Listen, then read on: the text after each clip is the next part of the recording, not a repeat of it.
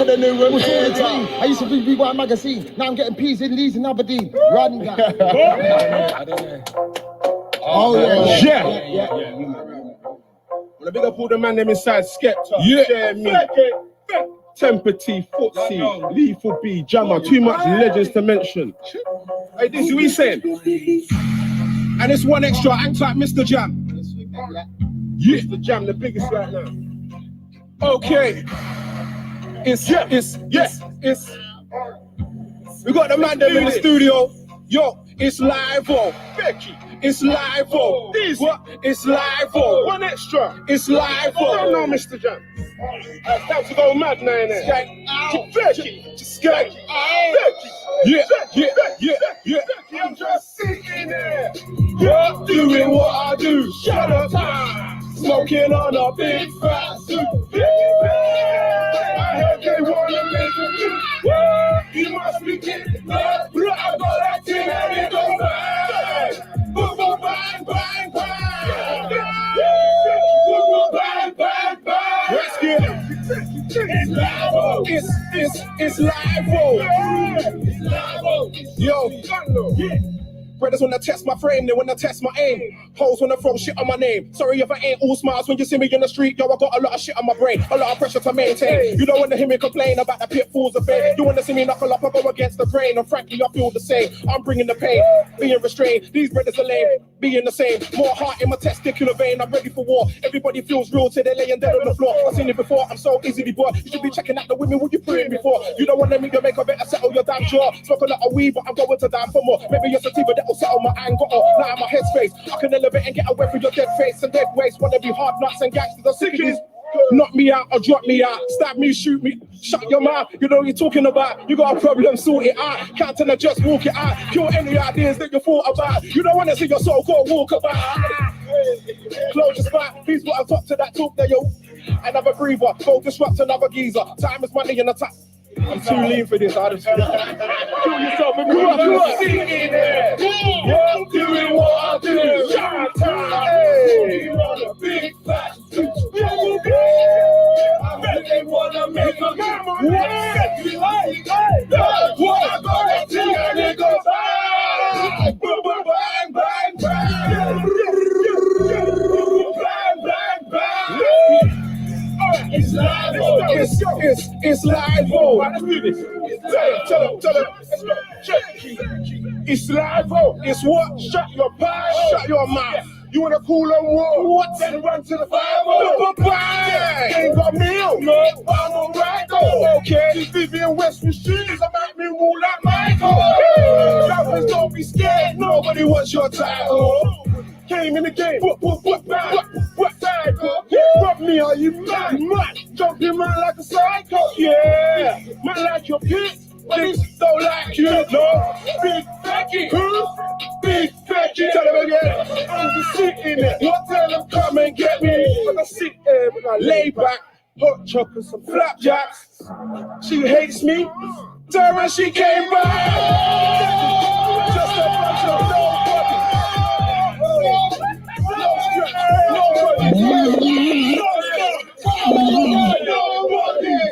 General Levy, take the microphone, sir. Yo, listen, man. Pull up my selector, you don't know which that General Levy a pass through. What we tell them again, man, big up all the youth and the place, man. You don't know so each and help the hand. You don't know each generation, field marshal and the passion. Which is that General Levy? Worldwide. Boom. So what? Now the body sit down to ding, sing a ding dong, digga digga down, pin number one down to the ball, leave it sticky in a this session.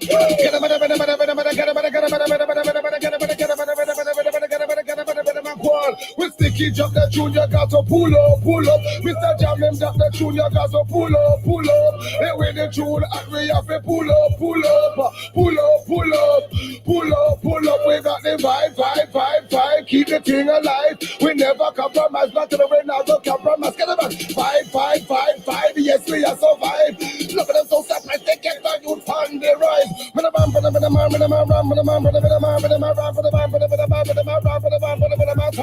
We talk to the vibes, we talk to the girls, we talk to the up, we talk to the back, talk to the veteran. Now to the young generation, can leave a real trend setter. Nobody could do it better. We gon' be getting the treasure forever. I go get up, fly like a propeller, go flavor like fruit teller. This Mr. Do it better. I'm a real good fella. Hi. Pull up, the way they tune at me up, pull up. Everybody in the place, we have to pull up. Up in the dance, that's a pull up. The way they vibe, nice it up, pull up. We can be up in the place, them have to pull up. This is rock in the place, and them a pull up. Yo, vibe, keep the thing alive. We never compromise, go to the winner, go jeopardize. We got the vibe. Babylon so surprised, get how you on the right. Negativity, no negativity. Jungle is massive. Big up, all original. Yo, this tune here. Yeah. This song, 20 years. We did this tune here 20 years ago, see? Alright. Remember, we don't do 2-3 summer tune. Our tune lasts for 20 years. Watch out, what tell them, boy? I am the incredible general.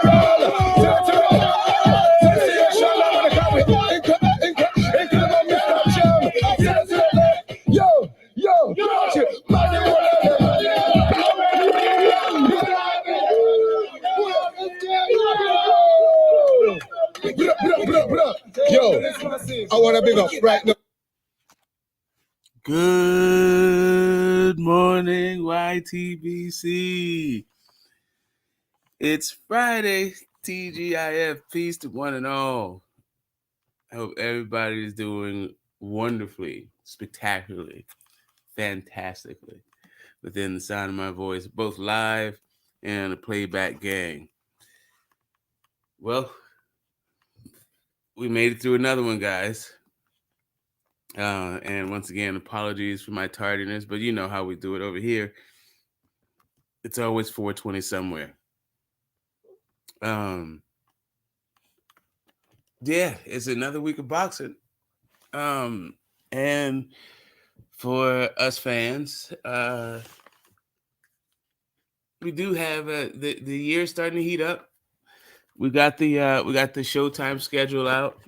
I'm sure that'll we'll chop some of that up. But this particular live, we're gonna get our bird sugar on once again, and we're going to examine the career of one Anthony Oluwafemi Olisa. I don't know what his that other name is. Joshua. I know the one is Oluwafemi. But yeah, we're gonna talk about his rise from, I guess, juvenile delinquency, selling weed on the block to get going out to the suburbs and learning how to box. And yeah, his rise from his being arrested to the OBE to the Hall of Fame, you know what I mean? AJ, of all of so far of this series, I think we've done 4 or 5 of them so far. Like, AJ may be the guy that we may have to do a little bit of. We might have to really chop up whether or not he's like first ballot. I think he gets in regardless. But yeah. I think he's in right at this point. Although, I'm very interested to hear what you guys have to say about that, about whether or not AJ would get in right now if he, after the Franklin fight, or let's say the Franklin fight didn't come off. Yeah, there's that. But I'm gonna go out on the limb and say, yeah, he probably gets in. I don't think you can really talk about the heavyweight division, really since 2017 without mentioning AJ's name. And that's still like kind of today. So that's a good 6-year run. Yeah, I think he probably gets in. Hold on. 1 second, guys. Sorry. I'll be right there. Just plug this back in.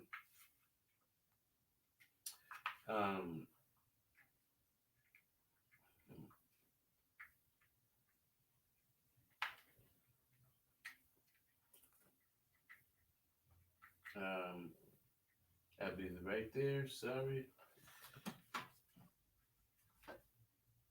Sorry, folks. Yeah. Wow.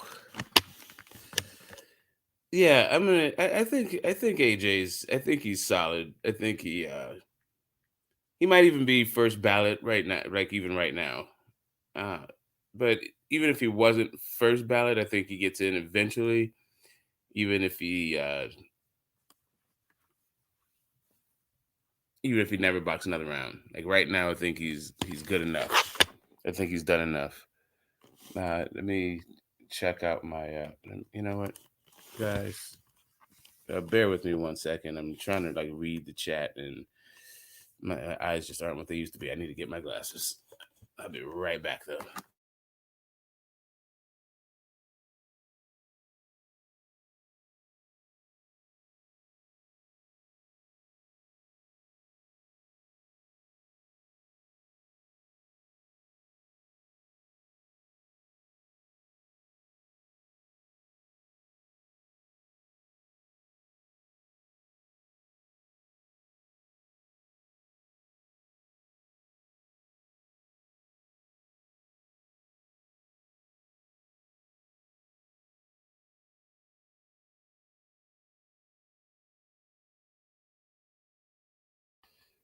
Yo, and apologies for the informal nature of these streams. I promise you, as I get going on and get used to the whole format, I'll be a lot more on top of it and give you guys a little bit more of a crafted experience. But I also like these in the moment kind of things, because and not putting on airs. I like the very informal nature we have as we build our way up to I think what the what I mean, it's not that we don't have a really great show already, but I think there's always room for improvement, and I hope that you guys like the direction that the show goes in. But yeah, right now, welcome to it. Let me welcome and towards that end, we got my brother from another. What's up, Tommy? There's Tycho, Mr. Lightning's World. That's P Crush the Legend. What's up, Mr. Philly is in the building. Ill Status. Johnny Boy's Crack, which is something I really could go without. I don't know what that's all about. Let's see. Romy Rome. There we go. Romy Rome's in the building. Hey, and here it's been we've hung out long enough that you've now seen me do a nothing but celebrating AJ. Well, I don't know if that's actually what's going to happen. We don't know. Let me see how the conversation goes. But the point of this stream is to celebrate AJ and give him his flowers while he's still here. And yeah, we're also going to take a look at I keep hearing everywhere I go, and I'm sure once you guys, if I were just to ask you guys the question, what would you think is a character, like one of the main characteristics of Tank, Gervonta Tank Davis, is arsenal? Everybody would say his power, right? So I just want to, I wonder at whether, like, how to place his power in a historical context. Is he just one of the hardest hitting lightweights of this generation, or is he just hardest hitting lightweight of this generation, or is his power, or does his power actually transition or transfer throughout every generation? Like, could Tank, with that power, right, would that stand up to any generation that we've had so far? Right? And I don't actually, honestly, I don't even know the answer to it. I think it'd be an interesting topic to explore together as we talk about the two guys in Ryan and Tank linking up, two guys who are basically styled as knockout artists. And also we're going to talk about the tide, the PR tide, the public sentiment tide turning against not just Bill Haney, but also Devin Haney. And I'm not sure how wide that phenomenon is actually occurring, but I'm definitely hearing a lot of really negative sentiment on, really quickly on top of, I thought what was how really I thought Devin had turned the corner amongst a lot of boxing fans. You have some fans who are just not going to be a fan of his style and therefore probably not a fan of his long term, but they at least respected what he brought to the table. They respected his journey and his sacrifice of doing what he of going to what is it? Going to Australia, going to another guy's backyard, but more than that, just giving us a fight that the purists would like, the people who honor sort of the history and the traditions of the sport. That where undisputed means something. To see what Devin to be so singular focused on just achieving that goal to the point where he took a deal that everyone who knew anything about it said was just ridiculous. But yeah, now I heard it actually argued last night that him going over to Australia that way was a sign of him not being comfortable in his skin. I don't know. It was just really weird. But anyway, we're gonna chop up whether or not Devin he deserves the kind of criticism that he's getting these days or right now, or is it just because Bill is so vocal and so accessible to content creators and therefore open himself up to just any manner of half-baked insults and criticism, or is it just this is the way that we promote fights in the 21st century now, is just stir up public sentiment, somebody's got to play the villain, somebody's got to be the hero. I'm very interested in this, and actually can Devin actually survive being this hated this early? I don't even know.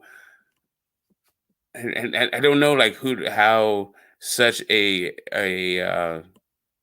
seemingly, for the most part, at least by boxing standards, clean-cut kid can garner so much negative sentiment when all he's doing is what fight fans purport to want, right?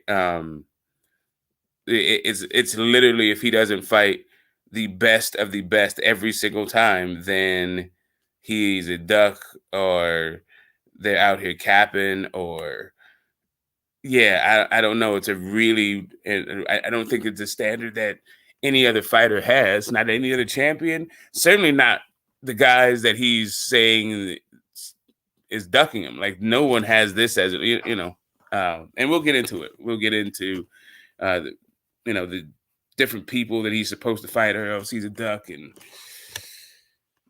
under what circumstances they're saying all this stuff. But yeah, we'll chop it up.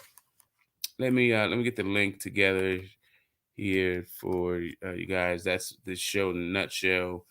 I think we'll probably spend a good amount of time, like I said, on the Showtime schedule.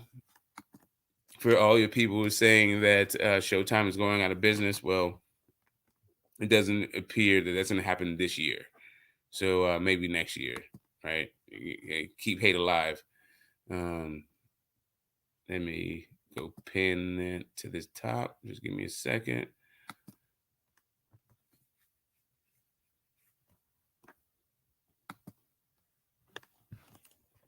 Yeah, and it's kind of sure, okay, bro.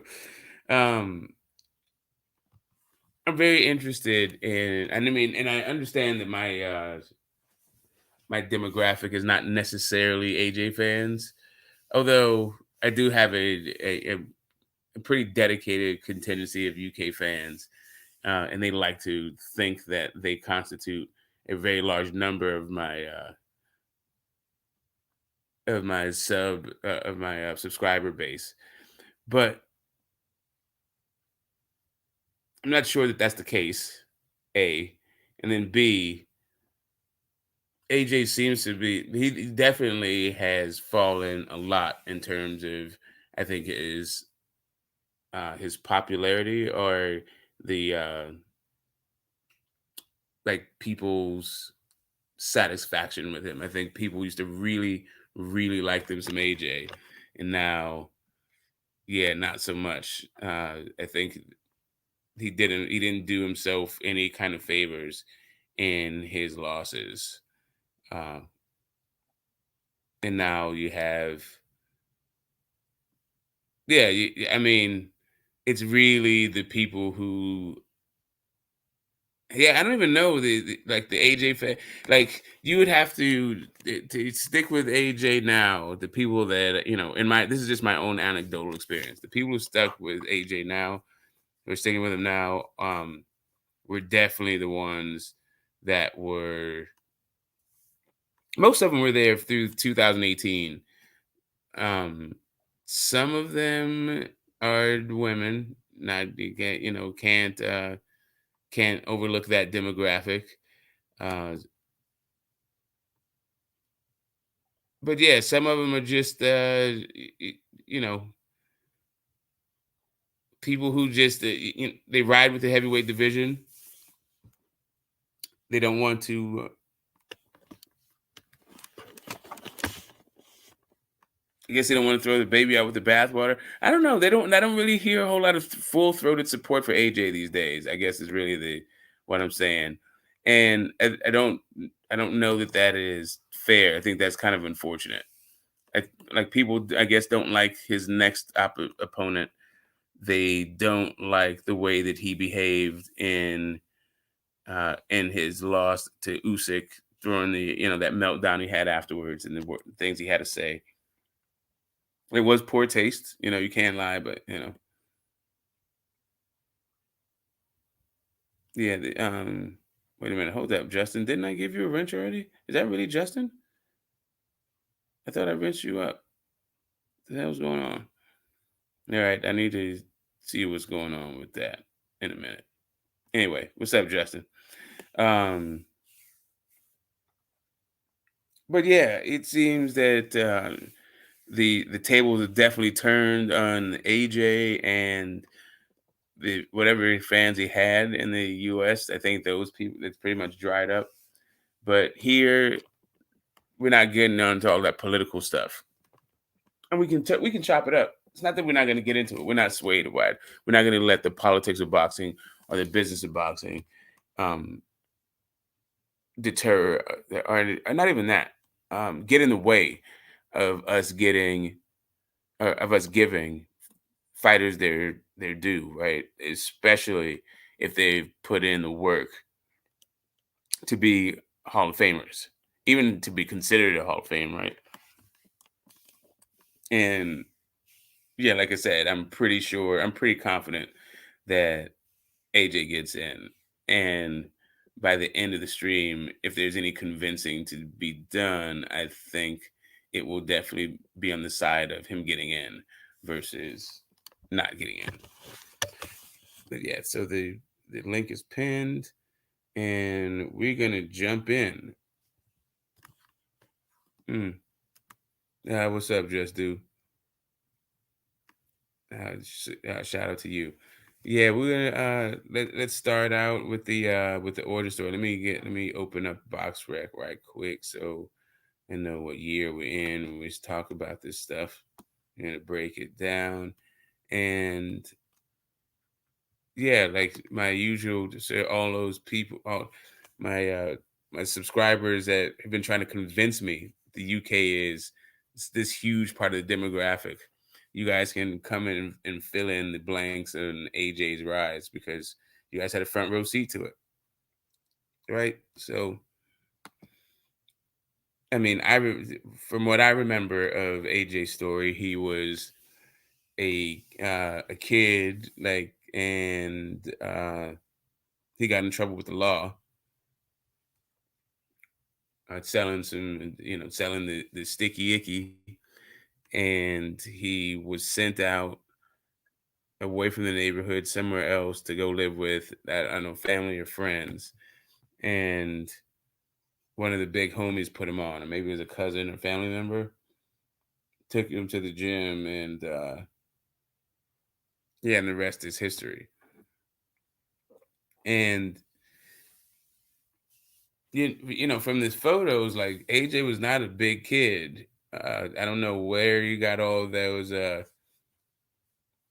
how he developed that physique, but yeah, he competed in. I mean, hold up a second. Let me pull this up before I get ahead of myself. I know he had a couple years of. He had a couple of years of amateur tournament experience. And before I characterize it and talk about his accolades, let me pull him up to make sure I don't leave anything out.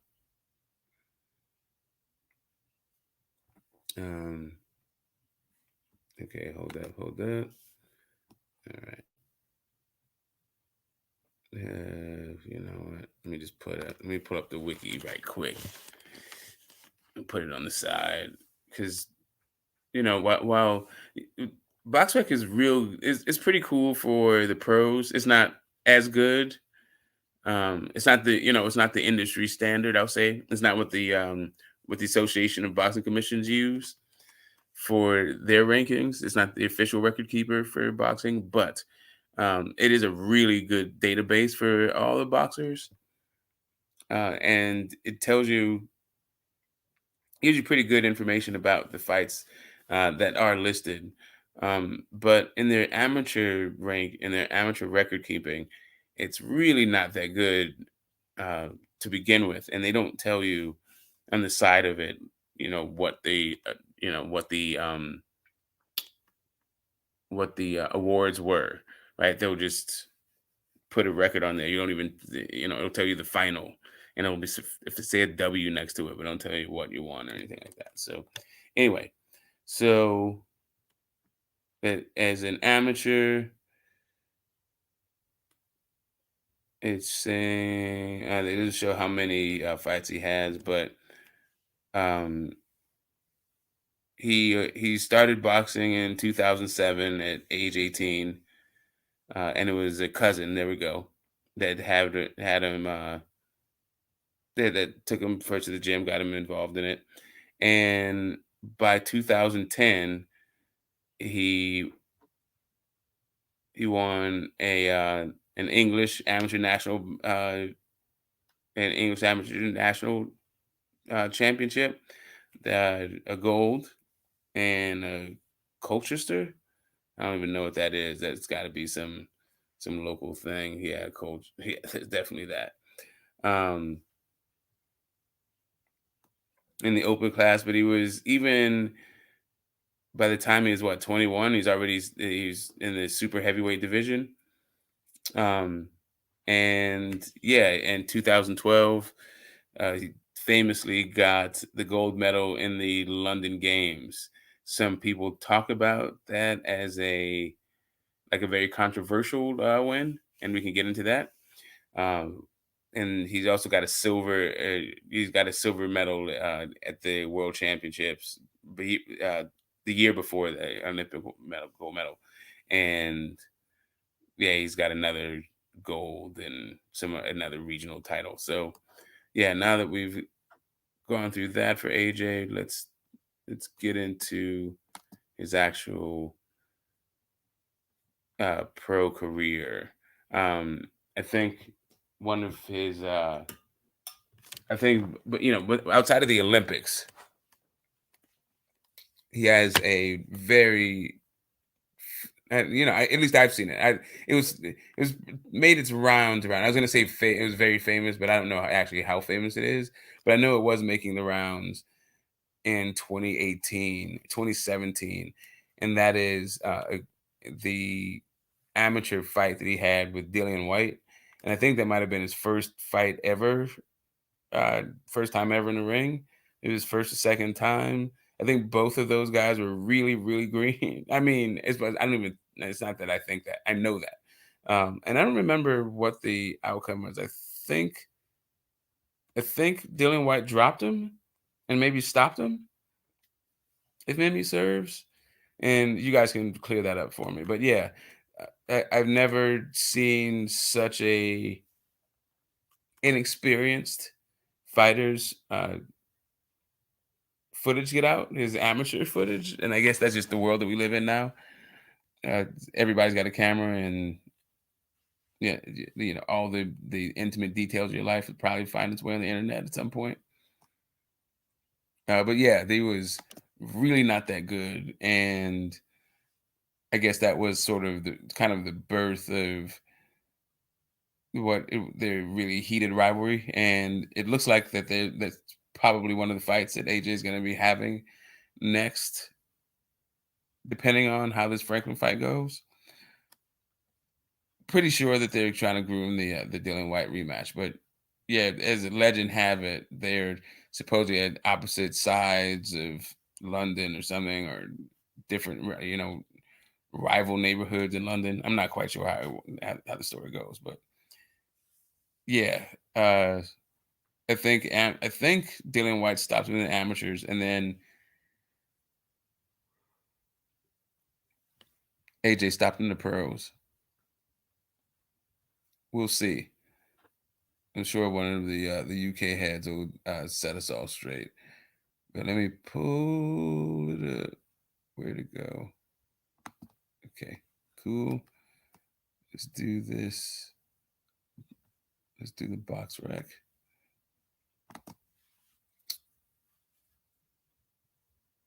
Yeah,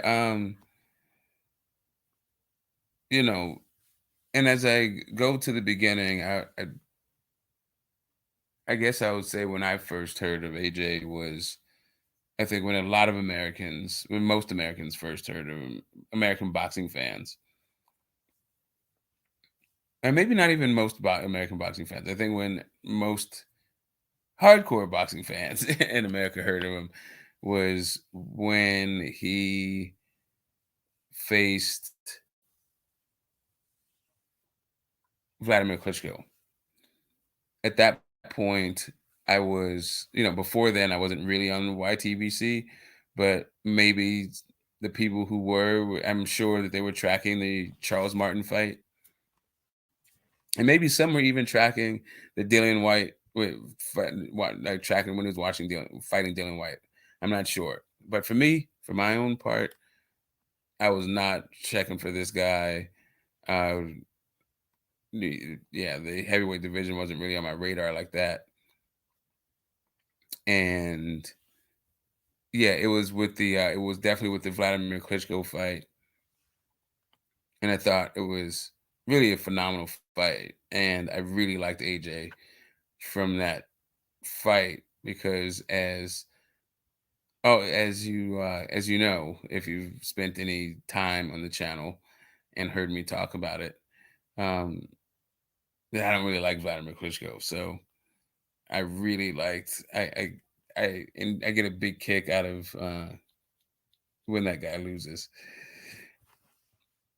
And yeah, AJ put him down. Although I thought the stoppage was a little bit early. I think Vladimir could have weathered that storm.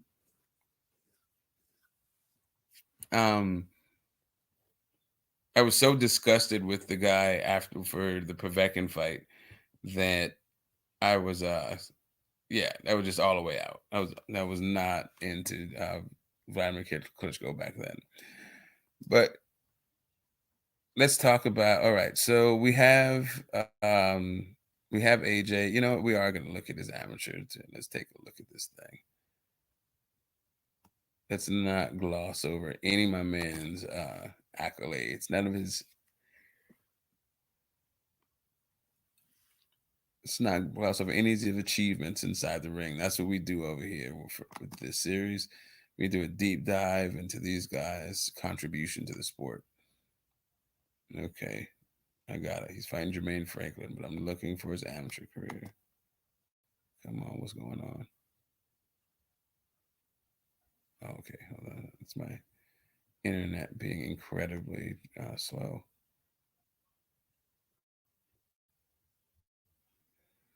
I must have cookies and I have too many tabs open. This is generally how I rock it. Alrighty, just scroll on down. Let's see. At 19 years old, in his debut, he also fought another debut fighter.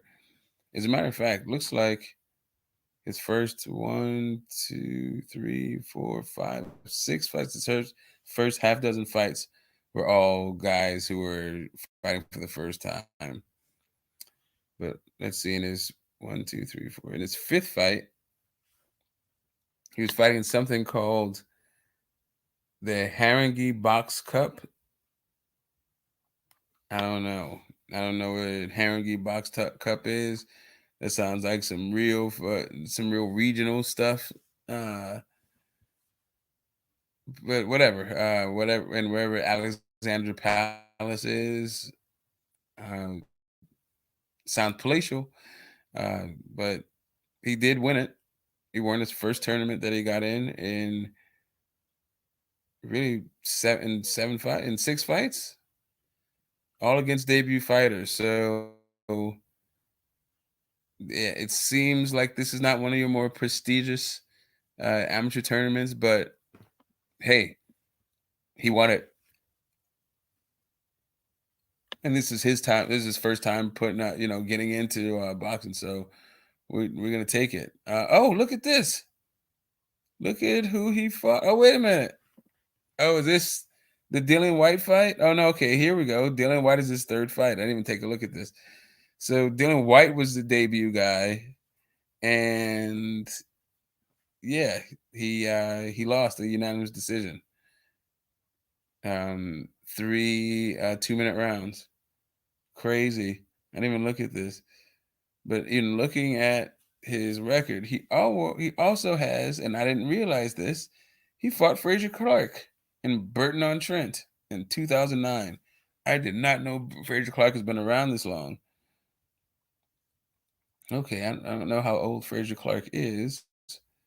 But yeah, Frazier Clark is, I think he got the silver against Jalilov. That was the silver he got, right? And I thought he gave an excellent accounting of himself in the last Olympics. But yeah, hopefully we see more Frazier Clark. I didn't realize that he went back this far. He's definitely well schooled. Okay. After the Frazier Clark, he enrolled in something called the London Novice Championships. But yeah, he won those things too. Yeah, I'm not really see. Then I'm seeing him working up the English National Championship ranks. I don't see any names worth mentioning. Oh, well, look at this! And then all of a sudden, we see another one. Otto Wallin. Who the hell knew AJ fought Otto Wallin at Alexandra Palace? He won another one of these Haringey Cups, huh? He loves staying in these Haringey Cups, eh? Okay. I don't know if this is his second or third one after the Novice Championship. He was fighting in some tavern, Sultany Tavern. You guys are hilarious. Yeah, let's keep it pushing because we have some pretty off the beaten track amateur venues also. Let's see, English national champions. Yeah, he fought out of Wallin again to defend his Haringey Box Cup tournament championship, I guess. He went to the Las Vegas Cup, and he fought out of Wallin again. And a match in Sweden versus England. Huh. Interesting. Hold up. Let's see. Somebody's joined the building. Oh, there's it's Thomas. What's up, bro? Good morning. Good morning. How you doing? I'm good. How are you? I'm pretty good. I'm pretty good. I wish I had your energy right now. Well, it's just being on a different time zone, I suppose. Glad to see you're only 5 minutes late this morning. Well done. Oh, wait, late? It's always 4:20. Okay. Somewhere. Yeah, so Al-Walin, yeah. Did you know that AJ fought Al-Walin not just once but twice so far? Oh, check this out. He fought Joe Joyce too. Holy shit. Who knew? Holy snikes. Damn. And the That's English when Joyce was young? In 2011. Doesn't Joe Joyce have a... Did Joyce beat Usyk in the amateurs? No, that was the World Series of Boxing, which is actually amateurs. I mean, it was actually professional, but you're not going to find that on BoxRec. Right, gotcha. Wow. Oh, and Haringey is in North London. Holy Christ. This is Joe Joyce's debut. He fought Joe Joyce in Joe Joyce's debut match. I did not know that about AJ. Or Joe Joyce, actually. Yeah, I'm not really seeing Eric Pfeiffer, Sergey Kuzman. Nobody's really tripping off these guys. The Boxing Memorial Final. He went somewhere to Hungary or something. I don't know. Here's Landy. Oh, he fought Zhilei Zhang. Oh, right, in the quarterfinal. Okay, he fought Zhang in the 2012 London Games. And he got a points victory. Do you remember AJ's performance in the London Games or no?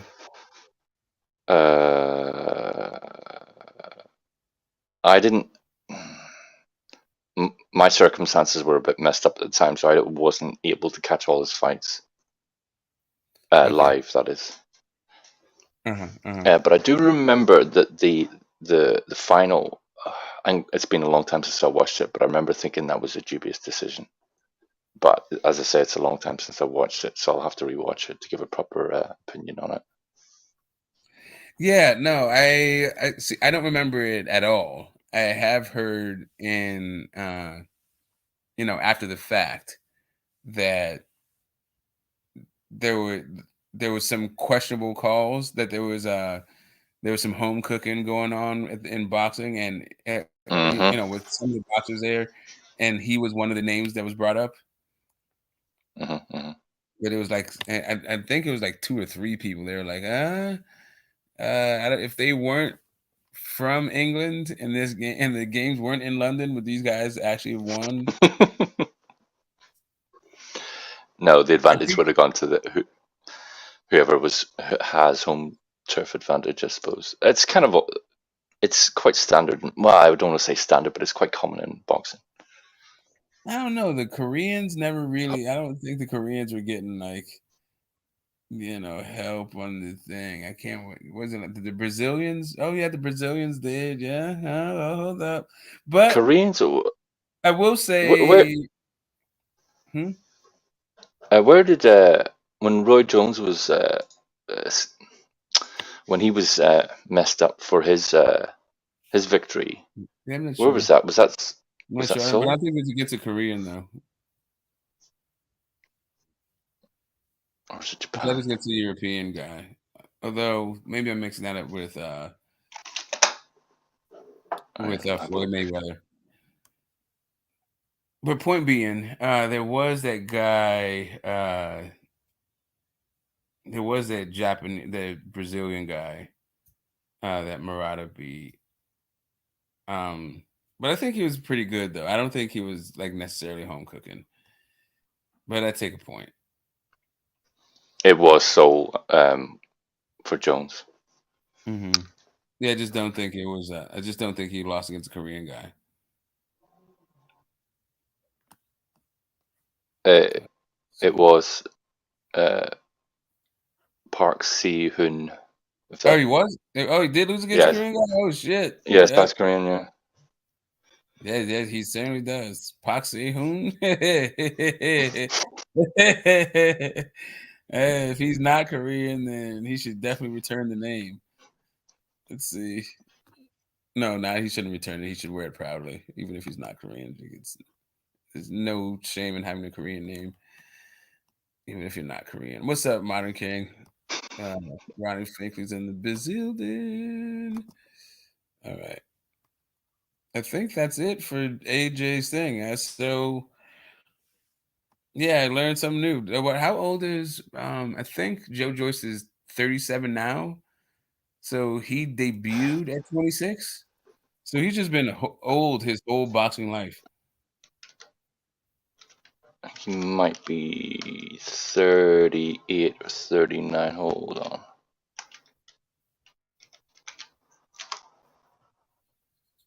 Oh, he's 37. Yeah. So, yeah, 26 years old as debuting as an amateur. That's pretty that's old. late. You know, Lone was on his second gold medal at 26. But I did not know AJ gave him his introductory ass whooping into the sport. I'm sure What? I'm sure Joe Joyce I would like wonder to is get there any that. footage of that fight? Say again? I wonder is there any footage of that fight? Yeah, I don't know. Well, the Otto Wallin fight. Otto Wallin turned out to be a little something. He's all right. He's had a little decent career for himself. There's a lot of UDs. You know, actually, AJ, when did AJ started? He didn't start knocking people out. Now I'm looking at this thing. Oh, no, the second one is, okay, his first 2 wins were knockouts, and then he lost a UD to Dylan White. Oh, that's the amateur record, isn't it? Steve. Yeah. I'm looking at the amateur record. Okay. 82 inch I think reach, it was 3 or 4 inches tall. I think when AJ and Dylan White fought the first time, was either a 3-round or a 4-round fight? 3 2-minute rounds. Is that what it was? Is that 3 2-minute rounds? 3. Yeah, that sounds about right. Mute. Can you hear me? No. Yeah, I can. Hello. Yes, I can hear you. Yes, 3 2-minute rounds. So they fought women's rounds. Mm-hmm. Let's see. Where did this go? Okay, here we go. All right, where are we at with this whole thing? All right, so he wins his he gets his win in London Games, and he debuts against Emmanuel Leo, a guy who was 8-0. And he knocks that guy in the first round, knocks him out. And then he follows that up with a guy who was 14-19. Not quite sure why he does that, but that is a lot of fights, at least. that the guys had. He knocks that guy in 2 rounds, knocks him out in 2 rounds. Another guy with a losing record, 5-6, 5 wins, 6 losses. Dispatches of him in 2. He goes back to a guy with a winning record, but not double-digit fights. The 7-2 guy knocks him out in 2 rounds. And then he fights a guy who's 22 wins, 15 losses, knocks him out in 1. Then he fights this guy. I think if I remember looking at this correctly, anyway, I'm not even gonna delve into it too much. But yeah, Matt Legg. Let's see, he gets rid of that guy in 1 round. 28-8. Matt Skelton. He goes 2 rounds with him, or doesn't six. Knocks him out in 2. Constantine Aldridge, he knocked that guy in 3. I think this is the furthest anybody's gotten at this point in AJ's career is 3 rounds. That guy has 21 wins, 9 losses, 2 draws. Then he fights a guy, Dennis Backtoff, knocks him out in 2 rounds. That guy's 38-9. That's not a bad record, I guess. That's for the WBC international heavyweight title. How many fights in are we at this point? 1, 2, 3, 4, 5, 6, 7, 8. This is 9th fight. Okay. 38-9, knocks that guy out in 2 rounds. He then fights Michael Sprott after that. He had 42 wins, 22 losses. Dang, that's a lot of losses. And he knocks him out in 1 round. He actually Michael Sprott was one of the guys who knocked out Audley Harrison, actually. Okay. Yeah, so it was Deontay Wilder. I think Sprott did it first. Okay. Then he fights Jason Gavin. If I'm not mistaken, that is a common opponent. With Wilder, Jason Gavin. And AJ got rid of him in 3 rounds. He had 26 wins, 19 losses, and 4 draws. So barely a winning record. I don't know. Draws. These records are just horrific. 36-10-1, but he gets rid of them in 2. So he's getting rid of the guys. He's treating them the way they should be treated. Then he fights Kevin Johnson, and this is another WBC international heavyweight title fight. He gets rid of Kevin Johnson in 2. And Johnson actually retired after that fight. Yeah, he should have retired before, but anyway. But he was 29-6-1 going into the fight, which is a better record than the other guys. Well, yeah, it is. Then he gets in there with Gary Cornish, the first undefeated fighter. He's Remember the fight? AJ's fought since his actual debut.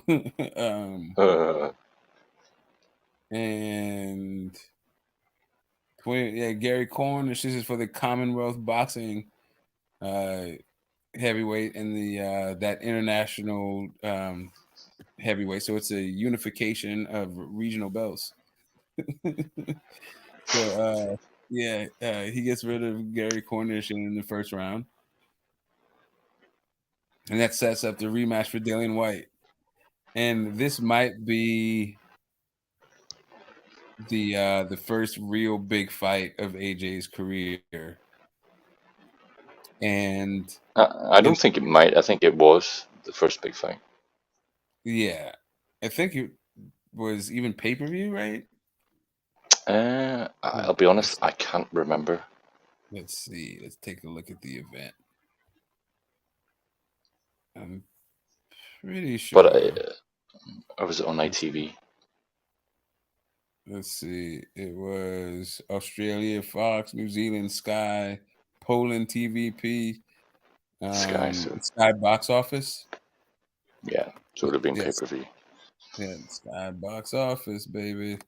So yes, this is AJ's first pay-per-view fight, and it is against the guy that beat him in the amateurs.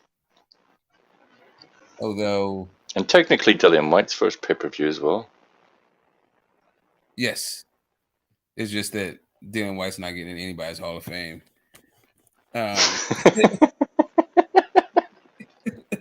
Well, maybe you could do a Hall of Shame. Yeah, I mean, I don't even know if it's. I mean, it's a shame how entertaining it is watching him get knocked out. But other than that, like, I don't even think he's had a shameful career. But I do enjoy. It's another guilty pleasure, like watching that he loses in the most entertaining fashion. I can't. In the Watch out for that uppercut. Even though I've buried the head, even though I've the uppercut, that was one, or no, two. There was two uppercuts, and I think a left hook. I think isn't that what did AJ hit him in? Was it right hand or left hook? It was something. It was a right uppercut. Hand, yeah. What that AJ hit him with? Yeah, the last punch was a right uppercut. Oh, it was more than one shot? Okay. Well, I wouldn't call it a combination, but it was like pot shotting him and then just hit him with one big uppercut at the end, and he was gone. He was head on the ropes, and he could not move, like he was paralyzed. No, I remember the ref had to like take his gum shield out. It looks like he was about to fucking swallow that thing. He was gonna choke, like he's gonna choke on it. But yeah, that was for the BBO British Boxing Board, BBBFC, British Heavyweight Championship. It was for the Commonwealth British Boxing. title. Oh, it was Commonwealth, was it? Okay. It's for all three. It was for all three of these regional belts. He's a quadruple regional belt guy. Oh, no, sorry, not a quadruple, but a triple. A triple regional belt. Is at the O2 Arena, and actually, Dillian White was doing okay in that fight. He was all right. He had some success. Yeah, AJ had to dig a little bit deep in order to blast Dillian White out of there, but he definitely did. And from that got him that title shot against, the god of boxing, Charles Martin. All right, no, sorry, God-esque, not an actual god. He just walks through earth like a god.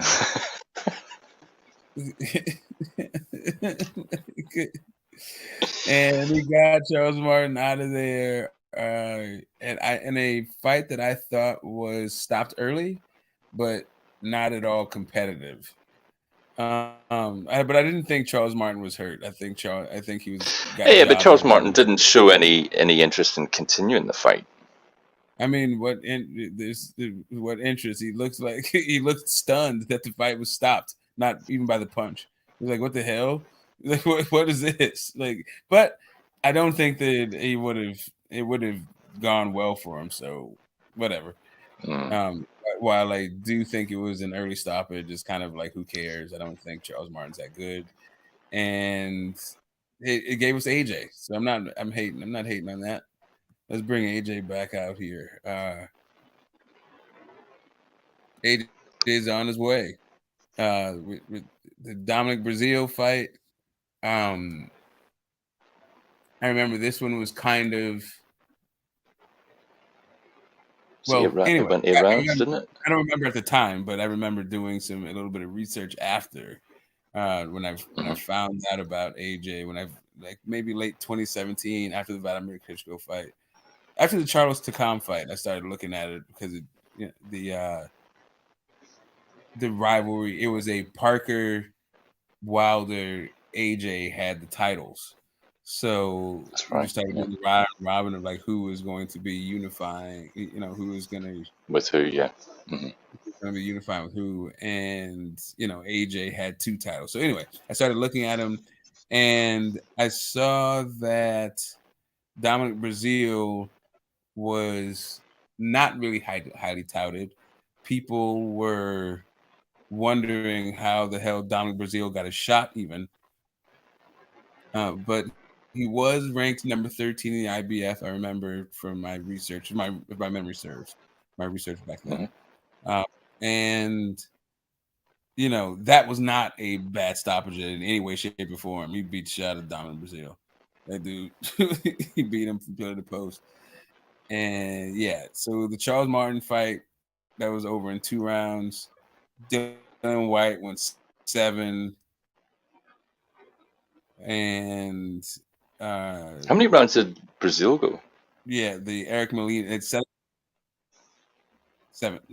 rounds. 7. Okay. He was down twice. Yeah, he was looking whooped. I remember the look on his face. His face was pretty battered up. It was pretty. He was done. He wasn't quite unconscious, but he was beat to fuck. He was beat. The only guy that really AJ separated from his senses is Dillian Whyte. Right, and I would say, like, so what if other people didn't separate him from his senses? Like, that seems to be the way that he loses, and he also gets dropped a lot too. But you know, let me not go down the Dillian Whyte rabbit hole. We're talking about it's Eric Molina. We get Eric Molina. No great shakes. He gets rid of that guy in 3 rounds. I remember. Yeah, he I remember it was like his right hand knocked him smooth out. Oh yeah, here we go. Yeah, chopping right hand, 3rd round. There it is. Box Rex didn't even let you know how it was a bad one. So and that brings us to Vladimir Klitschko. And if I'm not mistaken, this was a fight of the year winner. And wait a minute, who was winning the fight? So I think at the time of the stoppage, was Vladimir winning? No, he was down. No, I think AJ was slightly up on points, if I remember correctly, but it wasn't massive. He was up on 2 of the judges' scorecards. He was losing on 1. Mm-hmm. So anyway, that was for the IBF, the WBA, and the IBO. I don't know why. Shout out to the IBO. But I forget about the IBO for a minute. I swear that one of the belts shouldn't have been on the line, but was on the line, so to speak. It was WBA. Vladimir Klitschko had the petition for it because he had lost the titles to Tyson Fury at that point, and there's supposed to be a rematch, but they pulled out. Like Fury pulled out of the rematch, and he got stripped, I think, for the failed drug test. It was the IBF stripped him first, and then once that happened, Fury went, forget this, and he just relinquished the rest of the belts. Yeah. So anyway, he petitioned to have the WBA belt on the line, even though he had just lost it, and Luis Ortiz was the interim champion, and he should have gotten a shot at that title. But yeah, that was a controversy.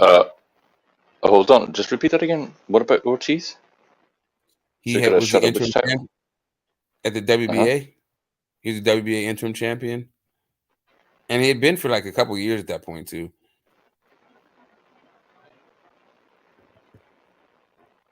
Yeah, but there was negotiations and there was money offered, but it was declined, wasn't it? No, they gave him an empty promise. They said, they'll get Eddie Hearn gave him the okie doke. And Luis Ortiz was actually signed the matchroom at this point too. He's like, okay, yeah. Oh, okay, yeah. Sorry, Yeah, wrong occasion. This is later on. I'm thinking of. he promised him the fight and had him step to one side. And then he fought Carlos Takam, and Carlos Takam got there because the IBF and the WBA mandatories were there. It was Luis Ortiz who was supposed to fight him instead of Vladimir Klitschko, but he let him fight Vladimir Klitschko for the money. Promised him next, and then once it came up to that time, there was the IBF and the WBA, and he's like, no, well, somebody's got to give. Something's got to give. I believe Eddie, and no, I don't believe this. I know. I remember this. Eddie was talking about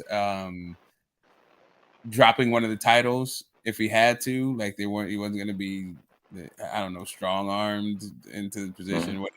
So at that point, Pulev was the IBF mandatory, and Luis Ortiz was the WBA mandatory.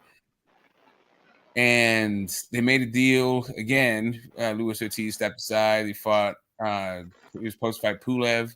Pulev got injured, and Carlos Takam, the alternate, stepped in. And that fight, it went 10 rounds. I thought it was. That was an early stoppage. Yeah, I thought it was, but it wasn't that bad. I don't think it was as bad as Charles Martin's. I actually thought it was worse. Yeah, I thought it was kind of. I don't know. I used to think it was bad, but I watched it like recently, like not. But Tekken was still on his feet, but when it was stopped, and AJ was throwing shots, but it was just. I think didn't look. It looked way too early because Takam was still in there, but he wasn't like dead on his feet. He was just slow on his feet. No, he wasn't. It just, I don't know. I used to think it was a really bad stoppage. Now I don't know that it was a bad stoppage. It's like kind of early, but I don't know how bad it was. But it was an early. That was a pretty controversial stoppage though. But then the Joseph Parker, like that was just weird. And this is now for the IBF, WBA, WBO. Now this is the unification fight. And yeah, I remember the build up. Parker got some offer from Wilder and AJ. I think Parker didn't like either one of the offers, but he circled back to AJ and started like kind of trash talking AJ to get into a fight. I think he got an okay offer. It was for. I think he got about 33% in the end. Yeah, he got millions, whereas I think Wilder might have offered him like 400,000 or 700,000 or something. I don't know what their back end thing looks like and yada yada. But I remember just that there was some. It got chippy and there's a chirpy also. Like it was Povetkin was chirping back and forth with AJ. So there was a little bit of, I don't know if you would call it bad blood. I think somebody said something about somebody's family. But yeah. But going into that fight, there was some intrigue. I remember there was some excitement around the fight because of Joseph Parker's boxing ability. And I felt like that fight was just absolutely horrible. The officiating in that fight just killed the whole thing. Like he wouldn't let Joseph Parker fight on the inside. I remember AJ just bizarrely, inexplicably, like just called his own timeout to fix his own tape on the gloves. I don't remember that. Yeah, it was just it was the worst officiated fight, and I thought the scores were also just terrible. It was just like one of the biggest just the More fix kicking. and yeah, like oh my god, that was horrible to just watch. I think and then Joseph Parker got jobbed again, like right after that in the Dillian White fight. But yeah, let me not go down the Dillian White rabbit hole.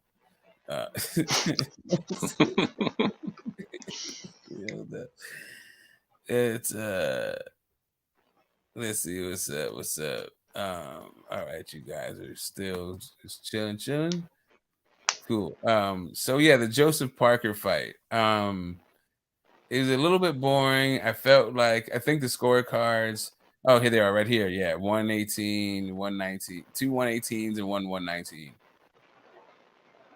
Giuseppe Quattrone. Yeah, that dude fucking sucked as a rep. Giuseppe was weak as hell. I don't know how Giuseppe got that gig. He didn't speak English. He just didn't know what the hell he was doing. But yeah, Joseph Parker, he did not get a fair shake. His first trip to the UK, his first couple of fights. But AJ gets past Parker and he fights Alexander Povetkin. And Povetkin at the time was definitely a faded fighter. Povetkin in his heyday, it had his style. His style really was predicated heavily on athleticism, being fast and being able to get in there and like drop those heavy hands of his. But yeah, by the time he faced AJ, a lot of that first step was gone. But he also had some early success. I remember he popped AJ a good one in the schnoz. I think he broke AJ's nose in that fight. And I, for one, was very impressed with AJ's composure. I think in that one he made the proper adjustment. He started digging to the navel. He had this jab that he unveiled on Povetkin that I thought was really nice, really smart. That was a nice fucking victory. That was the one where I was very impressed with AJ's development at that point. And in between the Parker and the Povetkin fights, all hell broke loose in boxing. The Parker fight was like, okay, AJ had 3 of the belts. He had an IBO, if you wanted to call the IBO a belt, and the infamous while the negotiations started right after the Joseph Parker fight. The $50 million, the fan base is going back and forth. I don't know that YouTube has actually even recovered from that negotiation. As a matter of fact, I think that negotiation has set the tone for the way that boxing is negotiated right now. All of these fights are negotiated in the media, and most times they don't happen. We just hear a whole bunch of back and forth and yada yada yada and whatever. It's just a bunch of talk in the bag, hot air in the bag, as Robert De Niro said in the movies Untouchable. But yeah, I don't know that the fan bases or the internet is really, or the YTBC has really recovered since then. They still call Shirley Winkle. And that started with Eddie Hearn, didn't it? Yes, it did. The idea that Al Heyman and Shelley Finkel are some kind of bad, disreputable operators, or they do that they're shady operators at all in business, like that all came from this era and this particular negotiation. The plantation, Eddie Hearn being, I think remind us again the terms of the offer. Right. So, man. Yeah, I'm gonna leave Dillian White out of it. So 12 million flat was the very first offer to which I thought it was 12 and a half, was it not? 12 and a half. It could have been 12 and a half. Cool. And to which Wilder called it a slave contract, to which people started acting as though Wilder was race baiting by saying that. And that's when really, I think the calling of the slave contract was really the turning point for the amount of vitriol that later was unleashed. It was already like kind of bad, saying he was chicken legs and fought anybody and yada yada yada. But yeah, when Wilder called it a slave contract, the powder keg just exploded. It went to, I think they were saying he only made $2 million at that point. And who is he for? This is the biggest payday of his life, and he's ducking, and one face, one name, one I don't remember what it was. One name, one I don't remember, but it was like it was a popular phrase that Wilder said back then. One face, one name, one. What it was 3 things. Yeah, hold on, let's see if I can find it. One chant, one face, one name. One name, one face. Anyway. And basically he was just saying he was a lowball. He was being lowballed. And yeah,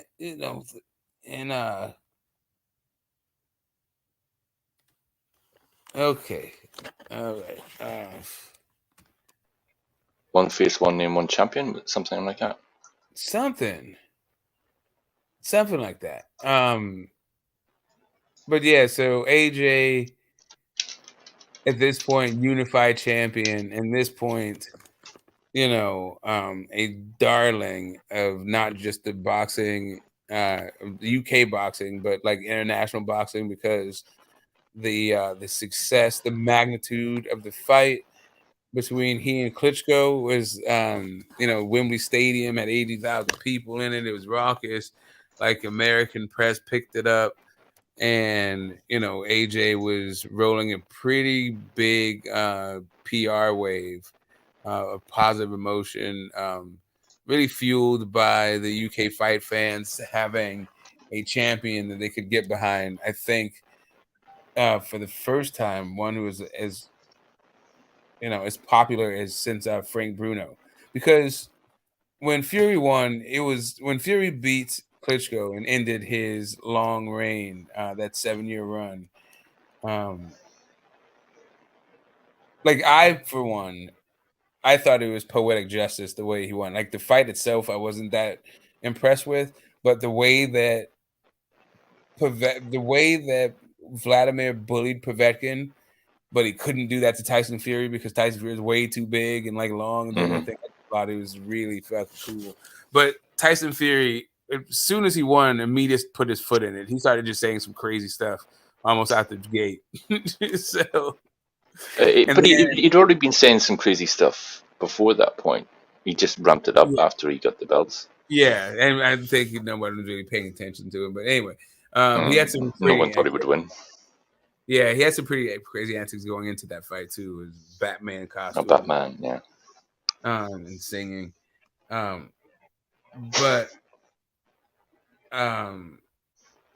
yeah, he squandered his goodwill almost immediately. Did Tyson Fury, and didn't fight again. Ultimately, got stripped. And when AJ fought him, yeah, he was the gold medalist out of London. He had already been in, at that point, 3 pay-per-views. And it was just a huge worldwide event. I mean, it was a huge event in the UK, but it was massive. But because of what actually happened in the fight, it became just gigantic. But it was also kind of big in the US because it was on like both networks. It was on both Showtime and HBO. The two premier networks showing boxing at that point. I think at this point ESPN didn't have a promotion. I think at this point Bob was still at HBO. Anyway, point being, AJ was a pretty big deal coming out of that fight. The Carlos Takam fight, he was pretty much calling his shot. After the Joseph Parker fight, he had all 3 belts. He had all of these pay-per-views. He was definitely the guy who is bringing who had just reinvigorated the interest in the heavyweight division. Everybody's tongue was wagging about AJ, AJ this, AJ that. But the Carlos Takam stoppage, he was on his feet, was kind of weird. The Joseph Parker fight, people said was boring. So there was a little bit of there was some pressure on AJ to make the Wilder fight because Wilder was a guy who was knocking people the hell out, right? So he was off of the coming off of that viral knockout of Bermane Stiverne, which put him really kind of on the social media map as far as being a heavyweight. Well, I mean, okay, so before that, he had the Charlie Zelenoff thing, which is kind of he fought him twice, actually. Yeah, which is kind of a weird. Like, I don't know. Maybe that was a cult kind of factoid about the whole Charlie Z thing. But to put the Charlie Z thing to one side, that Bermane Stiverne rematch, the way he knocked him out, like that, the memes of that knockout just went super viral. And then there was the Luis Ortiz fight that had his controversial moment in it, I think in the 7th round, but he also knocked that guy out. So it was just like the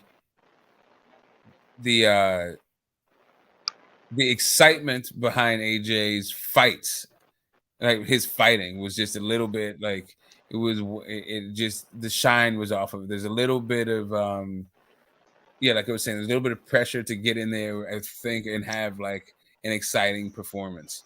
And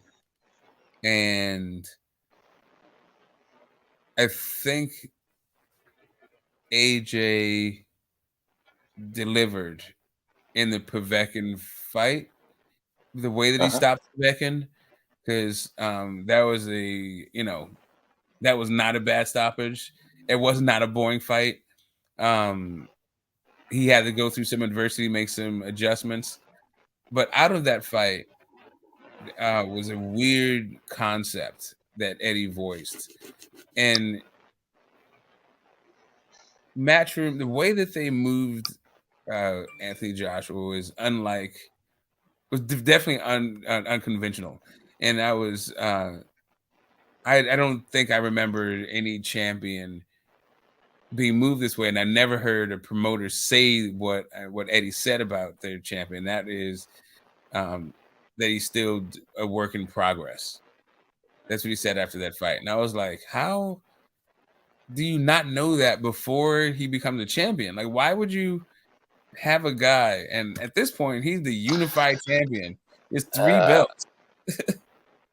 That just sounds like protection talk. Yeah, it was the weirdest statement. I'm like, I didn't disagree with him, but I just thought that, wow, that is I thought it was an honest assessment that he was still developing, because I saw the development in that fight and I liked the development. But yeah, but the guy at that point had 3 of the 4 recognized titles. So it was just like, how are you guys moving him again? And that was also on the back of that failed negotiation. So now the eyes of the world are on AJ. at least to me. And this is also Alexander Povetkin also marked the first time DAZN USA broadcast like an event like in the USA. I think that was their very first one of note. I think and so that whole thing was just 2018 was just crazy. That's when Fox Sports got into boxing. There was like a network war going on between Showtime and HBO, and the Zone got involved. HBO bowed out. Bob went back to ESPN. But yeah, the Povetkin fight, like right after that, is when the Wilder and Fury fought, and no, sorry, I'm gonna mess up the timeline. Okay, so after the Povetkin fight, there was AJ decided he's gonna not just gonna take part, he's gonna take over. He's gonna come to the United States, right? He's gonna fight. We can go into the negotiations because there was a bunch of the fact, because remember that this is the Wembley date. At this point, the April 13th Wembley date is still happening that Wilder did not take, because after the whole like back and forth for 12 and a half and 50 million and 15 million and all that other stuff, was I'm not going to dredge up, because either Aobs or Romy Rome or somebody in the chat, I'm sure, or Batman. No, you know what? Batman doesn't really get involved in politics like that. I'm sure one of the UK people, his head's going to explode if I start talking about that stuff. I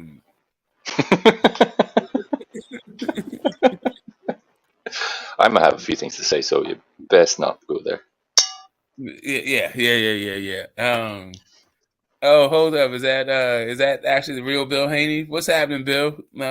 What's going on with you, man? Welcome to the channel. I finally got one.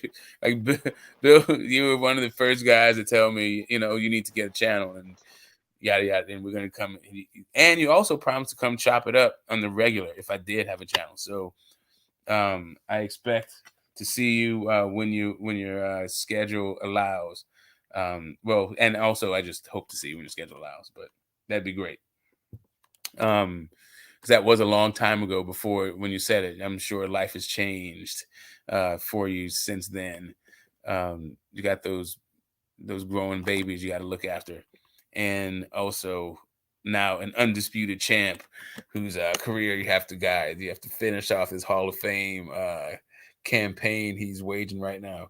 Anywho, let's get back to this Povetkin, and I'm trying to set the stage for the Andy Ruiz fight. So, as I was saying, he had done Wembley. There was all of the excitement for AJ versus Wilder and Undisputed. He was out there doing tours. I believe he did a Road to Undisputed tour, AJ, and the Matchroom machine was in full effect.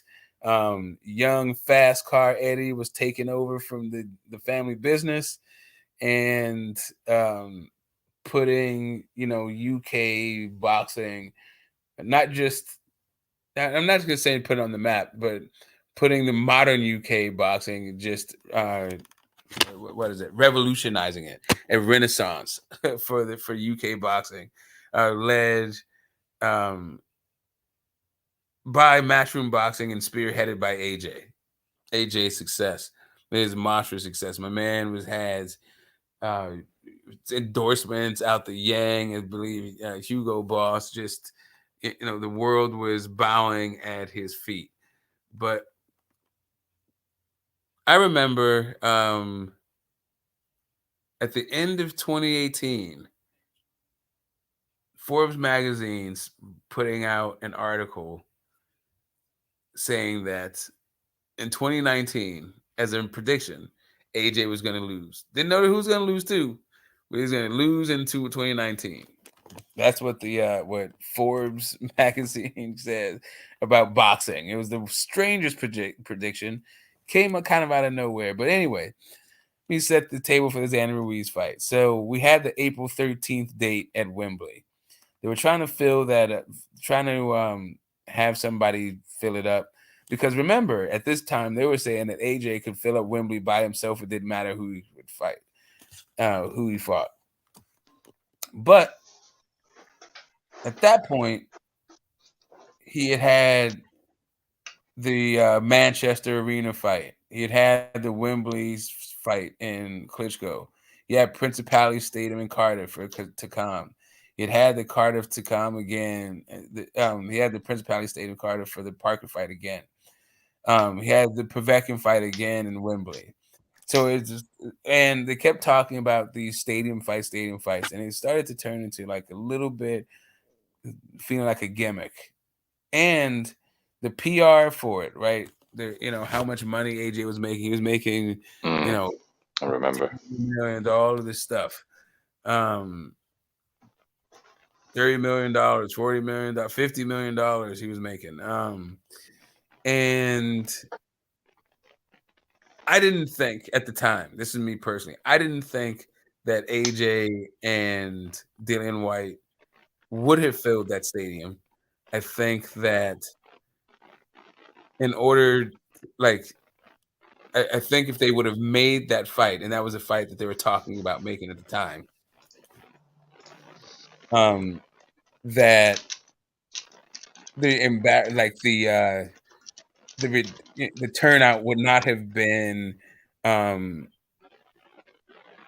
think it would have exposed the overhyping of AJ's marketability at that point.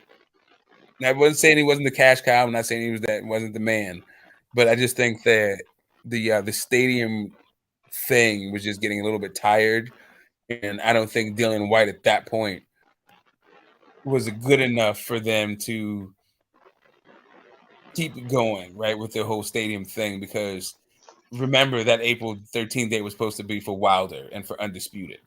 So I don't think you could have just slid Dillian Whyte in there just on the back of like AJ's popularity.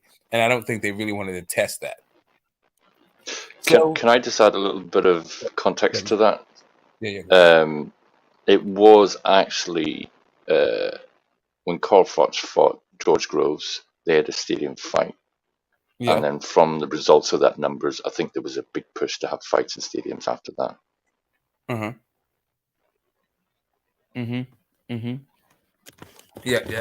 And and that Carl Froch, the Groves Froch fight was also 80,000 people. So like that was the whole like AJ did 80,000 in Wembley. Anyway, and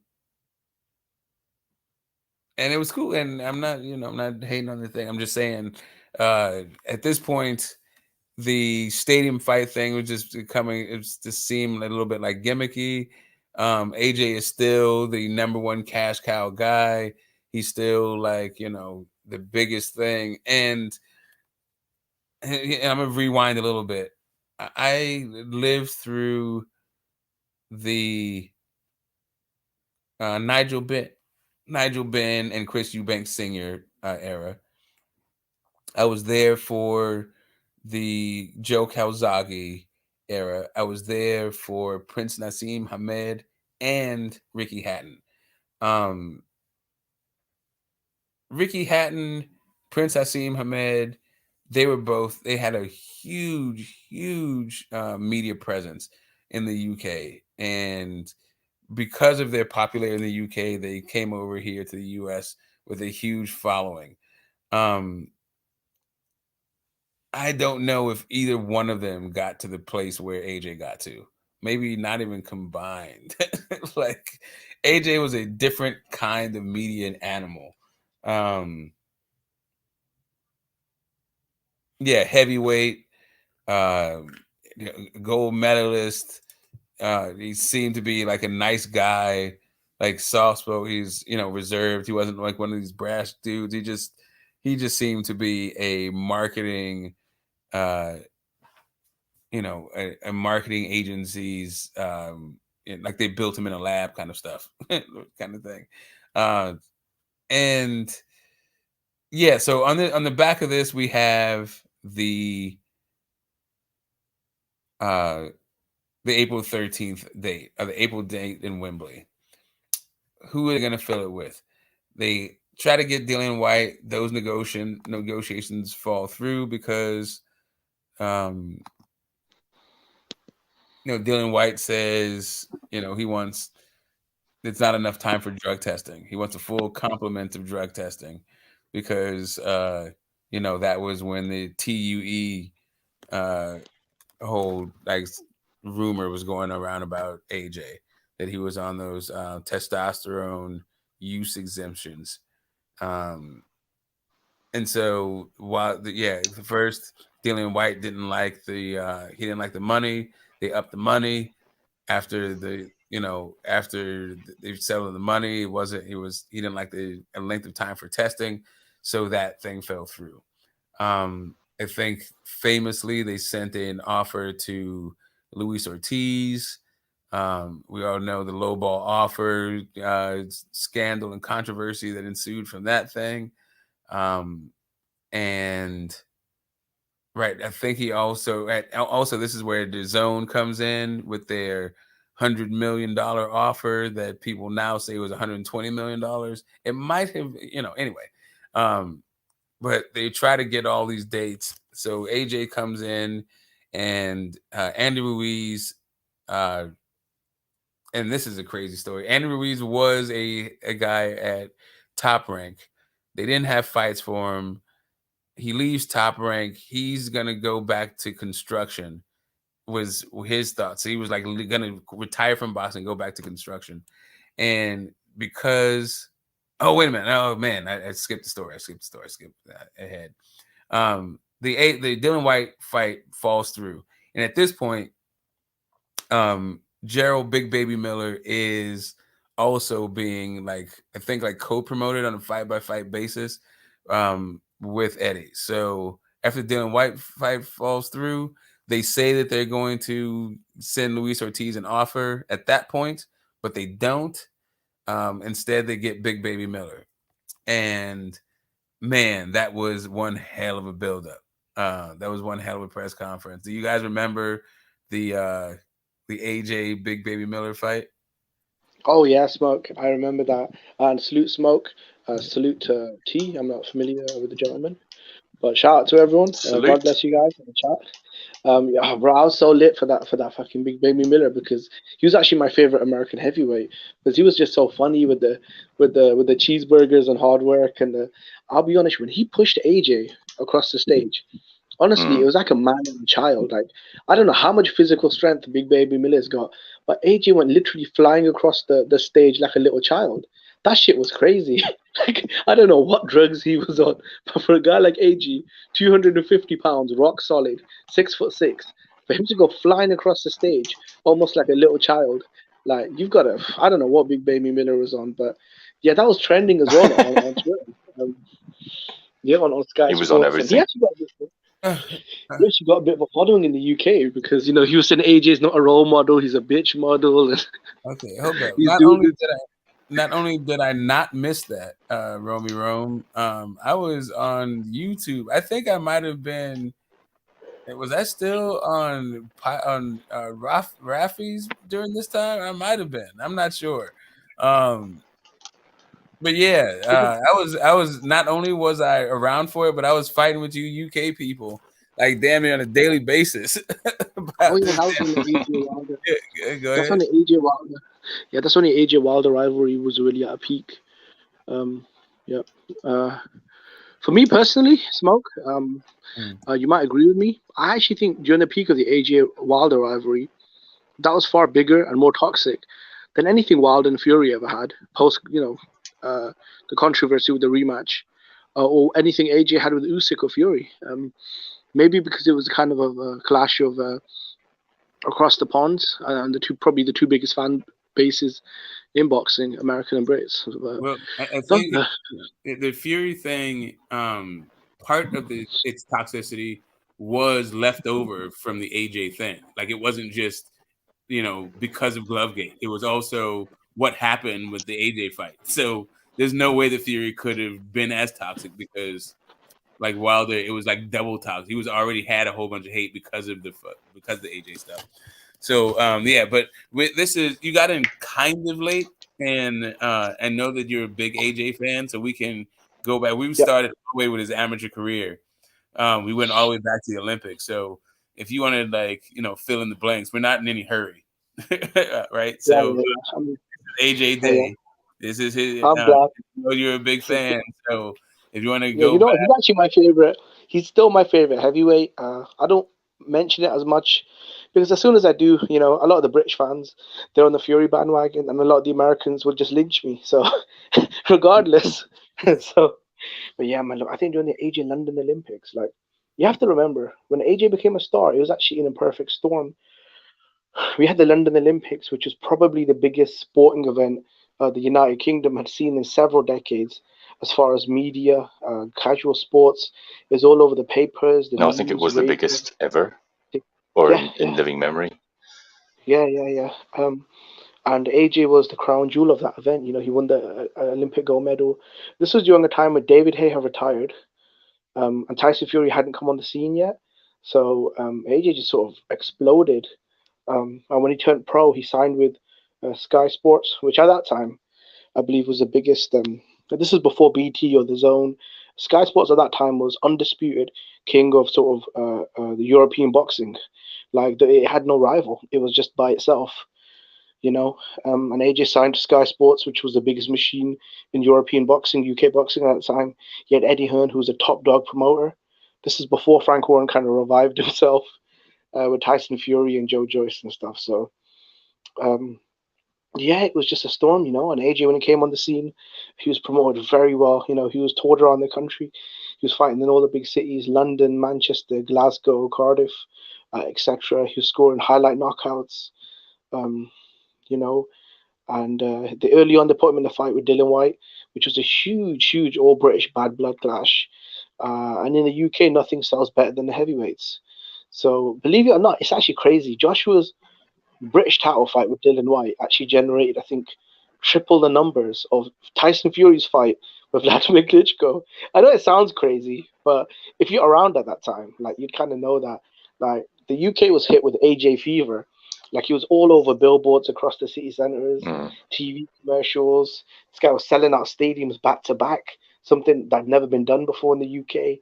He was breaking all of the pay-per-view ticket sales and sponsor records. At the height of AJ fever, his Under Armour gym equipment was actually outselling Nike in the big sports stores. So yeah, man, like, his fights were shown in movie theaters, and it was, whenever AJ would fight, you see all the bars and hotels full of people. It was like I guess what you'd compare to Mike Tyson in the 90s. Before that one dreaded night, before Andy Ruiz, that really changed things. Yeah. I mean, we're still setting the table for that one. Because I feel like we kind of sped through a lot of, like, the context of what was going on at the time, and it was a lot, right? There was, like, some stuff I just don't even feel like rehashing with the WBO and WBA mandatories, Pavekins, extensions versus exemptions. Like, it was just so much, like, minutia, and like you said, like just toxic, like, back and forth, toxic. It got really tribal as well. It got really tribal between the two. Yeah. But in a way, they were when they mirror reflections of each other. On one side, you had the undefeated British heavyweight champion, Olympian. On the other hand, you had the undefeated American heavyweight champion, Olympian. Both guys were knockout artists. Both guys had belts. I mean, it was, like, they were almost mirror images of each other. Who are you talking about, Ruiz? No, Wilder and AJ. Oh, sorry. Both guys represented their countries in the Olympics. Both guys were unbeaten. Both guys had claim to the title. and both guys are knockout artists. Well, what I will say is, I'm not sure why though, but I feel like AJ in his country, the UK, got way more love and support compared to Wilder. And Wilder wasn't with the rinky-dink promoter. He was fighting on some of the biggest networks in America. Showtime, NBC, PBC. Like he had a good machine behind him. Yeah, it was the. I feel like it's just the it's illustrative of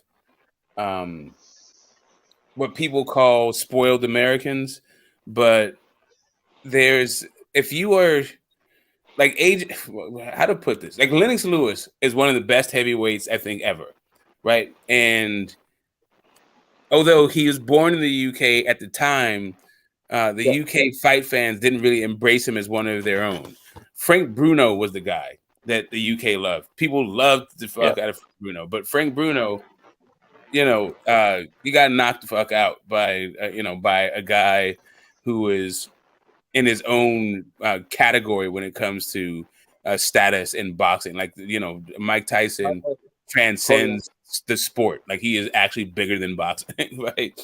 He and Muhammad Ali were, like, to me, the only two guys that were able to, like, transcend the sport. As big as guys like Sugar Ray Leonard got, or Oscar De La Hoya, or you name them, Julio Cesar Chavez, wherever the hell you go, like, those guys never got bigger than boxing. Mike Tyson, Muhammad Ali, they both got. Yeah, go ahead. What about Floyd? Hell no. Hell no. So, okay, so let me ask you this: what is it that they need? What attributes do they need to show to be bigger than boxing? What attributes they need to show? What are you using as a measuring stick? Being on the cereal box, video games. You're also just known for being yourself, not even as a boxer. Okay. You're just you. Floyd Mayweather is always a boxer. Like, he's not. If he wasn't boxing, like, nobody would give a damn about who he is or what it was. Like, there's a time at the height of Mike Tyson's celebrity where no matter what he did would have been pay-per-view. Like, it didn't have to be boxing. Like, he could have just good. Like, you could have put him, like, playing with his tiger, getting his mail on pay-per-view. Like, he was that big. Like, people were just, there were songs written about him, like, goals. Like, he was a cultural force, right? And he still is a cultural icon. Like, Floyd is a boxing icon. Like, that, like, Mike Tyson is still like he's got roasts and he's got a cartoon. No, even now, look at Mike Tyson. Between his pharmaceutical business, wink wink weed, and his podcast and his little media gigs, the guy's making millions and millions of dollars a year. Literally tens of millions of dollars. I mean, that's even now. It's just, even at this time, I don't know. But anyway, we got sidetracked. But the thing about AJ was that he rejuvenated, right? It was like a renaissance, not just so that London Games was like kind of a renaissance for the UK boxing in general. Yeah. And he was the head of the vanguard. But AJ, okay, so amateur boxing has something that the pros don't, and that is the super heavyweight division. Right, so AJ was a super heavyweight. Wilder is a heavyweight. They're actually two different divisions, right? In the pros, the belt that Wilder has is the cruiserweight belt, right? Like, it's the 200 pounds. Like, it's not the biggest guys. Like what AJ represented was the biggest of the biggest guys, right? Those are the big fucking behemoths. And he got a gold medal for that. But he's also was from there. Like, he was representing England in the London Games. He was, raised there. He's a homer. They love that story, right? He was just from the word go. Like, AJ was a marketing dream. If you couldn't sell that guy, then you just don't know how to sell anything. And I would never, ever, ever, no matter what I've ever said about Eddie Hearn. I've never said that he is a bad salesman. I said he's an annoying salesman. He needs to get the fuck out of my face. But that guy knows how to sell. So you take a guy like AJ, put him with a guy like Eddie Hearn, with a machine like Matchroom, and with a fan base that is just thirsty for excellence and supremacy, as the UK fan base is. Like, that was just like gasoline on a fire. Like, it was actually something to watch.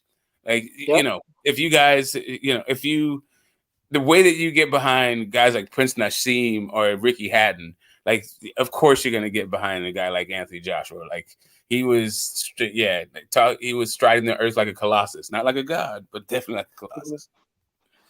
And also, I'd say what really surprised me is they were really, really good with the marketing. Because he'd be all over the, like Good Morning Britain. I think you guys got it in America as well, right? It's Good Morning America, right? He'd be on the early morning shows like Good Morning Britain. He'd be on the late night talk shows with Jonathan Ross. He'd be doing movie premieres. What's that guy? The Graham? I almost said Troy Graham show, but what's that guy? Graham Norton. Graham Norton show. Graham Norton, yeah. Jonathan Ross, Graham Norton. He was on Good Morning Britain. All over the BBC, like I say, in TV commercials, billboards. Like, it was Joshua Fever, man. Like, something I've never seen though, and I don't think I'll ever see it again, because you have to remember when AJ won his belt, Tyson Fury was in a 4-year exile. David Haye had basically retired. AJ could run wild. There was no one to challenge his dominance in the British market. Now it's very different. You've got Fury, you've got Joe Joyce. But back then, AJ was just running wild. Everyone was an AJ fan. There was no question. I think you can capture that lightning. Yeah, no, definitely. I know definitely that you can do that. I'm not sure. I'm not sure if there was while there was a dearth and there was and people is a really hungry fan base that, like, AJ wasn't authentic, right? Like, he was a little bit manufactured. He had, like, I think part of the pressure that AJ was under was he had to be like an ambassador, a goodwill ambassador for the sport. And he's a little bit more rough around the edges than that. Like, he's not really that milquetoast a guy. So if you can get a guy that can actually, like, that's actually their character, and with those accolades from that place, yeah, you can definitely it'll even be better. Like, because he won't be quite so awkward with it. I think. Yeah, go ahead. I think the perfect storm is hard to recreate. The London Olympics, at that time Sky Sports were 100% unrivaled. Eddie Hearn was the top dog, and the whole UK market was open for someone to really run wild. And with David Haye had just retired, Tyson Fury was in exile. There was no one really there to challenge his superstardom, right? That's the reason why all of his events kept selling out stadiums. He kept breaking the UK pay-per-view records, because there was no one else in the UK boxing at that time to challenge him, or even on the global heavyweight stage. I think that's why. I just don't see how that be recreated, though, Smoke. All those elements, the media profile. Well, it's just a different thing. Like, even with streaming platforms, right? Like, you can get way more people watching your fights. It's just a different kind of atmosphere. That's all. I think actually you could become probably easier to become like a global star than just like a regional one. But yeah. I don't know if you guys get another video. Boxing's leaving the games. It could, it's definitely difficult. It's difficult. But I mean, to actually recreate that particular set of events, but it's not like the appetite for England feeling like they're number one is going to be like ever really satisfied by the English public. Like, English people, like, I don't know what it is. Like, it's even like Americans, we kind of are like that. I mean, I think we're a little bit like, I don't know. I don't know that we even need to be number one like that. Maybe we do. Oh, you do, Smart. You do, because I've been on a lot of panels, and American excellence and dominance It is Yeah, thrown I know, around. but I don't know People the tell way me you unless you come sell it. to people literally tell me unless you come to America as a boxer, you Yeah. haven't proven yourself. And to me, I mean that Yeah, kind of does sound that's like not what I mean. That's not what I mean. I'm not even talking about boxing at all. I'm just talking about like the sports fan, like the desire or the appetite for America to be number one at every fucking thing. I don't know I know we are habitual losers. To be fair, we are habitual losers at soccer, and we've accepted that. We're not the best at cricket anymore. Yeah, We're that's what I'm saying. Like we've never been good at soccer, right? Like it's just like, and we don't care. Like sometimes we get, like it's just kind of like, yeah. There's huge, super popular games that Americans aren't good at, and we don't talk about like that game sucks or something like that. It's not like sour grapes. We just don't give a shit. Yeah, I think that's why the NFL is so big, because no matter who wins, the trophy stays in America, right? Yeah, I mean, it is an American thing. It's really American sports fans. It's all about college sports because those are our kids, right? Like the professional sports and the way that we practice capitalism in America is like it's a global kind of thing. So we expect for global competition. So like our baseball is heavily like there's a huge international presence. Our basketball, there's a huge international presence. Football has not the biggest international presence, but there is still some of those guys. Like you get a bunch of the Polynesians that come through. But yeah, it's more like a city thing. But also like football is more like a rep your city or your particular franchise. But yeah, when it comes to just the way, like actually, having an affinity with a player and supporting that thing, like it's more about college sports, it's college and high school. That's where like most of the American sports fans' attention is. That's where you get like 13 million views and every Saturday people coming out in the millions and all that other stuff. It's not for anything. You make a really good point about college sports. Like, first, I think I was on an American panel and I was saying like, a lot of these athletes, they should be grateful. You got full scholarship. They're coming from humble beginnings and they'll get taken care of. And then someone's like, Jimmy, you realize a college sports franchise in America is literally $1 billion business. And the fact they're only giving these kids about what, $20,000-$30,000 worth of scholarships is actually a horror story. That's like, fucking hell, you're right. Like, this industry generates billions of dollars. And the fact that they're giving some kids basic scholarships really is like a drop in the bucket, isn't it? Yeah. Oh yeah, the exploitative nature. I mean, now they can at least get some of their identity rights. They can like sign autographs and get some money. But yeah, it used to be even worse. But yeah, I actually boycotted college sports because of how exploitative it was and how it is. It's like it is it's just a fucked up system. I'm not even going to get into all that stuff. But I'm just going to say that is just like where most of college sports, like, so what mostly the American sports fans' attention is. It's in the college game, not really the pros. Like the college, even stadiums are like bigger than the pro ones. Would you say college football or college basketball as a sporting entity is bigger than boxing as a whole? Hell yeah. Like, of course. Like literally like a lot of Lomachenko's and Bud's numbers are predicated on the popularity of college basketball and football. Right? They're just like leftover show. Like they especially like the Saturday the college football's games are played on Saturday. Right. So you get the prime time audience. Yeah, you get the spillover, right? And not like ESPN is even sick with it. Like so the game will still be on, but it'll show you that like it's the top ranked event has started, even though you're like sitting there watching football. But on your menu, it'll say like top ranked boxing. So like they actually give boxing ratings that they didn't even get, like they didn't even earn, right, for that time slot, that timeshare. Anyway, I'm not even going. I'm going way too far in the weeds.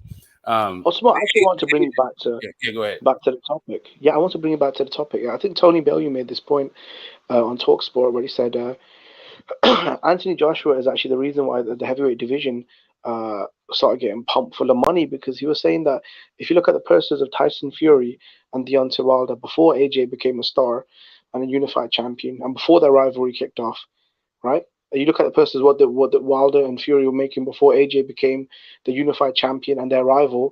And you look at the purses they were making after their beef, engaging in the rivalry with AJ and going back and forth and trying to make the fight. The purses are night and day.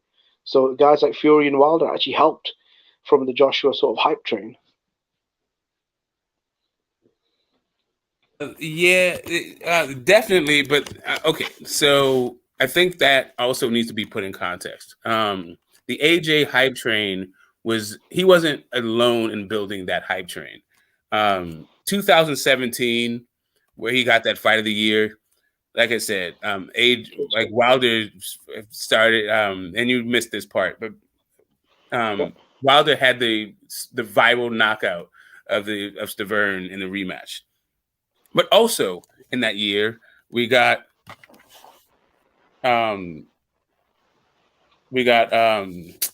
Triple G versus Canelo, the first fight.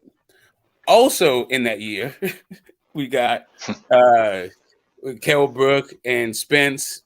We also got Loma versus Linares and Rigo. But the biggest one was Floyd versus Conor McGregor. The hype around boxing and the purses around boxing were astronomical because a bunch of things. It wasn't just that AJ fever. It was like boxing fever, and then the Zone got in and Fox got in. So it was just a bunch of money being poured into the sport. And in the heavyweight division, AJ was the guy that was like, who had the highest profile and all that stuff. But the interest in the sport was just at an all-time high. And the money being poured into the sport was fucking unprecedented. So, like, just trying to lay that at AJ's feet is the kind of thing that I talk about when I say that you guys always got to be fucking number one. You're always selling the shit. But anyway. No. What I'm saying, Tony Bellew, this is a boxing insider, right? No, I know. But yes, but it's a very self-serving take because it's from the UK and you guys always got to be number one. No, what I'm saying. That's a perception. Look, at the end of the day, right? When Paul Butler fought Inouye, right? Secretly, okay, I put my hands up. I wanted him to win secretly a little bit. All right, but I knew he went shit, bro. I knew Paul Butler wasn't that good. Like, and I knew Inouye was gonna destroy him. Would I have loved to see the upset? I mean, I am a big Inouye fan, so I was kind of split about that. But I put my hands up and I said, look, man, Paul Butler's not gonna win the Inouye fight. Like, Smoke, I did not say he was gonna beat Inouye. So I feel like I am reasonable. Right, but that is my point. Like, all right, so the fact that we're talking about Paul Butler beating Inouye, or Billy Joe beating Canelo, or Callum Smith beating Canelo, like every single time. What I didn't hear was that Rocky Fielding was going to beat. Like, I didn't hear that. Nobody said Rocky Fielding was going to beat Canelo, but for the most part, the UK guy is he's got a pretty good shot, no matter who the fuck it is. I don't know why that. I thought Billy Joe did. You guys are real homers, but that's not even my point. My point is all of this shit is happening in boxing. And the only thing that could be said is the reason why those guys are getting paychecks is because of AJ. Like, come on. All right. So No. It's not paychecks. It's paychecks. Go ahead, Jim. You're talking about the size of the paychecks after. Correct. That's what I'm saying. Correct. Of course. So I'm not saying the other guys are fighting for free. Like, come on, man. Like, of course, that's what I mean by that. But beyond that, my point is Tony Bellew was also like a matchroom guy. Like, it's just the most self-serving fucking statement. Well, he was just saying that because he was around before AJ became a star, and he was around during AJ becoming a star, and then he knows what the scene looks like now that AJ has kind of dipped a little bit, and he feels that if you look at the purses of Wilder and Fury, and they were both champions. So you have to remember they both became world champions before Joshua, right? And they were public figures before Joshua. So only by like a few months, like they were all got the same belts off their fucking brothers, right? No, Fury got the belts, and then I think he retired. And I think a year later, AJ fought Klitschko for the belts. Yeah, I'm saying they were all the same. It was just they won 2014. They all got this. The brothers like basically got retired around the same time. 2015, and you know. I feel like Joshua versus White and Joshua versus Charles Martin, right? So you beat White for the British heavyweight title, and then you beat Charles Martin. I think it was for the IBF. I might be mistaken. It was, yeah. Those two fights were bigger events by far than anything Fury and Wilder had been in during that time. Well, and I think when AJ unified, you remember Wilder was already in UK. Yeah, go ahead. Wilder was already in UK before he was champion, and he fought. I mentioned his name earlier. That's it. On the May card on the card. Yeah, O.D. Harrison. Yeah. So, the right. So the AJ, the machine behind AJ, the interest in him being a champion, all that stuff. Like there was just a huge push and just behind AJ that didn't exist for Wilder or Fury, but AJ was also, restoring the image. I think that Fury tarnished. So he was just the hero and the champion for the British peoples and hopes, just in a way that whatever. It's just not duplicatable. Do you think the knockout artist thing helped though? Because you have to remember, Fury now is an aggressive guy, but back in the days he would stink arenas out. If you look at the Klitschko fight, or the second Chisora fight, or his comeback fight, they were kind of like really boring. I'm being really honest now. They were incredibly boring. But with Joshua, even though he was a little vulnerable, the guy was a savage bomber. He bombed out White, he bombed out Klitschko, he bombed out Martin. He was knocking everyone on the way up. I think that helps that as well, though. Would you say, Smoke, being a knockout artist? Being a knockout artist is good. I mean, it's always good for fans, and a lot of AJ's fan base they didn't watch boxing, and they were just in it because of, from what I could tell, the atmosphere surrounding the fights when he was doing those stadium fights. But as far as the quality of those knockouts, I mean, I already said that the Charles Martin I thought was early stoppage. The Carlos Takam was an early stoppage. The Joseph Parker was not only was there no stoppage, it was a boring fight. And that's what it was just getting into to bring it up. But on the rise up, the Dillian White thing is, I think that moment, as we identified, is like his coming out party was the Dillian White fight. But that was like mostly like a UK affair. Again, Ricky Hatton. We was like a steel town, whatever, like a blue collar kind of guy, as we call him here, like just your average or everyday guy who had a really exciting and rough style. He was like a guy from like around the neighborhood, right? So he had that kind of cachet, and people really got behind him because he just seemed like one of their own kind of stuff, right? And then you had Prince Nassim Hamed, who was a big showman, and he put on, he was doing WWE stuff, and everybody loved his antics, and so that's why he had the following that he had. Whereas AJ was. It was really about his, like what he kind of achieved in the ring, and what he meant for the sport, like what he meant for the boxing public. He just seemed to be like, like heavyweights. Just they exist in a different space than the other boxers. Like there's just a different kind of division. So having that gold medal, being a heavyweight champion. The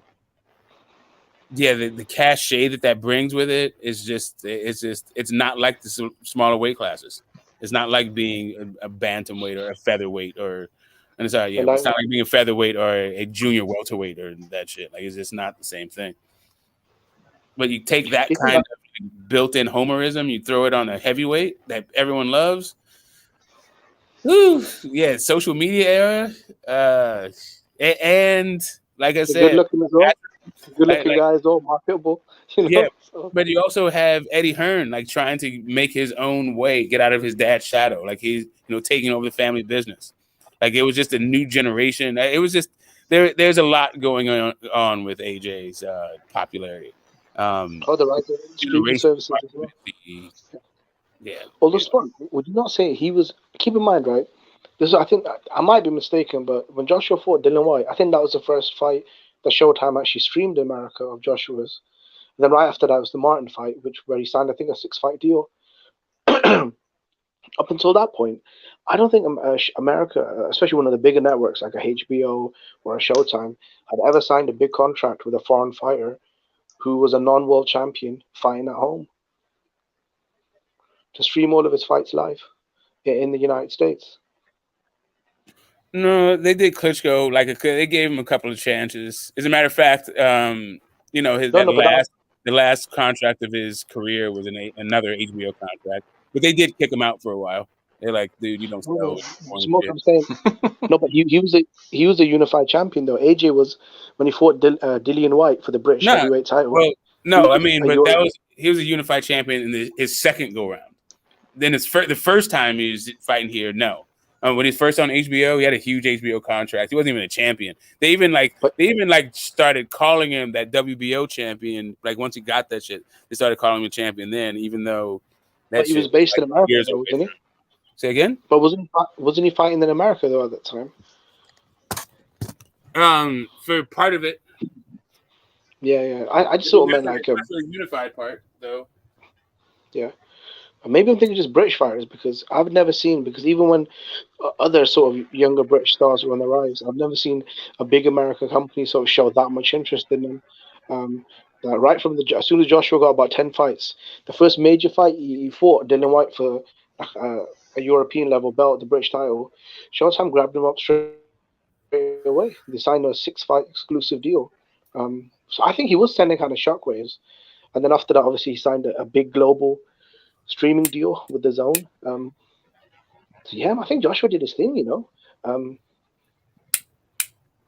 Yeah, it's I guess the idea about the big and all that other stuff. That's and that was the other part of the AJ mystique, is that there was always, and it's the way that you are, Jim, bro. Like there was always selling the greatness of AJ, always selling what he was doing, like how he was doing more than everybody else, how his resume was better than everybody else's, and like all they would say is, well, who did he fight? And then they'd laugh at the names, and then rattle off a whole bunch of names that aren't even much better, right? It's just this weird thing where it was just a constant being in the AJ business from the fan base, which was, I think, wildly successful all the way up until it wasn't. But hey, let me welcome Method and Puto to the conversation and to the panel. What you guys got on it before we get to AJ's not just taking part but taking over the United States market. What up, Smoke? What up, everybody? What's going on? Oh, talking a bit of AJ, huh?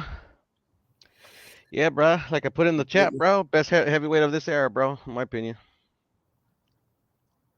He was at least. But it's all got to end at one point, I guess. Yep. Yes, sir. Definitely talking a little bit of AJ. We give these guys their flowers before they retire. We don't wait till they're done. Especially if say again. Has AJ peaked? He's still relatively young. He's only 32. So yeah, I mean, all of they threw him to the wolves fairly early. I think his boxing, I think he's more mentally exhausted and emotionally exhausted from carrying not just the sport, but like UK fight fans' fucking hopes and dreams all over the goddamn world. I don't think I think Eddie Hearn was so desperate. Eddie Hearn was so desperate I think Eddie Hearn kind of rushed AJ. He did milk him quite a lot, didn't he? For the mega, stadium events and the Zone contracts and the pay-per-view, events. Like he did. He pretty much did rush AJ. I mean, within 20 fights, this fucker was unifying world titles and taking on the elite dudes in his weight classes. Klitschko, Yeah, and while he said he's still developing, like, okay, yeah. Okay, do what you got to do. Keep in mind, Smoke. Check this out. He started boxing at what was it, 19 or 20, and he only had about 40 amateur fights as a senior. So this guy was green even in the amateurs. So rushing him to the pros, and I mean, Eddie Hearn just saw a massive fat cash cow, and yeah, I mean, he literally probably made hundreds of millions off him, to be honest, over the years. Hundreds of millions, yeah. Well, yeah, but looking back, it was a mistake. He rushed them way too early. That's a talent, though. He was able to handle it. My opinion. Was he? I mean, you're saying now, like, is he burnt out at 32? I think he might be because of this thing. Like, I don't know. I hear you. Handling it. That's a good argument. I mean, how many fights he had yet now? Has he had 30 fights yet? No, 27. Yeah, like, I mean, it feels longer though, doesn't it? I don't know.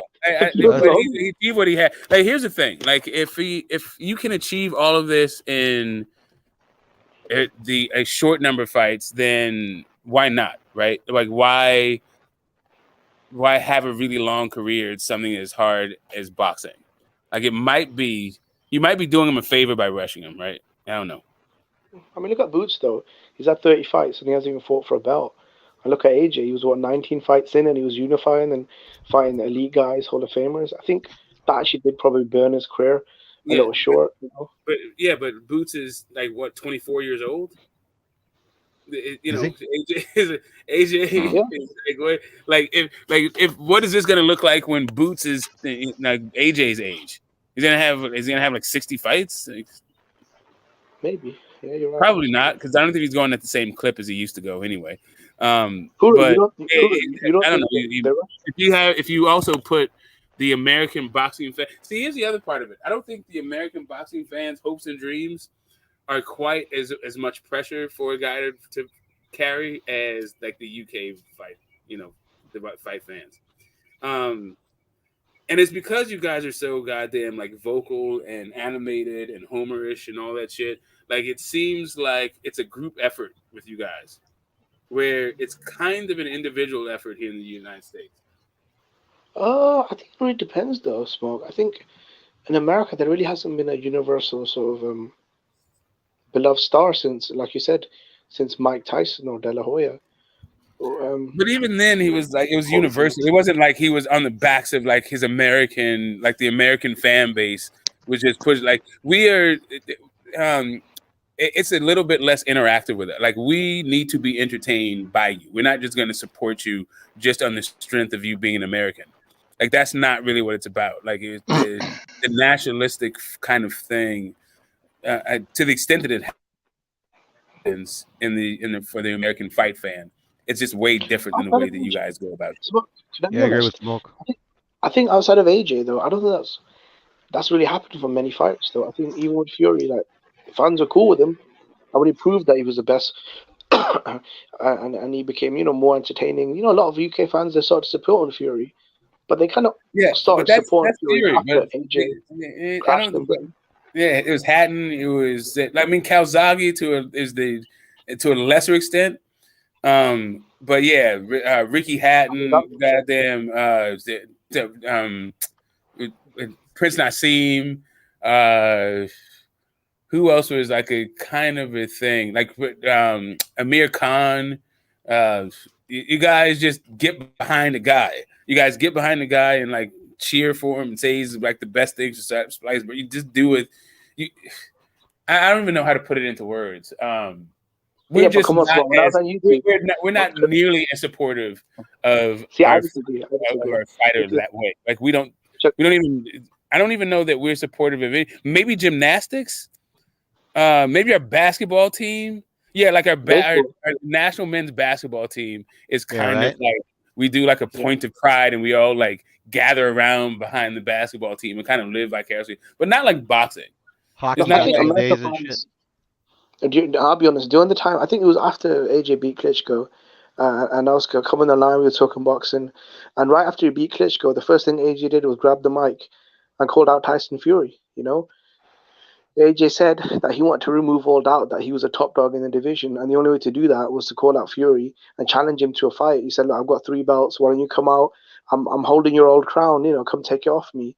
And there was this massive buzz and media back and forth. And I have to be 100% honest, man. When I came on YouTube, I met a lot of boxing fans that were really upset that AJ didn't call out Deontay Wilder. They felt left out of the party. A lot of the American fans, they said, "Oh, you know, after this huge event, why did AJ call out Fury? He should have called out Wilder, you know, the American champion, because the only way AJ proves he's the best is by being our best." Which I mean, this is what I think. So. It wasn't. Wait a minute. Wasn't Wilder at that fight? Yeah, he was. Yeah, I think that's what the issue was. Like Wilder went there in order for the fight to happen, but it wasn't like the Americans feel like we missed some kind of cultural moment. Like, no. It was. They were telling me that. I mean, I don't know who the they is. I'm just like letting you know, man. Like, on this side of the fucking pond there was not like, oh man, like we need to like. Here's the thing. Here's really what it is. We have so many of these moments that this one is not like. We have Thrill in Manila. We have Rumble in the Jungle. We have we just have these moments. So this one is not like a call out. Nah, bro. You have to have a fight, and it has to be one hell of a fucking fight for it to like hit the jealousy meter or some shit of a. No, I mean the AJ Klitschko fight, which was fight of the year, which was at that time a big event. And then when AJ won the fight and won the belts, he called out Tyson Fury. And I know. You're saying that because he called out Tyson Fury, that people were in America were jealous that we missed it, that we were like not invited to some like weirdo call out party. Like, I don't know who the hell you're talking to. I can't speak to your own experience. I'm just trying to tell you, right?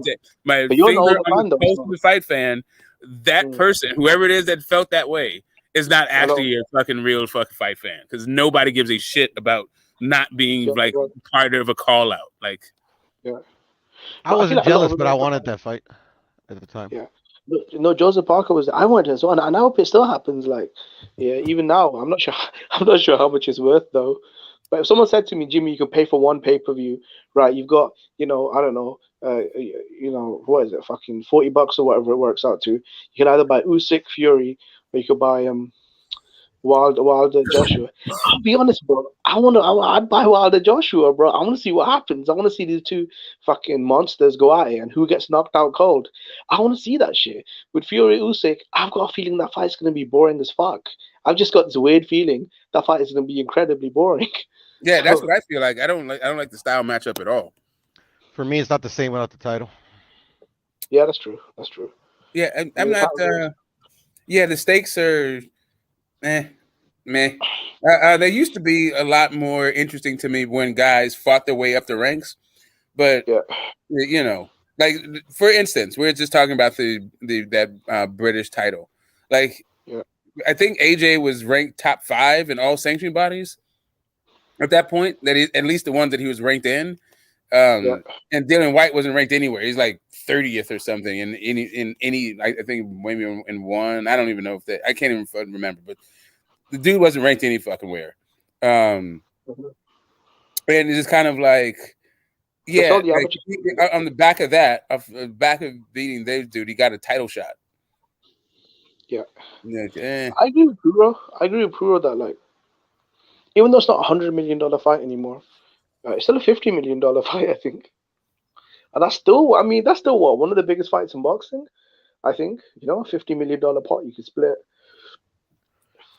Yeah, I don't think it was. I don't think it was. So people like Undisputed, and that was the fight to make. Was the Undisputed fight after the Klitschko, but Parker also had a belt. So I don't know. Wilder was there. I think because Wilder was there, that was like kind of the weird thing. Like, why are you not going to acknowledge the other champion who's right there in the ring with you? Why fly him out there? I think there was like maybe an understanding that there was going to be a moment inside the ring, but it just didn't happen. From what I heard, Joseph Parker was there, and so was Deontay Wilder. All of them came out for that big event. Joseph Parker was there. Deontay Wilder was there. So was Tyson Fury. And the one that AJ called out was Fury. And in retrospect, and even at that time, AJ Fury was the biggest fight in the country at that time. And even now, Fury's the top dog. I thought Wilder was part of the commentating crew. He wasn't just in the crowd. He was like part of the thing. He was like part of the broadcast. I'm pretty sure he wasn't. I think it was Andy Lee. It was Andy Lee, Johnny Nelson. They might have invited him to do like an interview, but I don't think he was a part of the broadcast team. I mean, I thought he was like part of the thing. I thought he had like headsets. He wasn't like a guy. Yeah. During the break, they brought him in to give his views and analyze the fight and stuff. Yeah, he was. So he was part of the whole like spiel. Yeah, he was. But I don't think he was part of the announcement team. But yeah, they definitely brought him in to do a segue. Yeah, not the blow by blow. I'm just saying like the overall commentary team. Like I thought he was like brought in. No. Like he was gonna say some words about, like you said, break down the fight, do his analysis, and then I thought he was like, I think there was an understanding that he was also gonna get in the ring. But anyway, but I'm not trying to get necessarily bogged down in that particular detail, because I do want to get the Andy Ruiz stage set, and right now we're still just in the Titanic, Big Baby Miller part. We're still in the Big Baby Miller part, right? The Titanic. AJ was this beautiful ship, this masterpiece that had never been seen before. And then he hit this ugly, like, fucking iceberg and got destroyed. So yes, he came to the U.S. You know, the April 15th date didn't come off. Wilder, no, you know, remember the whole lost his pin stuff, and then right. So Big Baby Miller, he did two things. He did three things. You mentioned one of them. You didn't mention the other two. You mentioned he pushed AJ and he flew across the ring. You didn't mention Big Baby Miller, now ironically and infamously outing AJ for TUEs. Well, why we got to talk about that, Smoke? Why we got to talk about that? Well, because that's part of the build-up. The other part of it was him asking AJ's mom out. Like that, those three things, like just were the first signs that AJ just wasn't one of these like milquetoast nice guys. That AJ, like all of a sudden, like AJ turned a little bit rough on my man. He didn't like getting pushed like that, and he certainly didn't like the way he talked about Mom Dukes, inviting her out under, like, you know, a romantic dinner. No wonder when Sky Sports wanted to interview him, AJ told them, give me a minute, because I don't want the mic in front of me. I'm going to say something I might regret later on. No wonder he said, give me 10 minutes to cool down. I remember that. They were trying to interview him, and AJ wouldn't interview. He said, give me 10 minutes. I need to cool down. Yeah, no, he got irritated. He got like, that was, he said something to, he started jawing back and forth. Like that was the first time I remember there was like trash talk and like bad blood kind of trash talk. And like, I remember they were saying some stuff like he and Dylan White were going back and forth a little bit. And it was at like Behind the Gloves, Beyond the Ropes, or some kind of one of those shows that you guys had out there back in the day. And it got it got a little bit chippy, but it was most like Dillian White, and you know, AJ was like taking it in stride. This one, he seemed aggravated. Like he seemed like he wanted to do something to Big Baby Miller. Like, okay, all right. That was kind of a turning step point, I feel like, in the AJ development as like a fighter. Like that was. He had some bad blood there. Why was he forced to wear that jacket though, Smoke? The PC, you know, kind of corporate. In your opinion, why do you think he was? Why did he go down that route? Why did he go down the corporate route? Because of money. That dude was raking it in. That dude make unprecedented amounts of money. But there's also morals clauses and stuff in those contracts. You can't be yourself. Like you're wholly owned. Like you're a bastard for brands now. Wherever you go. Damn, fucking hell, they own your soul, don't they? I mean, if your soul is already Disney, then you're all good. But if you're like no need for alarm. Stay calm. I don't know. If you chat shit, you get smacked with my palm. If you're that guy, then a bunch of Walt Disney contracts is kind of going to be onerous over time, especially if people start talking shit about you. Like, like do-rag AJ. Let me tell you, like, I was hyped as hell. Like, AJ, like, I really liked AJ all the way up until after he said the less roll and the $50 million, he said, what did he say? Damn, I can't even remember the quote. But anyway, he came out after Wilder said the money's in the bag. AJ came out in his homeboy's like car. He was like in this passenger seat. He had his do-rag on. And he said the let's roll. I was like, all right, AJ, let's do this. We get in this fight. I was so geeked for the fight. And then it was like, well, that's what he said. He's like, 50 million is not really 50 million by the time I get it. I have all my business. I'm like, man, if you don't shut that shit, I was so disappointed with that explanation. You know what it was? At that time, the way Eddie Hearn justified it was these guys, Wilder's team, they couldn't even secure $9 million to outbid the Russians. That's why Wilder flew out to Russia to fight Alexander Povetkin. And from his numbers, I didn't believe he had 50 million US dollars. And when they're trying to contact Wilder's team to see the contracts, to see what kind of clauses were in the deal, and just have some meetings just to iron out the differences, Shelley Finkel refused. And apparently, according to them, which Wilder did make public, they had 24 hours to agree to the deal or it was off. Oh my God, dude. They negotiated a deal for like a month. You're just really behind. I'm not trying to relitigate this thing either. Like, it doesn't matter. Like AJ said he turned it down because 50 million ain't really 50 million by the time it touches his hands. Eddie Hearn turned it down because he said they deserve the right to fight in their own country. They earned all that stuff. They just wanted control. The same way Al Heyman wanted control for Errol Spence and Bud. It's the same way that Eddie Hearn wanted control for AJ and Wilder. And both instances, I say, yes, they're correct that they've earned that right. Whatever. I didn't hear anything about the negotiations. So Eddie Hearn was running around telling the media that Shelley Finkel isn't picking up my phone calls and isn't returning my emails. He just keeps saying, do you want me to play it then? Okay, I can play it for you. Shit, why not? Turn down 100 million, bro, for that fight. Let me help there you go, Smoke. You're complaining about AJ turning down 50, but what about Wilder turning down 100? I'm not complaining about him turning down 50. I'm just telling you, like, I thought he was going to say, he said let's roll, and then when it came down time, he said, like, the way my check-in and my savings worked, like, nah, it's not like all my contracts. But what happened to let's roll? Didn't you have the same kind of contract, or were you not understanding what your business arrangements were when you were riding around town with the homie? Then you had batteries in your back. But afterwards, it's like, oh yeah, after speaking with my accountant, that I'll only get like 15 cents on the dollar or some shit. I don't fucking know.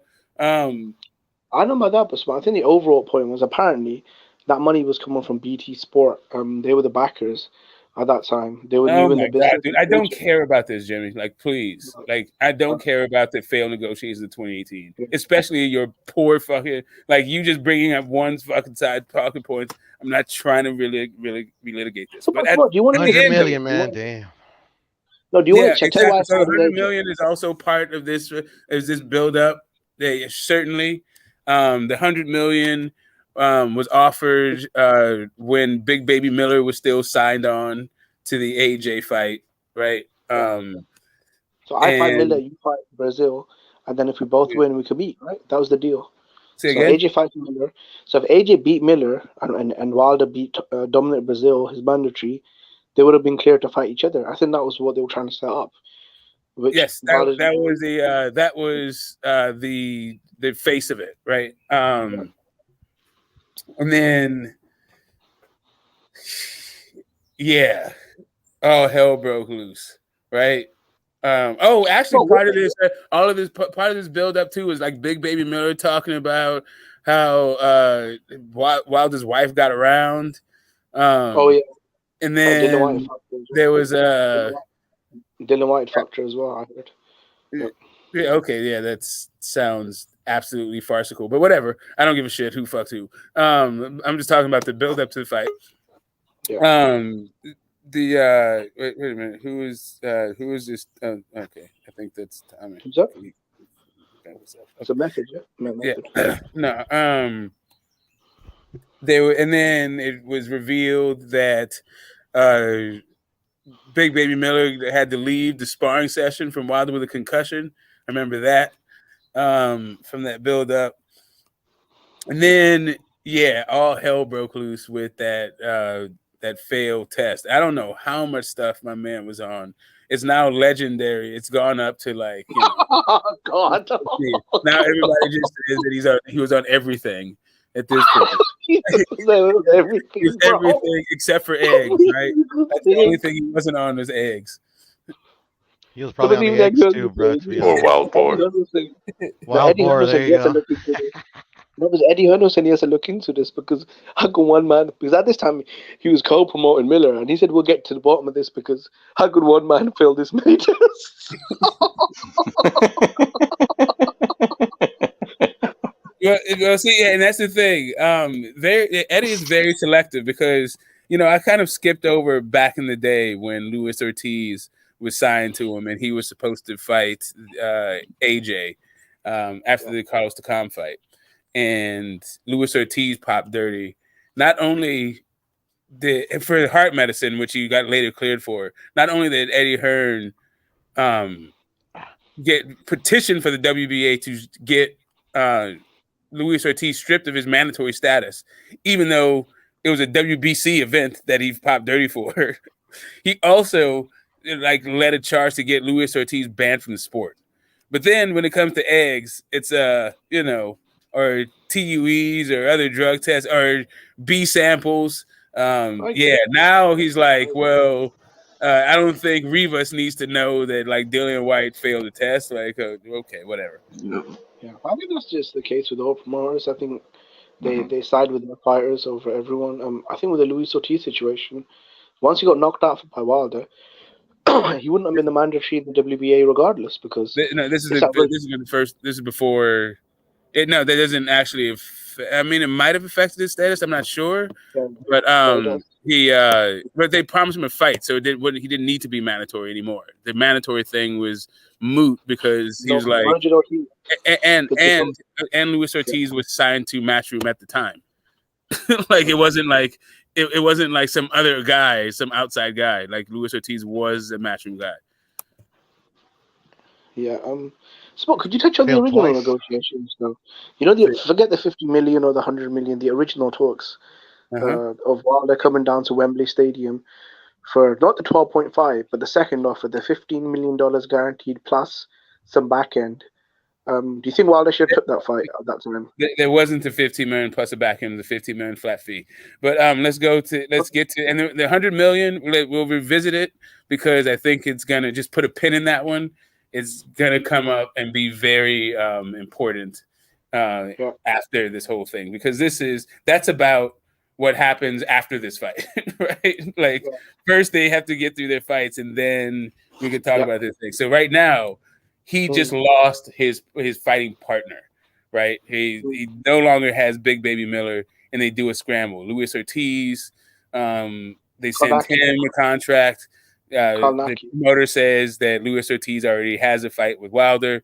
You're going to have to do better than that if you want Luis Ortiz to break their contract. That's what manager. Luis Ortiz's manager. Bro, just chill. Okay, just chill out. You're gonna get your chance.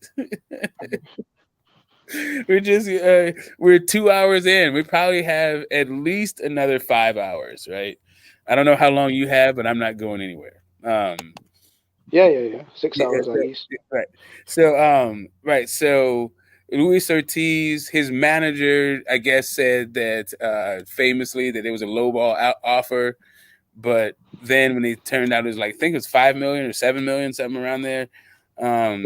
It turns out they wanted that offer. They wanted to have that fight, and the promoter just wouldn't let him out of it. They're like, well, you're already making that amount fighting Wilder, so they didn't get another guy. And Andy Ruiz at that point, just fresh out of the Top Rank deal because he couldn't fight because they couldn't find fights for him. There you go, that brilliant businessman Bob Arum. The guy was talking about quitting boxing, going back to construction. Calls up Eddie Hearn, let me get in this slot. They make the fight, and so we can talk about this offer. Let's go back to the DAZN. Lou DiBella at that point was the guy that was putting together the promotions for Wilder. He was doing the promotional thing. I think Man Down, not Man Down, but Bomb Squad was the first like co-promotion Wilder did with the first Fury fight, right? And I think, and Al Heyman was famously there, and I want to say Shelley Finkel was also there. And it was with John Skipper. I believe it's John. Yeah, and I think it was only John Skipper. And I don't know if people are aware of this particular factoid. This is pretty interesting stuff. John Skipper was a executive. He was like the president of ESPN, and he got caught up in a massive like cocaine scandal. Like he had a huge habit, and he got he resigned / fired from ESPN, and like a month later was like the head of DAZN. So this is the John. That's a hell of a story. It's just background on like John Skipper, who later said that it was his fault, but in like the weirdest way of taking responsibility for this meeting, in which an offer of $100 million, all pounds. Flat fees by the way, pounds, right? Smoke. It's pounds. So back then it would have been $130 million. Okay, it was not 100 million pounds for DAZN USA. There's no pounds involved. Anyway, where does the 20 come from then? Huh? So understand that this was part of AJ's American takeover. Okay. Right? AJ got paid. AJ got paid $32 million. This is what I'm trying to explain to you. Like this offer, like what this offer was all about, and then the whole thing behind it. So it was $20 million flat for Dominic Brazil, $40 million flat for AJ, and a $40 million flat for a rematch for AJ. Yeah. Right. So $100 million total. Thank you for your services. Bounce. Yeah. Right. That's what it was. And they declined the deal because they said that they didn't have the numbers for what AJ was supposed to be making. Because at that point, Wilder said after the failed negotiations that he was only going to take 50-50. So he wanted to know what the actual pot was going to be, not just get paid for his services. And the fuck he asked for that for? I think because he wanted to make sure that he was not getting any less. I think he wanted to know what the split was. Like really, he wanted equal. Yeah, exactly. He wanted equal. Yeah. Yeah, so he thought he was worth just as much as AJ.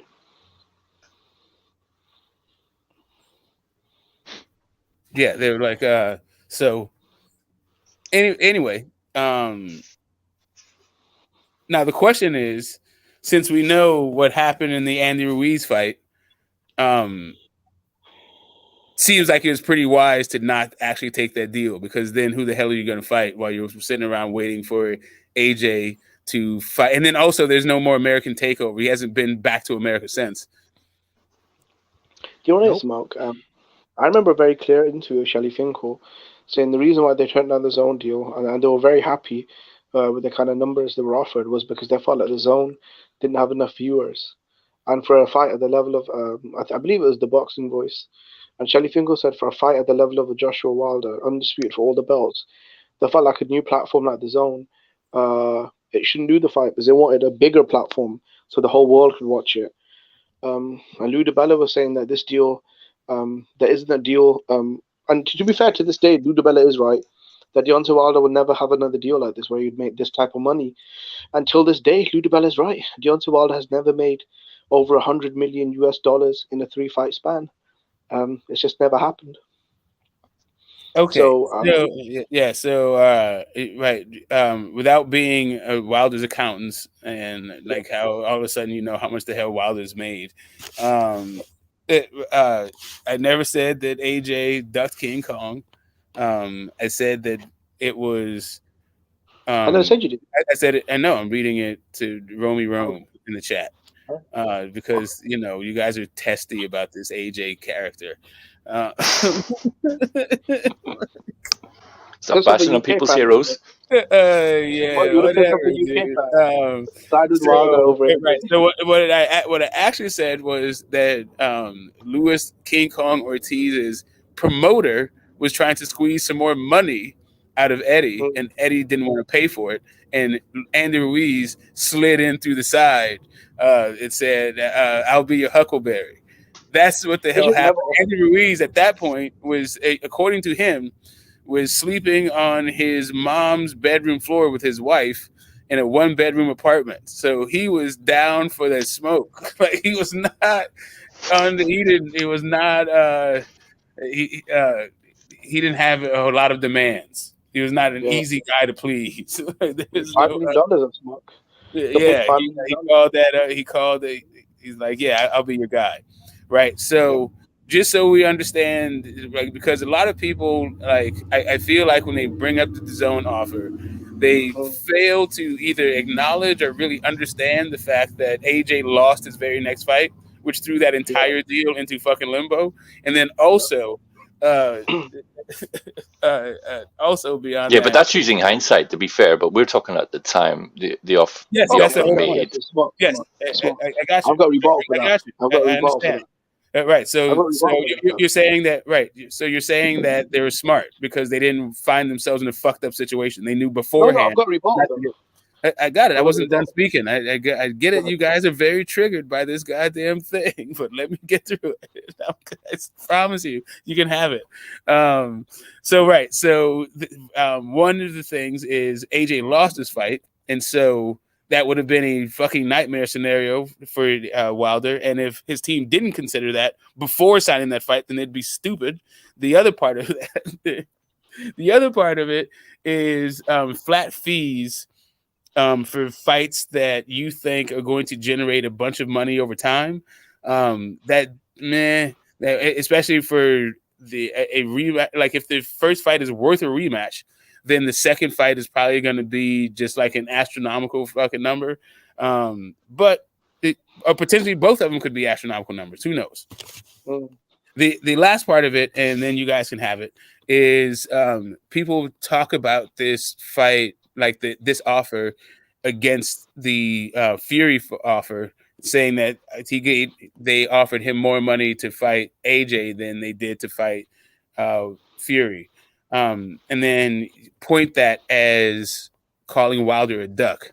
I would just like to put a little bit of context. It's kind of weird that people were saying that Fury got robbed and Wilder got a master class put on him, but you're ducking AJ to fight the guy that people said already beat you. That seems like a kind of weird duck. At a certain point, I think that when you get to the elite level, like these guys are on, like guys like Tank and Haney and like Usyk, and you know, there's like no matter Errol Spence, Bud, you're expected to fight only the best.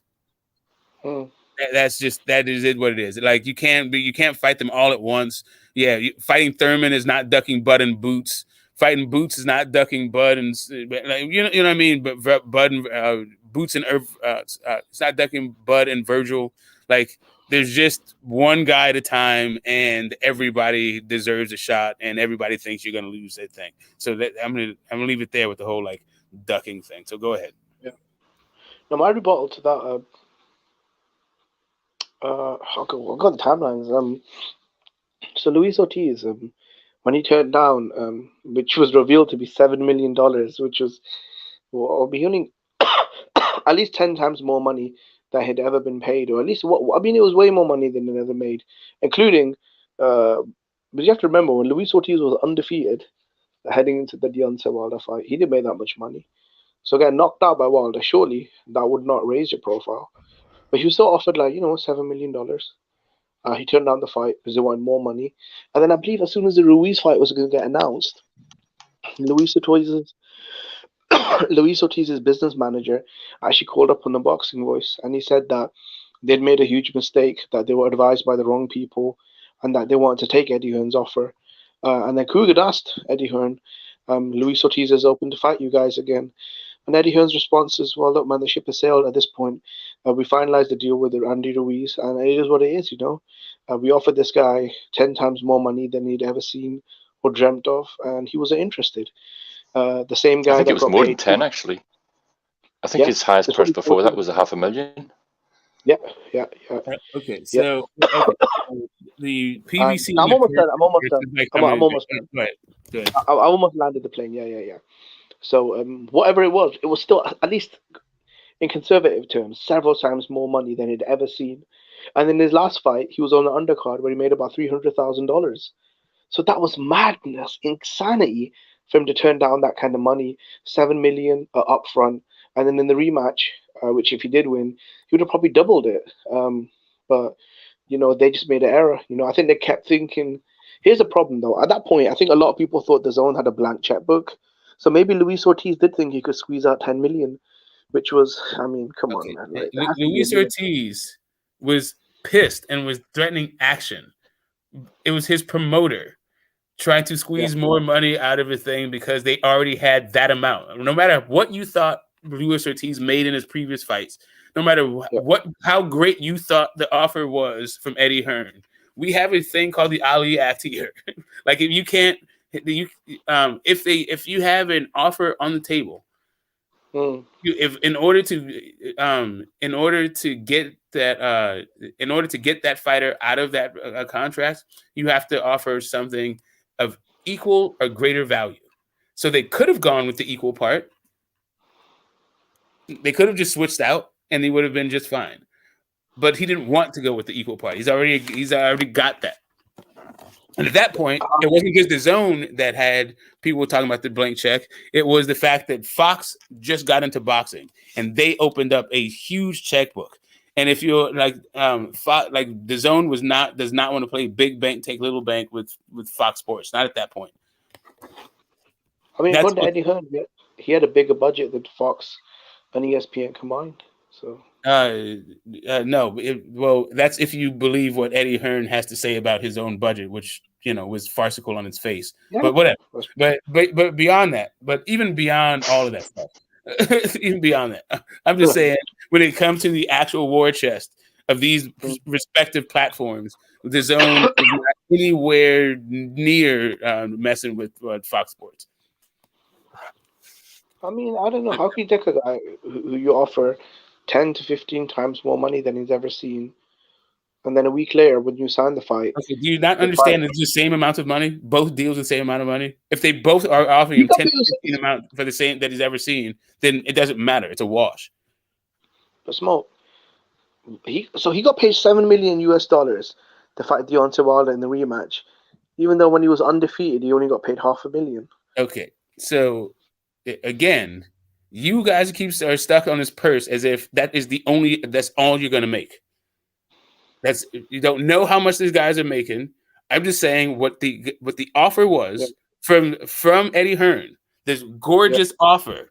It was literally the same thing that they already had on the table for Wilder, according to the same guy that we're getting all of this information from. This is what this guy is saying. He said all of this together. He wanted to Luis Ortiz wanted to fight AJ. Yeah. He'd already been knocked out by Wilder. He thought he had a really good chance to fight to win against AJ. He thought AJ was like a little bit better tailor-made for him, and he wanted that fight. The promoter, though, and that was Luis Ortiz's manager talking, the guy who said it was a lowball offer to begin with.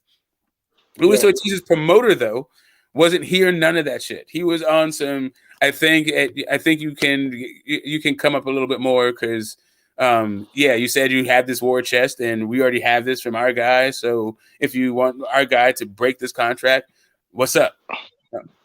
And Eddie Hearn was like, no, this is it. I'm not paying anymore. And Andy Ruiz said, yeah, I'll be the guy. I'll be your Huckleberry. Let's dance. Yeah. I think it makes sense though. I think both guys have got a valid point. If Luis Ortiz had an offer on the table to rematch Wilder for the same money, then I guess he wanted more. But if you look at the other side, they look at a Cuban with no profile who fights on undercards for $100,000, asking for more than $7 million. I mean, I kind of see where both sides are coming from, and it's not like Luis Ortiz has a big profile. I mean, no one really knows him in America or the UK, to be honest. Well, apparently that's what Big Baby Miller was getting. So I don't know. Big Baby Miller also was it like he had no draw. He was not a it is what it is. More than Luis Ortiz though. You're talking about not New York. More than Luis Ortiz though. Like, and that's the thing. And here's the thing. Then that's what people don't like understand about these respective markets. Like, what Luis Ortiz, what he was able to achieve was way more than Big Baby Miller like ever. Like even like after getting knocked out, him I think he was it the undercard of Mikey Garcia and Robert Jr. I think he fought like Kajanu, like knocked that dude out in 2. He was like part of a Cuban thing. Like the Cuban fighters here, they have their own kind of they have their own market within the like Latino community. But then also, if you have a heavyweight, that's like a kind of a novelty. There's not a lot of Cuban heavyweights. Those guys are generally like pretty good. And Luis Ortiz had been on some like just like off night card, like headline kind of stuff. He had a following that was more dedicated and also deeper than Big Baby Miller. You would have brought a Latino crowd, especially in New York, the Cubans. It would like in Miami would have been better, but yeah. No, Big Baby Miller does not have the cachet of Luis Ortiz. No. Do you know what it was? I feel like from a marketing perspective, a shit-talking, brash, unbeaten American who had fought on big undercards, I think I'm pretty sure Big Baby Miller fought on Danny Jacobs' undercard on HBO, and he also fought on a couple of the zone cards. I mean, and he also, keep in mind, he also had a big deal with Matchroom as well. So the reason why they were paying him that $5 to $7 million was because he had a promotional deal with Matchroom as well. With Luis Ortiz, he was just coming there, getting a check and bouncing. I just, what's wrong? Maybe it's just from a general perspective. You got a brash, shit-talking, unbeaten American against a Cuban who can't really speak English, who's been knocked out. I mean, because I myself do work in the corporate media industry. All right. So here's the thing. Keep in mind, Big Baby Miller's not very good. He throws a gazillion punches. He's a 300-pound man who throws a gazillion punches, and the fights go the distance against guys that aren't very good, right? So he also knocks out guys too. I'm not saying he don't knock them out, some of the guys, but I'm just saying like the level of proficiency between Big Baby Miller and Luis Ortiz is ginormous. Like bigger than Big Baby's fucking trunks. But he's a New Yorker though, Smoke. So if you're gonna stage a big event in New York, why wouldn't you take on an American? Listen, I understand the brash part. I understand like selling it. I understand like this is your first fight to the U.S. And Big Baby Miller he didn't have like zero profile. It's just the build up was like living up to what it's supposed to be. Like Big Baby Miller was doing his job, but he got caught with his hand in a cookie jar after ironically, outing AJ for TUEs. He's the one that has like PEDs. Like I said, okay. I mean, I guess bad stuff. Was he on steroids? Actually, I don't even know. But I believe it was 9. It was 9 banned substances he was popped for. 9, yeah. I wonder if his heart's okay though, because that is a lot though. That is a lot of steroids, power pellets, HGH. Yeah, he wasn't. He wasn't cool. So AJ after the Ruiz fight, or during the Ruiz fight, in the build up to the Ruiz fight, it was crazy. So the whole, like, you can still see there's still residual fucking feelings. Like, people still are motivated to talk about Wilder versus AJ failed negotiations and all the twists and turns in that. And that AJ had that happening. He had a cavalcade of a carousel, of potential opponents wheel before him that was almost going to be a deal.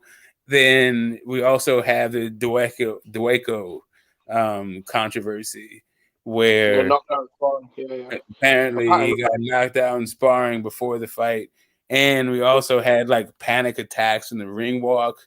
We had like AJ's dad looking like he was threatening Eddie Hearn. Apparently the rumor is his dad, from the rumors, the reason why he was angry is because he told Eddie Hearn that my son is concussed, he's putting on a brave face, but he's not fit to fight. That he's just not all there, you know. He's apparently he was knocked out in sparring. I mean, look, that's the rumor. No one's confirmed it, but I mean, and he's got residual effects from that. That he has got a concussion. Well, Eddie did say it, but then, like I said, Eddie's word is, I don't know, man. Apparently, Eddie Hearn didn't want to cancel the show, even though AJ's father wanted him to cancel the show. So I think that's why he was angry at him. Because he told Eddie Hearn, like, he was yelling at him, "I fucking told you to cancel this shit. AJ's not well." That yeah. I think with Eddie Hearn, he was just being squeezed too much. The pressure of the zone, the fallout of the opponents, the American market takeover not happening the way it should do. Because you actually notice Eddie Hearn's personality has changed quite a lot. He went from a guy that was quite funny and jokey to a guy that's quite miserable, to be honest. Well, he thought that I don't know. He just thought it was very sweet over here. He thought that he could be a condescending prick, and that everybody would give him his money, give him our money, while he was completely being like openly and blatantly disrespectful. I don't think he even saw the American It was a very strange like offer that he was giving, like a value offer, like pay me to give you fighters and fights that you don't care about, and like while I shit all over people that have been entertaining you for like years, decades. I don't know why American fans took it so personally. That's the one thing I noticed. No, it's just weird. This is a weird value proposition. It's like, why don't you get your fucking ass out of here? Like, okay, so if somebody comes into your country, right, let's say somebody comes into your country, right, and they come in, they're like, oh yeah, I want.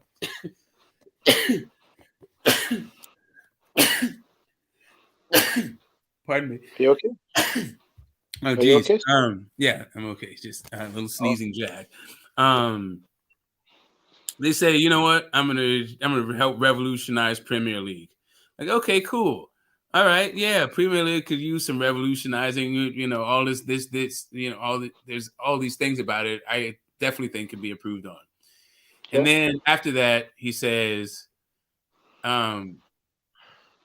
what's up with this team, Manchester United? And you go, what? Yeah, Manchester United. What's this?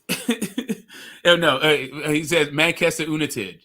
What's a Manchester United? I think the Manchester United jerseys, and he just kept saying that shit over and over again.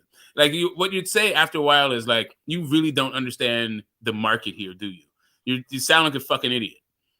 Yeah. So stop calling this shit Manchester United. And this is what this dude is like, the equivalent of that. Like, he was over here talking about like in pantomimes and what is it? He said the Boston Celtics. Like, okay, it is Celtic in the UK, but the name of the team, even though it's spelled and it's named after the Celtic tribe or the Celtic people.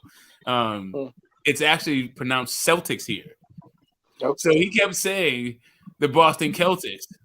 It's the Boston Celtics here. Like, I understand, like, and he was just making those kinds of blunders, these weird, like, just cultural missteps that showed not only like his lack of privilege. I mean, his lack of understanding, but his completely like entitlement and his privilege. It was just like really weird for like the American sensibility. But I never understood that from an American perspective, because if a foreign promoter did come in and offer you good value, which at that time the Zone was the pay-per-view. I'm not talking now, which I do criticize the Zone for going back on the word.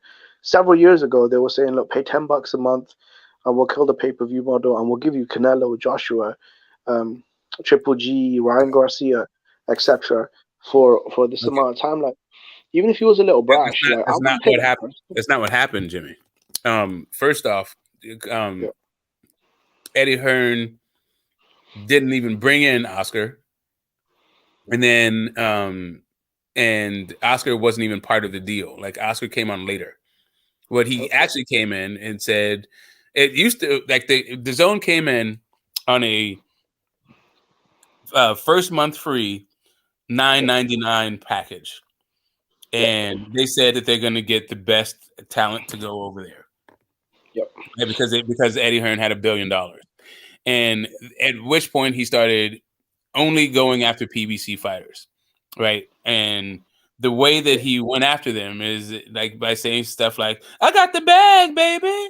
I want an 11-inch dick. Like, just this weird old fucking, like we don't know you like that. Like, I don't know why the hell you think you can just come in to my front door and start talking to me like we're friends. All right, so this whole value for money thing. Gabe Rosado, Jesse Vargas, Thomas Adamek, Big Baby Miller, like, those are not people that we would be paying for, like, not even paying attention to, much less paying to watch fight. So this idea that, like, we're going to whip out a credit card because Eddie Hearn feels like he has something to offer. He has to actually offer something. Like, it was in the Zone's other offer. I meant the Canelo and the Joshua. And that wasn't until like later. That did happen, and by the time Andy Ruiz came around,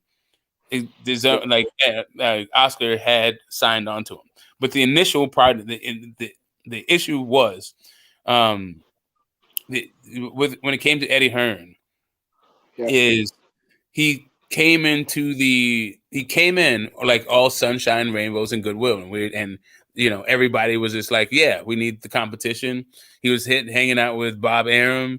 He seemed to be, a nice, like a smart guy that could probably help, innovate the sport. That's how he presented himself. And then he started to talk over and over. He wouldn't shut his fucking mouth. And the stuff that he was saying showed that he was out of touch with the American sports fan, and so was the Zone's offerings. Like, all of their shit. Like, nobody over here is spending their money to watch darts or snooker. They're not whipping out their credit card for this shit. Like, you might, to a certain extent, you might get some soccer from, like, for a professional team. Some percentage of the population will do that, but that's not going to get you the AJ $32 million back. Much less 7 of the guys, right?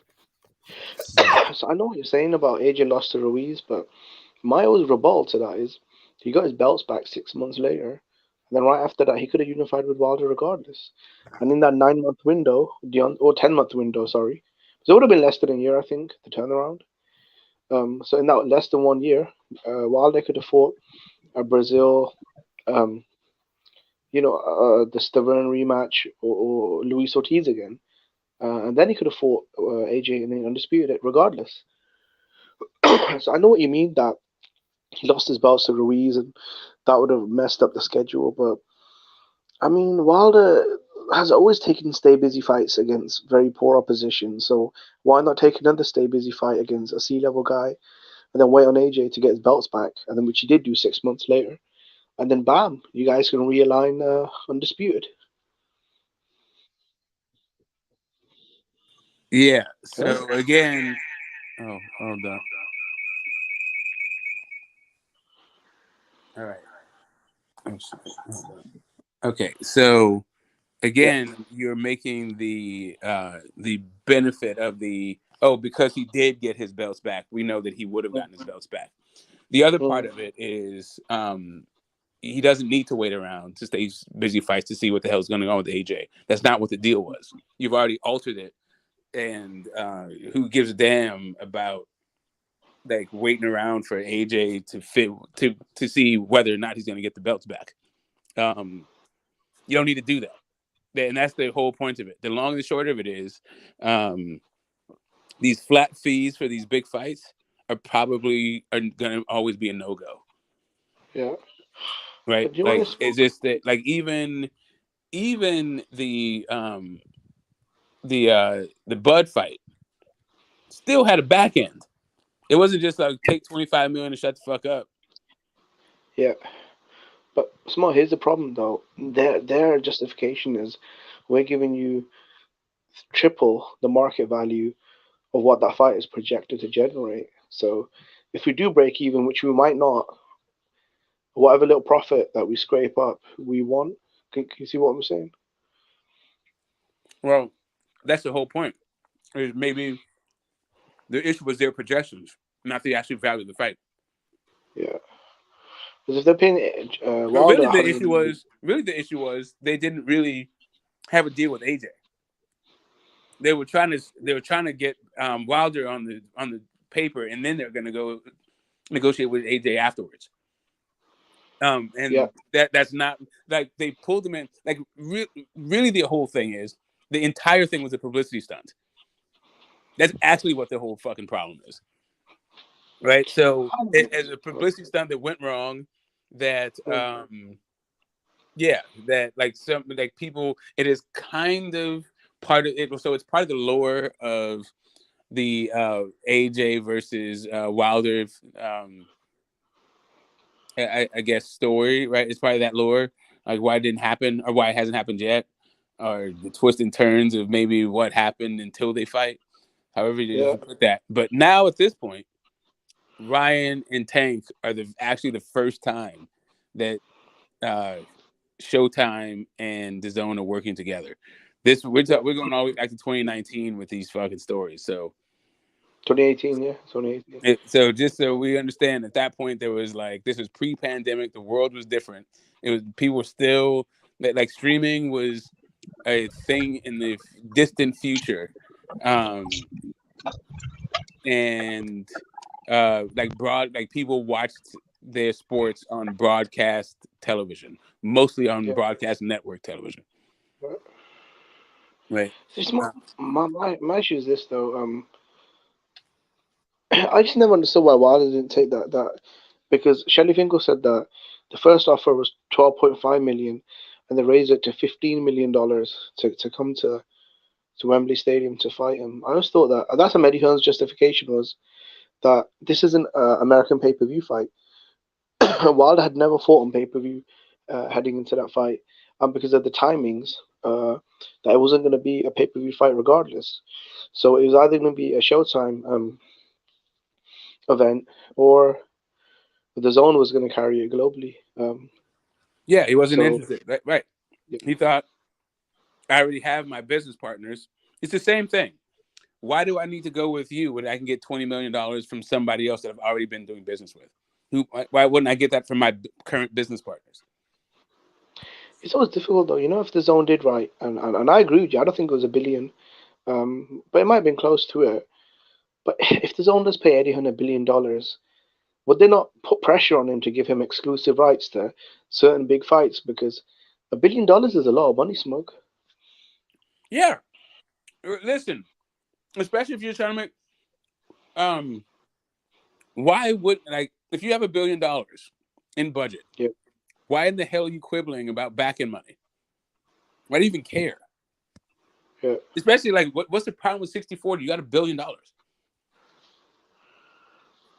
I mean, at that time, I guess they just didn't think Wilder was worth 40%. But Eddie Hearn just said that. But they did think he was worth $80 million. Like, well, they offered him 100 though, didn't they?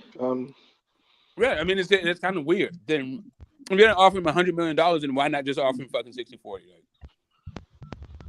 I think the way Eddie Hearn was saying it would have worked out that way, because if they gave Wilder $100 million for 3 fights, and AJ, I don't know, 150.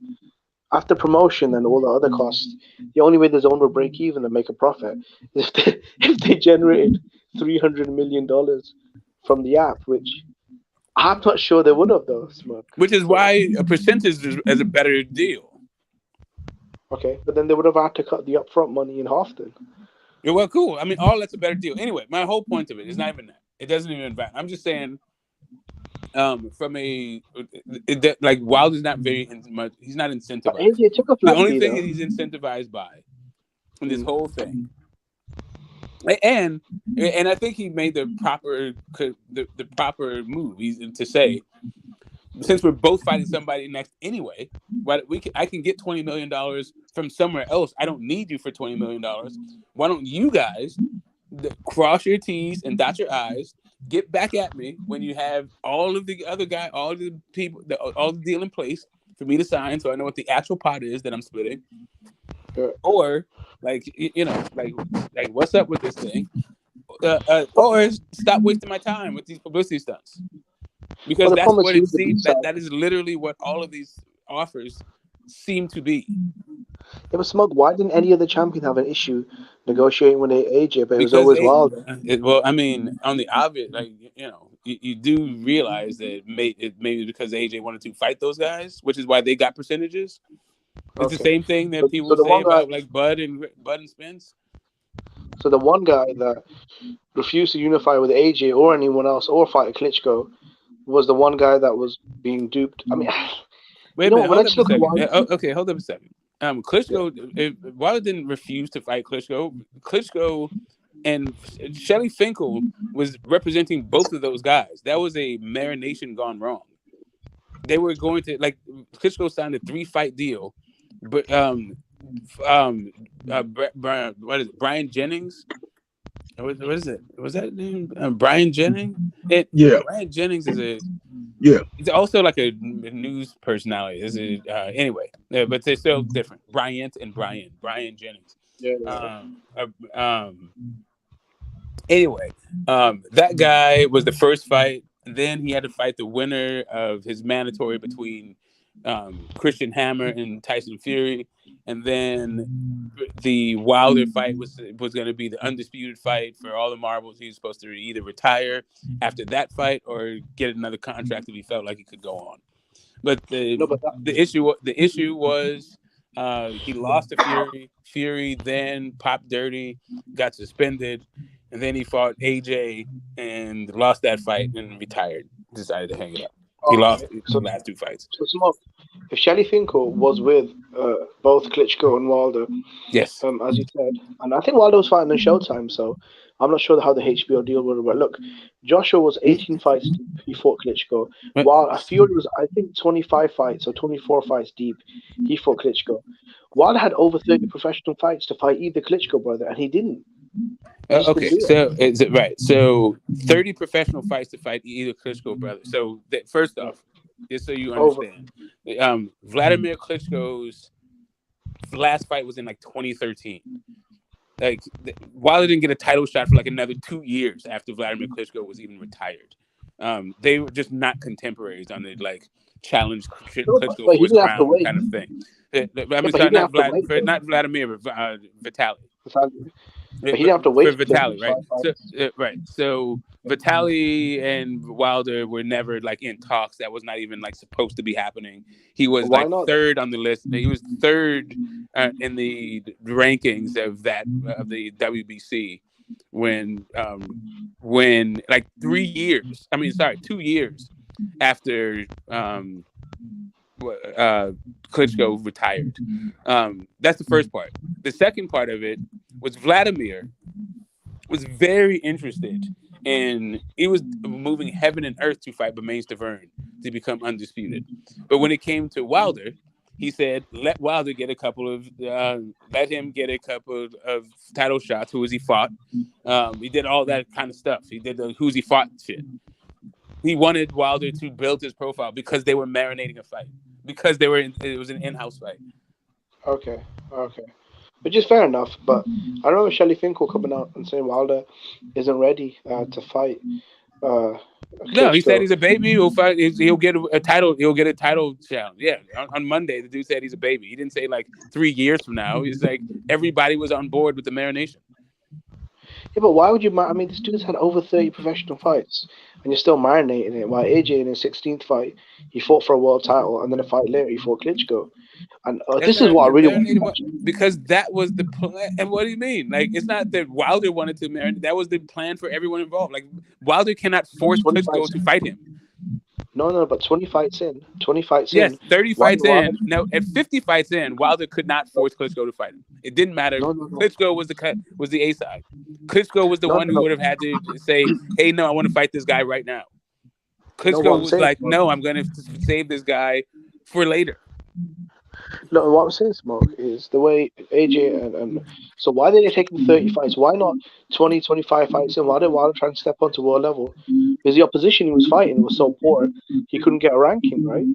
So what are you talking about, dude? Okay, just so you understand, it's not like Wilder's fighting in a vacuum. Other guys are also fighting, and there have been professionals longer than Wilder who fought more than 30 people. You act like Wilder fought more than everybody in the heavyweight rankings, and he was just sitting around at number one, not fighting Vitaly Klitschko. Like, the hell are you talking about right now? He didn't fight. He didn't get a championship fight until 2 years after Vitaly was retired. Yeah, but why did AJ get a championship fight in 15 fights, and then took AJ of Wilder? Holy shit! Because AJ was getting a bunch of vacants because Fury beat fucking Klitschko and then popped dirty. Okay, so why didn't Wilder go after why was it vacant though? He beat Klitschko for a vacant belt, the number one guy at the last era. He did go after them, but he didn't have those kind of pockets. He didn't have that kind of backing. He didn't have those kind of market forces. AJ was in a completely different. AJ was in a completely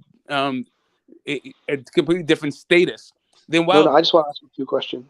Okay, so when Shelley Finkel was the manager of Klitschko as well, right? So as soon as Klitschko lost to Fury, why didn't Shelley Finkel do the equivalent of what AJ did? So AJ fought Klitschko on Wembley, on pay-per-view, whatever. Why didn't they take didn't Klitschko? Have that kind of cachet. They're not equivalent. Wilder's not AJ, bro. They're not the same market. They don't have the same background. They don't have the same marketability. They're not the same guy. No, you don't do the same thing. It's not like you do what you do to AJ. You just do with everybody because everybody's like AJ. No, but that's what I'm saying though, Smoke. The same way AJ fought Klitschko for the vacant WBA and unified. Because Klitschko wanted to fight AJ. No, but they had the same manager. As a matter of fact, it wasn't even for the vacant. Klitschko during the negotiations, because he wanted 50% to fight AJ. He petitioned to get the belt on the line. It wasn't even it wasn't starting off as some vacant title. It was supposed to be he wanted to fight AJ. But I would say Shelley Finkel was a key partner with Klitschko. Why couldn't they have staged that similar event in Las Vegas or New York or whatever with Wilder versus Klitschko, the unification, a big event on Showtime pay-per-view and done well? Why couldn't they? Because the A side, Vladimir Klitschko, didn't want to. The A side, Vladimir Klitschko, wanted to fight AJ. He wanted to fight Brian Jennings. He wanted to do the mandatory he had to fight. He had to fight the mandatory, the winner of Fury and Christian Hammer, and he didn't win that fight. You're asking me why did he do it beforehand? Because Vladimir Klitschko was never trying to fight Wilder before then. Vitaly Klitschko was never trying to fight him. There's no scenario where Wilder could have made either one of those guys do a motherfucking thing. But when did he try though, Smoke? When did he actually try? There's no way. There's no trying to it. They're not even contemporary. Okay, I'm over this. This conversation is fucking going nowhere. Okay, so did his manager not say he's not ready? So does that just mean that? Yes, was that a one sentence interview, or did he say more than he's just a baby? He didn't even say he's not ready. He's just said he's a baby because it was a quote on Monday because he won the belt on Saturday, and he said, "Why we're going to get a title defense in there." Yeah, so if Klitschko knew that Wilder was a baby and they didn't want the smoke, why would he go out of his way to make a fight with a guy who all managers running around?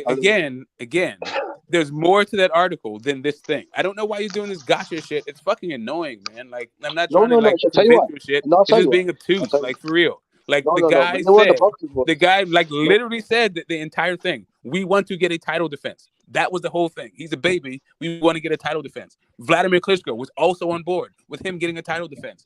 The problem was Vladimir Klitschko fucking lost his next fight. The same thing that's happening with the zone as Andy Ruiz. Like, people want to like penalize Wilder for the fact that these guys who are trying to marinate fights are losing. Okay. Right, I've got a question for. So Jimmy, everyone else is the question. bad guy apart from. So everyone else is the bad guy apart from Wilder. So Povetkin, Parker, Klitschko, AJ, they're all the bad guys. And Wilder, the one that's got the worst resume, hasn't fought anyone. His manager's calling him a baby. Is the guy being ducked? Yeah. So you can keep repeating and looping the same fucking like one quote out of an entire interview, but it just sounds like a disingenuous troll fucking tactic at this point. I just want to like get through AJ's. Right. Let me ask Jimmy a question. Jimmy, if AJ hadn't got up after when Klitschko put him down, and then Klitschko would have been the unified champion, do you think at that point, forget about the rematch talks, do you think he would have fought Wilder at some point? I think so. I mean, he fought a young gun in Fury. He fought a young gun in Wilder. Mm-hmm. At that time, Klitschko was on the way out. I mean, I think he would have fought Deontay Wilder. I mean, this is the guy that, according to Andy Lee and Dylan White, that Klitschko used to knock out cold regularly to the point where they had to send him home because of the concussions and stuff. Yeah, I think so. I'd like to think so too. But obviously, that's not the way things happened. Oh, but Smoke did make a good point, though. I mean, at that time, Wilder wasn't, the economical machine that Joshua was. So maybe they couldn't have staged a big, whatever box office event. Well, it's kind of like if you look at Lewis and Tyson's careers. Lewis made the majority of his money later in his career, and Tyson was just always making money. Yeah. Tyson was the money. Yep. Yeah. Evander Holyfield made money later on. Like these guys, like Big Riddick Bowe ever even make money? Like, some guys. He had a trilogy with Holyfield, though. He made money fighting Holyfield, Smoke. He also got to the Hall of Fame on the strength of his 3 fights with Holyfield. That's it. Now, he did all right. They did all right, but I mean, yeah. Anyway, when it came to like the big bucks, it's not like he was making it big bucks like that. Like comparing Mike Tyson and Muhammad Ali to like anybody else to me is like unfair to like everybody else. Like even Sugar Ray Leonard, comparing Sugar Ray Leonard to every other boxer is like kind of unfair. Okay, now if I may answer the Wilder question, the reason why he didn't want to fight Wilder because there's no value in it. I mean, there's a belt, but other than that, there was no value. He had no audience. He had nothing going for him besides the belt. Yeah, but to be fair, Troy, at the time, and I think the perceptions changed, but at the time, the WBC strap was considered to be the best. It wasn't even that. It was a point where it wasn't even about what he brought to the table, because the people he fought also brought less to the table than the guys he fought. And that's the thing. Like, people keep acting like these fights are happening in vacuums. Like, it's either like 100 and Wilder's like 0. And so now you can fight anybody else because everybody else is better than 0. Like, that's not the case. Povetkin didn't have more of a market share than Wilder. Neither did Takam. Neither did Andy Ruiz. Neither did Big Baby Miller. Neither did Povetkin Joseph Parker. from the Like same both region of those of the guys were country bigger that he's draws from. than Wilder. Povetkin was quite big in Russia, isn't he? Neither. Let me Yeah, finish. exactly. Exactly. Let He's me from finish, bro. I don't he's from the understand same why region of you the guys. world. Okay, again. I So think again, y'all. yeah. So right. So neither was and neither was Charles Martin. Like none of those guys were bigger than were bigger than Wilder. Meanwhile, Parker got percentages. He didn't just get flat rates. I hear a lot of people who think that it's weird that Bud got a deal that the other fighters didn't get. But those same people will be like, oh yeah, like Wilder should have taken a flat fee. Meanwhile, the Joseph Parkers of the world were getting like percentages. The Joseph Joseph Parker Parker had a country. He actually had a country behind him. Wilder had nothing. He had a country, and that country meant what? Him having a country behind him meant what? It meant shit. Like, what are you talking about? Joseph Parker took a long. All right, so I think looking at it, we can even look at it now, right? Living in the now, Parker ain't shit, right? He wasn't then. Nobody say, hey, put that Parker He's shit a nice on. champion. No, but he was the B-side to Wilder then. Like, what are you saying is that he had a country behind him? So, and that's made him the B-side to Wilder then. When? And that's not no disrespect. He just can I ask a question, nobody took Parker. Nobody. I think y'all kind of like undermining Wilder and his stage presence, his just who he was.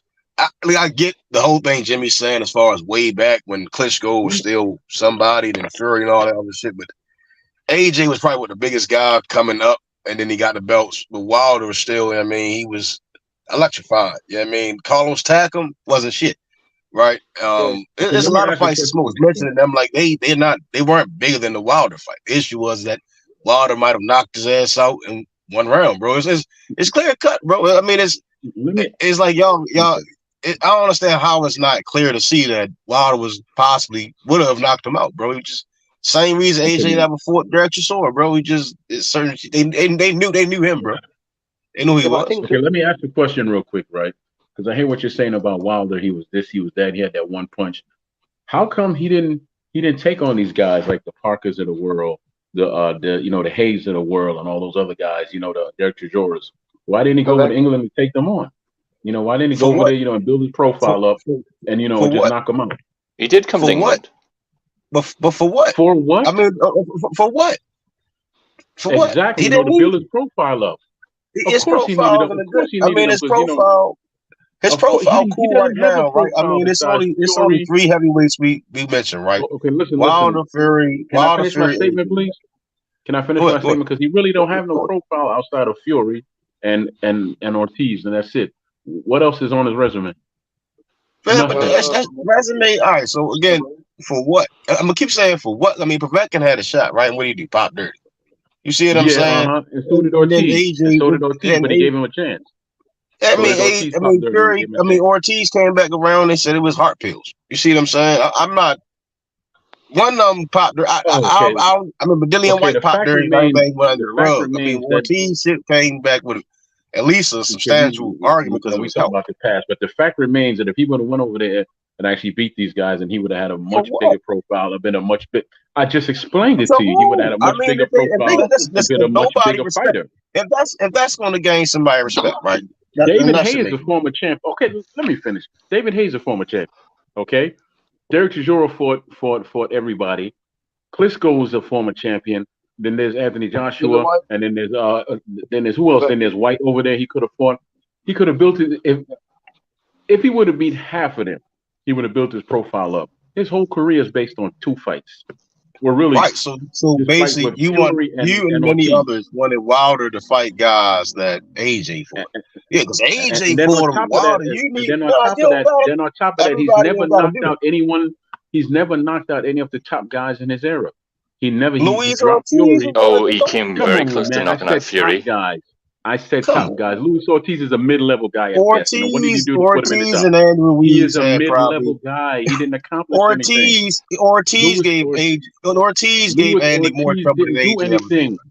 He's not a old ass Ortiz gave Andy more trouble than AJ did in both. Listen to me. He is a mid-level guy. He didn't accomplish anything. Listen. Anyway, that's cool. I thought this live was supposed to be about AJ, not Wilder. Yeah. Listen. I don't know how it always end up on Wilder, man. I don't. AJ, I was trying to get in and ask what was the topic because I heard Smoke and Jimmy going back and forth, but I was kind of lost. Whenever you got Brits and Americans on the panel talking AJ Wilder, it's always gonna, eventually come down to Joshua Wilder. Yeah, y'all put AJ on this boxing pedestal that he's not. Right, Fury is the no, sir. He beat the top guys. He beat some top guys. He beat nobody. Dude, man, like you keep saying, top. Them niggas is all right, bro. They not. Wilder didn't beat anybody. If they were top guys, right? If they were, listen, Dillian White was a top guy. He would have been had a belt, right? He'd have got something, right? Wilder had the belt. He wouldn't have knocked the belt out by Fury in 6 rounds. Wilder held up the WBC. He even sent that man a video and told him he was gonna. Okay, he was going to hold him up and block him. So he told him that. Just so we can get this correct, the guys that were champions, the current or former champions that AJ fought were Charles Martin, Joseph Parker, and Andy Ruiz. After Andy Ruiz took his belts from him, Vladimir Klitschko. Yes, and Klitschko, former Povetkin as well. Povetkin is not a champion. Sorry. He was a champion. Okay, hold up a second. We're talking about recognized titles. We're not talking about secondary champions. He was a champion. Hold up a second. I'm not talking about the WBA regular championship. I'm talking about recognized titles. He was a world smoke. He was a world champion. Okay, he had the regular. So do you think? Okay, so just so we understand each other, Devin Haney is the undisputed champion, right? Undisputed means nobody can dispute it. Meanwhile, Tank Davis has the WBA world champion, the same one that Povetkin had. Meanwhile, we don't call him a champion because we say that Devin Haney has all the belts. Yeah. Let's tell you what the difference is, Smoke. But then the same way that Dave Morrell is not a champion at fucking 168 because Canelo has all the belts. Yeah, but there was no undisputed champion. From 2005 to 2021. He held the WBA heavyweight championship of the world. Yes, that's correct. That is exactly the same belt right now that Daniel Dubois has. Meanwhile, everybody calls Usyk the WBA championship. And to what do you say to that? Do you say that Usyk is a champion, or is it Daniel Dubois? The fact remains he was a world champion. Okay, cool. So like I said, clearly on his resume, world champion. Thank you. Right here, WBA heavyweight title. Yeah, he has the same title. Like I just said, you guys keep repeating yourself like you didn't hear what I just said. That completely should have you at least add some more context to your position. But if you just want to die on a hill, cool. My point to you is, when I was saying champion, I was talking about recognized titles, not the secondary titles within a sanctioning body. I already said that earlier, so now I have to say it again. What's your point, Smoke? My point is, before we start talking about all these champions that my man faced, let's put this in. Yes, we had one more that was a former, and that was Vladimir Klitschko, the 41-year-old who was out of the ring for damn near 2.5 years. Oh, come on, 17 months. Come on, Smoke. The same 41-year-old that Waller didn't fight. He was out of the ring for 2 years. 41-year-old that Waller didn't fight. Yeah, no, it was for 2.5 years. No, Smoke. No, sorry, was that Fury that was out for 2.5 years? Yeah. How come Wilder didn't fight him since he was so old and washed up, Smoke? Because Wilder's fought about that Smoke. Same reason Wilder didn't fight anyone good. I mean, listen. So this is the same tired arguments from 2018. You don't fight nobody and become a champion, right? You don't nobody's getting in there and getting. Yes, you don't you get do. through the rankings shadow boxing your way through the fucking rankings. That's not what happens. So, for real, he was the title holder. At this point, you're just lowering the quality of the entire fucking stream to troll and talk shit. Okay. This is really supposed to be about AJ. Like, you guys, I don't know what you guys are on this today. Who did Charles Martin fight? Because he became a champion. Exactly, he fought nobody. Bro, why are you always asking? Does BoxRec not work in your house? Why are you always asking who these people fought? What's the topic? What's the topic? What's the topic? You should clearly out your motion. Like we're trying to get. This is the first of 3 topics, and it is just celebrating the career of Anthony Joshua. Right. You need a better concept. Please. Why are we celebrating that? You don't fight anybody and become, heavyweight champion. Charles Martin, nobody, and he became heavyweight champion. I don't because I think it is a long shot for him to become a champion again. I think he could get it. But it's a long shot. So For his for his 2 championship runs, I think he actually made the Hall of Fame. So I'm going to give him his flowers. And he also has a fight coming up that people are like largely like panning and talking shit about. So I figured like, hey, you know what? Let's not throw the young man away just because you know, after a couple of tough losses and a really kind of grueling schedule for a guy at his stage of development, like he's not responding in the way that people feel like he should or whatever. I'm like, you know what? Let me it's AJ time. He's got to fight. He is a Hall of Famer. I haven't done his show yet. I think he's a Hall of Famer. I don't even think anybody's argued that point of it yet. Because is AJ actually going to get in if he never? There's nothing to argue. He's in the Hall of Fame, you know, based on his accomplishments in this era, and Wilder's not going into the Hall of Fame. Right. Wilder's going to the Hall of Fame. Yeah, I got you, dude. Cool. You don't have to take every second to fucking to hate on Wilder. You know, you can like let some of these opportunities pass. That's smart. I want to ask you a question. You don't have to jump on every have to take every opportunity. I'm curious, Troy. Do you actually have a vote whether or not Wilder gets in the Hall of Fame? Yes, I do. Mm-hmm. Oh, okay. Okay. No, I was actually going to ask Smoke. He was covering this earlier. He was talking about AJ's amateur run, and hey, Marky Dan. Oh shit! I didn't see you, Marky Dan. Come on back. Yeah, something that surprised me, Smoke, was Anthony Joshua actually knocked out Joe Joyce in the amateurs. That surprised me. Yeah. I saw that he fought him. I didn't see that he stopped him. I thought he went the distance. I didn't see that he stopped him. No, he stopped Joe Joyce in the first round.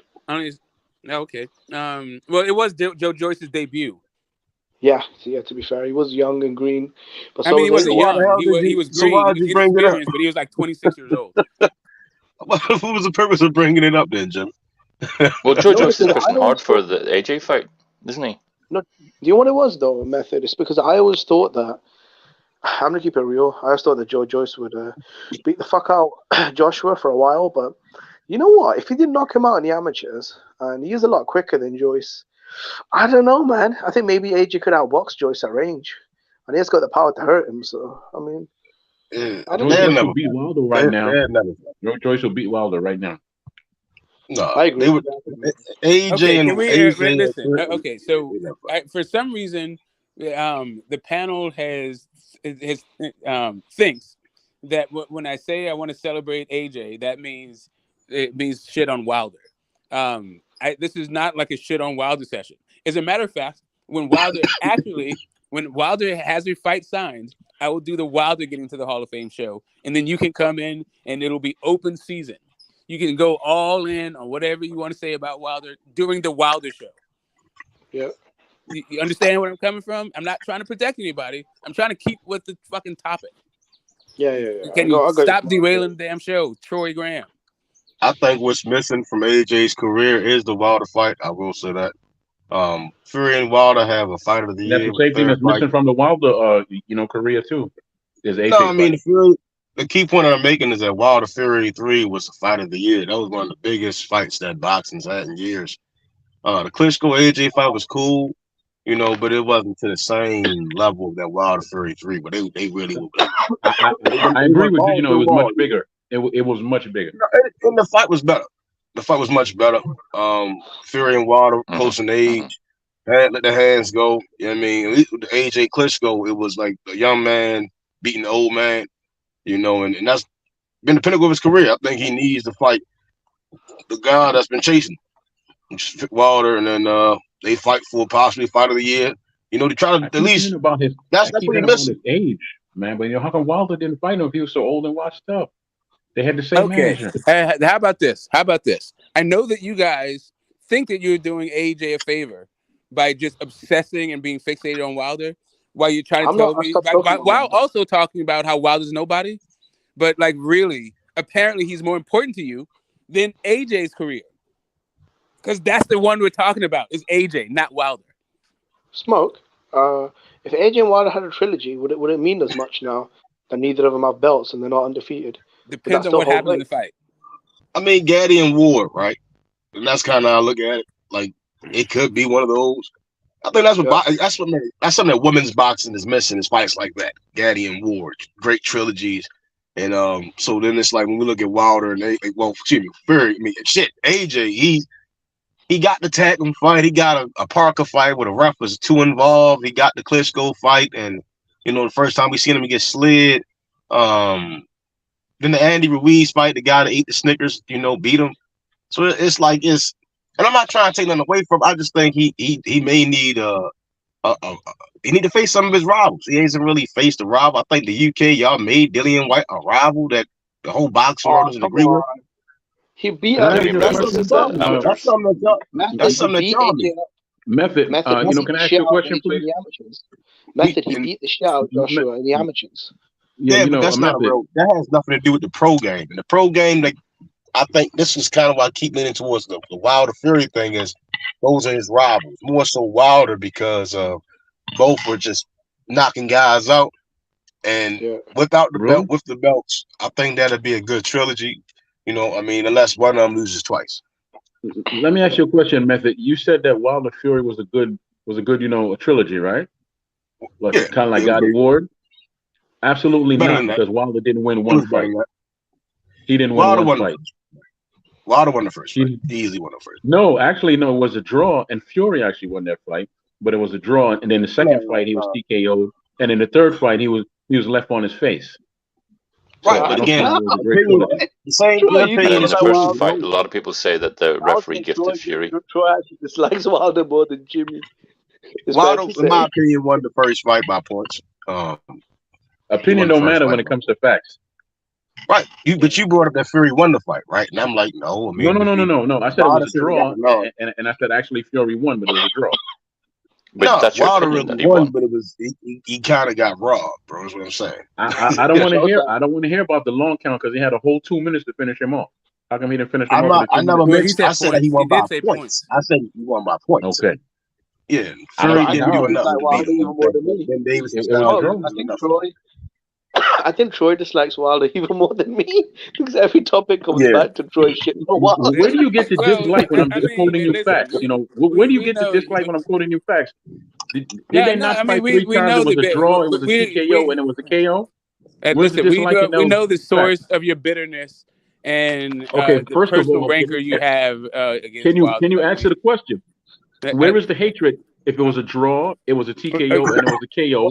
Where's the hatred in the facts? Okay, so again, I am not interested in your straw mans and your derailing, and I would appreciate it. I'm not trying to derail your show, but you're saying I'm hating somebody, and I haven't said anything hateful at all. Like a 12-year-old. What did I say that was hateful? I think you can have a little bit of decorum. First of all, people finish their sentences and their thoughts without I'm not you yelling or invading anything. Their thought I'm not yelling, but you keep using the word hate. Questions.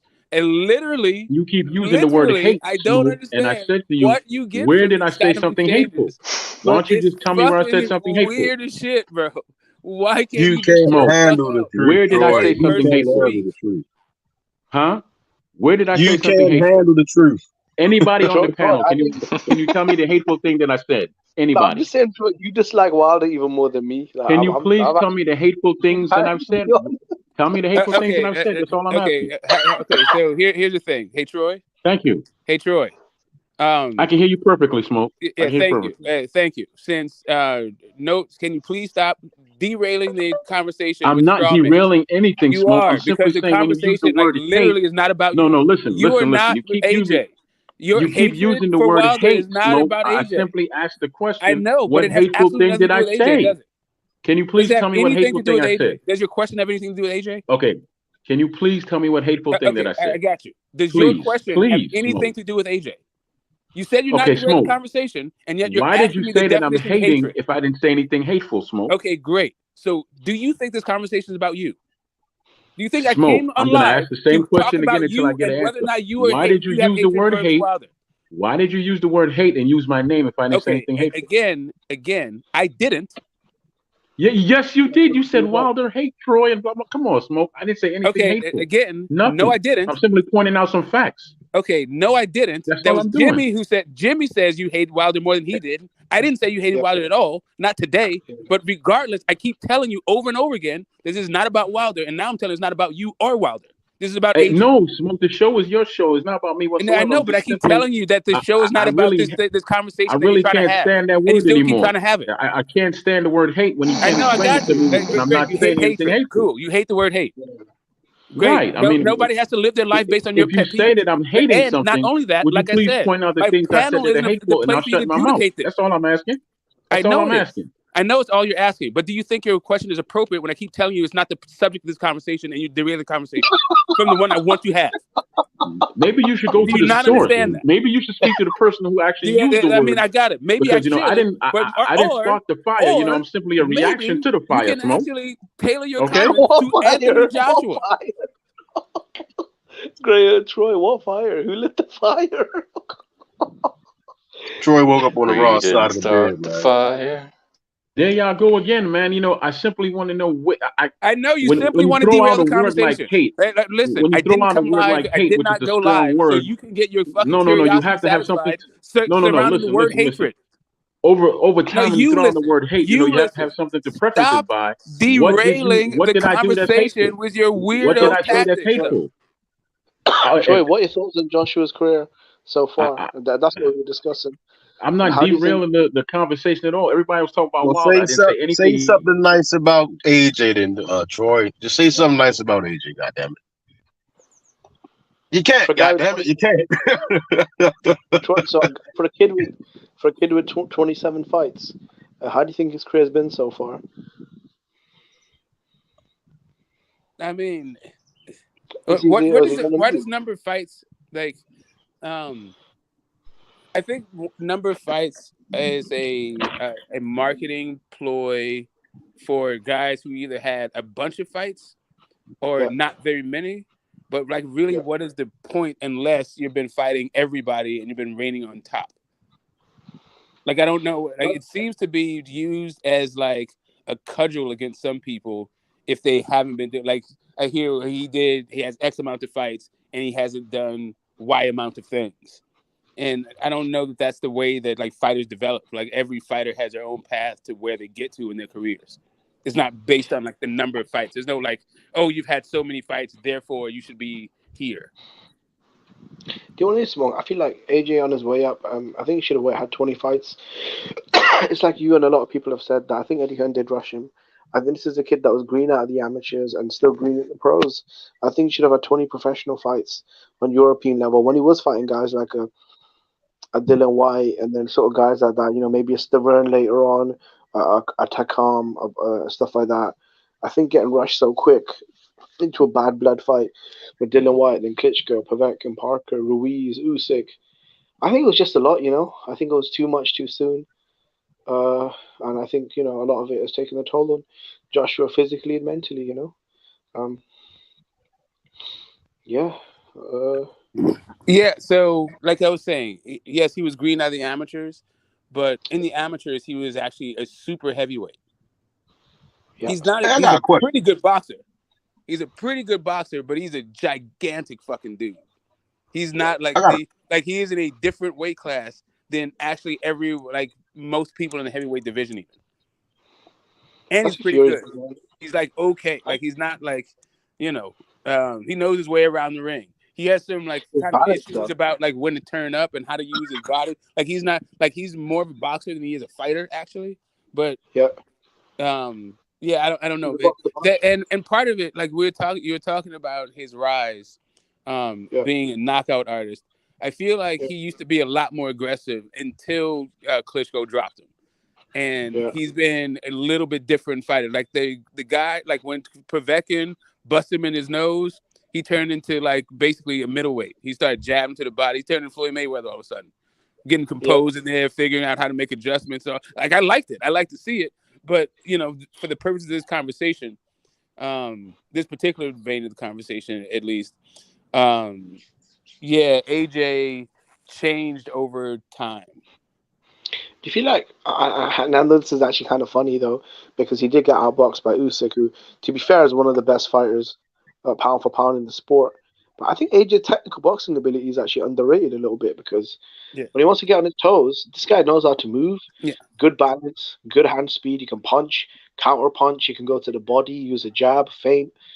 In the Povetkin fight, you could definitely see the difference between being a heavyweight amateur standout that Povetkin was, and a super heavyweight gold medalist that the heavyweight that Povetkin was, and the gold medalist and super heavyweight that AJ was. He was just like way fucking bigger.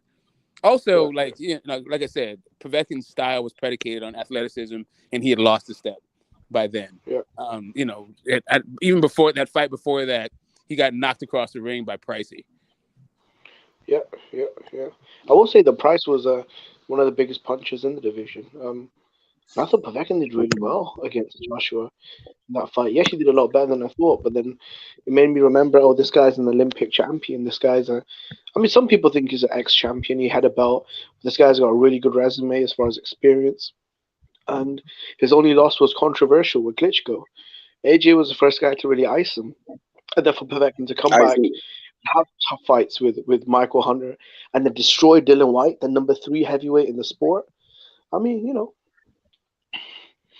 I thought that was a good version of Povetkin.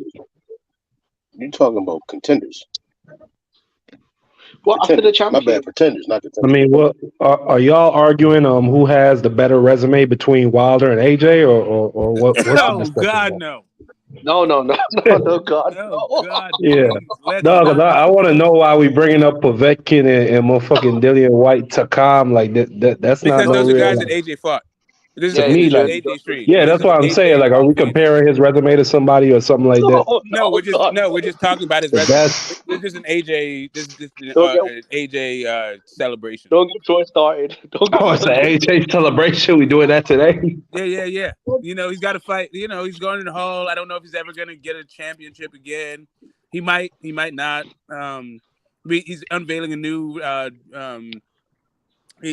new trainer. For the first time in his career, he's trying to get a new beat-ass technique. At some point, I want to get to it, but right now, we're still stuck. He's still the money, at so the he'll Andy get Ruiz another fight. title shot. We haven't got past the Andy Ruiz fight yet.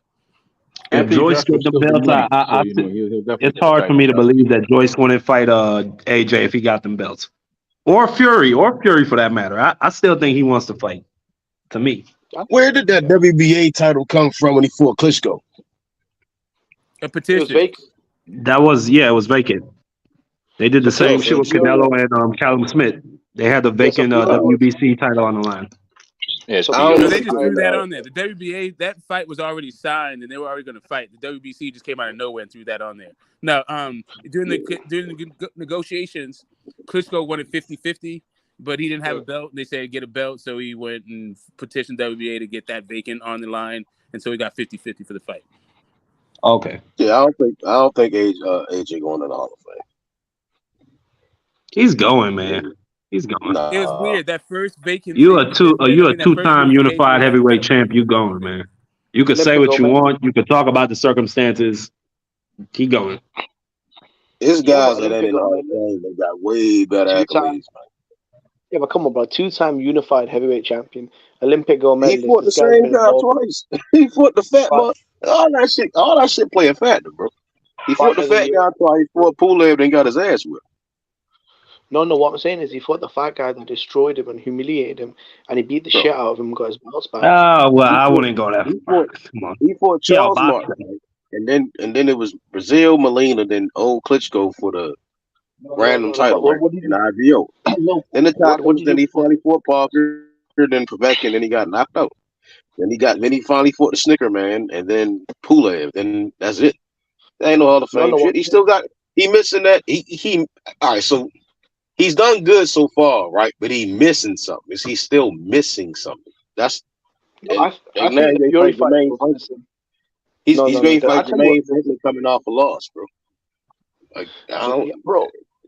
And AJ's coming off with 2 losses, bro. So I mean, yeah, but.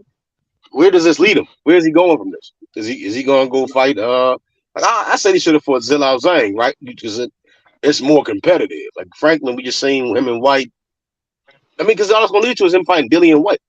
You know what I'm saying? I don't know. Exactly. Yeah.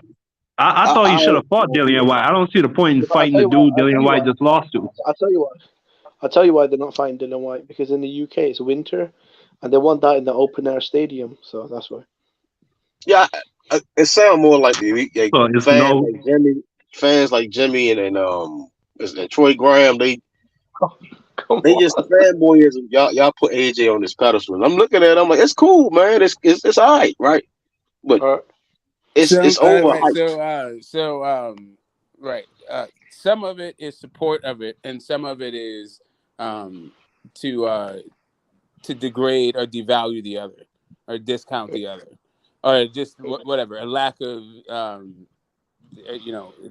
respect for the accomplishment of the other.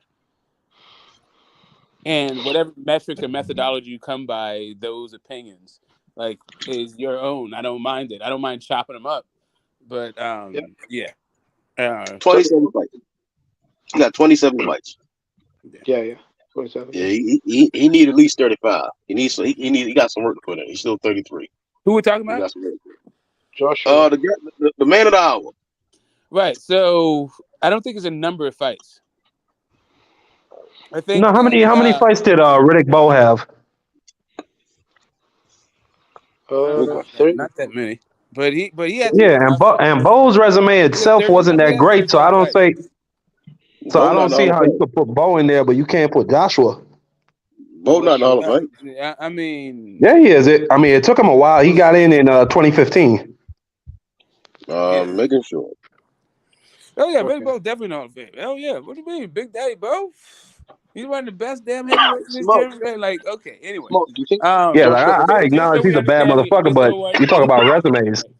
So and Evander Holyfield was a way more accomplished heavyweight than Alexander Usyk. Right? So while we can do that, his big fights were also against a cruiserweight guy, just like Usyk, yada yada yada. But Evander Holyfield was a whole legend at heavyweight. It wasn't like he only fought 3 dudes and 2 of them, and one guy he fought twice. No, but I'm saying Holyfield is top 5, so I still give Bowe that credit. I give him huge credit for beating him, but you know what I'm saying? If you're gonna talk about AJ's resume, we gotta talk about Bowe, and he got in. Bowe has 45 fights, 43 wins, 33 knockouts, 1 loss. 7 decisions, 3 disqualifications, 1 no contest. That shit's not. Bowe's best win is over Evander Holyfield, an ex-cruiserweight. And he didn't win either of those fights. But he stopped Holyfield in the first fight, didn't he? Fight of the year. It was a fight of the year. They fought a bunch of times. One of them is iconic. Yeah, there's one of them, and it was a while before the heavyweight division even had a fight of the year when they got it. When Evander and Bowe got that. Ooh, that's a fight. I love to watch that fight. AJ Klitschko, check this out, Smoke. Before AJ Klitschko won fight of the year, it had been a very long time since a heavyweight. I think it had been almost 15 years or more, maybe a little less than a heavyweight winning fight of the year. The last time, the 70s, there's 8 out of 10. They didn't have another one until 92. Wait, didn't the Klitschko have any fight of the years though? So, no. Hell no! What the hell? The Klitschkos were born as fuck to watch the fight. Lewis and Klitschko, they fought the same year as Gotti and Ward. Lewis and Klitschko. I don't think Lewis and Klitschko made it though. No, it didn't. Lewis was in some nice scraps, but the Klitschkos, they are not known for their wars. They're known for front running and gassing and jabbing. I think I said less. I said 15. It might be close to 20 years. Yeah, but I'm thinking if the Klitschkos didn't win any fight of the years, then it would have been nearly 2 decades since a heavyweight contest was awarded the fight of the year, which Klitschko and the 2017. Won. Yeah, probably starts since 96, maybe. Yeah, I don't know. What about when Vitaly fought Lewis? Did that not get an award? No, there's some in the 90s. There's a couple in the 90s. I just can't remember what the hell they were. Would y'all say AJ has a better resume than Michael Dokes? No, and 2000s. Maybe I think maybe Evander Holyfield. Yeah, I think wasn't Tyson Holyfield one of those that had fight of the year? Yeah, it was the first fight. Does AJ have a better resume than Tyson Fury? All things considered. He doesn't have a better resume than Michael Dokes. I was asking this. Fury, both men are 2-time. Now check this out. Both men are 2-time heavyweight champions, right? But this is the difference between the 2 men.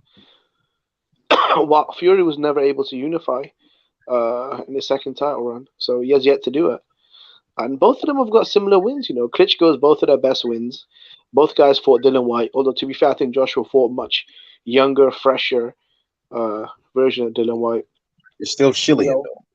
It's still Chilean. All right, But let me ask you a Fury getting question, in the Hall Jimmy. of Fame? Is Fury getting in the Hall of Fame if he retires now?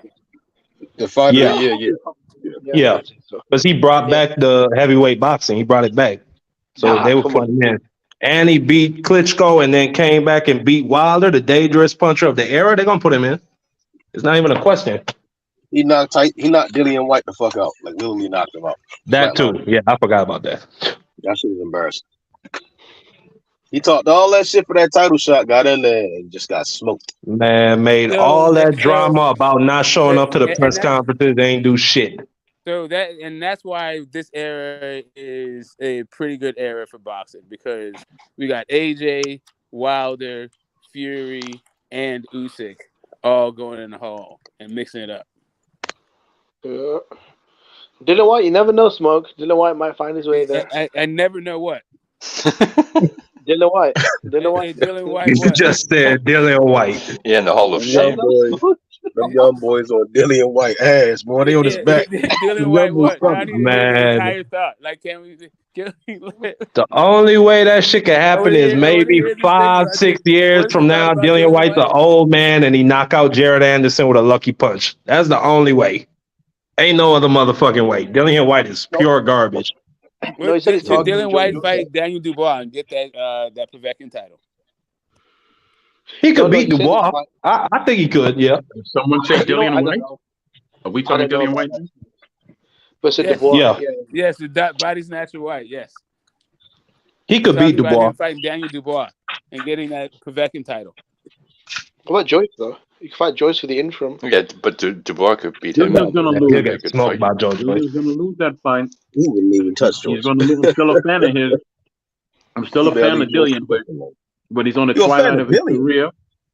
Listen, I'm still a fan of Dillian, but he's gonna lose that fight. How the fuck you hate on Wilder but like Dillian? What'd you say? Hey, sure. Like Dillian. No, Wilder. How can you sleep at night? Dillian's a real fighter. He don't send videos to people telling him he's gonna duck him. You know, Dillian's a real fighter. He don't send no videos to nobody telling him that he's gonna duck him and all that for 3 years. He fights. When he gets knocked out, the first thing he asks for is a rematch. He don't claim that he's been poisoned. He don't got no weight in his gloves or none of that. He didn't Dillian ducked out of Wallin to get knocked out by Fury because Wallin is no one to duck. Who is Wallin? Who is Wallin and what did he do in he would have never seen he would have never even gotten the ring with Fury, man. Listen, Dillian did all that pump faking. Dillian did all that pump faking, ducked out of Wallin just to get beat up. I asked you a factual question. Who is Wallin and what did he accomplish in the heavyweight division for someone to duck him? The same shit that Dillian White did, nothing. No, sir. What did he do? He almost beat Tyson Fury. So cut that nigga, almost stopped him. That's his accomplishments, almost? Yeah. Almost? Shit, he did more than Dillian White did against Tyson Fury. Yeah, okay, so AJ beat So basically he did nothing but lose just like Dillian did. I mean, shit, he cut the man. He had him holding almost the fight. Basically, he just lost like Dillian. I mean, he lost. Okay, I'll say that. Fine. But he cut the man. He almost stopped him. No, he didn't get knocked out, Troy. When in boxing do we give out accomplishments for losing now? That's your guy. That's all I'm saying. You the one. No. Let me ask you the question. When we give out accomplishments? I mean, the fact that you gotta compare Dillian White to Otto Wallin says that there's a real problem. You actually brought up the name. I didn't bring up his name at all. I didn't bring up Otto Wallin. I'm confused by. I said I'm confused by the Wilder hate. But you said Dillian is one of your favorite fighters. I'm trying to. Where is the hatred? Where's the hatred? I'm still trying to get somebody to tell me what. Where's the love, Troy? Well, how about that? Yeah, where's the love? Where's the love? You keep throwing the word hate out there. Okay, listen, please. There's too many people talking at one time. Please, listen. If you throw the word hate out there, please have something to preference to tell me, Troy. Okay, This is what you said, and I feel that it's hateful. Don't just say Troy, you're being hateful. Dylan White's got a better resume than Deontay Wilder. No, he does not. No, he got knocked out. He got knocked out by Povetkin. He beat Povetkin off Cody. I don't want to hear that. I don't want to hear that. That's better than Wilder's win. Wilder didn't beat Joseph Parker. Wilder didn't even fight. Troy, give me a second. We talking about D-ball, right? On his resume, right? It say he popped for D-ball. We going to talk about everything. We talk about everything. Check this out, bro. What you have to do is check this out, bro. Joseph Parker and Alexander Povetkin are better wins than any 2 wins Wilder got. So. No. They the same. They in the same boat as Luis Ortiz. They in the same boat. No. They in the same boat as Luis Parker was a Ortiz. world champion. They in the same. Parker was a world champion. But Jimmy, tell me who Joseph Parker beat for his belt. Who did he beat? Andy Ruiz, the future unified heavyweight champion of the world, something Luis Ortiz will never do as an amateur. As an amateur, he didn't win gold at Povetkin. As a pro. All right, again now. Who do y'all have winning, Wilder or Andy Ruiz? If they fight, at this point, I'm gonna say now it's at this point. Even then, it would never be a day Andy Ruiz beats Wilder, bro. It will never be a day. We're talking here and now, right? We're talking here and now. We're not talking past that. It will never be. Ducking who? Oh my God. Okay. Y'all crazy in the head, man. Look, shall send you the links. Wilder walked away from negotiations because he wasn't happy with the money. That's cool. He walked up. They both walked away from TGB. We gonna see. Man, y'all crazy. So why did Andy fight? So you think Andy fought Luis Ortiz? Just come on, man. Come on. He almost lost that damn fight. I thought he won it. It was 8 rounds to 4 plus a couple of knockdowns. I mean, you guys really don't like AJ, huh? Like AJ's played out. Yeah. I want to talk about AJ, but everyone else. It's more fun to talk critically, like hypercritically about Deontay Wilder than it is to talk positively about AJ. Because they know Wilder. So it seems. Because they know Wilder is really one of the baddest man in the heavyweight division. They can't help themselves.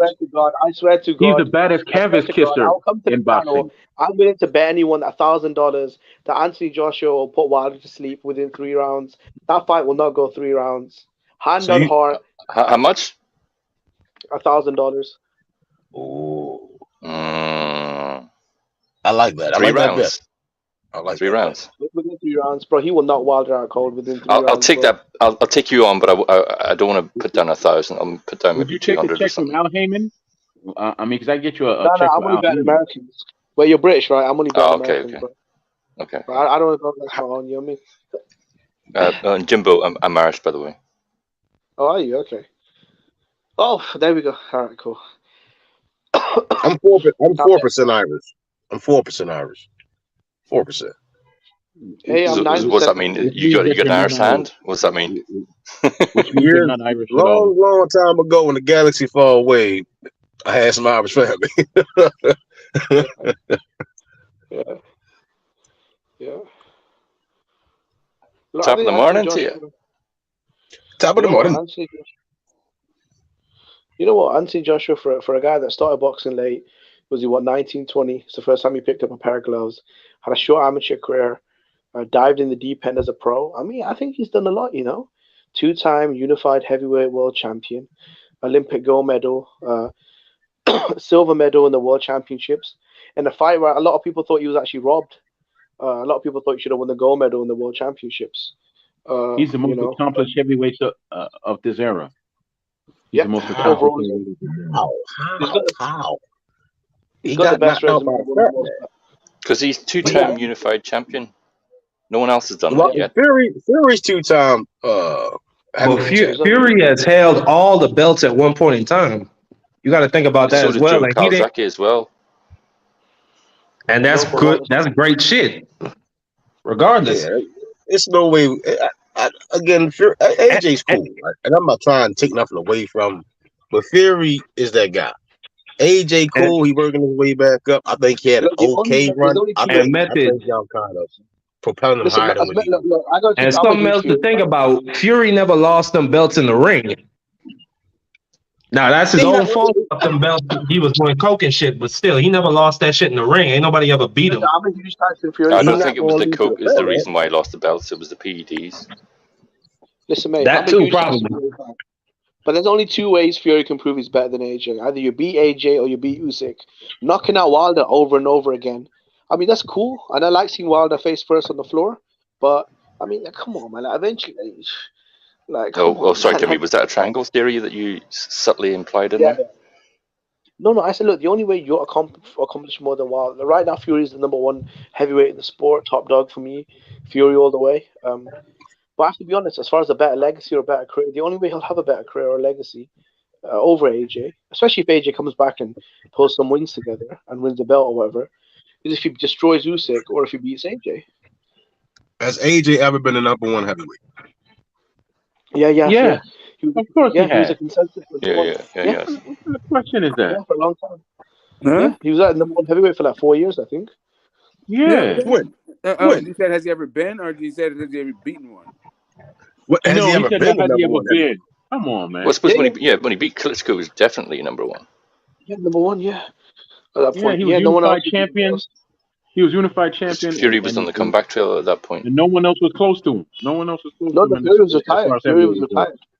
No, do you remember Fury was retired though? And AJ went to call in right after he beat Klitschko, call Fury out. He said, "Come on, Fury, come out, retirement. Let's settle the odds, innit? Who's the top dog in the division?" Poor Wilder was looking on and hey, what about me? What about me? But Jimmy, here's the thing though. Yeah. I could kind of see what you're saying with AJ's resume, but here's the thing. You tell me who on AJ's resume is as dangerous as Deontay Wilder. Because that's all that really matters in the heavyweight division. Niggas looking out for knockouts. Klitschko. Thank you. Hell no. Y'all and also y'all tripping, man. Also, a guy that's been out the ring for almost 2 years is more dangerous than Deontay Wilder. Deontay Wilder fought a man who was out the ring for 2 years and got face planted. Yeah. So did AJ. So did AJ. Wait, you talking about the first Fury fight where he put the man down in the 12th round? No, he beat Fury in the first round. And they gave that man a long count. Oh, come on. I'm playing. 2 minutes, and he had a whole 2 minutes to finish it.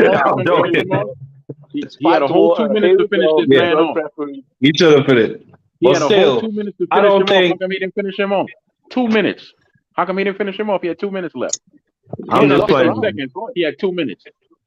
I'm just playing with that. Fury actually got up on bully. I thought so. Sick of hearing this conversation. I think Fury is a bad motherfucker, but AJ is a bad motherfucker. But at the end of the day, he ain't fought nobody as dangerous as Wilder. That's just my thing. Wilder didn't fight anybody dangerous. Wilder's the baddest heavyweight. Was Fury, and he got face planted. Luis Ortiz ain't dangerous. A southpaw boogeyman. He is a mid-level guy. He's not dangerous. He is a mid-level guy. What did he do in the sport of boxing that makes him dangerous? What did he do? And not either Thank you. Stop everybody face. Thank you very much. He beat Brian Jennings. So did Rivas. Oh, who are you talking about? Thank you. Now? Jesus Christ. You talking about John White now? Luis Ortiz. Are you talking about? Okay, cool. That's all right. Or Rivas. Okay, whatever. Damn Ortiz all the damn time. So far away from it. So Luis Ortiz. That's like shooting blank bullets. Luis Ortiz. Ortiz ain't do shit. Nothing. What did he do in boxing that makes him dangerous? What? I know some dudes ducked him. He was a boogeyman at one point. Dave Allen. How are you a boogeyman when you don't send nobody contracts? Who the hell is ducking you if you don't send contracts to nobody to fight? We still waiting on AJ to send Wilder a contract. Oh yes, because $100 million wasn't enough. We talking about right now. We talking about right now. After Jermaine Franklin, fuck a Dillian White, go fight Wilder, man. He don't need Wilder. To tell you the truth, if I was AJ, I would tell Wilder, kiss my ass and eat beans and keep going. I'll never fight you after all the garbage you put me through. No. He had $100 million. So because AJ want to be in his feelings about some old shit, we don't get a great fight. What great fight? Past tense. AJ and Wilder, that's a great fight, nigga. Past tense. I ain't your nigga. Past tense. Past tense. Both of them are old now, and they totally different. Past tense. Damn shit's They getting still- personal. I still want to see it. Fuck all that bullshit. Of course you do. Troy, Of course you do. do you want to see it, Troy? Do you have any interest or no? I watch it for free. Yeah, I mean, shit. I watch it for free. Believe me, free. But I ain't paying for nothing. I ain't paying for that garbage. It sounds like Troy's scared for AJ's health. That's what it Yes, sounds. yes. You know, just like I was scared for Tyson Fury's health. Yeah. Hey, I mean, Fury came out on top. You know, AJ, it ain't gonna happen. It ain't gonna happen, Captain. I'm taking all bets. We agree on that. I'm taking all bets. I promise you. This is a message for all American boxing fans. I'm taking all bets. I got AJ, and I got in less than 3 rounds. You really think Derek James gonna say that? You think Derek James gonna say that boy from Wilder? You crazy? You crazy in the head. There's only two trainers. There's only 2 trainers that can help AJ. Tommy Brooks, who I could call and get him, and Marvin McDowell out of Baltimore. Those are the 2 best trainers out for AJ right now. What do you think Derek James is going to be able to add to AJ's style? I'm not sure, to be honest. That's a good discussion. The towel. He gonna throw that towel in. You're ridiculous. And especially not against Franklin. Franklin might knock him out. Franklin ain't knocking him out. Franklin ain't knocking nobody out. Up a little bit better, but AJ he has to be completely washed up for Franklin to knock him out. He has to be completely washed up. I say this, man. Franklin, he got some fight in him, but no, that's not happening. I think Dillian White y'all gonna see the bad. Dillian White is not that good. That's why Franklin had all that success. That's my opinion. Hey man, unless Derek James is a brain surgeon or a heart surgeon, he ain't gonna be able to shoot AJ. Oh, knockouts here. Wonderful. Dillian White he's in the twilight of his career, man. What's up, knockout? Hey, Troy, one fight away from being Troy, but then where is AJ in his career though? Yeah, hold up a second. Hey, what's up, knockout? Did you get some rest? He never had it. Yeah, man. Dillian White had a hell of a win streak, man. He beat Rivas. He beat a whole bunch of good people, man. And your boy held up the fight. He wouldn't fight him. Hey Troy, what I do to you, Troy? Why you say great knockouts here? Why your energy drop when I start talking, bro? What's up, man? How you doing, it didn't drop knockout. It's called sarcasm. Sarcasm. You know what I'm saying? Why bring the sarcasm out of you, dog? No. Because he thought you were gonna jump I'll come on your the panel and tell you, but but I don't want to derail Smoke's panel like he always says. Man, Troy, he just being a grumpy old man. That's all it is, man. We just I'm being a man. I'm being a grown man. You said Mark McDowell is the best trainer in where? Baltimore? I said Marvin McDowell. Not no Mark. Marvin McDowell. Yeah. Which gym? Marvin McDowell. Okay, I'll look him up. Umar Boxing. UMAR. Yes. I think Derek James. I actually think Derek James. That's not that's a YouTube channel or something I seen. Say what now? I think Derek James is a good fit, though. Me personally, I think he's a guy. He's a good trainer. I think him and AJ, for whatever reason, AJ and him are clicked off, and he's got a lot of complimentary things to say about Joshua. He said that Joshua's a beast in the gym, speed, power, very explosive. I mean, we'll see. We'll see. Tell you the truth, AJ's problem isn't physical; it's mental. That's his problem. There's something in his head that's not going all the way up anymore. That's a Ruiz fight. I think.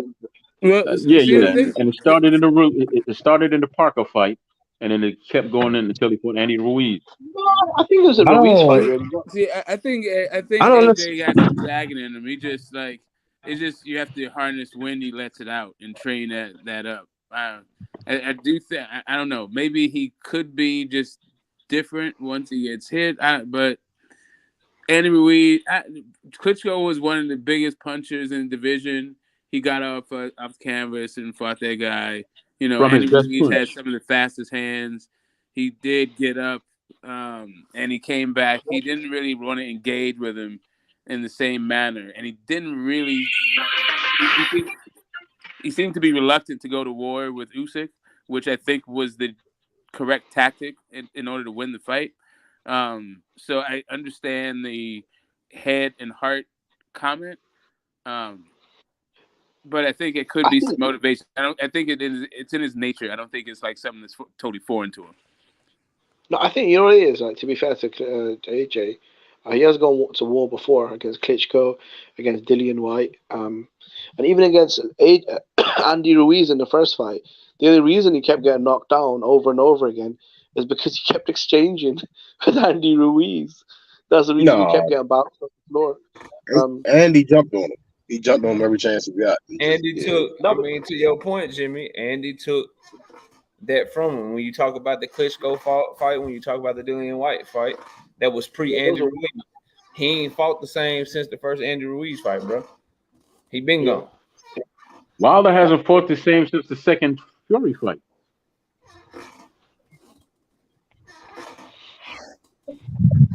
I think, I don't really know how to follow that up, man. Yeah, I mean, he dropped Fury twice. He just iced the motherfucker in his last fight. I don't really know what that means.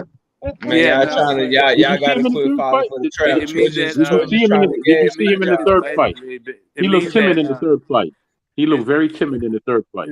So, Troy, will you be watching the fight if they make it like this year? I said yes. Yeah, for free. For free, certainly. Yes, for free. Wait, knockout. Which fight you watching for free? Which fight y'all talking about? AJ Wilder. Every single fight that I feel like watching that's on pay-per-view, I watch for free. Every single one. Oh, I got you. So you don't support the sport. What's the next day on YouTube? Oh, here come that foolishness again. When I was doing something important with the sport, like Ring 10 and trying to build a commission and all that, I didn't hear none of y'all saying that we're gonna help. Oh yeah, but paying pay-per-view. Listen, if the fight sucks, why am I paying for it? AJ and Wilder is not. Yeah, if it's a bullshit ass fight, then I agree. Don't pay for it. But that's Wilder versus AJ. That's not a bullshit ass fight. It's a bullshit ass fight. Exactly. Both of them in their late 30s. Would you buy if they announce AJ versus Fury on pay-per-view tomorrow? Would you buy that? Hell no. I would. No. I would. I don't like Fury style. Is not my thing. So you're basically not going to buy it because AJ getting out. Give me a heavyweight fight that you would pay pay-per-view for. Like, Troy's heart is still broken after Fury knocked out Dillian White. Yeah, all his hopes on Dillian White. He thought Dillian White would be the next heavyweight. Honestly, I don't think it's any fight I'll pay pay-per-view money for right now, man. Troy, what heavyweight fights you be spending money on? Zero. Zilch. Zero. I got you. So you just down on. So you telling me you're not gonna pay for the two biggest punchers of the era fighting each other at heavyweight? Damn. I told you that I'll watch it, but I will not pay for it. Exactly right. Someone's gone home with a body bag. No. It won't Maybe be the 5 American. years ago that would have been true, but Exactly. That's what we want to see from the heavyweights. We want to see niggas get knocked out and flattened and put on the canvas. No. Shit, I want to see violence. I want to see a good fight. I want to see a good We fight. should do that at the Raiders. If they're going to do it at London, Bring I on would the love to violence. see that at the Raiders Stadium. Joshua Wilder at the Raiders Stadium. That'd be cool. In Vegas. Boxing is brilliant. Oh yeah, that'd be cool. And it's brutality. Those are the three things that make it. Those three things right there. So you gotta have those three exact things in every fight in order for you to pay for it. Yes. You know what it is, though? So I respect that. That's your principle. I respect it. Would you buy a Dillian White fight? I haven't bought any of his fights, but I damn sure watched him. I said, would you buy one if he had a pay-per-view coming? I said I haven't bought any of them, but I watched him. No. Okay. So it depends on who he's. Listen, if it was 5 years ago and he was fighting, If Dillian White and Andy Ruiz have a fight coming up, would you buy it? No. That's listen to me. Anybody that he fights nowadays that has some life in him, or has some skill, is going to beat him because he's in the twilight of his career. His footwork is bad, and he's not the same. He's not the same person. I'm still a fan of his though, but he's just not who he was 2 or 3 years ago. His footwork shouldn't still be that bad. His footwork is ass. I mean, his footwork always been ass. No. Yeah, you In go the all the second way fight back with to the Derek. first AJ fight. Like you see his feet are all clunky and shit. No. But in the second He fight look with Derek, that was clumsy. one of his best fights. If you watch him in the second fight with Derek, that was one of his best fights. But that fight, they was really standing toe to toe a lot. I didn't really see no movement. To be fair though, I'm probably the only person on this panel, but I bought most of Dylan White's pay-per-views. I bought when he fought Povetkin, Parker, Chisora 2, Rivas. I paid for most of Dylan White's pay-per-views, to be honest. I mean, but you live over there, Jimmy, so we get to watch that shit for free. I was gonna watch it Yeah, for the on the zone, yeah. Not buying no Dillian White shit. It's all about house parties, though. Let's say if I've got I friends still got a coming lot of over, respect for the brother, man. I got a lot of respect for him, but like I said, he's on the twilight yeah, of his that's true. career. He wasn't giving no fucking Stavern. He wasn't giving no Bermain Stavern for a title shot, was he? If he was giving a Bermain Stavern for an easy belt, it'd be a different story. But you have to get out of the mud, as the Americans say. Why y'all keep finding? Why this shit funny, man? I mean, well, hold on, but y'all keep finding a way to bring up Deontay Wilder, though, bro. What's this shit about, man? I mean, they can't. It's supposed to be about appreciation for AJ, and yeah, that's why I came on. I was like, I could say some things, just not to argue or anything. Hey, everybody. I was like, I thought it was supposed to. Hey, everybody. I thought it was supposed to be appreciation, and it's not. It sound like a hate session and shit. I mean, Troy, that nigga, he appreciate AJ. I think Smoke might appreciate AJ a little. Well, Yeah, I but they appreciate alone in AJ that. as well. Yeah, I appreciate him. I mean, you don't have to appreciate him, but it's like, you know what I mean? You got to look at what the man has done. The man is an icon when you think about it. And he's done a lot in the sport. Yeah, he's done a lot for, I'll just say this. Look, okay, like for the Saudi Arabia thing, like with his fight with Ruiz, the second one, that opened up the doors for boxing over there. So like, people could say what they want about him, but the man is a trendsetter. He's done some things. So, like, I can't hate on what that man has done. You know what I mean? At the end of the day. Like, but I'm not, I just said, like, I just come here to just give, like, some positive things and not try to compare him to Wilder or anybody else. This was supposed to be about appreciation for him, or, you know what I mean? Because Smoke, I looked at the title of it, where he came from, and and where he is now. He got some he's in the revamping stage or whatever right now. So I wish the brother the best in his ongoing not recovery, Lord. His career. His career, where he's going with it. But like it's just he hit some bumps in the road, but it happens with boxers. So you just gotta reinvent yourself. Hopefully he'll be able to do that. You know what I mean? Yeah, them facts, Lisa. If we want to say something positive about AJ, what I will say is he ain't running off like Chris Colvin. When he lose a fight, he always go right back and try to get his get back. So I give him that respect. The other thing I would give him, although I think mentally he shot, although I don't think he got the heart for the shit no more, what I will say is at least he's still searching for answers. His old shit wasn't working, so he went and tried to find Robert Garcia. That shit didn't work, so now he's trying to find Derrick James. So at least he trying and putting forth the effort to try to get back on top. Do I think it's going to work? That's a whole different conversation. But what I will say about Anthony Joshua is he always tried to get back in the ring and beat the person that beat him. And he's at least searching for answers and trying to go do what he can do to try to resurrect his careir. You got to give him that. If you ain't giving him that, you ain't keeping it real, bro. Exactly. Yeah. He didn't fire Mark Breland and blame him for poisoning his water. Okay. See, that's okay, Troy. That's where you going off the script now. He must have known I was going to say some shit. Okay, if you want to know why people say it's hatred, because you keep inappropriately bringing up Wilder, even though people keep saying this is about an AJ thing.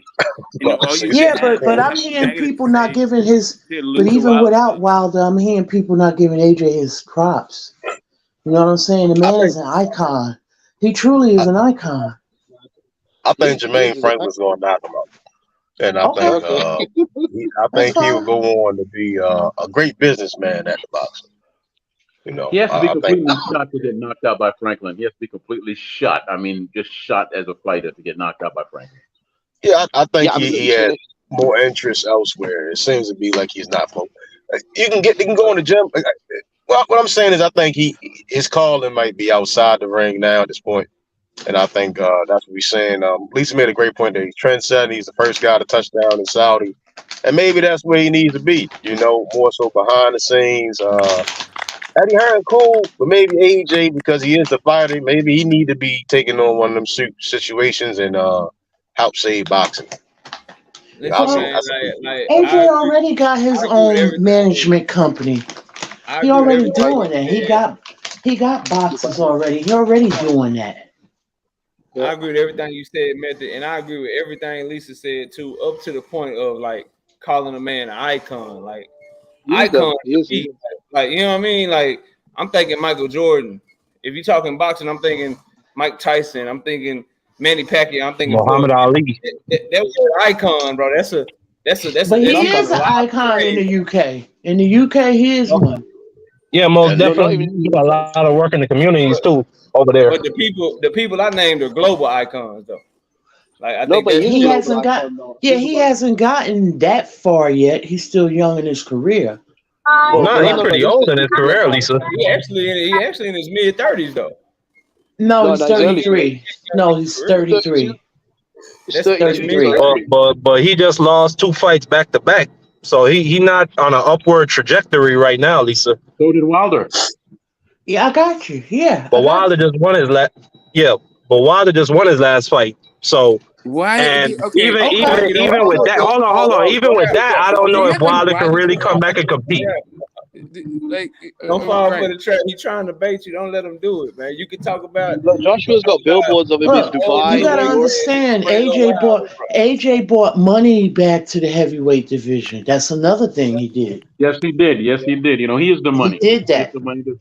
He brought money in that division after kind of like after Klitschko kind of after he lost to Tyson Fury. So. You know, the big I agree, bro. Them big pay purses was because of him. Yeah, I agree. He brought a lot of money into boxing, but I don't think, like, you look at Wilder and Fury, they made a lot of money themselves. They brought a lot of money in, so it's not just not Wilder alone, AJ alone who did that. They did it together. He did that on his own. It's a difference. That's why I say he's an icon. That's a point, Lisa. I gotta give you that. So AJ, his iconic fight like that year, like I was saying earlier, was the Klitschko fight. We got fight of the year, but that same year was also Triple G Canelo won. That year was also, when it just comes to like the iconic fight, was McGregor versus Mayweather. Which just did, you know, it's overshadowed everything. So when it comes to like the money in boxing, like the money in boxing was because of a lot of different fights, not just AJ. But it's just kind of I mean the heavyweight division, Smoke. No, outside of Joshua before that. But I'm just saying the entire sport. But even then, that was the like I was saying earlier, to keep bringing up Wilder when it don't. I'm not trying to when I'm just trying to talk about AJ. That was when he went viral with the Bermain Stavern rematch knockout. They had Bermain Stavern doing limbo. They had his knees on skates. They had that dude everywhere on the internet. That was like, why was that? Because he was mentioning AJ's name, right? He kept screaming, "AJ, I'm coming for you." No. Check it out.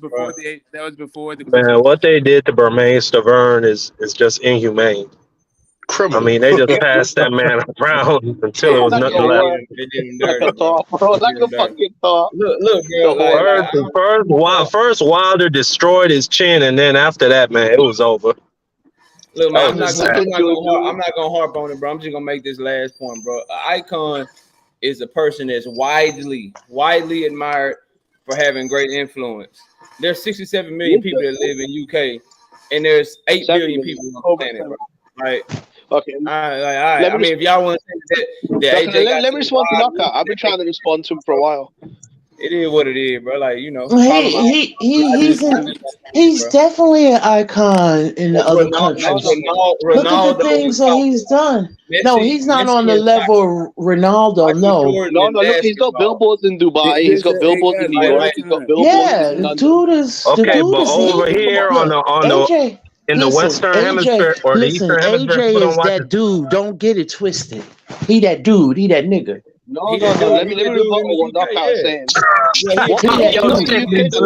Madison Square Garden. Talk your shit, Madison Lisa. Square Garden in the UK. He that dude. Trust me. He that dude in the UK. He that dude in the UK for sure. For sure, he is. No, but okay, Knockout. But hey, Who's on the Madison Square Garden? and not just there. He's known in Africa. He's known. Without AJ, right? And I'm gonna give him. Listen, hold up. This is an appreciation, and I'm gonna give him his flowers. Yeah, you can give him his flowers, but you can lay it on thick too. And I think I'm not laying it on. I'm not laying it on thick. He is an icon. Right, and she's telling the truth. In the UK, I never said he was one over here. I never said he was one over here. But definitely, you know. I didn't say he was an ATG. I didn't say that. World influence, like they're widely an icon around the world. I'm giving you an example. Okay, let's just run through it. We can agree to disagree. I say he's an icon. Yeah, and I got you. But I'm just giving my opinion. So, is he as big as Ronaldo? Is he as big as Liam? No. Yeah, he is. No, he's not as big as Ronaldo. No, he's nowhere near Ronaldo. No, he's not on that level. No, he is. I'm trying to give you guys what I consider an icon and why I'm saying that he is not. Those are guys that we call icons, bro. Not why did Forbes magazine? Why did the Forbes magazine rate AJ ahead of Ronaldo as the most marketable athlete in the world in 2019? Because they're stupid. People write stupid articles all the time. That's not true. He has nowhere near. Why? Okay, Knockout. Why is AJ on billboards in Dubai, New York, Paris, and London? 2019 he was. Because he had fights coming up and they were marketing him, bro. But that's not iconic though, Jimmy. You got plenty of big name athletes and stars that have billboards globally. Like when you iconic, and you did something, and the whole world recognizes you as the baddest person in that field. To me, that's what Michael Jordan was. That's what Mike Tyson was. That's what Muhammad Ali was. That's not what I. So when he was in the Dubai Super Bowl, well, that's me. So when he was, so when he was in the billboard in Dubai, right? AJ is the biggest. AJ is the biggest name in the heavyweight division, and it's not even close. That can be true, but what's also true is that he is not a global icon, bro. He probably big over there in Europe, bro. Shout out to him. Get your bag, bro. Get your deal. No, but just the UK. Let me ask you a quick question. In Africa too.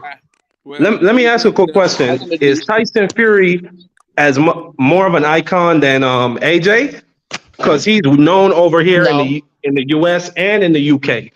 And in Europe, neither one of them deserve that title, bro. Like you can't throw that shit around loosely. That's to throw that word around, bro. Is disrespectful to the real icons, bro. Hold up a second. No, I agree with you, but I'm just saying if you're gonna say AJ an icon, you gotta put Fury in there. But I don't agree. Not that them is icons. God damn it! Hold up. So, you had to use the qualifier global icon. So as soon as you said global icon, then what Lisa said comes right back into focus. She said he is an icon in the UK. Yes. I agree with that.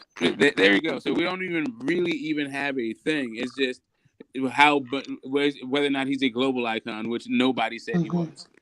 Right. He's one in Nigeria. He's one in different places. That's all I was saying.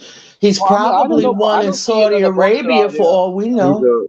He's a boxing icon, bro. It's not even, you can't dispute that. I mean, I get what you're saying, Knockout, but he's a boxing icon. All I was saying. That's all I was saying, and some of the things that he's done. That's all. Okay. So Knockout. Let me ask you this question, bro. In the Dubai Super Bowl, right? They had a massive billboard of Anthony Joshua holding up Beats by Dre. That's not iconic. You don't think he's got star power? In Dubai, the Super Bowl, they got a billboard of Joshua holding up. No, bro. Like again, I don't care about these markets you talk. How many people live in Dubai, bro? Do you know? I can look at that doesn't make him not an icon. It's Bro, what makes him an icon is that You're talking about America, right? Yeah, that kind of he's makes at you the not. he's You're at the talking about America, pinnacle right? of I'll give you another boxing. example. y'all can use the word. Y'all can use whatever words y'all want to use. When I hear icon, I told you the names that I mentioned. Everybody admit that he's not on that level. So we just got a different definition of icon. No, I mean, So all right. So Canelo is an icon in boxing. Anthony Joshua would be the other icon. Both of those guys are icons in boxing. So is Tank. Well, Canelo is Joshua. bigger.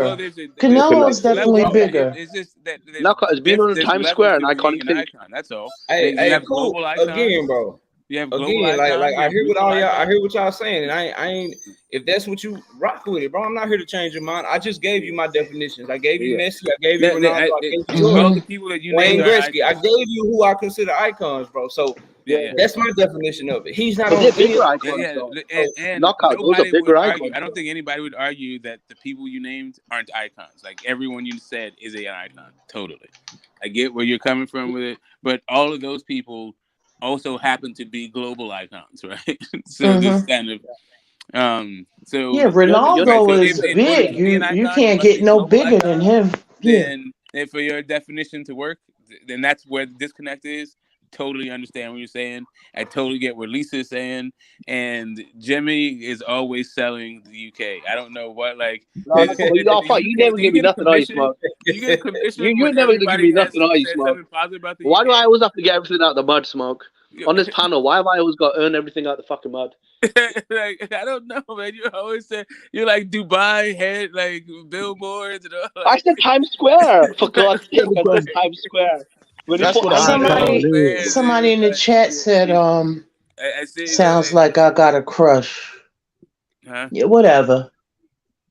Like that's what icon is a symbol or something. You know what I mean? But don't insult my If you're on a boxing billboard in Times intelligence. Square, New York. Don't insult my Method, if you're- intelligence. This to the person in chat. This is about an appreciation. You don't have to insult my, intelligence or whatever. This is about That's all right, you can appreciation. ignore it, just fuck your home. I'm bringing.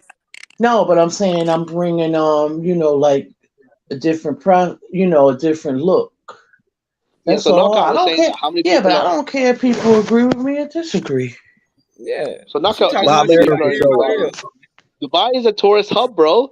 Dubai is one of the biggest tourist hubs in the world. Hey, Jimmy, you got it, Jimmy. You win, Jimmy. You win, bro. I don't Times Square as well, bro. Times Square. You got it, bro. You got it. I'm just saying, bro. Times Square, bro. So Anthony Joshua had a billboard in Times Square. You gonna keep trying to debate me, even though I said you got it. Like you got it, bro. I'm trying to get this out of the mud, Knockout. I'm gonna get this out of the mud. You don't have to keep doing it. You don't have to keep trying. It's all good. Let it flow.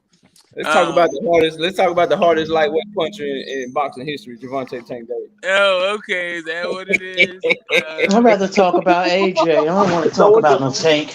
No one did Knockout one.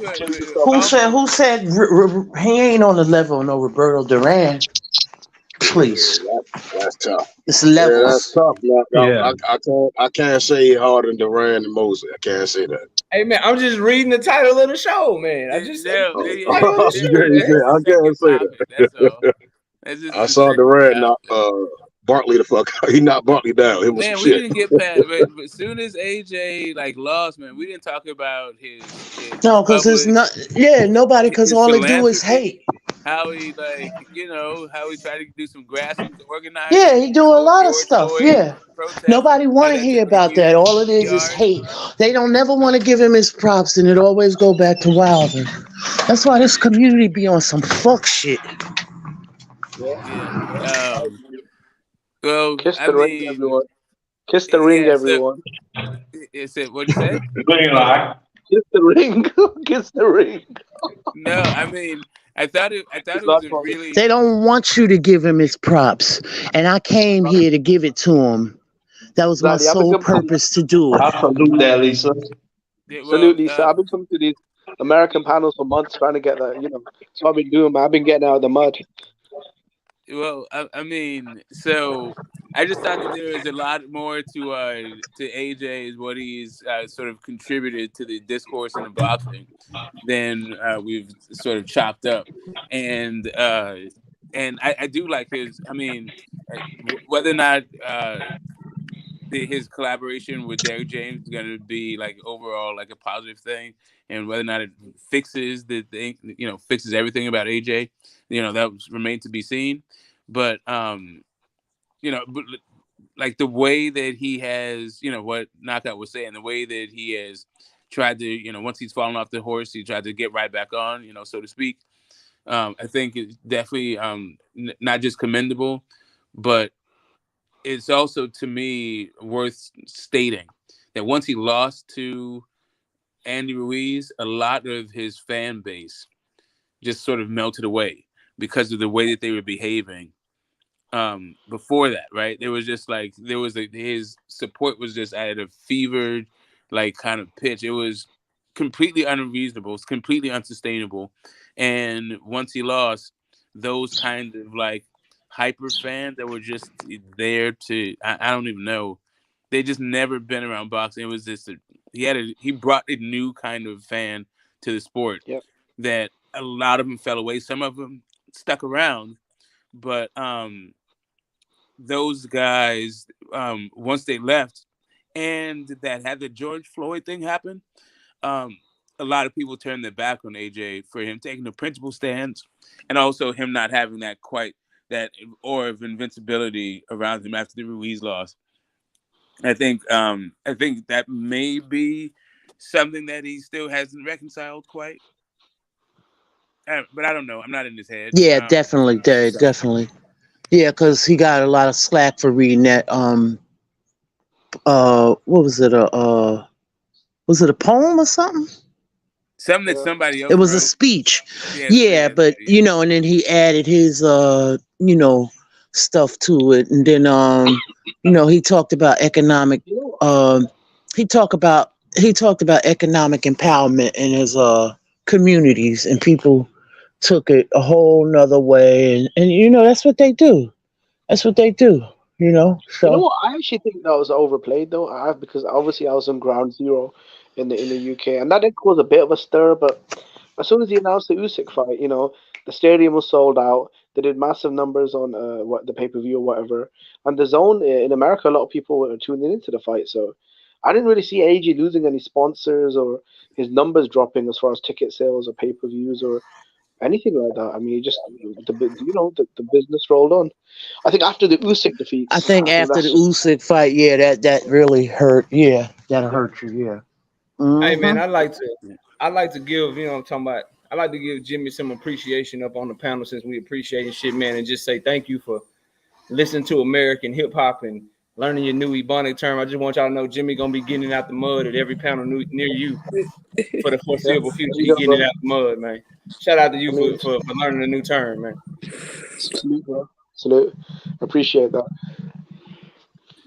Drill, on a total different note, I think drill is ruining the international youth's fucking brains, from what I can tell. But you don't like that? You don't like that drill rap, man? Yeah, man. Look, nah, not really. I mean, I guess it gives a couple of guys a way to, like, I guess, not murder their way through life. But whatever.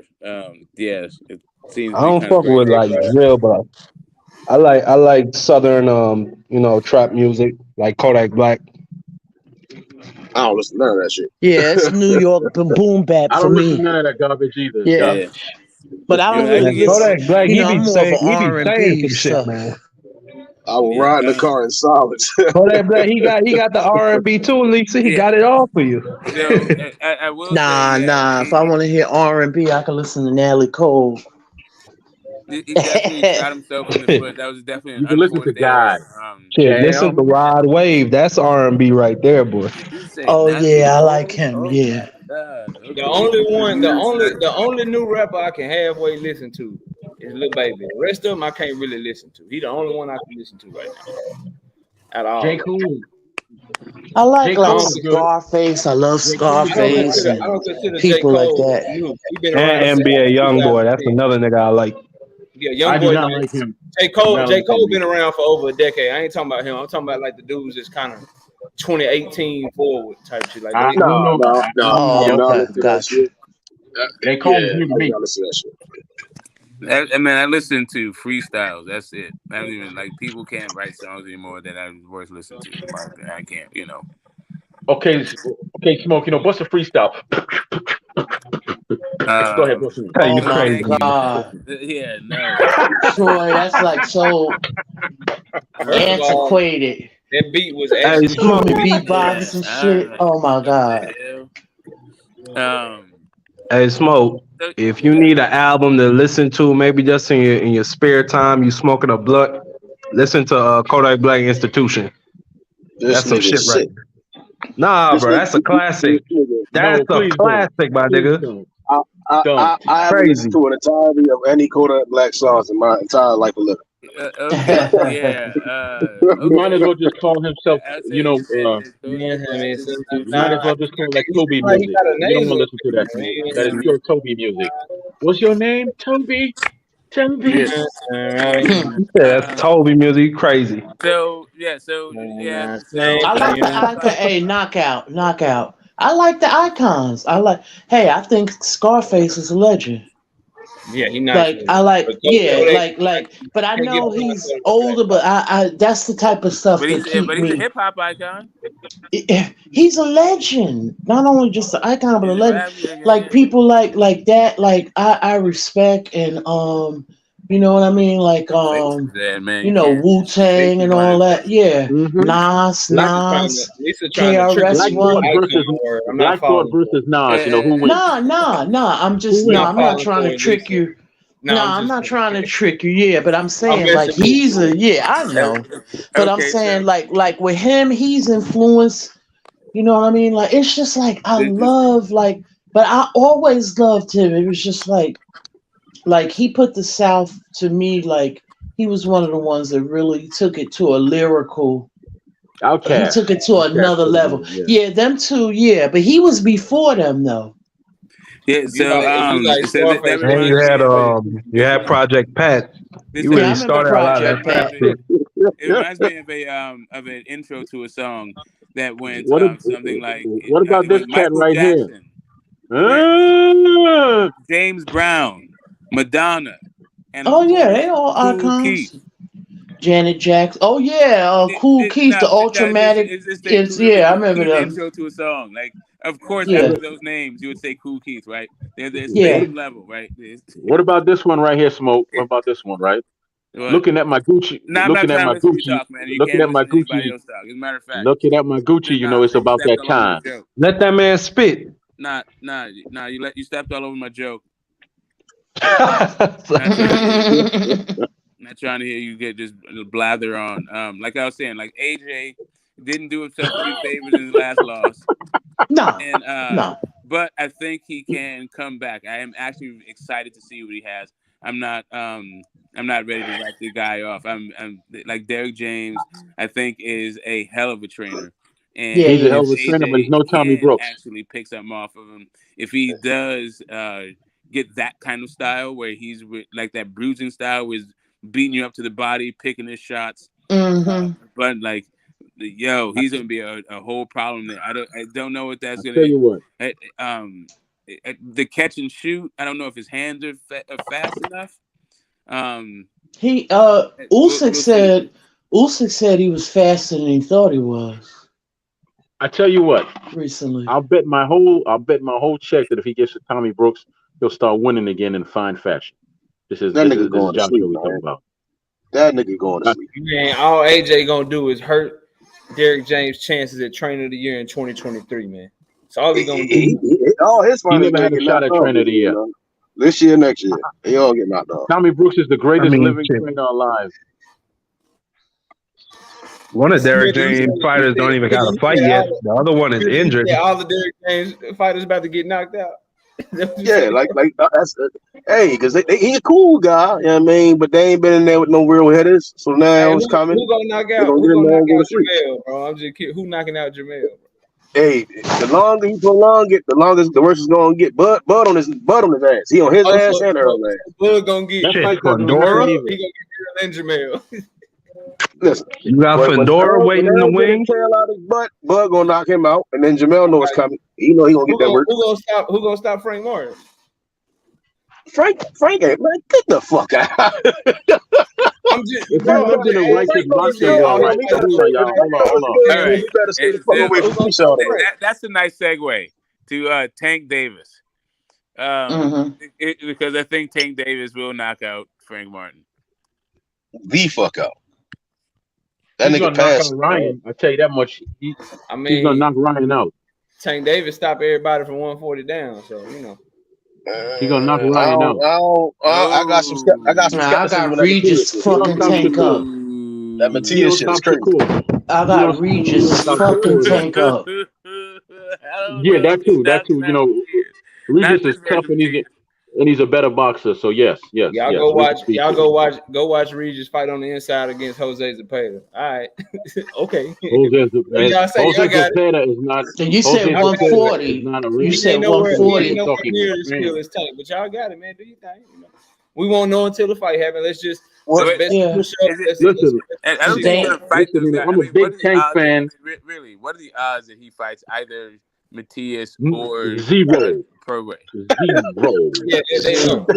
Yeah, it's very low. Yeah. Because Regis ducking that Super Real Matias work right now, so he's too busy. He has as much chance of fighting those two, you know, as Knockout has a chance of being as dark as me.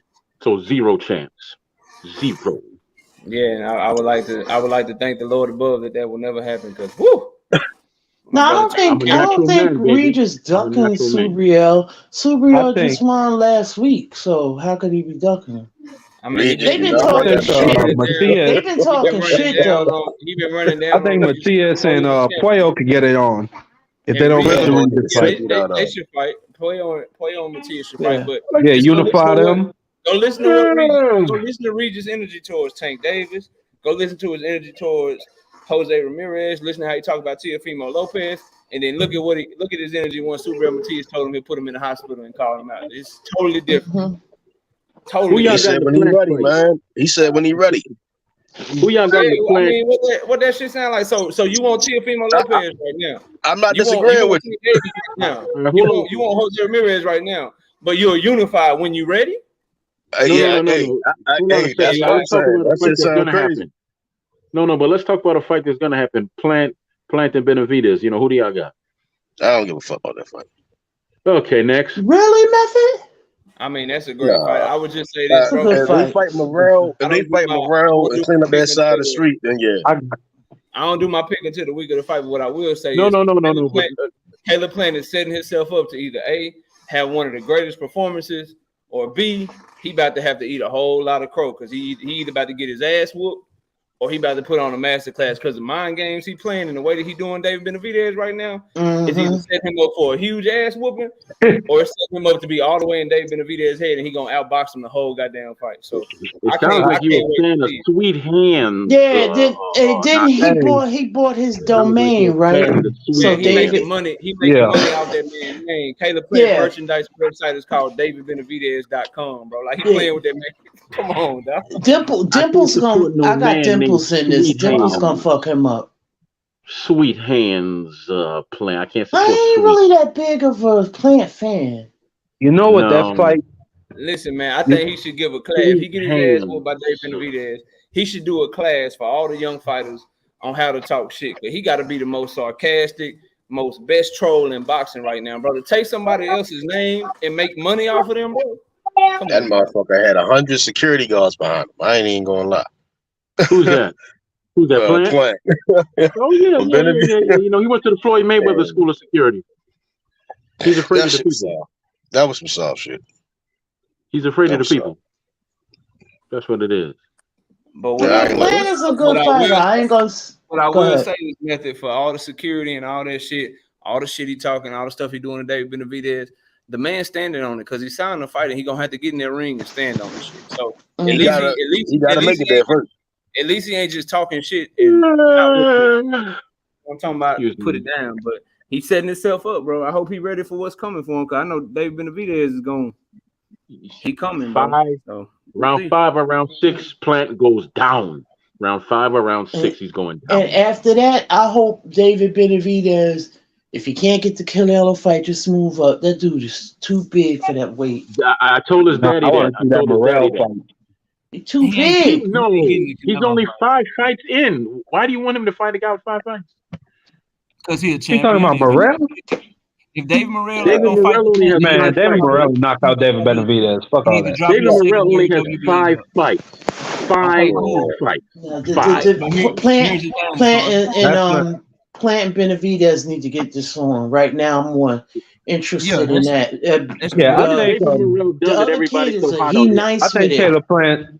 I think Plant will probably dominate, or at least to me, I think he's going to outbox David Benavidez for the first half of the fight, but then towards the end, he's going to gas out like he usually does. And Benavidez will get him probably in like 10 rounds. He's going to put a 14-piece combo on his ass. Yeah, somebody tell me about the David Morrell guy, please. 20 uppercuts. Plant's going to be surprised when he realizes Benavidez can box better than he shows. To Troy's point, real quick. But what makes you say that? You look at his 2 teammates and his brother and El Rayo, they got knocked the fuck out and outboxed. Yeah, but we talking about the pound-for-pound best fighter in the world and David, right? I mean, but David been getting great work since he was a kid. He grew up sparring Triple G, probably one of the best boxers of our generation, top 8, right? Yeah, I mean, so yeah, Plant ain't really don't be really getting no great work. That nigga do a lot of talking. Okay, I see what you're saying. Yeah, Plant might not be at that level. There's too many people talking. I'm going to mute. But he has 5 pro fights. Why is everybody so hot on him? Troy, check this out, bro. So what you just said about Dave Morrell, I want to touch on that real quick. I hear what you're saying. He only got 5 fights, but so we have to make a decision then. If you just got 5 fights, or you got that regular WBA belt and you at the top of the ranking system, which one we gonna hold you to? Like I'm holding you to, if you a regular WBA champion, if you at the top of a division, then you need to fight the dudes at the top of the division. If we want to treat him like a prospect, then he need to drop that motherfucking belt. And he need to fight some trash cans, but that ain't what he doing, bro. He just fought the #1 dude and put his ass in the hospital. So that 5 fight shit, I don't care about that. Guess who also had 5 fights? Or tell you what I'm gonna do. Listen, knock out. Like 2 fights at a time. So that 5 fight shit. Let me ask you a question. Let me ask you a question. Fight the best. Let me ask you a question. I cannot judge him until he starts fighting the top guys in his division. He's only 5 fights. He just fought the #1. He just fought the #1 ranked guy in his section body and put him in the hospital. Which is who? Yorosabli, whatever that dude name is. I've never heard of that cat ever. I've never heard of him. Yeah, I saw that fight. That's on you, bro. Like he was #1 in the WBA. That's on you if you never heard of him. I want to see him fight the top guys that I actually know that are top guys at that weight class. Then I can start. Okay, well, he does that by fighting David Benavidez. So what's your point? Yeah, exactly. So what's your point in saying he only has 5 fights? He's not going to fight David Benavidez because that's a step back for David Benavidez. Which one do you want? Do you want him to fight the top of the division? Nothing to gain by fighting a guy that has 5 fights. Nothing. There's nothing to gain David Benavidez by fighting a guy that has 5 fights. Well, he has a WBA regular title. You told us earlier that the WBA regular title is a real I didn't tell you anything earlier because you didn't ask me about a regular. I never told you about no regular title. You never asked me about a regular title. Thank you. Bro, you saying that Dave Morrell needs to fight the top flip flopping, bro. When somebody named the top of the division, I know exactly what I said. Fighting them. Like, what do you want him to? Who do you want to fight then, bro? What's a good fight for Dave Morrell, bro? Let him fight the guy that Plant just beat. Let him fight. Who else is up there? Canelo? Let him fight Plant. Oh, excuse me. No, let him fight the guy that Plant just beat. Yeah, I thought you said so fighting Darrell would do something for you. A 40-year-old Darrell who's been stopped multiple times. That's who you should be fighting. Let me finish? Come on, bro. You gonna let me finish? He's still tough. He's still a tough fight. Let him fight. Who else is up there? Plant, and let him fight this other guy that just came up there, Andres. Let him fight him. That's a good fight. Let him fight him. Let him get some traction under his belt. Let him fight the other guy. You'll be the first dude to talk shit about his resume and say he ain't really fought nobody. You're gonna have to stop talking while I'm talking. Let him fight the other guy. Edwin. Belanga. Let him fight him. Fuck that. We want to see Benavidez. You're talking about these other dudes. I don't even care about them. Benavidez is not going to fight him because he wants a bigger fish. Belanga's not real. But if he can't get the only bigger fish is Canelo. Do you see him getting that fight? No, but he could move up to 175. You're talking about a dude that's multiple time national. He does not need David Morrell. He does not need David Morrell for anything at this point in his career. David Morrell needs him. Okay, that point I can't agree with, but still, you can't say that he don't need to be fighting David Benavidez with 5 fights. That I don't agree with. I said David Benavidez doesn't need to be fighting him because nothing to gain. Why not? What bro? is there to get? What is there to gain by fighting him? The same thing that he gained from fighting Caleb Plant, fighting the top guy. He's not a top guy with 5 fights. I'm sorry, he's 5 fights deep. And I guarantee you, once he fights a tough guy, a tough war horse, and then he loses, and y'all gonna say, okay, he only fought a tough war horse. And he took his blows and he came back and knocked him out. It's an age-old story. You're a troll, man. Top 10, 168 pounders. I know. I'm sick of hearing that garbage too because I have a strong opinion. Please shut the hell up with that. You have a wrong opinion, not a strong one. A wrong. There's no such thing as a wrong opinion. Yeah, no such thing. That is absolutely foolishness. Because an opinion is just an opinion. It's yours. So how can it be wrong if it's yours? It can be wrong. I didn't say it was a matter of fact. I said it was an opinion. It's an opinion. It's not a matter of fact. It's my opinion. You have a wrong opinion, bro. How could I have a wrong opinion if it's my opinion to have? I'll give you an example. Go ahead and break that down for me. No. Go ahead and break that down. Go ahead. I got you. People have wrong opinions all the time when they fuck up in the stock market and they make an investment and the investment fuck up. That's a wrong opinion. People have wrong opinions all the time. That's a choice. That is a choice. It's not an opinion. That's a choice. That is a choice that they made. I'm not gonna argue with you, bro. You got it. Well, don't. Moving right along, because you're not going to tell me that my opinion is wrong when it's my opinion. That's the stupidest thing I've ever heard. I just did. It's wrong. Thank you very much. I don't give a damn. It just sounds like you don't accept that you're wrong, bro. I don't give a damn what you say. Yeah, exactly. Meteorologists generally exactly. No, I should jump out the window for a guy that has 5 fights. I should jump out the window for a guy that has 5 fights, right? This happen all the time. I see this happen all the time. You know, this guy's a hot prospect. In my opinion, I got the baddest bitch in town. That don't mean it's true, right? And then y'all say, "Oh, okay, well, he only has X amount of fights." That's exactly what you're going to say when he loses, because he only has X amount of fights. Again, Troy, name the top 10 168 pounders. I just named a couple, and you said no. I just named a couple of fights that would do him good. Y'all said no. I'm not going back on that. I'm not going around the barn again with y'all. No, I didn't hear it. So who did you say were the top guys? What I said, no. What I said was this: he should fight. I'm not jumping out the window for no guy with 5 fights. Let him fight the guy that Plant just beat. Let him fight him. Let him fight Edwin Berlanga. Let him fight.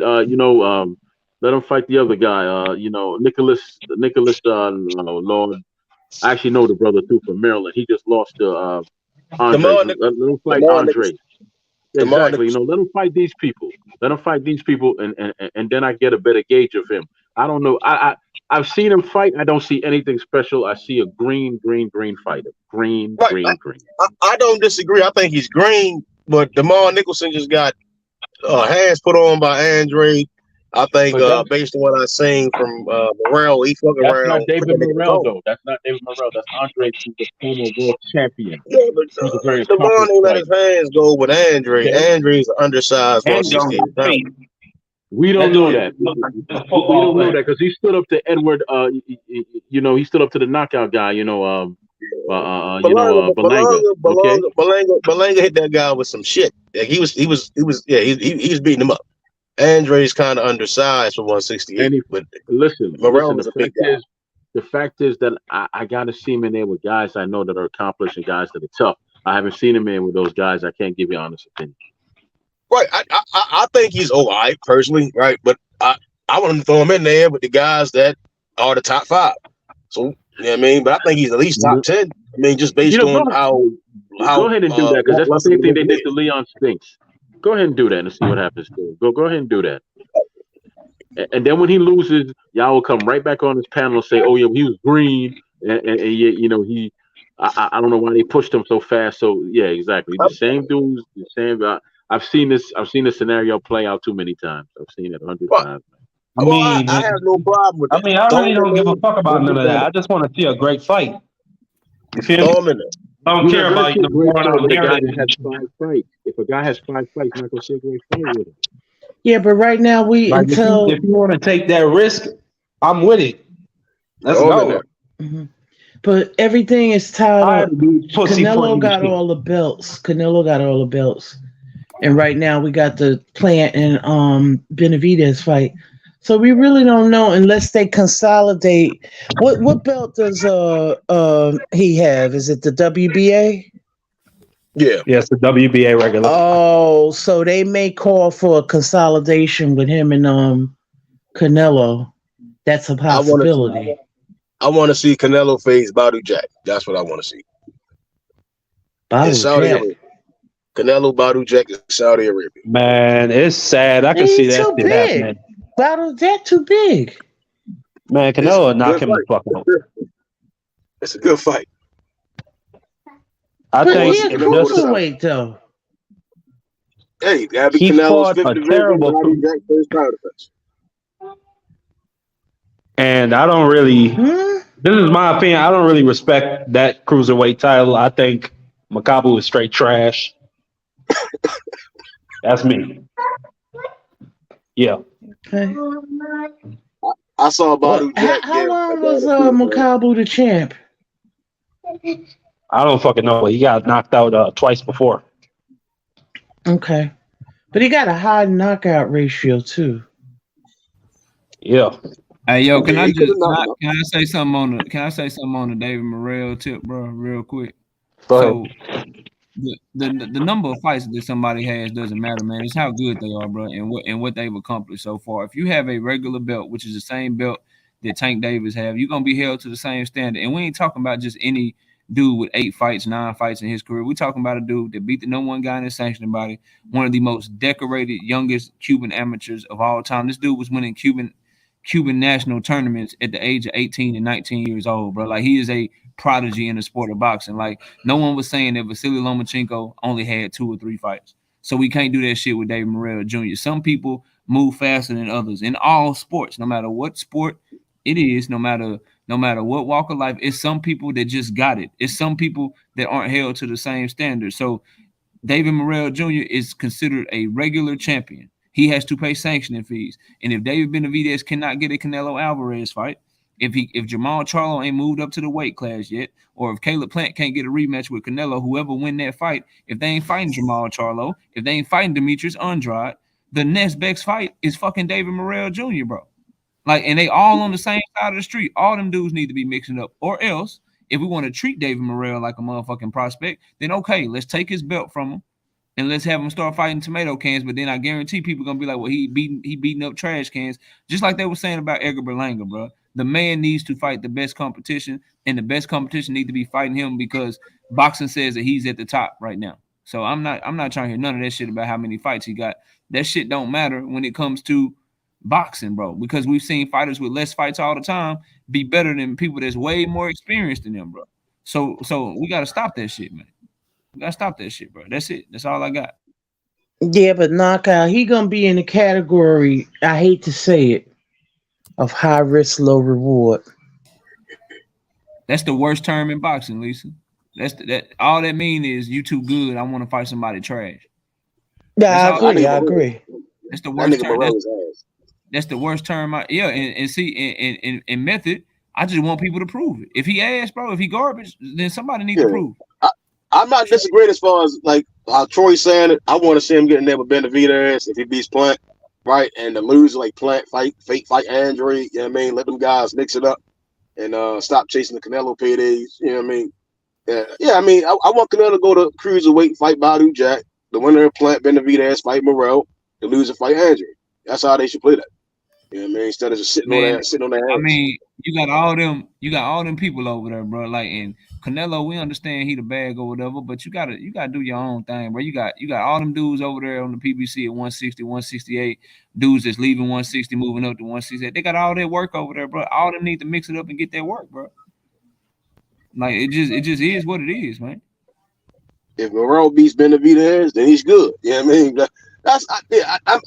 I disagree with Troy saying as far as the 5 fights. I mean, he got 5 fights. It seemed like he hitting too hard for them C-level guys. And right now, Canelo's the only elite at 160. He's an undisputed champion. Everybody under that is B level.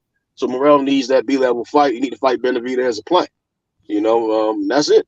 And that's when we want to see how good he really is. And if he loses, I mean, he still got 5 fights. You can keep going, you know, and you're still young. You can still fight for the belt. He got like 9 fights, bro. Like, I know Troy Kill. He got like 8 or 9 fights. He got more than 5 fights, but you know, we split figures, but we agree. So it is what it is. No, what's the topic about Tank? Smoke got on there I was trying to rank him against a lightweight history power, right? But I'm not sure if I have the right panel for that kind of discussion. Maybe I don't know. Let's just start talking about Sugar Ramos and all this shit. You guys' eyes might start glazing over. I think Joe Gans is top 5. Then he fight. Who he fight? Joe Gans is. Come on, that dude never weighed more than 137 pounds. It was fighting light heavyweights, knocking them out. That 140 wins, 100 by knockout. Mm-hmm. Yes, I mean, Joe Gans, yes. I love this conversation, Smoke. I love the conversation, fighting bro, 40 rounds because it's just like hardest puncher. Like, you can't say he the hardest puncher. Now, the best, the better, like, now we can start bringing skills into it. Your power with both hands, your abilities to counter punch. Can you set up your power? So, but just hardest puncher, hell no, he ain't the hardest puncher. But when you start talking about how you deliver your power, who has more effective power, those are different questions and shit. But to just straight up, no, he not the hardest puncher. That Joe Gans and Duran kept light heavyweights up off of them and kept them niggas keeping them hands up. Them guys, Shane Mosey as well. I mean, he fought De La Hoya. I mean, he fought Cotto. I mean, they started a little smaller, but they still hung in there with some big dudes. I mean, Mosey. And then also their career. What about Chavez? It's always hard to compare somebody that's still in the game to somebody that already did their shit, moved up all their weight classes, they shit in stone. Like, we don't know what Tank gonna do yet. Like, I ain't saying he is or isn't, but what if he get all the way up to 160 and he wrecking shit? What if he get to 154 and he's stopping shit? Or what if he get to 140 and or 147 and his power don't translate? Like, so he only 28, so it's kind of hard to gauge him against all-time greats and people that got double the fights and then already went through their weight classes and shit like that. Because he only tapped the 140 one time. So it's hard to have that conversation right now. And then he only got like 4-5 fights at 135, bro. Like, so it ain't a fair. Like, if anybody, like, that's how you know. I think this question is designed to see who the Tank fanboys are, bro. like if you trying to say that Tank Davis is the hardest puncher in 135-pound history, bro, you just on that Tank Kool-Aid, bro. And I'm a Tank fan, but we ain't there yet, bro. We can't make that argument. He got pound for pound power, right? Holler at me about 6 or 7 years when his career over, if he done moved up and he done stopped the best guys at 147 or move up to 154 and stopping shit and that KO percentage still in the 90s and shit, all right, then we can have a conversation. But if that shit don't happen, I'm not falling into that trap, Smoke. You tried that shit. I'm not falling into that shit, man. What about Benny Leonard? Smoke, what about Benny Leonard or Method? Comparing, I mean, I think it's hard. Like I'm saying, it's kind of hard to say Tank is hits harder than them. I mean, the biggest and the biggest guy he's faced, what's his name, Mario Barrios, you know, and then we've seen his last fight. The guy was he wasn't like a true like welterweight. So it's still, we haven't seen guys that's like size and mass. You know, like Floyd fought Canelo. Canelo went up to 175. So Floyd had respectable power to keep Canelo up off of him and beat steam off of him. So, yeah, I mean, Floyd can go in that conversation. I think Floyd go in that conversation. When we talk about power, like are we saying Chico Corrales has you got Arguello. You got Alexis Arguello. Arguello. Yeah, like I think he had like a 17-fight knockout streak at lightweight. Yeah, I wanted to chime in on this Smoke. This ain't fair to Tank, bro. And I'm a Tank fanboy, but this ain't fair to Tank, bro. To be honest, that question. I'm trying to actually like rank him because I think maybe at 130, we went back down to 130. Would be higher ranked? Because I think does he make top 100 guys? He's definitely got to be top 100. Yes, right? top 100. Yes. He ain't top 100 at 135 for me. Tank, he misses some like fights. even when you talk about it, even if the criteria is not just like single punch power, but like being able to set your guys up, power with both hands, skills to land the correct shot, with speed, power, and accuracy. All that stuff that goes into like why he is the dangerous puncher that he is, right? You're to put all of that together. So top 100, I think.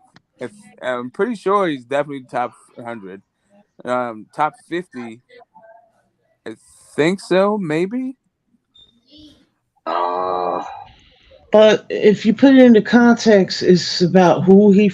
Well, the power is there. The power is real. We know that. But how's he?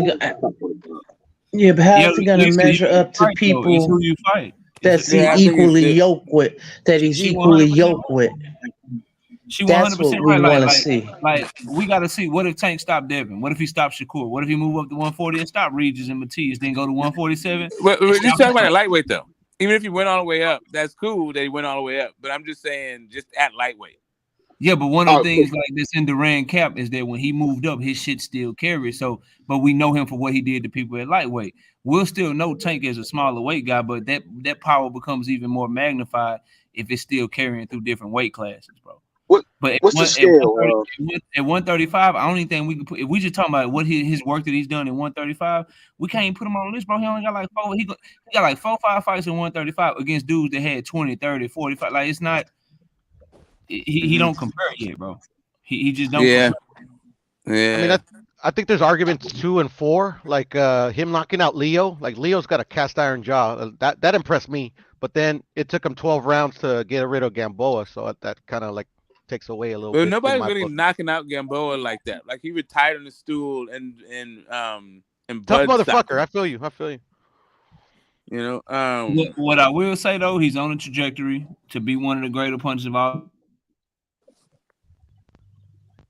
time. But now that he's stepping up in competition, the stoppages have to continue. So you got to stop guys like Ryan Garcia. If you go fight Devin and shit, you got to stop. Like you got to continue on the trajectory that you've been on before we can start even trying to even broach this conversation, because he ain't fought the dude like the dudes that we like. They do it to the guys that we wanted to see them fight, bro. They stop them, and then now we like, okay, yeah, you probably one of the best punchers that we done seen. Tank just ain't there yet, bro. As much as I like him, as much as I rock with him over all these guys at 135, and I think he wins all these fights, he just ain't there yet, bro. He ain't there yet. Mm-hmm. Are we saying like knockouts or TKO? Like, what's the scale, Smoke? Really, I was just talking about power. Power. I was talking about it is because that's really like what I hear is about his ability, his marketability, and his punching power. And then I think secondarily his underrated boxing skills. And almost nobody talks about how fast and quick he is, and like how we're able to process stuff and find openings and exploit people's weaknesses. I mean, that you do find it, but it's almost never.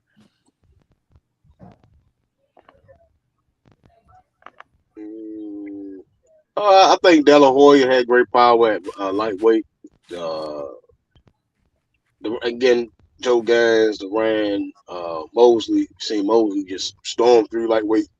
But Floyd, that was. But who didn't? I don't know. Floyd didn't really did. Floyd like anybody out of lightweight. Yeah, he knocked out the African dude. I can't remember his name. Indu. Yeah, Philip Indo. Those dudes can crack. Yeah. Damn.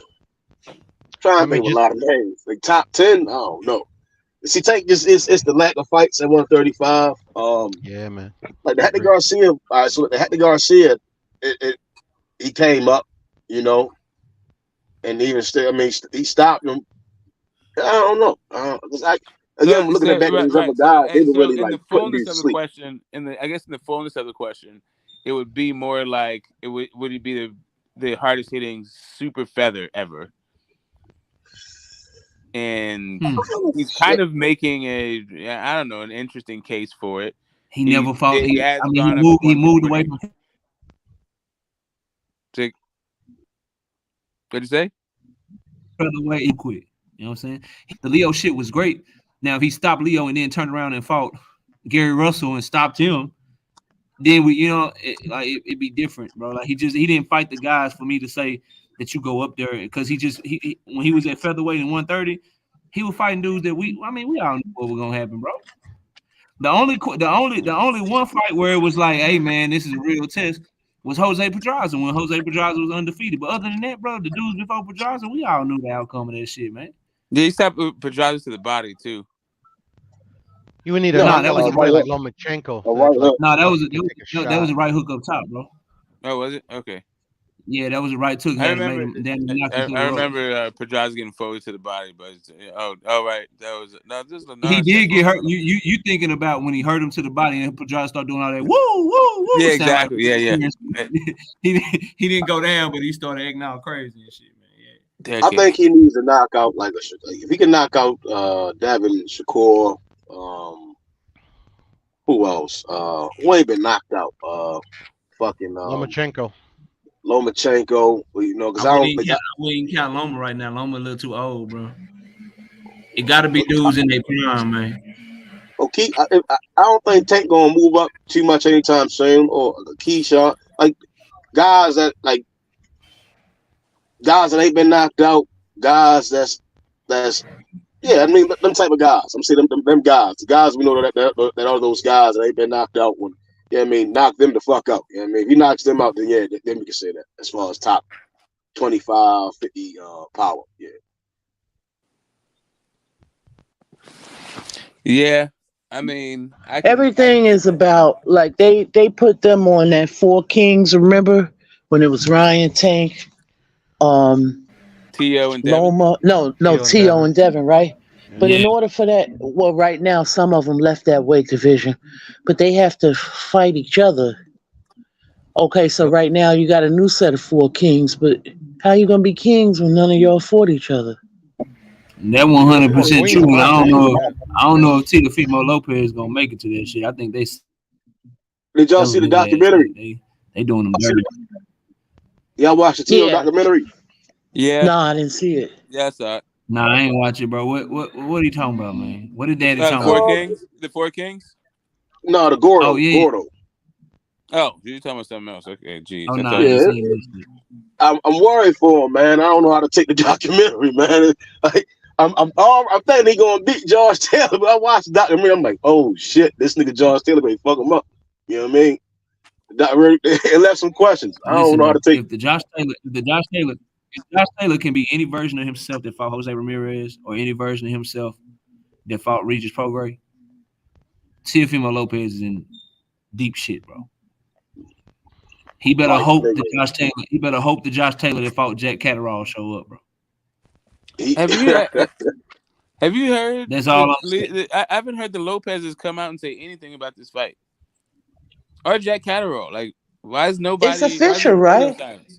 Yeah, the documentary coming out. The documentary coming out kind of affirms that he's going to go into a big fight, in the sense. Yeah, I mean, that's what I got from it. What the hell are you talking about? A documentary?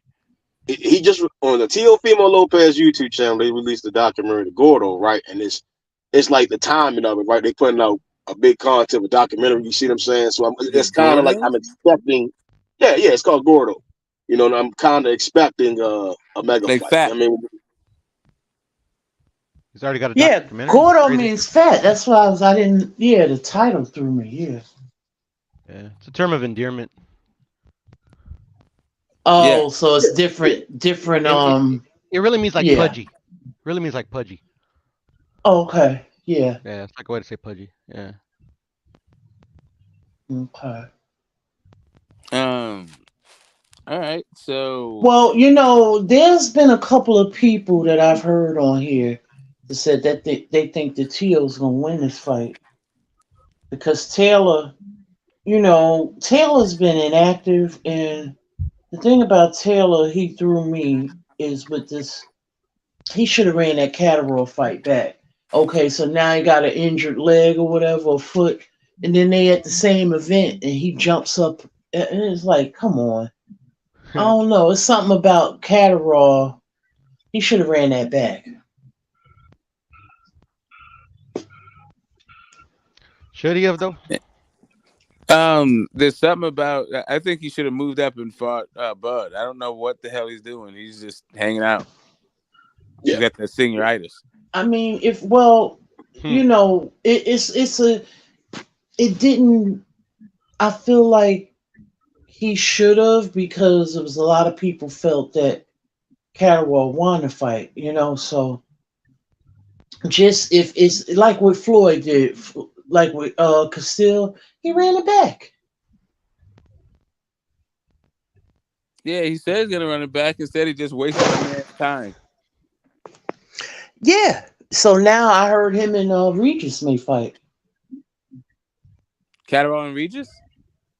Well, that's what I was seeing. Yeah. I heard that too, Lisa. I If heard that that's too. what Regis means by when he ready, then I'm cool with that. But if he ain't gonna fight Catterall, then he need to go ahead and unify. Yeah, I think that I think people are a little bit hasty in calling Rougarou a avoider of Matias, or a changer of energy or something. He might really just be in mid negotiation. It seems that way, Smoke, but I think he beats Matias easy, so I don't know. Mm-hmm. That's a I tough don't think ass nobody fight, beats boy. Matias easy. I don't think it's gonna be easy. I do. I mean, you know, like I think it's gonna be a war. Somebody going to the hospital. Probably both. That Puerto Rican can fight, man. I said That's probably what- both. They both gonna be in the hospital. Bad style matchup, in my opinion. I agree. It's gonna be a war. Yeah, I think that Matias is a faster starter than Regis. Yeah, I'll Regis give you is that. real methodical. I'll buy that. If Regis can't knock him out in like the first 5 rounds, man, I don't know. Yeah, Matias is a little bit of an avalanche. Mm-hmm. And you know what fight I was watching last night? And I've seen it many a times, but that fight still kind of amazes me. Miguel Cotto versus Torres. It's a good fight. Jeez. Damn, that was a good fight. Real good fight. Yeah, left his left hook. Shit, Kendall Holt versus Torres was a fucking good fight. Yeah. That dude has some bricks in his hands. Yeah, it does. What weight class was that? 140. 140, if I'm not mistaken. There. That was when Cotto. This was before Cotto had got the tats and stuff. That's when Cotto had hair, no? It wasn't completely bald, but it was just like a Caesar.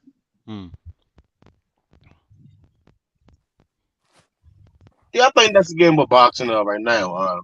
140 is when we'll see more mixing up going on. Like I think 35 is a good division, but it's more just names and not the fights.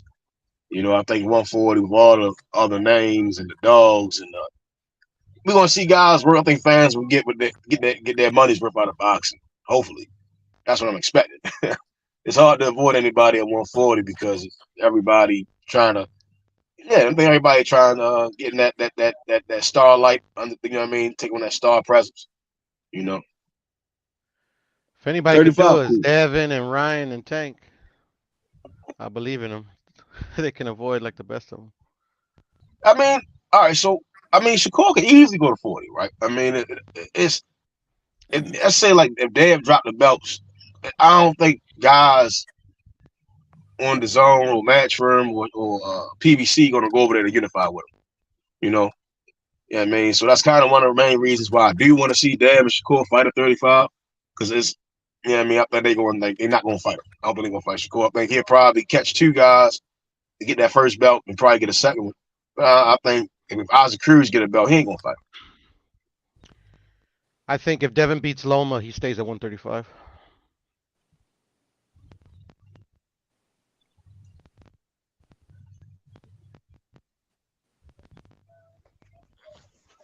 Yeah, Loma's me personally, I think Loma's a great fighter.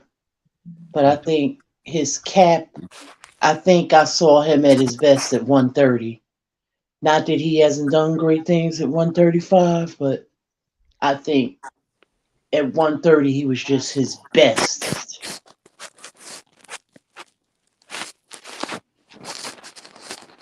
What's up, Mr. Moore? How you doing this fine Friday? What up, Shelton? What up, y'all? Shelton, love you. Love you, Lisa. How you doing, girl? I'm great. Love you more. How you been? Moving, man. Moving is a rough Yeah, I know. thing. We talked, yeah. It's a rough thing, man. Especially Yes, it is. Especially, hey, Shelton. You know what the big check it, right? You know what the big move is? What's it's that? not even the big stuff, it's the little stuff. Man, do you know how much stuff you accumulate over time? A lot. You get the pack, like, where did this shit come from? What is this? Yeah, because the furniture and the refrigerator and all that, that's the easy stuff. It's that little shit to drive you crazy. I remember I threw my TV in the dumpster one time when I moved. I was so aggravated. Look, and this is the sad thing. Worked. Lisa. This is the sad thing, Lisa. We left all the big shit. Left the couches, the bed, left all that shit. The refrigerator, left all that shit, but go buy all new shit. Just left all that shit. Fuck it. Oh yeah, that's the expensive stuff too. Yeah, it was too much. It was too much to move. It cost more to move it than it would just to buy new shit. You know what I mean? You got to drive a U-Haul. Yeah. Just drop it. You have a yard sale or something for it? Huh? That shows them, man. Hey, how you doing, man? You think of having a yard sale or selling it online or something? Man, I put that shit on offer up. If they come get it, they come get it. If they don't, they don't. I don't give a fuck. I'm buying new shit. I just want to get rid of it. I just want to get rid of it. It shows them, man. So what y'all talking about? Shut up, dog. We're about to AJ celebration. we went through AJ's career from amateurs, really all the way to his next fight, and then we're talking about we're wrapping up like Tank's place as a power puncher, like in history or in current yeah, we did it in history. So where did he wind up? Where did he land? I gotta hear this. Right now, it's he's got an incomplete. We're figuring like maybe probably top 100. That's good. I can go with that. I can go with that. Pod's a power puncher. In this era, though, he's top. In this era, I think he's top 5. Yeah, definitely. Yeah. Hey, Monster put in the chat. You know what? I'm so glad he mentioned it. Nobody mentioned him, Black Mamba. Oh, Roger Mayweather. Yeah. Oh yeah, that right hand. He had crack. Yeah, Roger had crack. Roger could crack. Yeah, I love me some Roger Mayweather with his Didn't he fine drop self. Chavez? When he fought Chavez twice, didn't he drop Chavez once? I think so. I appreciated him more than I appreciated his nephew. Who? I appreciate him. Sound like a baby. Yeah, she got her ball. She playing with her ball. You said that what? You appreciated him more than who? Than his nephew. Oh, than Floyd? Yeah. I mean, look, I didn't like Floyd's outside the ring shit. I didn't like none of that. All that narcissistic ass shit. I didn't like that. But you cannot take away the fact that Floyd, the difference between Floyd Mayweather Jr. and all these guys today is that Floyd fought everybody you said that could beat him. That's true. That's before he got to welterweight. Yes, I definitely agree with that. No. Even at welterweight, everybody they said that could beat him, he fought him. Well, there's nobody he does. The only person people wanted him to really fight at welterweight was Pacquiao at that point. Right. I got this from the fighter. I got this from Paul Williams in Atlanta. Last time I was out there, I saw him. I talked to Paul Williams. He said Floyd did not duck me. We just couldn't make the fight. Yeah. And I heard him say that he wasn't ready for Floyd. Also, there's another thing. The Winky Wright though. I think Winky Wright People thought I that think Winky Wright would have You kicked know his Troy ass. Graham Personally. experience. I got it from the horse's mouth. He's on the Troy Graham experience. He told me what happened. Yeah, I think Winky Wright would have kicked his ass. I think Winky was just too big. I think Winky was just too big for him. Yes, he would have. He's too big His for him. defense was too good. He was too big. Yeah, Winky was a problem, bro. Especially back then. Winky was a problem. Yeah. I just think he was trying to use him to gain, to get to Oscar, But he was, Floyd was never going to fight Winky Wright. It's just, never going to fight. Is that my man Troy? Troy Graham from the Troy Graham experience, absolutely. Troy, I ain't talked to you in about 6-7 months, brother. How you been, man? Been a whole lot longer than that, but yeah, I've been good, man. Not even that much longer than that, but this is March. I talked to you in like October, September sometime. I remember you were sick, right? You were sick. Yeah, man. Yeah. But you're better now, huh? You're better now? That's right. Yeah, good. Yeah, that's right. Glad to hear Smoke gave me some stuff to heal me up. He has some stuff in his closet. Oh, so man, y'all crazy.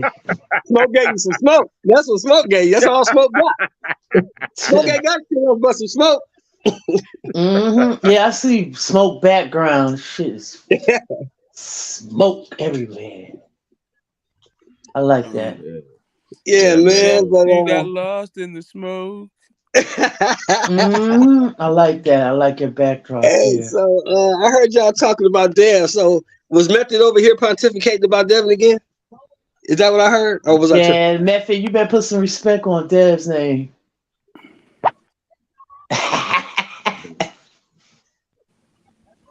Yeah, he doesn't. Dev was going. Dev got into it with somebody yesterday on Twitter. Who was that? He called him "nigga, get off my dick." Yeah, they got to stop with that. Prospect guy, Hitchinson. Hitchinson. Hitchinson is nice. That's a good fighter. Nice. That's a good fighter. He nice. I just don't think, Least, that he's fought enough to get near a guy like Dev yet, because he's been real inactive. Yeah. How Mayweather and them let that beautiful piece of work go. He nice. Well, I'll say this, Least. You know how Magic Johnson in basketball didn't turn out to be a great coach? Yeah. Or how Michael Jordan can't really evaluate talent? Yeah. When you're great at something, it seems to me that you expect everybody to be able to do what you can do or see what you can see. I remember back in the 90s when Magic was coaching the Lakers, he said that Cedric Ceballos is the one that made him quit coaching because he was getting on the guys, he was at practice, and he was just tearing into the guys. And Cedric Stockton said, Magic, you got to understand something. We ain't you. We don't see what you see. He couldn't understand why they couldn't see this coming, why you can't see this play, why you can't make this pass, why you can't do this. Because we're not you. And Magic Johnson himself, he had to think about that. And he's like, you know what? They're right. I'm not good at this, because he would get so frustrated with the guys, but he couldn't understand that they couldn't do what he could do. Right. And I think Floyd is the same way. Floyd doesn't understand why these guys ain't fighting 5-6 times a year like he was as Pretty Boy Floyd. They're not fighting the best guys all the time. They picking and choosing. I think Floyd, he's not good at evaluating talent because he compares everybody to himself. And by Floyd being a narcissist, by Floyd being a narcissist and believing he is best because he had to have the run that he had, he can't see any of these guys measuring up to his standard. That's just what I believe. Yeah, I think he was tortured into boxing. Yeah. And that's what he thinks that is. It's run his doghouse rules and gauntlet shit. Dude. Like it's a gladiator school over there. Yeah, the gig is up, man, Saturday. I never thought I would see something like that. But everybody was talking about, was it Saturday? No, the Jake Paul thing everybody was talking about, but hardly anybody showed up for the Floyd fight. Because he's boring. He's boring. He always has been boring. Who wants to see Floyd fighting pizza delivery guys and professional wrestlers and shit? Nobody wants to see that. PBC people. Man, I told yesterday. I said that Floyd was a can, and that there was a mini uprising off that. Oh my God! No, you didn't say that, Smoke. They had to redefine what a can is, all this stuff, man. Like Floyd. Smoke, you didn't say that. Why you say that, Smoke? Because to be honest, at this stage, at 46, 47 years old, he is a can. Yeah. I don't even know why that's controversial. He's a can. He's a straight can. He looks like a can fighting cans. Like I've been saying he's been washed up for years. I was saying, like, really, I was making a point about like Agent Broner. I was saying Agent Broner was a can. And they're saying no, he can't be a can because of all he's done in boxing. I'm like, what? Floyd Mayweather's done way more than Agent Broner, and he's a can. Like, how the fuck? Anyway, the thing, what they don't get Smoke and Lisa, that all the three of us actually know, and Troy, you know this too. Time waits for no one. It's cruel, isn't it? Nobody defeats Father Time. Nobody. That's right. I've been saying for years that Mayweather was washed up, but people said I was hating.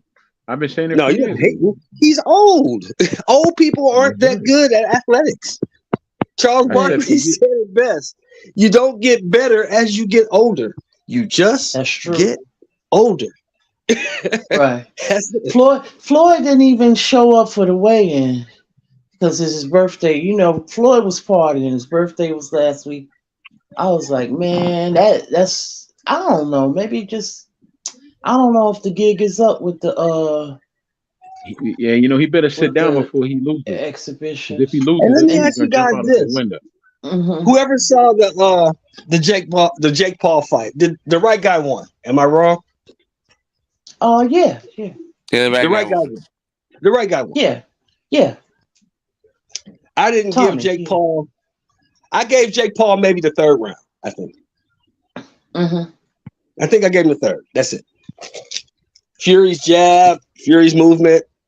I mean, he got the drop. Yeah, great. But you were so far behind at that point, it didn't matter. Yeah, he also had a point taken away from him. So, like, I don't understand why people are like all going crazy for the drop. Yeah, he's we all said it though. Me and you did say that, Smoke, a long time ago. If he ever gets in there with somebody who can actually box, he's gonna be in trouble. I said that, and people told me I was hating. I said that. People told me I was hating. No, you put Jake Paul in there with somebody who can fucking box, they're gonna beat his ass. I told you how many times I told him that. Yeah. I got a son, Sheldon, named Malcolm X, right? Right. 6'6", 200 pounds. I've been training him since he was about 9. If I take him to Tommy Brooks or Marv McDowell for a year, he'll beat both Jake Paul and this other boy, Fury. I'm telling you, he will. He will beat him. He'll beat both of them. Well, look at the guys they fight. You don't see him out there trying to fight the Andrew Tabitis of the world. No. You know what I'm saying? You'll see of course not. Out there trying to fight the Lawrence Okolis of the world. They trying to fight no cruiserweights. They trying to fight guys trying to get killed. Yeah. They try to fight guys that can they should stick to. They're not trying to fight them type of Jai Opataya guys. They ain't trying to fight them. Hell no. Jake Paul, he need to stick to fighting, celebrities and MMA fighters and shit. Don't fuck around with no real boxer. You know what I'm saying? He gonna get his ass whooped even worse if he fuck with like a real boxer, not like a Tommy Fury type of shit. Yeah, you talking about you said Okoli, Uncle Shelton? Yeah, Okoli or Tabiti, one of those guys, they're gonna beat him up. He'll get iced. Yeah, they're gonna beat him up bad. Honestly, man, he'll get put to sleep. I wonder if he gonna pay Tommy. Yeah, I think he will. Now, Lisa, I can't say this. I haven't heard any stories about Jake not paying. Exactly. I've heard about Logan Paul saying Floyd took a long time to pay him. Right. I think they had to go to court and Floyd finally paid him. But Jake gonna pay. I just don't want to see Jake get in there with somebody that could act. I think personally, to be honest with you guys, if fucking Rockman Jr. could have made the weight, he probably would have beat him. I think Rockman would have knocked him out. Cold. Jake Paul, he need to fight KSI. You know, fuck He needs to boxing. join his brother. He needs to join his brother. Go on to the WWE. That's what he needs to do. I thought he was going into PFL. No, don't do that. That's what you don't want to do. That's what you don't want to do. Because them dudes are going to actually try to hurt you. Yeah, they're going to try and make their name off of you. Yeah, they're going to hurt you. What's the wrestler? Marky Dan, what was the wrestler? What was his name? CM Punk tried that shit. Going to UFC and got mollywop and destroyed twice. Oh my God! You know the second dude he fought, Dana White actually cut him from the UFC because he was holding back. He didn't want to knock him out. That's crazy. Right. He beat the shit out that boy. That boy wasn't ready for them dudes. Jake Paul, he need to stay away from that. Yeah, don't fuck with them dudes. Them dudes is over there trying to get money. They trying to get money. They trying to make a name. And if you bring your rich ass over there, they gonna hurt you, boy. They gonna hurt you. They gonna break something. Dislocate something. They gonna hurt you. Yep, and they're gonna talk shit about him in 10 different podcasts. They're gonna make their name off of him. That's how the game is, Uncle Shelly. Yes, sir. Yes, sir. So let's talk about this. The big thing happening this weekend. You know what I'm talking about? Talking about Joshua? What? No, the return of Johnny Bones. Oh, shit, that's this weekend? Yeah. That's Saturday. Johnny Bones. Oh, shit, fuck Joshua. Hell no. Cyril Gunn. Joshua fight Saturday? Oh, no, that's in April. What the fuck I'm thinking? Yeah, you tripping. I didn't think I'm tripping bad. Yeah, Johnny Bones fight this weekend. I want to see what he look like. If he beats Cyril Gunn, it's going to be hard to argue against him being one of the greatest. No, he the GOAT. It won't even be like a discussion because it's just like this will essentially be like the thing that proves it for him. Like niggas like to talk about the PEDs, but if he does this post PEDs, it's no question. You move up from light heavyweight and you fight niggas that's 260 pounds. Yeah, you come from and you come from a 3.5 year layoff and go right in and beat the number one guy in the division. Yeah, he don't look. I guess because he's older now, he looked really flabby. You saw him? Yeah, he's bigger. He moved up. He's so big. He's so much bigger. He's like 255 now, at least. Yeah, it didn't look good to me. Because he walks around. When he's not training, he walks around at about 240 because he's a big dude. But the thing is, Lisa, that dude is a super athlete. He's like a Michael Jordan, a motherfucking Mike Tyson. He's like I believe he can carry that weight and still be as quick and as powerful as he is at light heavyweight. We're gonna see. And the one thing that we do know about Johnny Bones is that he's battle tested. Yeah, that's true. He's been hit before. He's been hit hard. So we'll see. I mean, Cyril Gunn's been in some scraps too. Now he can fight. Don't get it twisted now. Yeah, he ended the Tuivasa hype train. Yeah, Cyril Gunn can fight, but I think John Jones is just a different level. But 3.5 years is 3.5 years. There ain't too many Muhammad Ali's running around that just come off a layoff. Oh my God, you said it. He ain't too many. Would you put him on that level? No, would you put him on that level? As far as MMA goes, yeah. That's we were talking about iconic earlier. That's iconic. Yeah, that is. Yeah. Yeah, if you can do that, if you can come off a 3.5 year layoff and then just wipe out the division, then yeah, you on Ali status. But you got to do it. Mm-hmm. See, Ali did it. You got to do it. Ali did that. I want to see it. I can't wait. I can't wait for that one. I talked a lot of shit about John Jones because of the PEDs, but at the end of the day, that's a killer. He's never lost. He's never lost. He's never lost. Yeah. He's That's the type of dude legend, I believe he'll actually kill somebody. That's the type of one. You ever? I would have loved to have everybody... seen him in Ghana. Oh yeah, that would have been a great fight. Oh, Now everybody over here is from the neighborhood. You know in the neighborhood you got one legit crazy dude that everybody knows. Mm-hmm. Yeah, that's John Jones. He's that legit crazy dude. John Jones got to stop screwing him. Yeah, you cross the street to get away from that fucking dude. You don't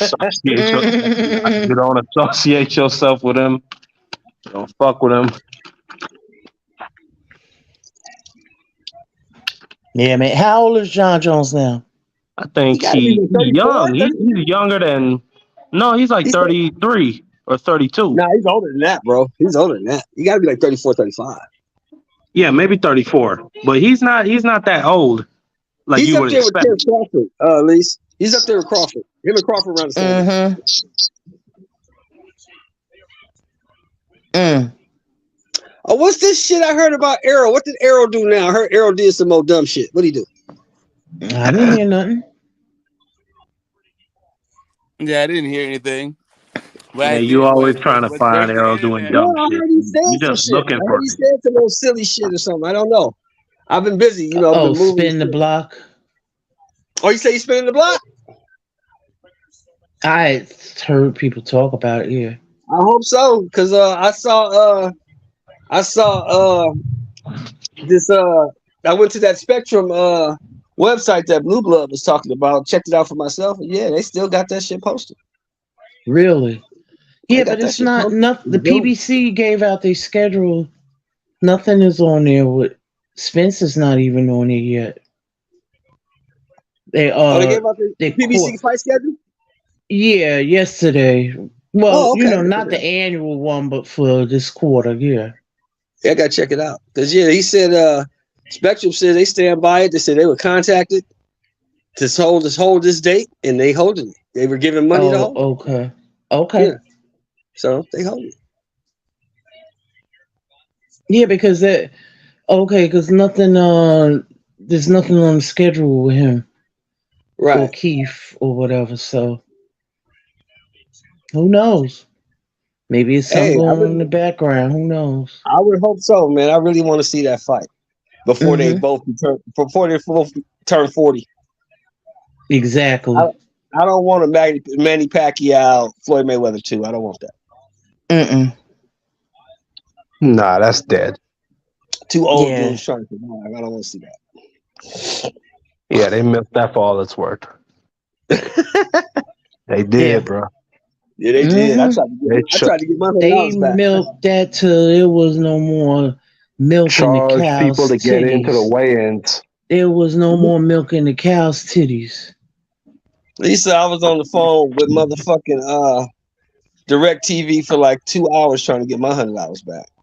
Man, we had a fight party, me and some girls.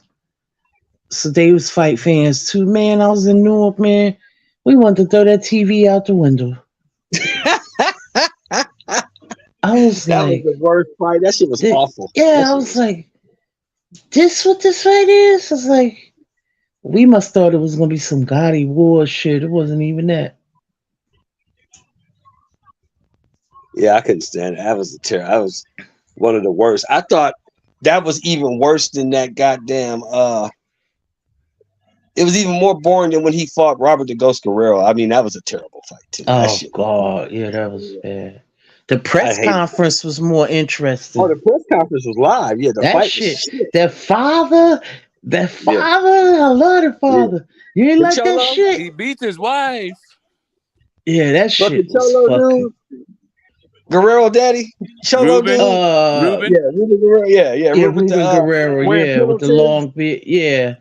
He wearing that dude's an OG. Yeah. Yeah, he an OG, man. I was like, oh shit. Look at this dude. He look like a straight damn caricature. A straight cholo. Yeah, exactly. You know, a straight cholo. He had the plaid fucking shirt, the long sleeve. He had the hat. He had the whole get up, the khakis. And he wore that shit in the corner too. I was loving that shit. That shit was hilarious. No. Look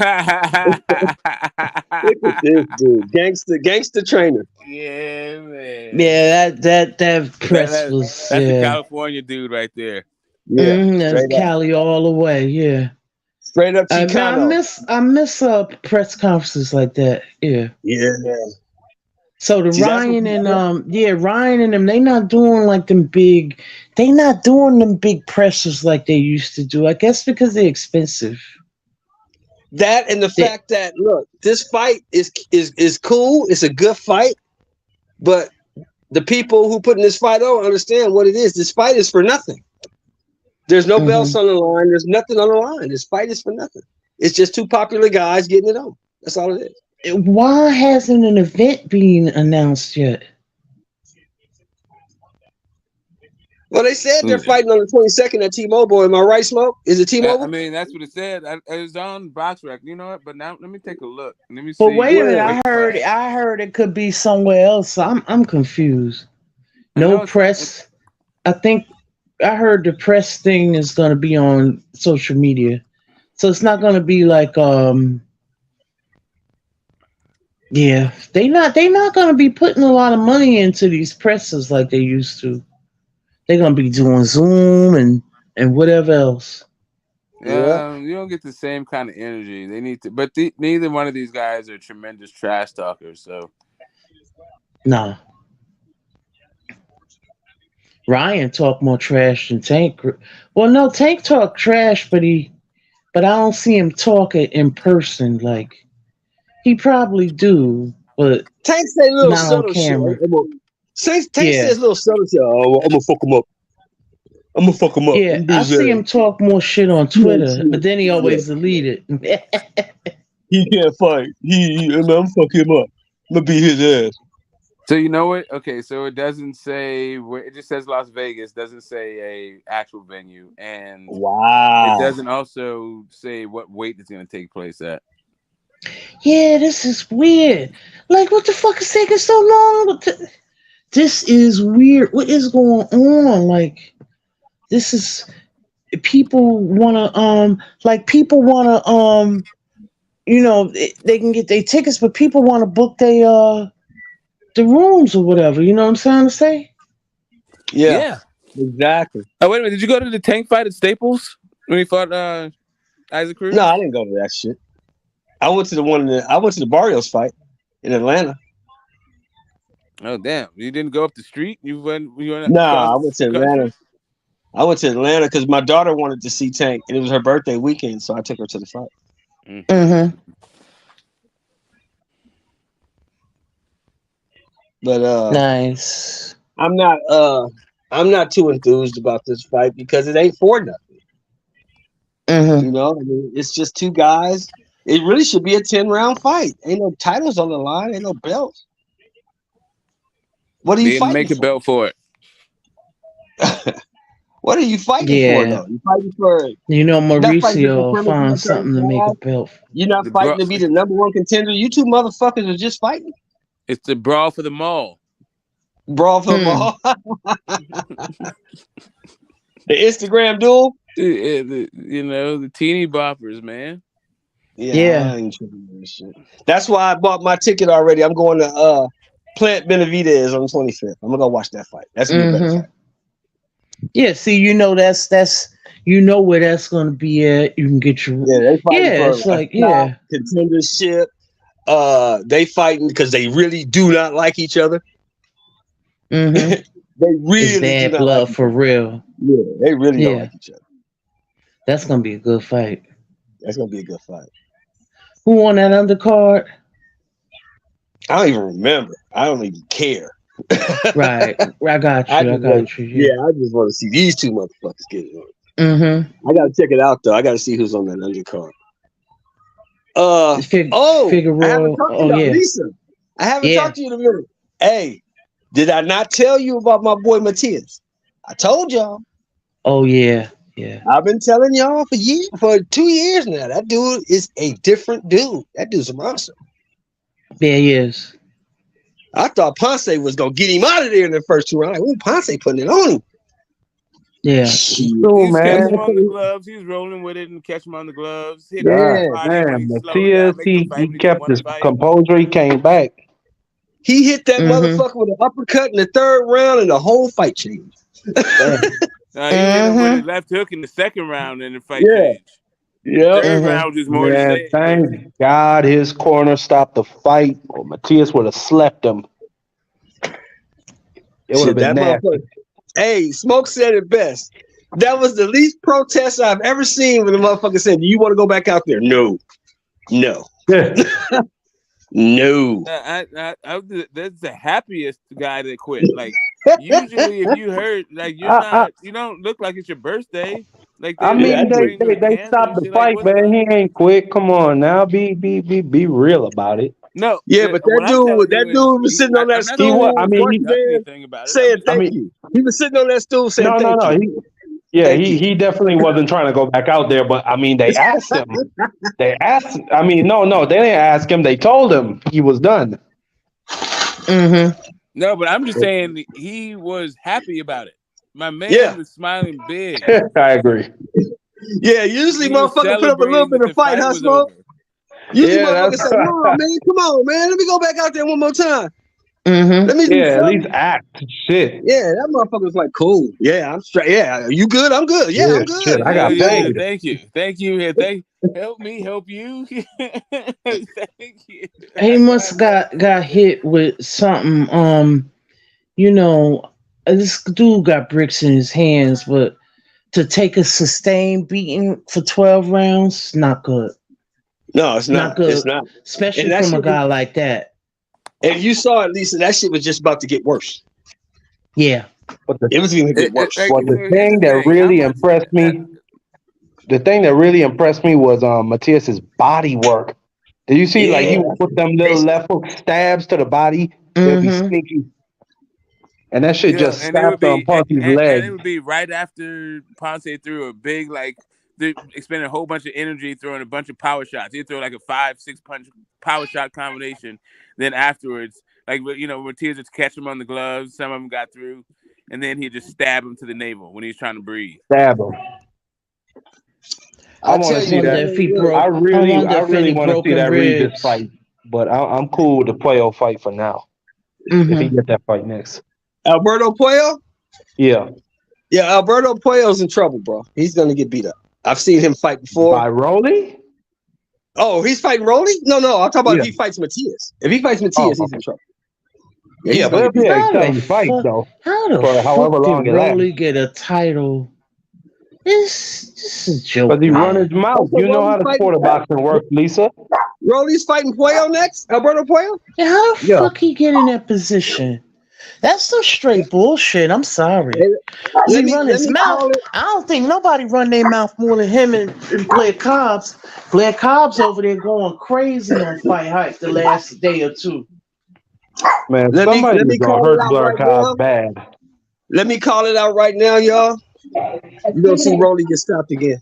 But this time he's not gonna get knocked out cold. They're gonna stop him on the stool. Puello's just gonna box his ears off and beat him up. I mean, I don't have a problem with nobody getting a shot for a title, but it's I have a problem with cats like Rolly. Rolly getting shots because they're getting shots just on popularity. Rolly's not that good. He's not very good. If you really want to talk about it, Rolly is almost like a Jake Paul. Yeah, the nigga started boxing when he was 17. He was doing judo and shit. He came in and he really built his career off of talking shit and social media. Right. He's really the same as that nigga. Yeah. I think Blair Cobbs and Golden Boy, I think they parted ways. Oh, he's talking shit. He's mad about the Rocha fight. Yeah. Why is he mad? Why are you mad about the Rocha fight when Rocha kicked your ass? He just mad about a bunch of stuff. He was talking so much shit. I was dying laughing. He would be good. He funny to me. Yeah, he is. But you can't complain about Alexis Rocha getting that shot and being the number 3 guy in the WBO when he knocked you out. Yeah, he's talking hell. If you really got a problem with Rocha, why you didn't take the rematch? Why you didn't fight him again? Oh no. That's all you had to do. If he would have got put on his back, he know that. He knows Rocha that. beat your ass. I was there ringside. I was watching you. He beat your motherfucking ass. Man, listen, somebody's gonna hurt Blair Cos bad. Cause I know somebody, whoever they put him in next, they gonna come in there in shape and they gonna say to themselves, I'm not losing to that nigga. I could lose to anybody else, not that nigga. Well, I'm gonna tell you this, man. Alexis Rocha ain't that good. He's decent. He's okay fighting. He's not that good, but he's better than Blair. He's better than Blair. Blair Cobb. Oh yeah. He's really listen. Hey, Uncle Sheldon, listen. I would be cool if Crawford went over there. He fought Alexis Rocha, and then maybe he do like a 2-fight deal for Rocha, and then Virgil Ortiz next, or maybe even a 3-fight deal. As long as Virgil Ortiz is somewhere in there, I would be cool with that. Yeah, Virgil is the epitome, though. It's a problem for me. The problem for me is Virgil is the epitome of trying to age a motherfucker out. Because they didn't offer Virgil that fight twice in the last 2 years. He turned it down both times. Now, one time you can say it's you. You can say it's your promoter if you turn it down once. They offer you to fight again, you turn it down again. Nah, bro, that's you. That's you. That's not the promoter. That's you. You don't want to fight. Yeah, strategy. They looking for any type of like I said last night, they looking like when we was on Smoke last night, I was like they looking for any type of slippage, any type of you know what? Crawford ain't bouncing on his heels like he used to, not the heels, but the on your toes. Yeah, he ain't bouncing like that. He ain't doing this or he ain't doing that. He slowed down a bit. See, people with good boxing eyes, people in the business gonna know. They're gonna know. I got him. What they don't understand is this, y'all. As you get older, right, your game changes. The shit Crawford was doing at 27 and 28, he can't do no more. So he had to modify his game to fit what he can do now. You see what I'm saying? It's kind of like Jordan. Jordan couldn't fly like that when he was 25. He couldn't fly like that when he was 33. So he developed what? The turnaround, the mid-range, and the jumper. I can't do what I used to do, but I can still do this. I'm better at you than this. At this, see, they talk about what Crawford didn't dance and box and move against Avanesian. Didn't have to. Why am I expending the energy that I don't have to expend? This dude ain't that good. I'm gonna walk him down, jab my way in, walk him down, knock him out, because he ain't that good. Well, I think that they feel that this is the perfect time. I think they feel that this is the perfect time for this fight. I mean, Crawford is old. After the Stanionis fight, Virgil will have the WBA regular title. If he unifies with Crawford, he'll become super champ. If he wins, because there ain't no guarantee he gonna beat Stanionis. That's true, but I'm talking about the promoter. Yeah, what Oscar is thinking. There ain't no guarantee he gonna beat this dude. This dude can fight. Yeah, most definitely. I think Stanionis is a bad boy, but I think Virgil got him. I just think Virgil got more pop. He gonna get him out of there. But Stanionis is tough, man. I saw his last fight with what's his name? Budayev. Hey, y'all can hear me? Yeah. Okay. Yeah, I saw his last fight with Budayev. So I know he can hang in there tough.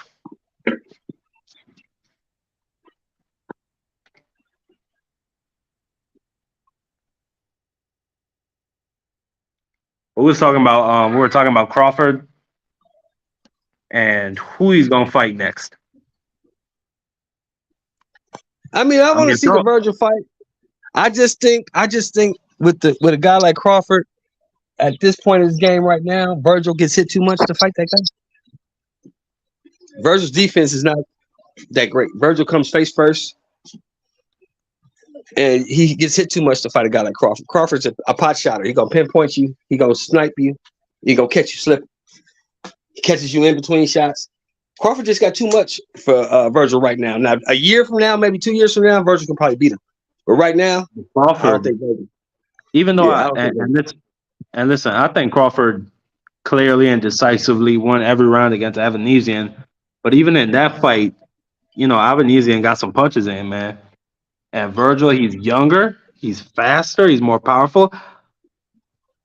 I think Crawford gonna beat him, but shit, I don't see why they wouldn't make that fight right now at this point when he's 35. Well, you have to ask them because they were, like I just said, you know, these are documented facts, Marky Dan. They offered the dude to fight twice, and the dude turned it down twice. Man, that's true. You know what I'm saying? I'm just wondering where Crawford is gonna go next. If like after the Rocha fight, because he's already ordered to do that. I wonder if he'll just stay over there and fight Virgil. That's why I'm saying. Well, if he goes to Golden Boy, he's definitely gonna fight Virgil. I mean, Crawford ain't stupid. He knows where the money is, and that's what it's about now. The accolades are already there. He don't need that. He don't need no more 3 divisions and 2-time lineal, former undisputed, fighter of the year. He did all that. You don't need that. Now it's about the bag because you get old. This game is about to be over for you. You see what I'm saying? Yeah. Yeah, this game about to be over for you. Crawford got about maybe 2-3 fights in him max. I say 3 fights max at this level. And I think 3 fights. 3 fights? Yeah, I think 3 fights, Lisa, is kind of stretching it, don't you? So you think by next? So you think by next year Crawford will be done? Oh, by 2025, he's retired, bro. He's retired. Crawford ain't the dude to stick around fighting like Winky Wright and all them. He's not doing that. I don't see him doing that. Right. Nah, we in the movies now. We made it. Oh yeah, we in Creed 3 and shit. Yeah, we doing things. We made it. And them niggas is hating, boy. Ain't they hating, Lisa? Them niggas is mad. Yeah. We wearing royal blue suits. We wearing royal blue suits. We at the premieres. We taking pictures with Alicia Baumgartner and all the celebs. We done made it. We Hollywood now. I just don't understand, when did it become cool to hate on a motherfucker for getting this paper? Ain't that what everybody's supposed to be trying to do? Get their bread? Yeah. Yep. Yeah. I just don't understand that shit, man. I really don't get it. You gonna hate on a nigga for getting his money? Mm-hmm. I want to see all these niggas get their money. Errol, I want to see Errol get his money. Yeah, I want to me see too. motherfucking Wilder get his money. I want to see all these motherfuckers get their money. What if they hating on him because he's not fighting Errol Spence? Well, I mean, what if that's the reason? No, I want to see, them all. Hey, I want them. Listen, I want all of them to get their props. I mean, what if they hating I'm on not Errol sure Spence yet. too for not fighting Crawford? What is Errol Spence doing? Who is he fighting? At least we know Crawford got a fight coming up. What is Errol doing? Well, what if I'm hating on both them niggas? Huh? I'm hating on both them niggas, to be honest. No, you can't hate on a nigga for getting his money, though. You can hate on a nigga. No. I can't hate on that. I'm just saying I don't like. I want to see him fight Virgil Ortiz or Earl Spence. One of them two. That's my whole I thing. want to see him fight Bruce Ennis personally. I want to stop that hype train. Yeah, no, but I'm talking about realistic fights. You know what I'm saying? I don't think that Boots is going to happen because he's not in the WBO rankings anymore. Right. Boots could, but it could have happened. Boots decided to go another route. It could have. Yeah. It was easier to make that fight probably for him. All he had to do was sit back. All he had to do was sit back. He was number 2. Once Virgil moved, he would have been number 1. Instead of fighting Karen, he could have fought the WBO guy Rocha, beat him up, and you had the Bud fight in May or June. If I know that, he knew that.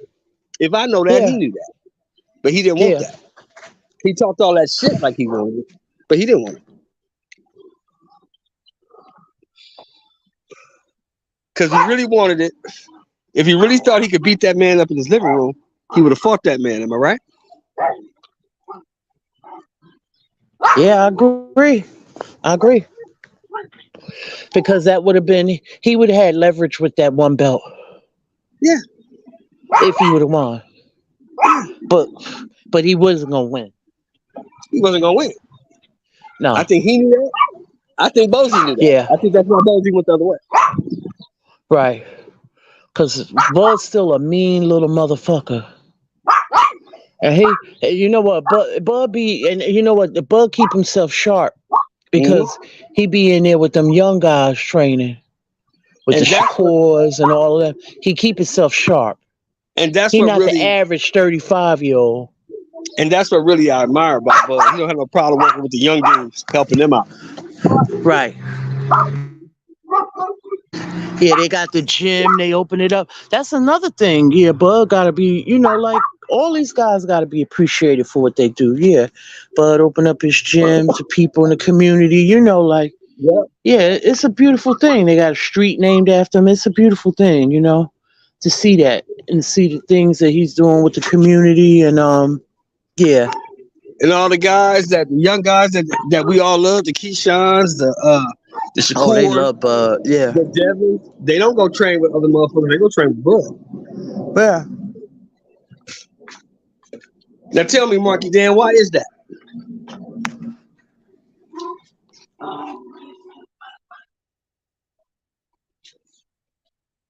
He must have stepped away. Yeah, but like I said, I give them all their props. Earl is working with some young fighters, right? Yeah. He got Frank Martin and some other people. Yeah. I think he worked with Truck, don't he? Don't he work with Truck Simpson too? Oh, he working with Truck now? Oh, okay. I thought Truck. Well, yeah. What happened with Truck and Tank?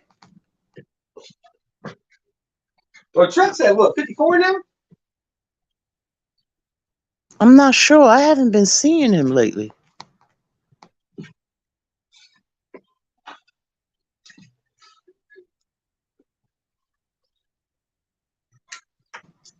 Yeah, but them young guys, they love Crawford. Yeah, Keyshawn and his brother, and yeah, Jared Anderson. I wonder if Bud working with them too. Probably. Yeah, Big Baby. Yeah.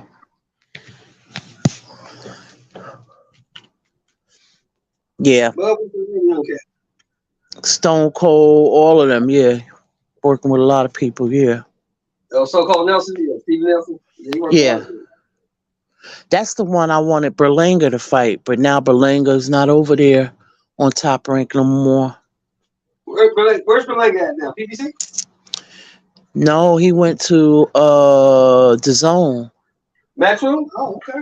I'm not sure if it's Matchroom or Golden Boy. It might be Match. I can't remember. So he wants that motherfucking. He wants that. Canelo. Yeah. Yeah. He want that Canelo money. Yeah. He ain't getting that, but he'll get that John Ryder fight. Hey, that dude may hurt him. Or he'll get that. What's the other guy? The guy that Ryder fought. The guy that broke his neck.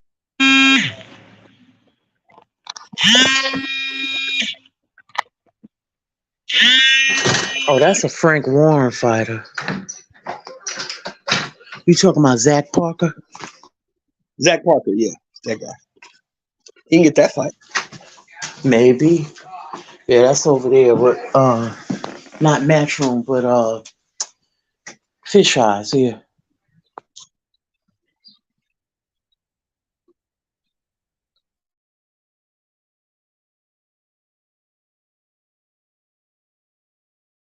Yeah, I don't know where Berlanga's gonna go. Well, where is everybody?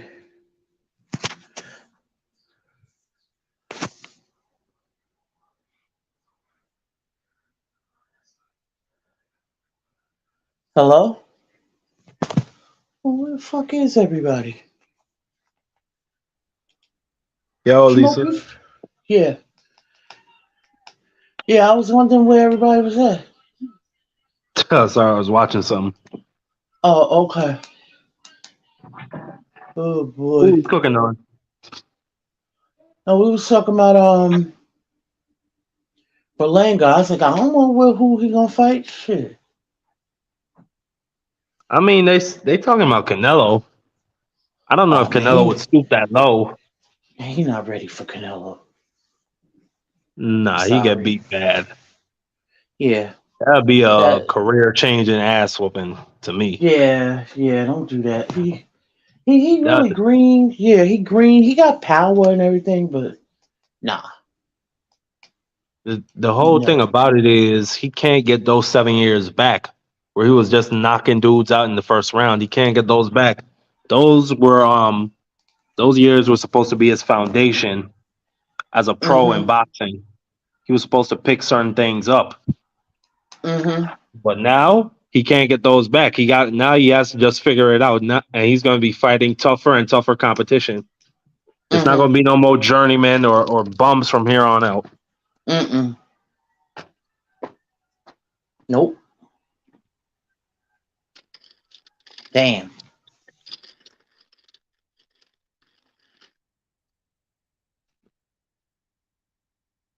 Yeah, Berlanga, I really don't see like the whole appeal to fighting Berlanga. I don't see it. You could say he has a Puerto Rican crowd behind it, but at the same time, he's only ever sold out a 5,000 seat arena.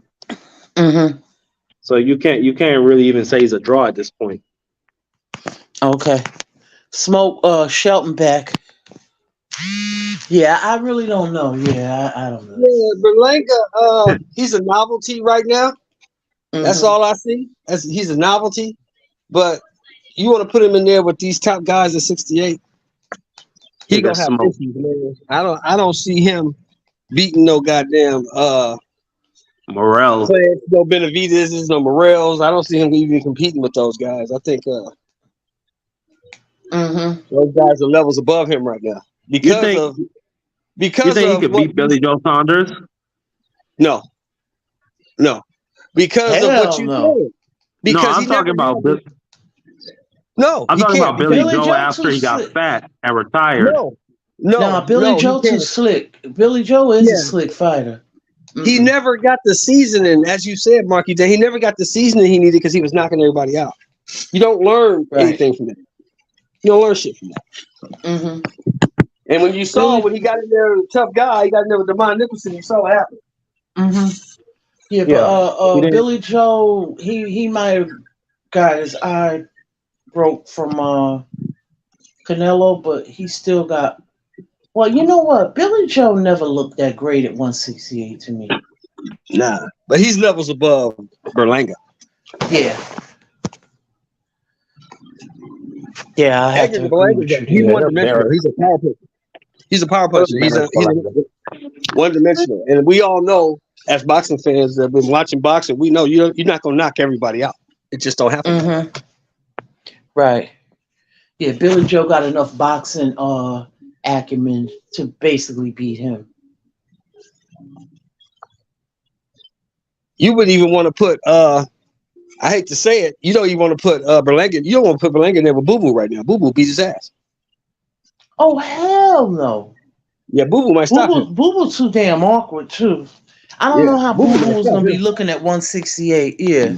But if DeMond Nicholson could serve Berlanga up like that, Boo Boo gonna drop it. Boo Boo gonna stop his ass.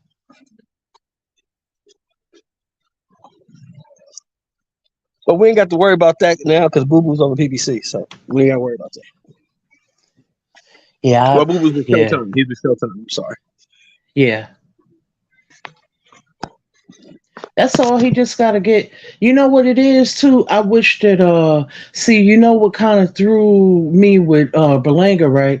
He was working with Andre Rozier, and he was getting all of those knockouts. And then when he didn't look too good in one or two of his fights, he went with a new trainer, and then they trying to change his style up or whatever, and making him to a boxer, and it's just looking kind of awkward. I think that you can't change who he is, just kind of like enhance, enhance what he has. I'm trying to change who he is, enhance what he got. Right, because he was a brawler, knocking people out. Boom, you know. So work on But you know, a other lot of these things. trainers, that's another thing that's killing the sport right now. We don't have a lot of teachers. We got a lot of trainers, a lot of coaches, you know, but we don't have a lot of teachers of the sport. You know what I mean? We don't have instructors in boxing. Yeah, old school teachers. Yeah, teach you how to box, teach you the art of boxing. It's not That's many the left. difference Yeah, between that's the difference I always have between the old school guys and the guys today. All those old school guys knew how to box. They could box. They could fight if they had to. Nacho They could up there in age. He in his 80s now. Exactly. What's his name? What's his name? The one that used to train Usyk. Papachenko? No, the other one. Oh, what's his name? The one that had that situation with Clarissa Shields' camp. Oh yeah. The guy got knocked out. Yeah, he's not as old as Nacho, but he's not young anymore either. Right. I know you they were all good trainers. Yeah, good trainers. Teachers. Yeah. Yeah, they were teachers of the sport. Yeah. They were teachers I don't of the know sport. Is Robert Garcia considered a teacher? He has a certain style he teaches. Yeah. He teaches that come forward, throw a bunch of punches, use your face for defense style. He teaches that. That's how he fought. He fought the same way. Nah, DJ. Nacho didn't retire. I just saw Nacho recently in the ring. Yeah, Nacho trains Ray Vargas. Yeah, I saw him. Yeah, and I was like, look at Nacho. And they were saying he was 82. I was like, damn, he's still out there? Yeah, he trains Ray Vargas now. Yeah, I was like, whoa. When I seen him, I was like, damn. God bless him, yeah. Yeah, Nacho trains Ray Vargas. Mm-hmm. Who else is the other brother? Well, we know brother Nassim passed. May Allah be pleased with him. He passed away. Who else? Yeah, that was another teacher of the sport. Nassim. Yeah. We still got Buddy McGirt. I think Buddy McGirt teaches him how to box. Oh yeah, Buddy. He damn sure changed Arturo Gatti. He said he extended his career by a few years. Yeah. That dude had nothing but wars. I could sit and watch. All his fights was damn near wars. Who else I'm trying to think? The brother that Troy was talking about, Tommy Brooks. Who was Tommy's last fighter? Tommy was working with Holyfield. I think he worked with Wink. Purnell, Kevin Kelly. Yeah. He's up there in age too now, yeah.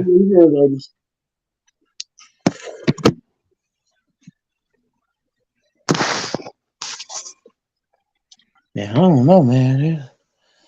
Yeah. All old school people, yeah. I gotta give it to the guy I don't like, the guy in Texas. He's a teacher. The guy trains on.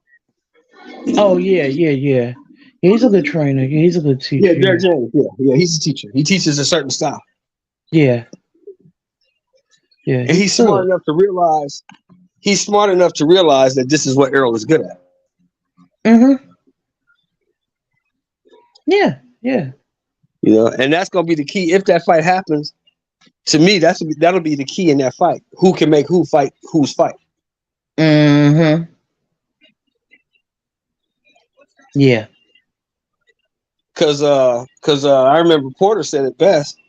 He said, everybody I fought in my whole career, I've been able to get them to fight my fight. And when I fought Crawford, he made me fight his fight. Interesting. So can Crawford make Errol fight his fight, or can Errol make Crawford fight his fight? I think that's the key in the fight. Right.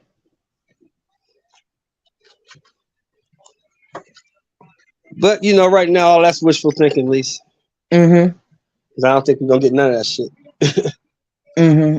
Yeah, with Sean Porter, he just comes at you like a bull. Yeah.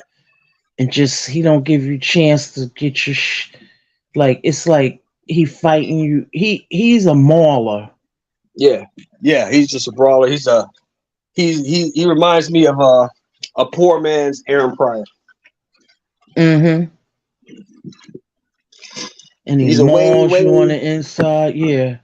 He's a way lesser version of Aaron Pryor. Mm-hmm. He's not the Hawk by no means, but he fights like it. Right. Then oh man, it's like once he get up close to you, it's a problem. Yeah. Because he smothers you. He makes you smothers you, yeah. He smothers himself and you. Yeah. Oh.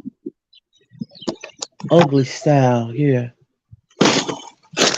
See, Kell Brook was big enough to handle him. He kind of held him a lot. Yeah, but Kell Brook was a better boxer than he was. Yeah. Kell Brook had that straight 1-2, and he had no answer for it. Yeah, he had that's no answer true. for that 1-2. And every time he get that 1-2 off, he grab him, push him, hold him. Like you said, he's bigger and stronger, so he grab him, push him, hold him, get him away, and 1-2, 1-2, 1-2 all night. Right. Sean Porter couldn't control him. No. But that's when I realized how strong Bud was. I was like, when him and Bud had that fight, and Bud pushed his ass back to the other. I was like, whoa, Bud's stronger than I thought he was. Yeah. Remember, I think it was the 6th round when he grabbed Porter and threw him into the ropes and told him, "You too little." Yeah. You too little, man. Yeah. Grabbed him, threw him in the rope like, "Come on, man, you too little, man. You can't wrestle with me." Yeah. That wrestling background. Woo. Yeah. His core, I think the core strength, from deadlifts and all the rest, like you said, the wrestling background, it makes him hard, from 47 pounders to deal with because he can get you in the clinch and he can manhandle you in that clinch. Mm-hmm. Now, in Errol's defense, Errol doesn't really allow people to clinch him because he throws so many punches, That's true. That's true. So who can win the fight on the inside? Will it be Crawford with the slipping shots and landing his shots, or will it be Errol with the volume? You know what I mean? Right. That volume is hard to deal with. I have to admit that. Oh yeah. Definitely, yeah.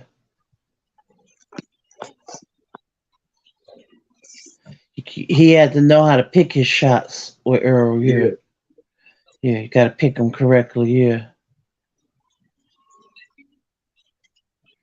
Because once he start getting his rhythm, it's like he just keep going. Yeah, you got to be able to stop that. You got to be able to offset that shit. Mm-hmm. You got to be able to hit Errol with something to make him stop and think.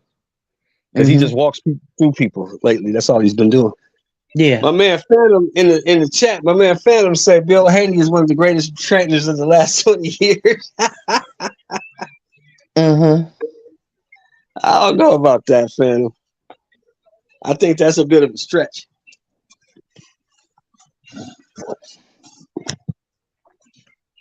Oh yeah, because he do he training his son. Yeah.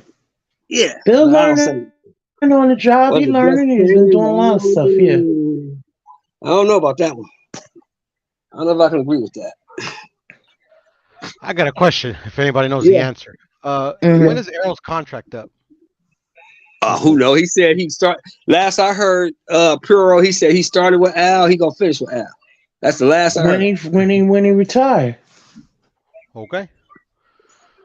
Then again, I don't know. Puro, I don't know. Yeah, that's why I said. That's why I said what I said. At least he told. Last thing I heard him say, he said he started with Al. He gonna finish with Al. Mm-hmm. So and that's where he's happy at. Yeah. So Puro. Yo. What you think about this Rocha fight? I like it. You like it? For who? Yeah. well, for both of them, I mean, I got Bud winning the fight. You know, I got to go with experience, and you know, I do think Bud's the better fighter, but Rocha's earned his shot. You know, like people need to watch that Rashidi Ellis fight again. Like that's his best performance in my opinion to date for Rocha. So he's earned it. You know, like to me, I do think even though I like Bud a lot, you know, he's you know, I fuck with Bud heavy. I do think he's a bit overhyped, just at this weight. You know, to be honest, he's getting older. Rocha might want to fucking, you know, Rocha might be that dude. You never know. You never know till they fight. He might fucking see this fight as his opportunity, as his big shot, and you know, fight above what we've seen. You know what I'm saying? That's facts right there, Firo. Now that's objective, and I appreciate that. That's facts. Because nobody, I don't give a fuck how big of a fan, and I'm one of the biggest Crawford fans out there. But the man is getting older. The man's getting older. Yeah. No, and you're not gonna keep whooping these young dudes. Right. Yeah. That's eventually one of these young dudes is gonna catch up with you. That's just the way boxing goes. That's the way life goes. Youth must be I mean, served. you know, nobody ever thought, be honest, Lisa, you know, back to me and you, and probably Puro, you might have been a little kid. I don't know if you were around at this time, but nobody gave Leon Spinks a shot. Yeah, that was nobody. Probably wasn't around. Nobody gave Leon Spinks a shot in hell. No, I remember when he was on the cover. Was it Life? Sports Illustrated, and Time magazine. He was on the cover, right, when he beat Ali, and you know this was before Leon had got his grill.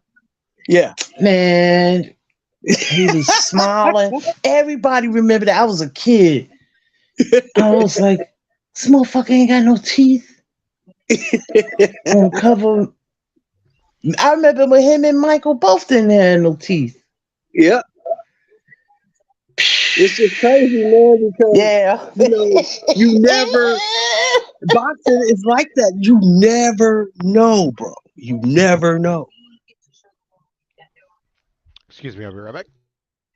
That's why, you know, I was appreciative when I heard Crawford say, I'm not taking fucking Avanesian lightly. You never know. This is boxing. yeah, that's how it is, yeah. You can't take none of it lightly. You can't half step on your training either, because it will show. Yeah, any man can be beat. Right. What you do, you gotta when you going, if you just say you going to fight a say quote unquote journeyman or the baddest motherfucker out there, you still gotta put it all. You can't half step on any of the training because you just don't know. You can't because if you slip up a little bit, somebody go catch up to you. And that's when people get caught slipping. You know, you could get caught slipping when you get caught up in stuff, especially stuff outside of boxing that takes too much of your time and stress and all that. That's why you got to get all that stress factor out of your life. You know what I mean? Because when you go into training, it's like beast mode. It's like when you go into training, it's like going to boot camp. Yeah. You know? You have to. You got to go into beast mode. I see why some people... Remember what Hagler used to do? Yeah. Hagler used to put himself in a ugly situation. 12 weeks. He go away for 12 weeks. No family, no kids, nobody. No sex, war. Yeah. No, but I got a little boxing history for y'all that y'all didn't know, right? Yes, sir. Leon Spinks had a child out of wedlock, right? Mm-hmm. Y'all didn't know about that. Child went on to go to be a famous rapper. Who? I bet you can't tell me who that is. I have no idea. I sure can't. I bet you thought you wasn't gonna see me. I'm the ODB of this. Oh, dirty bastard! No shit. Get out of here. No shit. Nigga, please. Oh, okay, look at Leon and look at Old Dirty. Look at Leon and look at Old Dirty. Are you fucking serious? Stop playing.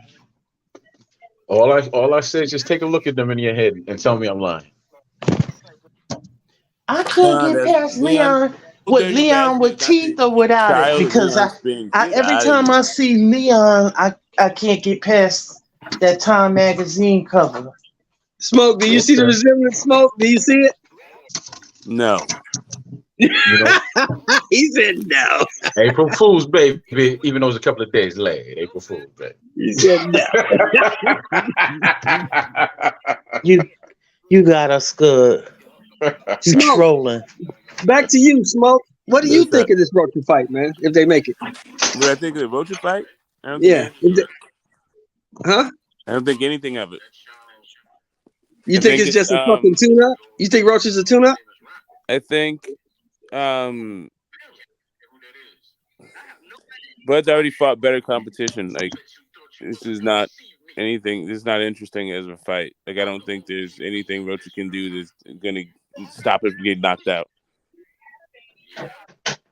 Yeah, that's true. I don't know if I don't see Rocha going 12. I see him being competitive for as long as it lasts. I say that. What do you mean by competitive? I mean, I think he'll be competitive the first 2-3 rounds. It'll kind of look. Get out of here, man. I think it'll kind of look similar, Smoke, to the Avanesian fight. Yeah, see, I didn't find that. I didn't think that was competitive at all. It wasn't really. I mean, he got outboxed every round, but you know. They were telling me, Smoke, and you heard him, how Avanesian was landing punches. Avanesian wasn't doing shit. But I think of the Rocha fight, I don't think anything of it. Yeah. I don't think anything of it. It's a title defense. That's it's all Amanda. it is. It's Amanda. Bud's already fought better competition. Like, this is not anything. Somebody's got an echo. I don't know what's going on. There's anything Rocha can do that's going to stop it from getting knocked out. Hey, Butch, you're on mute, Butch. Butch, come off mute. Salute, man. Salute. What do you mean by competitive? Salute. Salute. Mrs. Bells. What's going on, Cassidy? What it do? What up, though? Nah, you know, just chopping up. Yeah, I didn't find that. I didn't think that was. Why are we going back in time? Who's got what? Why is this shit repeating? I have no idea. Yeah, that shit's repeating. Somebody got an echo. I don't know what's going on. Sure, man. You left me the dirt. OG, man. No, man. I've been moving, man. I've been busy, bro. Moving states. I'm not moving down the street. Moving states. Give me some minutes. Give me a minute. I gotta get my shit together, man. No, you boy me, fam. No, you violated me. So what do you think about the fucking what do you think about this fight, Butch? This Rocha fight that they ordered. Do you think anything of it? That's good, man. That's good. Rocha's next in line. So he deserves the Crawford fight. Listen. Keith Thurman, he's meant to be fighting Errol Spence. Fucking Boots, he's out of the WBO. Virgil's fighting. So who's next in line? Rocha. There you go. We're gonna clean him up, knock him out. We're gonna knock him out, clean him up, and then what the fuck? What's Errol Spence doing? He ain't even announced nothing. What's he doing? Someone explain to me what is he doing? Nothing. I'll wait. Nothing. I don't know what's going on over there. I really don't know what's going on, to be honest. Yeah, no one knows. Everything is with the Spence thing. Is everything secrecy? So I don't know what's going on. I need to fight Crawford next. Thurman, we're getting this fight signed. Guys, look forward to me. He ain't saying shit. He ain't doing nothing. What's going on? The fuck is going on? Hey, I got a name for him if he really wants to. Since Crawford got to fight his Mando, right? I got a name for him. And don't laugh, everybody, but I got a name for Errol Spence. Conor Ben. Hey, you know what? Let me say something. I see they was going back and forth, right, recently? Yeah. After the WCBC ruling, right? But when he was talking about he was a cheat like his dad, right? I don't recall Nigel ever popping, but what I do remember was What was Gerald McClellan's training name again? The G-Man was trained by Emmanuel Stewart. Nah, it was another guy was his trainer. Remember that wild guy with the cat? Light-skinned guy? He was saying that G-Man, not G-Man, Nigel was on. Oh, you got to yeah, look they were at the saying fight. Nigel was on PEDs. Yeah, I remember that. I remember somebody saying Nigel was on PEDs, but he never tested dirty. So. Yeah, that's what I was saying, because I said I never remembered Nigel, and if I'm wrong, correct me. I can't remember the guy's name, but I could see him now. Who was that? Yeah, I remember that. Gerald McClellan's trailer. Who was that? Yeah, I don't remember. There was a rumor that there was blood on McClellan's shoes, but I mean, how do you prove whose blood it was? And then anyway, they apparently tested the shoes, and this is the rumor, and it came up with steroids. That's what I heard. Yeah, that was the rumor, right? Mm-hmm. Yeah, matter of fact, the rumor exactly. Was the blood dry though? I don't think. It had to be dry blood. That's crazy. Okay, yeah, I don't know, but either way, I was just saying I never knew of Nigel, but I knew him and him was going back. But from what I'm seeing, they trying to get a fight with Conor and Pacquiao. That blew my mind. Oh, don't do that, man. Manny, don't. That's why I said don't do that. Yeah. Don't tarnish your legacy by getting beat up by Conor Ben. Yeah. He said he gonna sue the British Board of Boxing Control, I think it is, yeah. Well, supposedly he was exonerated, yo. Yeah, I didn't read all that stuff. That's just too much. I really didn't care. The thing about me is I'm not trying to say that I'm an expert on any of that. So I can't you know what I'm trying to say? Yeah. I'm not an expert on any of that. So I'm me researching all of this stuff would be like, okay, I'm researching it, but I'm of the same ilk as Marky Dan. I think all these motherfuckers is on something. Mm-hmm. Every last fucking one of them. So right. Yeah, don't put that on everybody. I believe it. Yeah, I know. Tank is a clean fighter. I know that. I don't know shit. I don't know that nigga. I say that because don't get me wrong. I look at a fighter who says he wants mandatory testing in his fight. You know what I'm saying? That's a good sign, bro. Yeah, but I mean, a lot of these fighters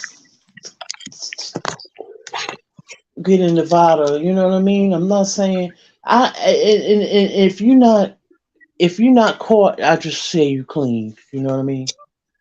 I say, okay. Let me ask this question. Do you think the NFL has testing? Am I right? I'm not sure. Yeah, I don't think that every. You think all NFL athletes are clean? Do you think all NFL athletes are clean? Every last one of them? I don't know. It's a possibility they do it. Yeah. You think everybody in the NBA is clean? Doubt it. I just don't think that every person who is dirty gets caught. I think people get away with it. But that doesn't mean that that's I think true. that everybody's dirty. Yeah. Well, you know, my favorite, my football team is Oakland Raiders. And there's a sign in their locker room. Says if you ain't cheating, you ain't trying. Mm-hmm. Yeah, it's just the kind of cheating that you can do that can undo all your good work, like Barry Bonds. Mm-hmm.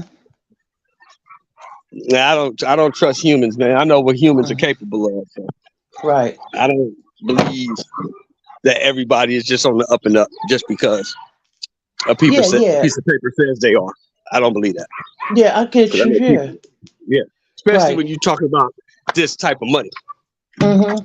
See, that's why I don't get into the. Yeah. That's why I don't get into to the drug thing because I don't know enough about it to really have. But you know you enough got about people that.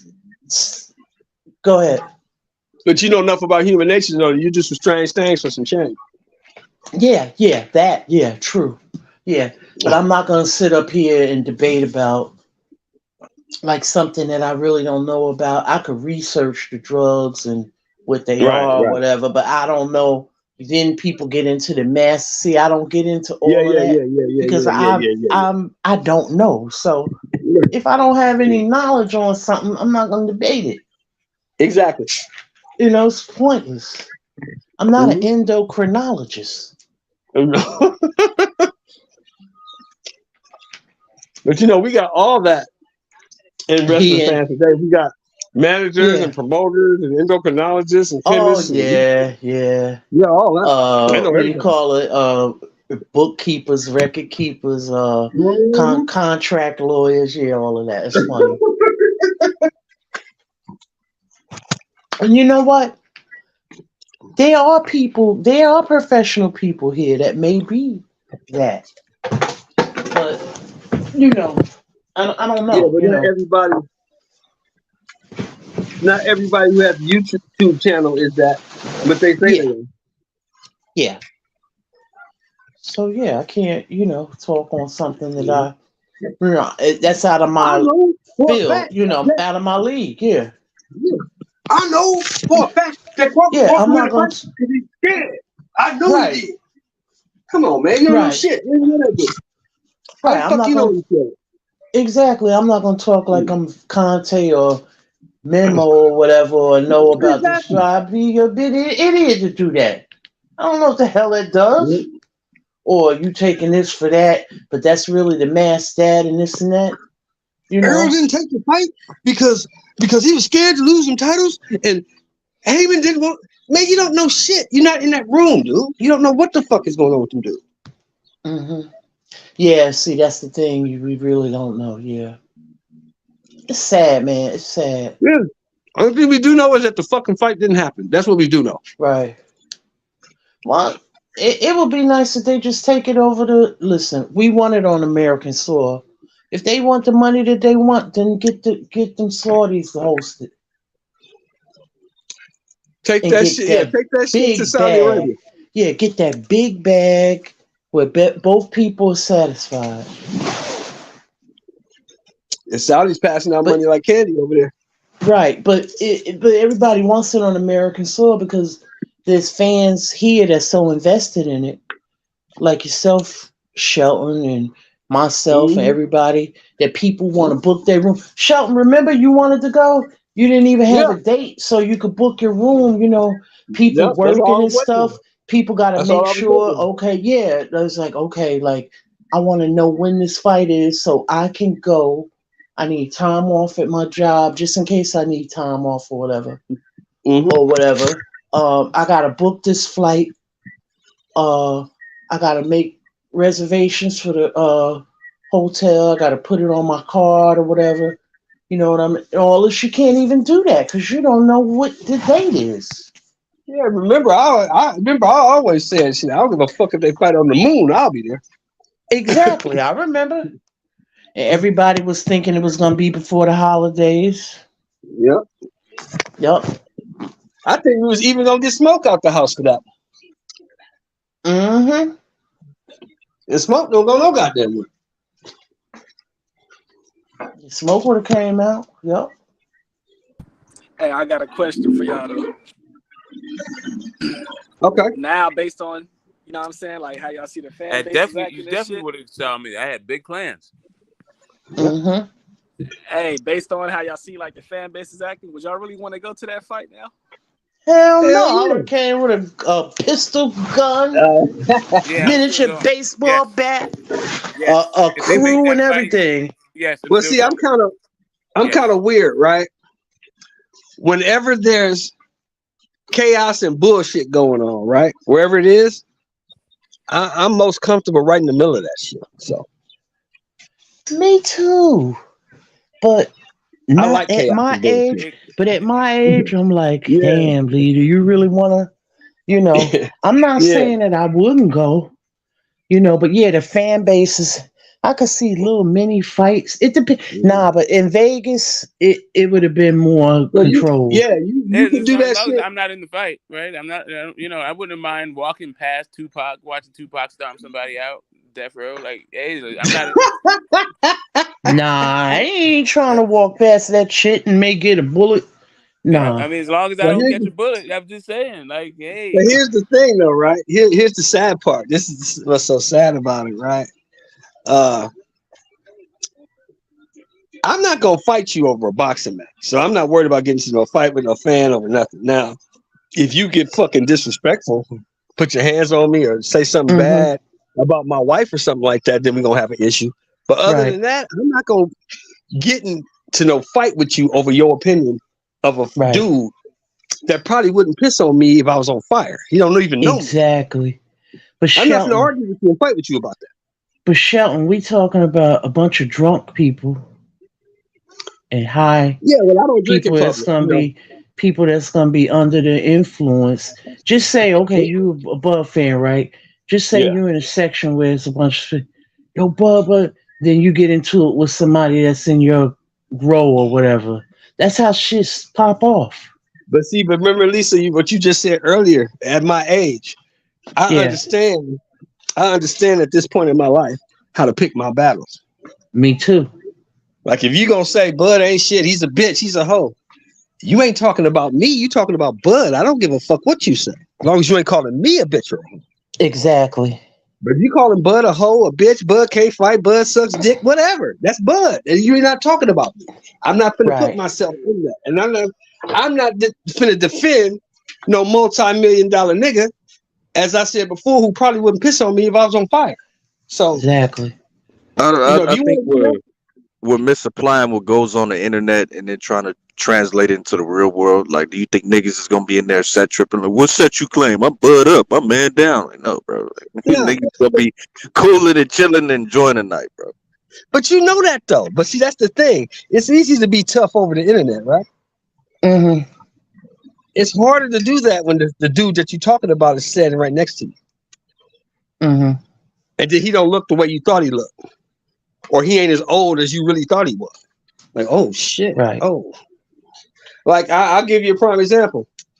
Before I went to the Tank fight, right? It was some niggas on the internet said when they saw me in Atlanta, they was gonna slap the shit out of me. That's what they told me. I ain't saying nothing. I said, all right. So when I went to Atlanta and walked in the Hooters, guess who I ran into? Ran into the nigga who said he's gonna slap the shit out of me. I went up to the table, who was chopping it up. I knew some of the other cats there. I said, hey man, didn't you say you had something to say to me? You was gonna do something? What you say? Oh man, that was just, I'm just trying to give views, man. that was just some bullshit. Oh, okay, I got you. I understand. Yeah, that's my point. Yeah, I understand. I get it. I let it go because I'm older. I'm smarter. I'm in another state. I can go to jail in California. Why would I go to jail in Atlanta? I won't do that. Exactly. But I just had to let him know that, it ain't as sweet as you thought it was. He said, I'm right here. So if you just gonna slap me, what's wrong with your slapper? Is it, bro? You got to get some new batteries for it. Got to get a charge. Slapper needs to charge overnight, man. Yeah, something. I mean, you said you was gonna do X, Y, and Z. Well, I'm here. Damn. Speaking of which, nothing is about to happen between Bill Haney and Bernard Hopkins. I don't know what in the hell people are thinking. Too old. No, they ain't finna do nothing. They talking. That's all. I saw that video last night.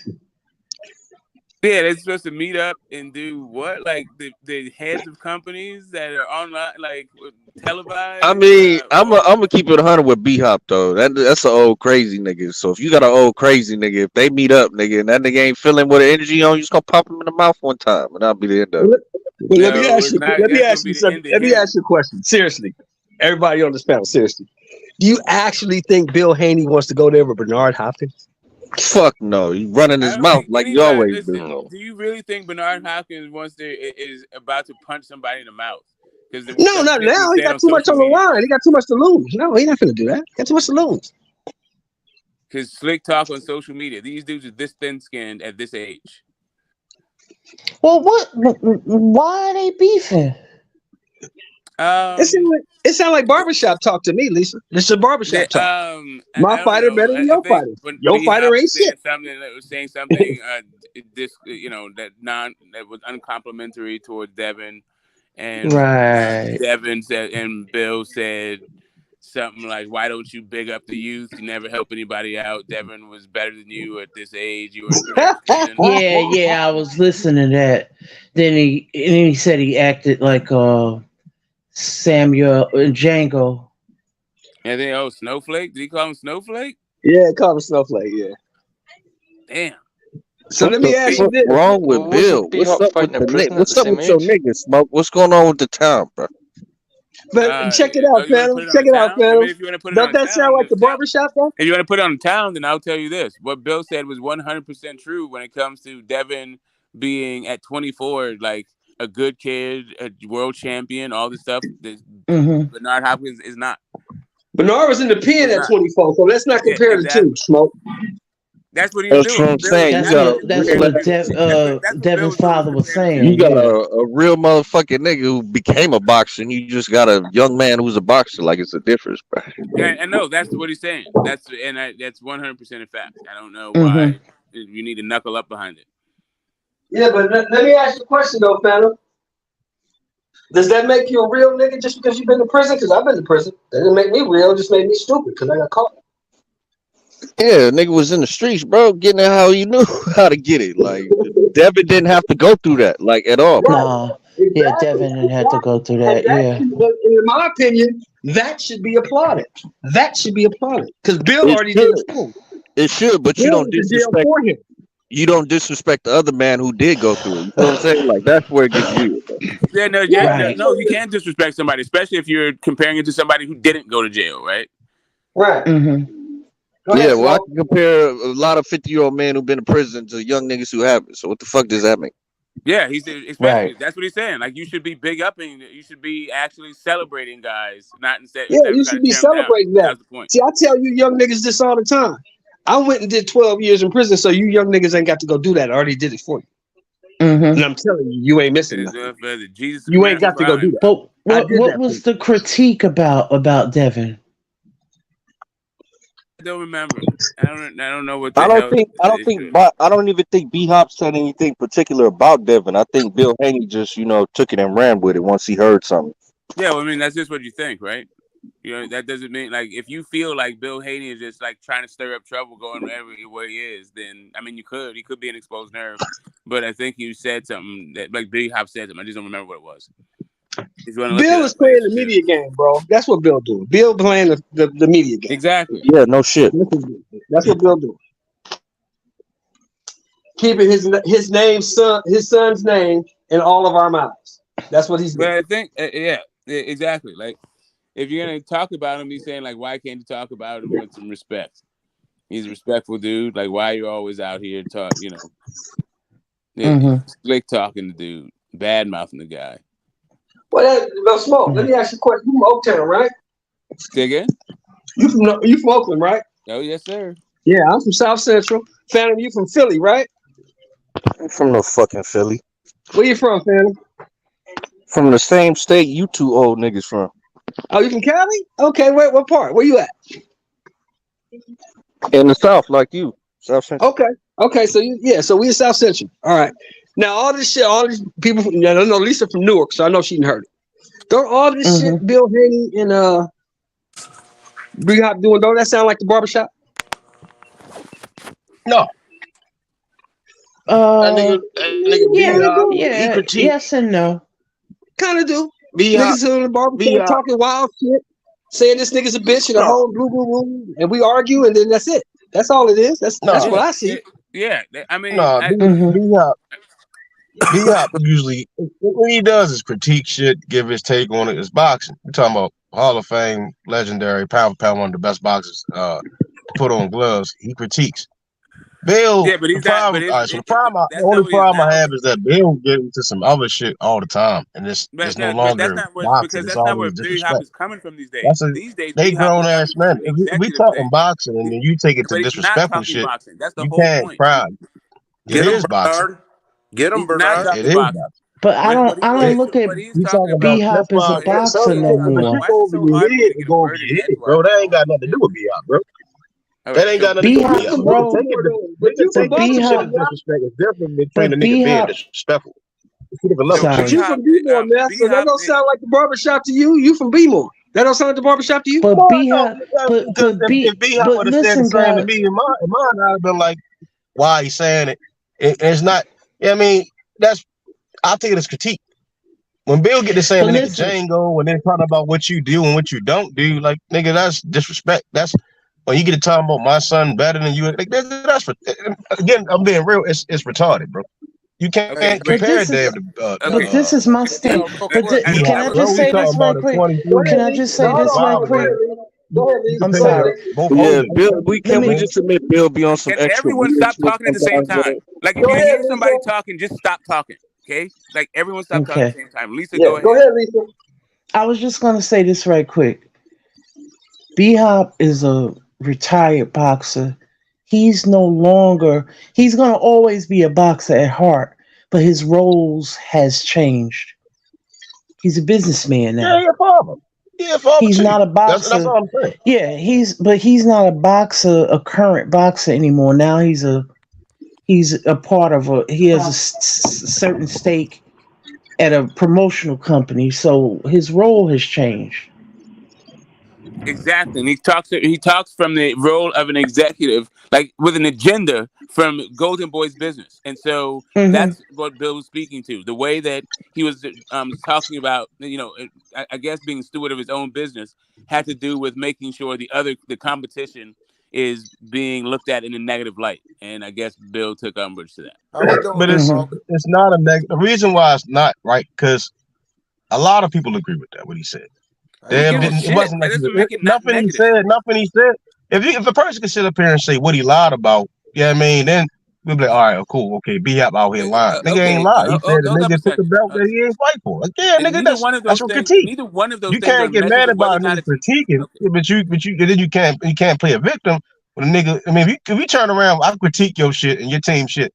Cool, take it on the arm. I mean, that's what he gonna say. We're gonna prove him wrong. You come back, you get to talking about a nigga, all this other shit. Yeah, I mean, that's the pot calling the kettle black. That should get weird. That's all I'm saying. It's always the same shit. It's holy never. shit. It's Holy taking shit, it's dude. Can you criticism. please stop Yeah, I saying mean, hogging the mic saying the same shit over and over again? I First mean, off, if you don't nothing you understand, said, like I literally nothing understand you your said. feelings, man. I Okay. mean, Hold on, message. First off, nothing what you said is a measure of whether or not what he said was negative. All you did was give credit, like him saying, like a lot of people agree with it. That doesn't mean it's not negative. It's not negative. It's critique. Okay, great. It's a difference between critiquing and then the nigga turn around and calling you out your fucking name. Everything that Bill said was the case.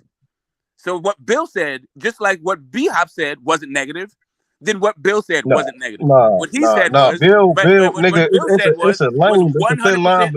100%. Nothing Bill said was a lie. So according to you, but by your own fun logic, since it wasn't a lie, then it's not negative. It's just a critique. No. B-Hop said, Dave took a belt, he ain't earning in the ring. That's a fact, nigga. What are we talking about? It's also a fact that you taking some shit as disrespect. It's not the same as me being disrespectful. That's me calling a again. He took that shit personal, and then he turned around and called that nigga Django and all on his name. That's what you do. That nigga's a college graduate, bro. Hey, but look, come on, so just so we understand each other. So first up, hold up a second. Dev won belts in the ring, so for him to say that he just got a belt handed to him is disrespectful. Not only that, no, it's not, the same way that what it is just the truth. If you want to talk about the WBC being elevated to a belt, which a lot of people have, it's also true that when B-Hop was Devin's age, he was sticking people up. Okay, that's cool. A lot of niggas was sticking. Okay. Malcolm X was sticking niggas up. Nigga, that's Okay, like great. so we gonna sit Awesome. up here and So, say we so I gonna guess turn it's around not and say disrespectful Dad just to better than point out Malcolm the X truth. because he So at then 23 Dad was in the boxing ring and punching. just make Nigga, what are sure we talking about, bro? just make The sure when shit you're sound dumb doing as your shit. It sounded dumb. hold up a second. I get he said he don't Okay, give back, but he listen. giving up. I He know you gave want Eminem to go back and $1 million forth about deal with Eminem. everything. That's giving back. I know you want to go back and forth about everything, but for real, it's not that deep. If you want to apply this one standard to another person, but it's not negative as long as it's truth, then what Bill said isn't negative. It's also the truth. Rich, go ahead. What about me? Smoke the fuck. Hey yo, I'm look, sorry, here's my Johnny. thing, right? I'm sorry, Yeah, Johnny. somebody. Hey, go ahead. Do your thing. And then Rich, do your thing. No, I was just gonna say shout out to all the people Bernard stuck up. God bless Bernard Hopkins. God bless Bernard Hopkins for being, for robbing some motherfuckers. I appreciate a man who robs people. I do appreciate that. I respect that. Certainly a lot more than I do Bill Haney and his paper champion son. Like I say, Bernard can beat Bill's ass outside the ring, and Lomachenko can beat Devin's ass inside the ring. And it's just a matter of time. Go find your fucking pen, Devin. We're waiting for you, son. We've been signing that contract over a month ago already, Devin. Pussy ass motherfucker. Yeah. What you waiting for, Devin? Dragging your feet along, Devin. What you waiting for, bro? And Bill, I've been calling you out too, Bill. Get off them LDBC panels where they're gonna kiss your ass all day and come talk to me, bro. Chicken shit motherfuckers. Yeah, Shout out to Bernard, bro, This for what a lot telling of niggas' problems be. This what a lot of these niggas' problems be. They want to talk to Bill, so when Bill don't pull up on them, they be like sad and shit. Shut the fuck up, bro. Who are you? I ain't sad about nothing.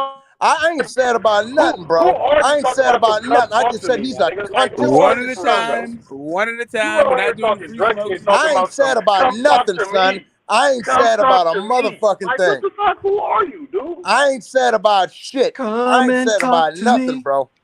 I'm just calling a spade a spade. I'm just calling a spade.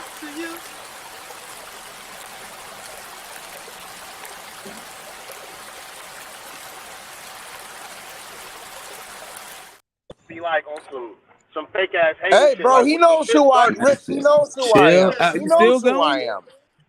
He knows who I am, Rich. He's not gonna come to talk to you though, bro. Like niggas not just showing up to talk to random motherfuckers. You know why? You're not important, bro. That was my point. That was my point. But you are. But you are. But you are. But you are. Whoever said he was put, I'm not on this bitch crying. Talking about some. I'm not crying. Who's crying? Nigga, who the fuck's crying, bro? Who's crying? You. Bill's a pussy. You just said stop going to those channels. Come and talk to me. I don't give a fuck. He's scared. He's scared. It's because he's scared, bro. All right, now he's scared. Scared of he's what? Scared. That's why I said, who are you, my nigga? Scared. Who are you? Who are you? I'm all right, so y'all not really getting anywhere with this. Shout out to Bernard Hopkins, bro. That's all I got to say. Shout out to Bernard. Shout out to Bernard. Shout out to Lomachenko. That's all I got to say, bro. Shout out to Bernard and Lomachenko. All right. Shout out to Bernard. Yeah. Pipe down, Rich. Pipe down, or I'll pipe Bill down if he ever. Yeah. Like this, is what I'm saying. You damn near sleep. Super balls. Yeah. Pipe down, bro. Listen, pipe down. The thing with Bernard, right? The whole shit started because this nigga Bernard to be, bigging up Ryan Garcia, and in his efforts to do that, he'll like try to fake shit on Devin, and it's like, first of all, why are you doing this for this nigga, bro? First of all, this nigga is in public ducked my son, so the nigga you're bigging up in order to shit on, and you shitting on the other nigga, that the nigga you bigging up ducked that dude, bro, and at the same time. You supposed to be a young black nigga from the hood. You see a young nigga doing it one way, and you every time you open your mouth to speak on a nigga, you're throwing like you throwing petty shots and shit like that, bro. Talking about how a nigga took the belt. Second of all, bro, Bernard Hopkins is a boxer, bro. Like and Devin Haney is the only fighter who I've seen been given a belt because the champion didn't want to fight is mandatory, and he be the one criticized for it. I just have to say this the other day. I never hear none of you niggas talk. No, let me finish. I never hear none of you niggas criticize Lomachenko for giving up his belt. But I hear niggas criticizing Devin Haney for being in the position to make Loma want to give up his belt, bro. Like this shit don't even make no sense. But it's not like Loma gave up his belt not to fight somebody. Loma gave up his belt to try to unify with Tio though, so you can't leave that out. Okay, hold up. Why would you drop a belt? Why would you drop a belt to unify? Who does that? It was a poor decision. I'm not gonna say it wasn't, but he still fought a nigga. You know what I'm saying? He didn't drop a belt, not fight somebody. You feel me? Like he fought another. I know that he interjected into a fight. Like I know he petitioned for a vacant fight, a fight that he could have fought. Because who thought that Luke Campbell was gonna beat Devin Haney? Like I don't think anybody thought that. Nope. I know Lomachenko wasn't unified about. No. This is the real shit. Y'all niggas boxing fans, bro. Why is all the criticism on Devin being received? Devin had to change. Devin had to change religions to duck the fight. I mean, my nigga, let's keep it 100. The business of boxing, bro. You got Tio over there on ESPN Top Rank. You on ESPN Top Rank. Devin over there on the Zone. Bob is like, well, fuck that shit. We just gonna make this easy fight over here. That's just business, nigga. Like, come on, bro. No, so Venom. How can any boxing fan be like, oh yeah, this is Devin Haney's fault? He's shitty. He's dragging us. It's like okay, you can say the Loma went about it, you can say the way Devin went about it. Yeah, and Luke Campbell was not with Top Rank. Like that didn't have anything to do with that. Like I don't. What? Devin's so scared of Lomachenko, he converted religions. He was raised Muslim. Why do you think that's just a funny joke? Like he wasn't pumping that shit when he was 18 years old, bro. Stop it, Smoke. He's so scared he converted fucking religions. Well, you said he changed it, not whether or not he was public. Yeah, I'm not gonna lie. You're hella goofy, bro. Johnny, you're goofy as hell, bro. Shut the fuck up, bro. Make me. You're in your like hurry up and sign the contract bag, but I mean, if you think that they're not gonna fight, it's because like. I mean, I guess. No, Devin tried to get that back. Hold on, Smoke. You're hella goofy, bro. I'm not a teenager. Stop talking like a fucking teenager, Rich. You're 40 years old. Talk like a man, bro. Talk like a man. Talk like a fucking man. Talk like a man to me, boy. Hey, talk like a man to me, boy. Talk like a man to me, son. Hey, cut all that dumb shit. You're a goofy. You're a goofy. Talk like a man to me, bro. You ain't a teenager. Yeah, I'm not quite sure what's happening right now, but this is just so people get it right. I am not a Free Smoke channel. My name is Smoke. I don't really do. I go to other people's channels who are Free Smoke. I didn't say shit make to my this channel kid, a Free Smoke Smoke. channel. So I didn't say shit to this kid. Right. But you just said you really just interrupted him 15 times to say talk to him like a man and all this other shit. Like, come on, man. Like this is let's just have a boxing conversation and like save all of the fucking other shit. Okay, I apologize. Later on tonight. I apologize. For later on tonight, like it's gonna be on it, black and browns and like whatever. Yeah. I apologize. We're talking boxing right now.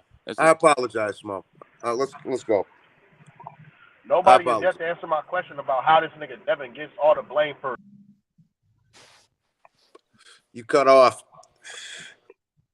Blame for what? Yeah, who's blaming Devin for anything? Yeah, he's gonna have to come back and explain the blame.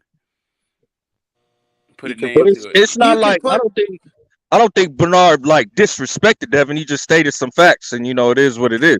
That's just the way the situation played out. You know what I'm saying? And then Bill came back on extra shit. Shout out to Bernard. Yeah, everybody keeps saying that.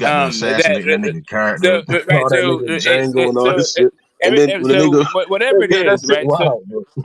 So there's no reason for Bernard to go out and talk about how Devin got a belt given to him. There's no percentage in that, right? So the same way that there's nothing positive about what Bernard is saying about Devin Haney, there's nothing positive about what Bill Haney said to him. So neither one of them are out of bounds. Both of them were clearly talking about what the situation was, where they're coming from with it. You just don't like what Bill had to say about him. It doesn't make what Bill had to say about him false. Yeah, I just think it's weird. He called him Django. Nigga ain't no damn Django. All I'm saying is he started taking shots at his character, right? About doing this and doing that. And I'm like, well, he gave Al TV an interview. I mean, I saw one one of the better interviews I enjoyed on a $1 Million Podcast was with B-Hop on there. You know what I mean? Then we see the $1 Million for game start doing a lot more sports. You know what I mean? So it's I disagree. So what the hell is $1 Million Niggas, for the everybody game do have to shit a do little with different. anything? Like what the hell is my? I feel like I'm in a twilight zone with No, you because people. you said Okay, straight up. I'm gonna be very clear. I'm gonna be very clear. I don't understand what you're saying. I know. You get what I'm saying? That doesn't mean just because you don't understand what I'm saying doesn't mean that you just should start running off at the mouth about a bunch of nonsense. When I say if both guys are saying some shit, if both guys, I'm not done. I'm not done talking. I'm not done. If both guys are saying things that are uncomplimentary to one another and both things are true, then one person is not the only. There's not just one side that's hating. Either get a better way to describe how Bill Haney is hating, or just fucking be upfront, keep it a buck, and say both guys are hating. I mean, when he says we was both in the pen, and I hope you had a poker to protect your ass. What the fuck does that have to do with boxing, bro? Like, Bill's just on some. I'll tell you what it has to do with boxing. I'll tell you what it has to do with boxing. Or when he said him at the bar with T.O. Senior be at, bro. I'll tell you what exactly what it has to do with boxing. Okay, so all I'm saying, everything call for response. Is kind of what I'm saying. Right, I got it. It also not everything calls for you to. It doesn't call for you to be denigrating fucking Devin Haney every time you get a chance to. That was not called. What about the TOs though? You know what I mean? It's just it ain't no fun. It ain't no fun when the rabbit got the gun, and that's what I'm trying to say. Listen, you know what I mean? Listen, hold up a second. Again, can you please stop running off out the mouth about some shit that's not analogous? Teofimo Lopez and Devin Haney are probably going to fight. We don't know that. We don't know. T.O. probably could. We don't know. But T.O. Senior ain't fighting. At least they can fight. T.O. Senior ain't fighting. We seen the whole episode of Bill going around Thanksgiving and shit. Like, nigga. Correct. Because their sons are going to fight. Bro? Because their sons are going to fight. That ain't. Well, Bill ain't fighting, bro.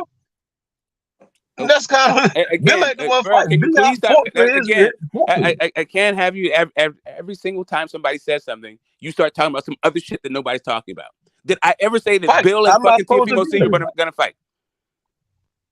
I'll pay for it. Right. All I'm saying again is T.O. Senior not fighting, and then you go to it's starting to hurt my goddamn head. Like I'm hangry like right now. Like let me get a snack or something. You guys are fucking me up. Smoke, may I say something real quick, sir? Smoke, yeah, what's up, Johnny? Okay. Now, I agree with you that, they both, you can't say one's wrong or one's right or whatever. Both of them had their words, blah, blah, blah, blah, blah. But Haney went pretty low calling him fucking slave master Django or whatever the fuck it was, bro. That's pretty. I mean, I that's like I say, I'm not black, but I'm from Chicago, bro. I know a motherfucker. That's shooting pretty low. That's like calling me Mussolini, bro. That's fucking. That's pretty. Are they training Tim to go against Tony Archie? Hold up a second. Wasn't B-Hop the guy that said, "I'm not gonna let a white boy beat me"? Wasn't that guy? Well, I mean, wasn't he the originator of the thing? But smoke.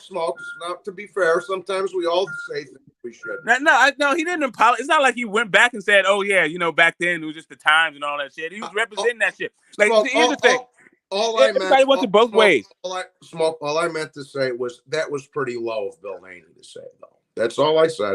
Listen, I'm not saying that it wasn't low. What I'm saying, that's all I said. All I'm saying is I don't think it was out of bounds any more than you may think him, B-Hop, being a fucking prick about Devin Haney, the way Devin Haney got a belt way back in the fucking day, was out of bounds. You guys might like that shit and get your little chuckles on. So hey, guess what? While you're trying to get your little chuckles off on a guy who's basically doing it the right way, how about you instead of doing that shit? Why don't you acknowledge that this guy's doing it the right way? Why don't you acknowledge the fact that people weren't trying to fight him? Why don't you acknowledge the fact that the fucking WBC fucked him and try to marginalize him instead of just trying to turn him into a meme and a joke all the time? So if you want to keep doing that shit, cool. Let's talk about you. Let's talk about your character. Don't all of a sudden oh well, B-Hop is the elder statesman. He's a Hall of Fame. Man, get the fuck out of here. Who you guys think you're talking to? Yeah, but I didn't say that, Smoke. I mean, the WBC gave him a belt. How did they try to mark panel him? representing a bunch of bullshit. WBC hat and shirt proudly, man. So I don't know how. I mean, boxing is 1 + 1 = 2, man. That's all I know. Yeah, you guys are up here like just repping a bunch of bullshit. Like, what do you think is about to happen right now? Not a damn thing. Keep like kicking down the thing. Like, oh yeah, what B-Hop said, that was just a straight up boxing analysis. That's just like what everybody's saying. Like, the fuck? You think everybody's not saying that Bernard Hopkins is a goddamn scumbag? Austin got them abs, man. He'll flex on a bit, Bill, man. You better leave them niggas alone over there talking about slave master and shit. Okay, whatever. All that slave master shit, he ain't gonna do. How about after he said all that, what's gonna happen is they're gonna show up at the boxing event and nothing's gonna happen. I've been quiet. Jimmy in the back. Somebody in the back smoke. Hold on, man. I've been quiet. Let me say this. All you niggas still here pontificating about he got the belt this way, he got the belt that way. It don't even fucking matter. He got the fucking belt. So if you want the belt, you got to go fucking take it. That's it.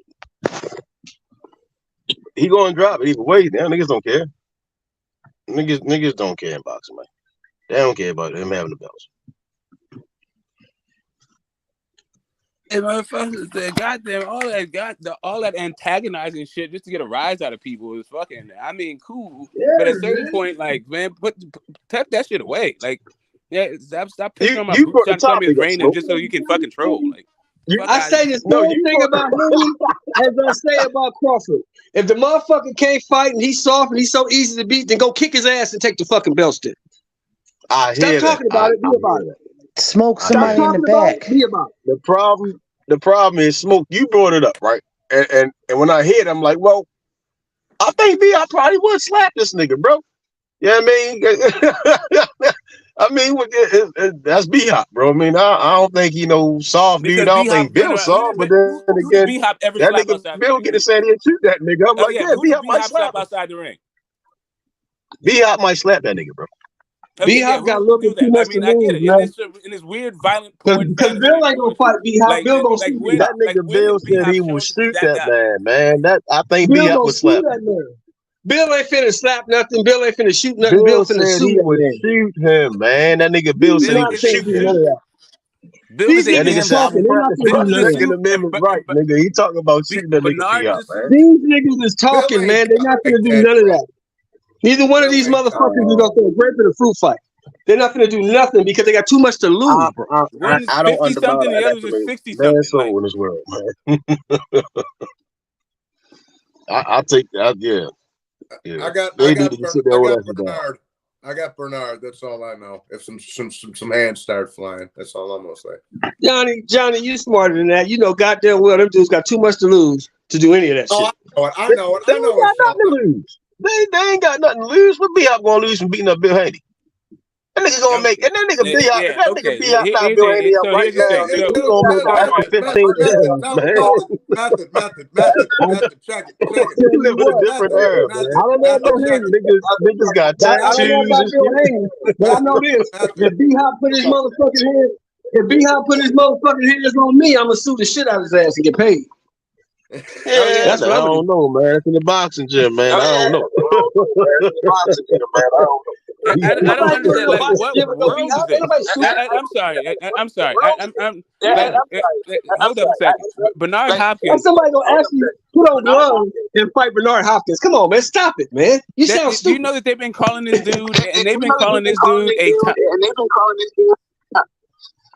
so I don't know what the report is. I don't know what right now. What type of dumbass? There's a real bad idiot. Can somebody just put your mic on mute? Interesting. So right, B-Hop has been in the game years, a really long time. Never one time has he ever smacked anybody in their mouth outside of the ring. This is not how he is. I don't know why people need for people to behave this way in order to watch boxing and even chop boxing up. Like, can we at least live in the real world, kind of something where people's behavior kind of comport with what we understand them to be? not just some like weirdo fantasy. So we like turn them into action figures, like with kids playing with toys and shit. All right, so so are we actually living in reality when Bill Haney was talking about Thanksgiving and T.O. Senior, I'm at your bar, where you at? Early in the, like, nigga, like, no, bro, it don't work that way. You don't Holy do that. shit! And then Can you the world please don't work that stop way, bro? And then you taking gotta say every be opportunity to spin bro. whatever I'm saying into nonsense? You want something, but it's not. It's Like not. literally what you're saying. Okay, hold up a second. Again, what Bill said about Thanksgiving was fucking reality because he's trying to get a fight, and everybody can see him doing it. So What you is not trolling for reality? fights. What is not reality is B-Hop smacking people outside the ring. There is no footage of anybody doing this. I That's saw not B-Hop reality. toss a So nigga just so we understand, flag in so we the whole understand country. when You I think say that about, nigga wouldn't hold up, smack this nigga? bro. Like for real, if you keep fucking interrupting me while I'm talking, I swear to you, I'm going to start muting you. Like I don't understand what the hell why we got to work so hard for these lame ass sentences. Right. So just to understand what reality is. Reality is not B-Hop smacking people outside the ring. That's not reality. What reality is Bill Haney saying Thanksgiving and like trying to get fights with Tio Lopez and handing people $100 in the grocery store. We've seen the footage of him doing it. Yeah. I mean, these are two old geezers. I mean, I They don't ain't really gotta think do either all will that. Rick fight. just You want talk about fights. Lobo two want fights. millionaires. You talk about two millionaires. Come on, man. Like, you talk about two old geezers, two millionaires, two like dudes that are like Bill Haney's a promoter as well for DHP, and Bernard's a promoter as well for Golden Boy. Are these dudes really gonna scrap? Like, come on, man. And is Bill Haney really gonna shoot B-Hop? I don't think so. But in Bill Haney's defense, I mean, look, man, B-Hop's hands are registered weapons. B-Hop's hands are registered weapons. So if he approaches Bill, then if they in the gym, what it's two it is. fighters collide and they getting some good work in, man. That's all I know. I mean, see, I'm not a PC guy. I think once you start crossing lines, it's the best way to Why end do those something leave handles is when I show up? y'all I don't get it. Why tussle do it Johnny out, goes leave shake handles when I hands, show up? go eat some biryani, call it a day. But yeah, all that public disrespect shit, when neither one of y'all fighting is crazy. That's all I'm saying. I mean, look, my thing is this, though. Why is that even relevant, though, how Devin Haney got his belt? Everyone knows Devin went to Australia. It's an interview, and bro. there's a That's battle what I'm for saying. lightweight Like, supremacy. niggas have an It's interview. an interview, so he gets to. So the laws of fucking thing just are suspended because it's the interview and B-Hop is the guy. Go ahead, finish your thought, Jimbo. Go ahead. Yeah, bro. I'm saying, look, however Haney got his belt, right, Devin Haney, that's not relevant. Everyone knows Haney went to lightweight, and there was a battle for lightweight supremacy with all the belts on the line. Haney walked out of the smoke. He's the king. Why is it like I don't get it? Why is this even the talking point? How he got his belts? How he didn't get his belts? Isn't Teofimo the king? How isn't Teofimo the king? Because he lost to Kambosos, who lost to Haney. So when you lose all your belts, they all lost to each other. They all won one, lost one. The only one that ain't been undisputed would be Lomachenko. Well, so basically, what happens around. Until you lose your fight, you're still the reigning champion, right? So if someone feels that you're not a champion, what they should do, they should step up, beat the shit out of you, and take your shit. So then they'll become champion. Was Teofimo undisputed? That's all I'm gonna ask. Nope.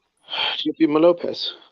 I mean, look, man. No, it was not. Different people feel different things. Yeah, there you go. Different people. Different people feel was not different things. undisputed. Devin Haney is undisputed. What's your question? What else? Where are you going with this? Like, let's land this There's thing. no doubt. Quick. Method, whatever you feel, it's not relevant though, because when they battled, everything was on the line. Franchise, non-franchise, ring, lineal.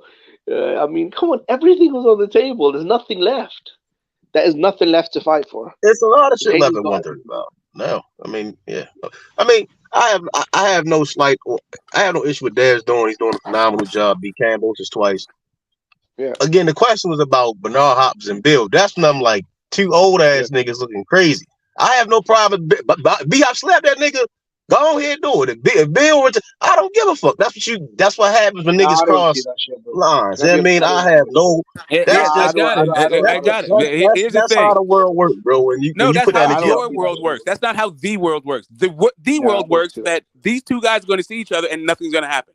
That's how the world I'm cool with. Listen, I'm cool with all that. I mean, I'm just saying. You were the only one talking about and I like give my I'm just answer. talking I'm about like, the I don't contingency know of how people who are. because I'm them talking about the niggas contingency of bugging. people who are using this opportunity to turn two old ass dudes into two young ass dudes that don't know how to fucking process their emotions and can't handle each other any better than if I see you, I'm gonna slap you.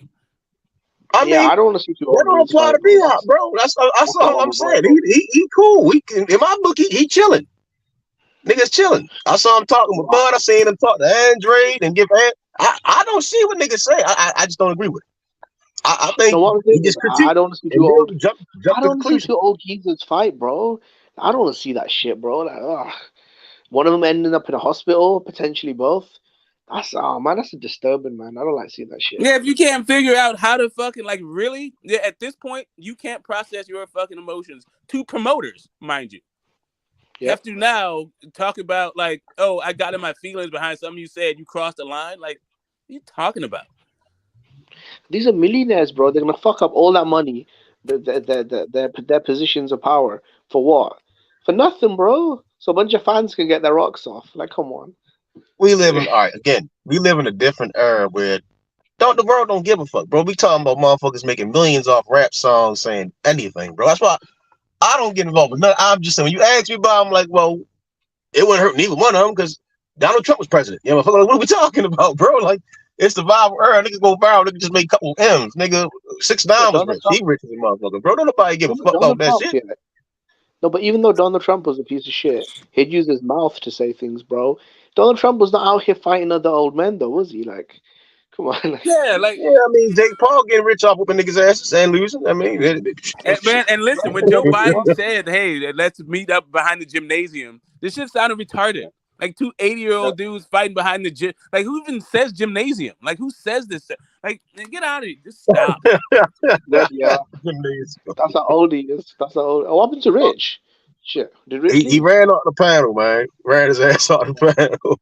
I'm a sum for this. Like, they need to go ahead, sit down, shake hands, get some biryani, some curry, some Rogan Josh. Call the day. You guys need to stop tripping. Like, those two are not tripping. You guys need to stop tripping. All these motherfucking like they're about to meet up and it's on. Like, you guys need to stop all the way. This whatever the hell you thinking about life and how you keep saying this reality and all this shit. That no, bro, you're living in a goddamn rap song. No, we know why B-Hop's bitter a little bit towards the Haney's because obviously they promote Ryan Garcia, who's one of the stars around lightweight, super lightweight, and Haney's around those divisions as well. So that's an eventual meetup or clash or rivalry. So we know why there's a bit of tension. B-Hop promotes Ryan Garcia, and Bill Haney is obviously the father, trainer, and promoter of Devin. So that's just two promoters going at it. Now it's like now if it listen, and I'm not saying I'm just using past behavior for a predictor of future behavior. Not necessarily that's the best way to do. Like not to say it's perfect. It's just a good way of doing it. If it does jump off, now we're dealing with a new world where Bernard, I guess if you accuse him of being what we call a Tom, right? You accuse B-Hop of being a Tom, he might want to see you. He's been called a Tom by many people for many years, but now I guess it's a new day. Yeah, but that's not even what a Tom is. You know it's. It sounds like a bunch of niggas. It sounds like a bunch of niggas. He was calling him Steven. I think he's calling him Steven from Django Unchained. Django, right? Yeah, I got it. It sounds like a lot of niggas want handouts.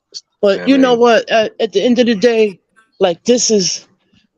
Look, I get what Bill was saying, and I felt what he was saying. I get that, but this is business. That's all it is. That's all. B-Hop just bigging up his man or whatever. And the same as Bill is doing for his son, as he should. Yeah. I don't take this as entertainment. A lot of this stuff is not what we think it is. Some of it may be personal. Some of it, B-Hop just, like I said, his roles has reversed now. So he's doing the company man thing. That's all he's doing. I feel like with B-Hop, man, he's just a promoter. He's doing his thing. Now Canelo's gone. Ryan Garcia is literally their cash cow, Golden Boy, or whatever cash cow can And be, right? and we I don't still have know no problem what with B B-Hop, Hop Bill. do. Yeah, we don't know what B Hop has done in his community in Philly. I don't know what he's done. Me I have personally. no. He brought a world title back there. He threw Tito's flag down. He showed Philly don't take no shit. You know what I mean? So yeah, I mean, niggas is He crazy. lucky he ain't get killed that day when he threw that flag down. Philly niggas is tough as shit, man. Niggas is crazy. B-Hop said that. That's why some of the shit going one day with me and out the other. I mean, but again, I have no problem with them niggas building and B-Hop get the throwing fisticuffs with the headgears on, nice light star match. You know what I mean? I have You no always problem with that. Jesus, go ahead. Why? Hey, my trainer You 70, he still spar, nigga. Spar young niggas. I ain't trying to hear that shit, man. Yeah, you know what? They're not gonna allow that because B Hop is still a fighter. Yeah. Obviously, that's why Bill Haney responded with the gun threat, because obviously Bernard being a former fighter, his hands are registered weapons. Oh, I never heard him say no gun threat. Now I didn't know about that. Someone was saying that. And that's the only issue I have, man. It's that boxing's a brotherhood, man. And that's where he need to stay at. Bill is not responding to no gun. Bill has children. It's not just Devin Haney. He has like literally like school-age children still. Yeah, Bill say that shit. He said, I'm gonna practice my Second Amendment. Yeah, like ain't nobody doing that dumb shit. Like, get the fuck out of here. Oh yeah, he did say that. You know what? I don't know why I was half asleep when I was watching it. I don't know why I was thinking he was saying his First Amendment, freedom of speech.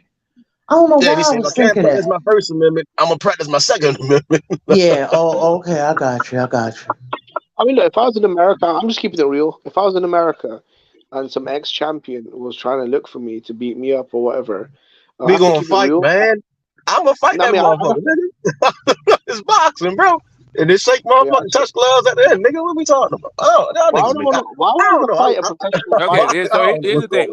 If you're a boxer, also that makes sense. But if you're not a boxer, what you're doing is right. What I am is you're a boxer and I'm a private citizen. What I do is when somebody tries to fight me, I make sure that they don't fucking go home.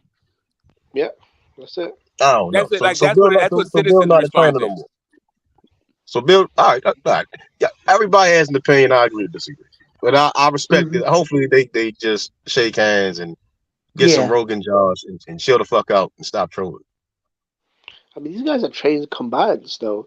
These guys are athletes. You can't have a fist fight with an average citizen. Like, come on, bro. Like, I'm the same way, bro. If I was to, in Bill Haney's situation and some guy was to run up on me, especially an ex-fighter, an ex-champion with registered weapons, I mean, I would just have to shoot him, I'm not going to fight him. For what? To get my jaw broken? No. Yeah, I'd have to shoot I ain't shooting no damn. all this casual violence, like, I didn't like what you said, so now you do a thing, and it's it. And I mean, listen, if another guy is down for that kind of thing, cool. I remember part of this whole Ryan and Tank build-up was they were going to spar, right? They was going to put some money on it, and it was because they couldn't figure out how to fight, and they was just going to charge it to see who won the sparring session. And cool, those are two fighters doing that. Bill Haney and B-Hop sparring is fucking retarded. Like, it's like their granddads, man. I got $15. Like, no, I'm stop playing. It's like that's not even. That's just like one old dude didn't like what another old dude said about something like. That's all I'm saying. It escalated because B-Hop said what he said in his own interview that he was giving back to the IoT, Spit Bucket podcast, and Bill came back with his shit, and B-Hop came back with his shit, then Bill came back with his shit. I mean, it's T.O. ain't respond when Bill was like, I'm at the liquor store that you at. You know what I mean? It just, again, like I said, it's a common denominator, bro. That's all I'm saying. Nigga putting the energy out there, bro. And then when it came back, nigga talking about boxing and shit, or just talking about having the same energy, then it's talking about some wild, bro. Keep the same energy. All that stuff is saying all that, like, get off my dick, all that shit that's out there, right?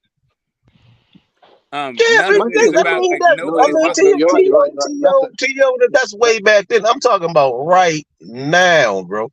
Right now, T.O. Why is Bill Haney doing this? Method, in your opinion, why is Bill Haney confronting Tank Davis's promoter? Trainer, or I didn't. And again, I have a problem with that. I have a problem with that as well. He started. It went to some other shit. And why do you think he's doing this though? Why is he calling out Ryan's promoter or Tank's trainer or Teofimo's father? It can't be for no fight because the trainers don't fight. That's what I'm saying. Once you listen all that I'm saying, bro. They not the ones that's fighting, right? But then when you start taking shit there, I want to clear it up. So when you take it there, and these are guys that enjoy boxing, and they call you to a boxing match or just some sparring, you can't get mad at that shit. You can't get mad, nigga. So Calvin Ford is not a representative for Tank Davis' team. Nigga, I'm saying this. How does that get a fight made? Well, it starts up talks, right, and then drums up hype. It don't start up shit. They just make you think. I mean, if you don't want to fight, it doesn't. If you want to fight, then you're at the right place. You want the silence, right, Smoke? We just talking If you don't want to fight, there's nothing you he's can actually do. promoting If you his want to son. fight, then you go to their representation, right? The camp. And you try to make the fight. No, nigga, no. Hell no, nigga. Nah.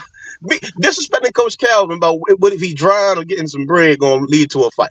That's okay. Hold up a second. Sure, that's gonna make the fight happen, bro. No, nigga, it's going to Coach Calvin fight beating your ass up, nigga. I mean, I got you. You do know that. So more than that happened in the conversation, right? And that was the shit talking part of it. Coach He didn't just show up there to start talking shit about his car. He didn't just show up there to start talking shit about his whip. Like, that's not what he was there for. Nah, Bill did. Nigga, that's how it always go. Nigga, Bill just randomly get the rap. You talking about separate incidents? I watched the shit. I know. Listen, he's done it more than once. There's the issue. He's done it more than once. But there's parts where, like, when he was on the Rise podcast, he was talking to another guy about his car because he was saying that he has been driving Benzes before that dude was born. Who gives a fuck, bro? There was that thing on the Rise podcast. I'm like, Jesus Christ, will you calm down with the whole, like, I know you can't wait to hate on Haney, but just cool down. He's still going to be around. Like, as soon as I'm done with my sentence, you can jump right back into your shit. So, right, on the Rise podcast, he was talking about his cars then when he went there to make the fight with Coach Calvin and they had that back and forth. So then on another podcast, he was talking about how he's not really getting money.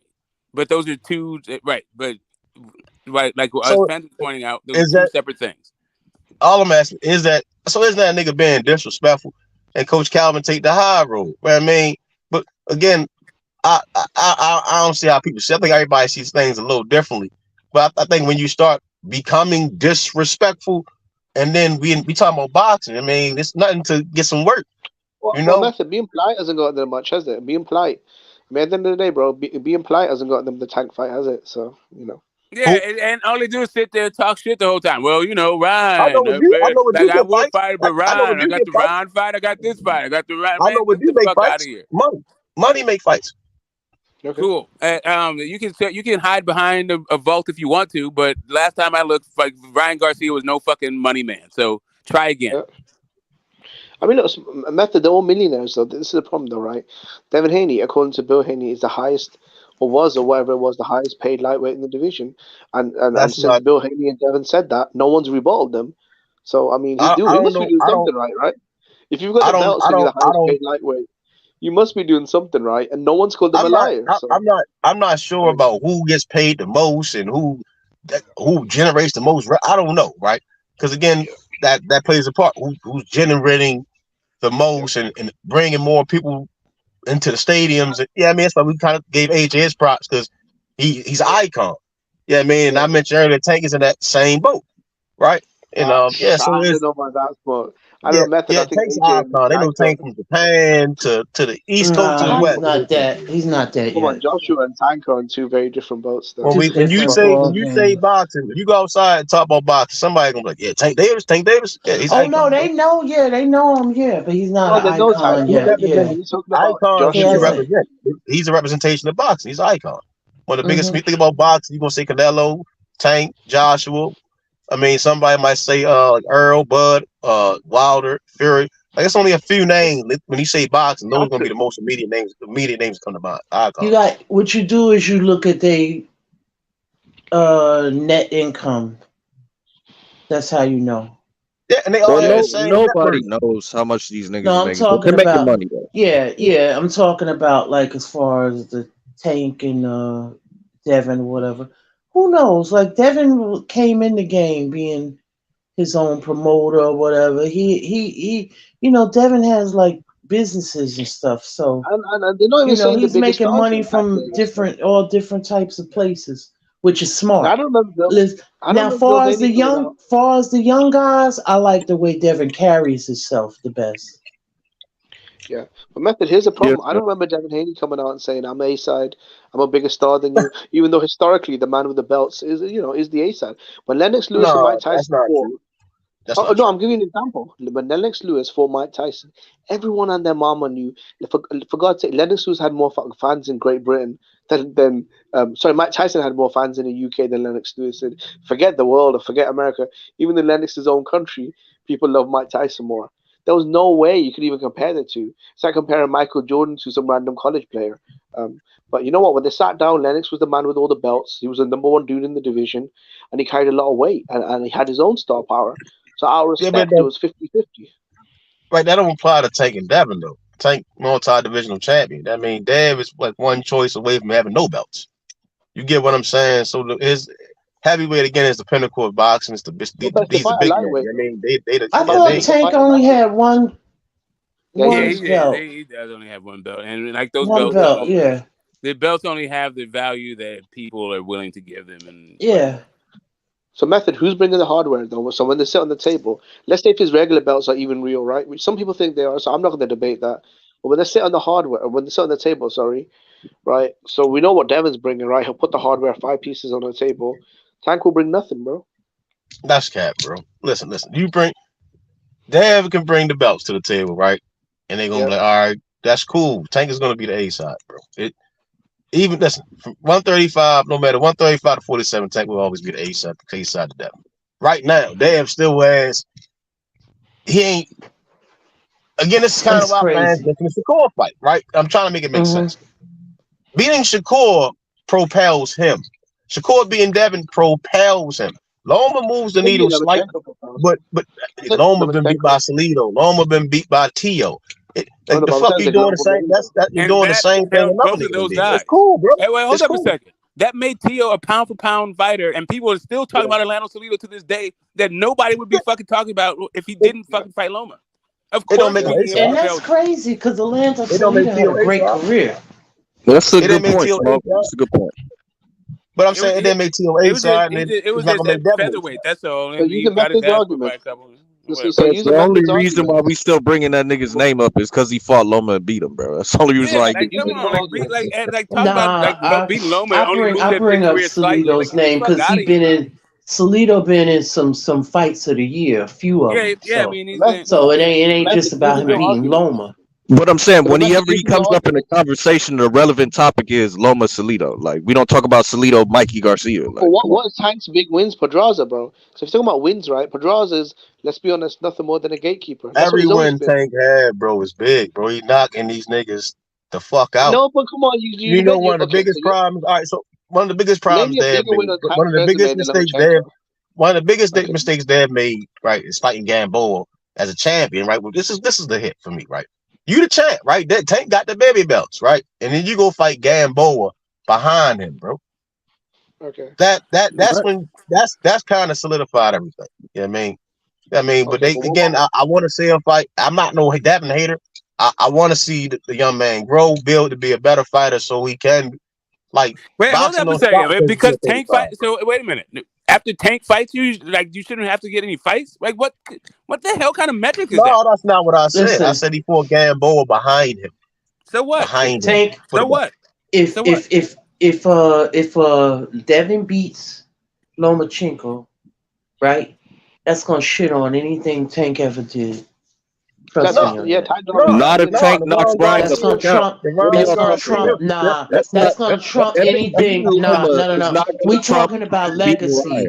We talking about legacy. Nah, we talking about legacy. We're not talking about popularity. We're talking about legacy. Devin beating Loma is not gonna trump Tank knocking Ryan out. It's just not. It's not. No.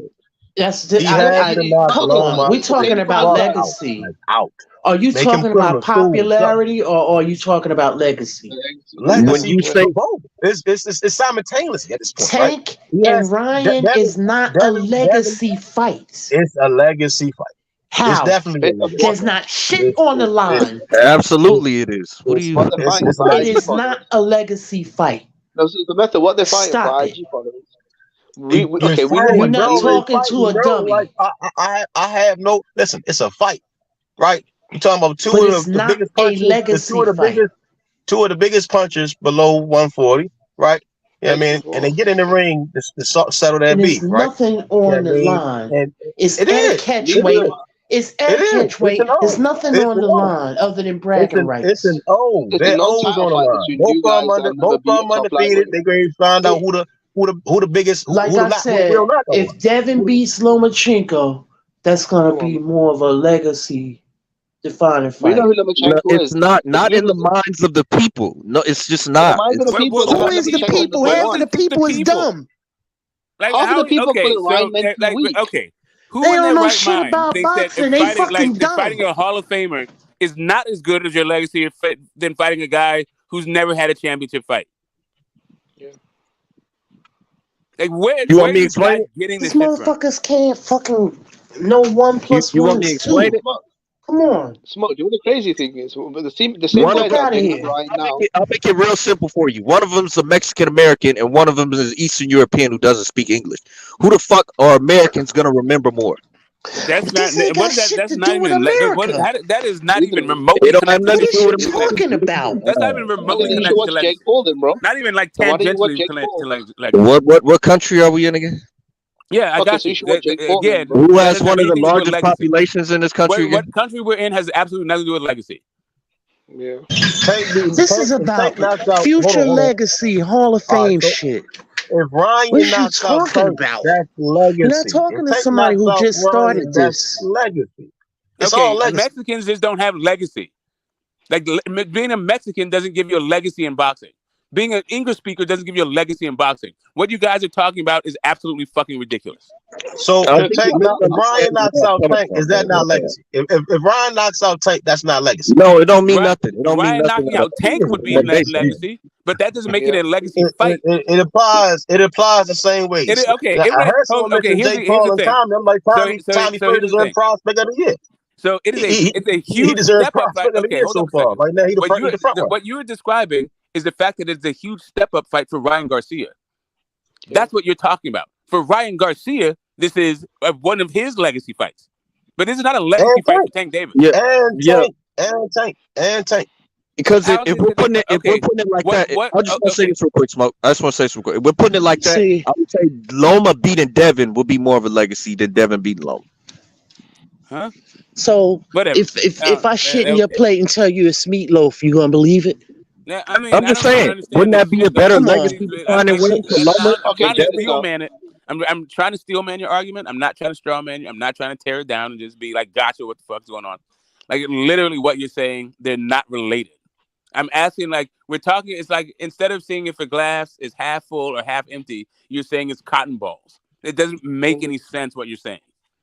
Okay, so I was just saying in regards to what Lisa was saying. So I'll ask you a question, Fandom. Fandom, I'm asking you a question now, bro. On one hand, you got Haney versus Lomachenko, right? You got you got undisputed, you got all the belts, you got Hall of Fame status, right? On the other hand, you got a non-title fight between two guys that aren't even defined in the real weight class, and they're battling for, let's be honest, Instagram followers, right? I mean, no, they're the stars. Where was the question, Jimmy? Nobody really. No, which fight should use legacy more?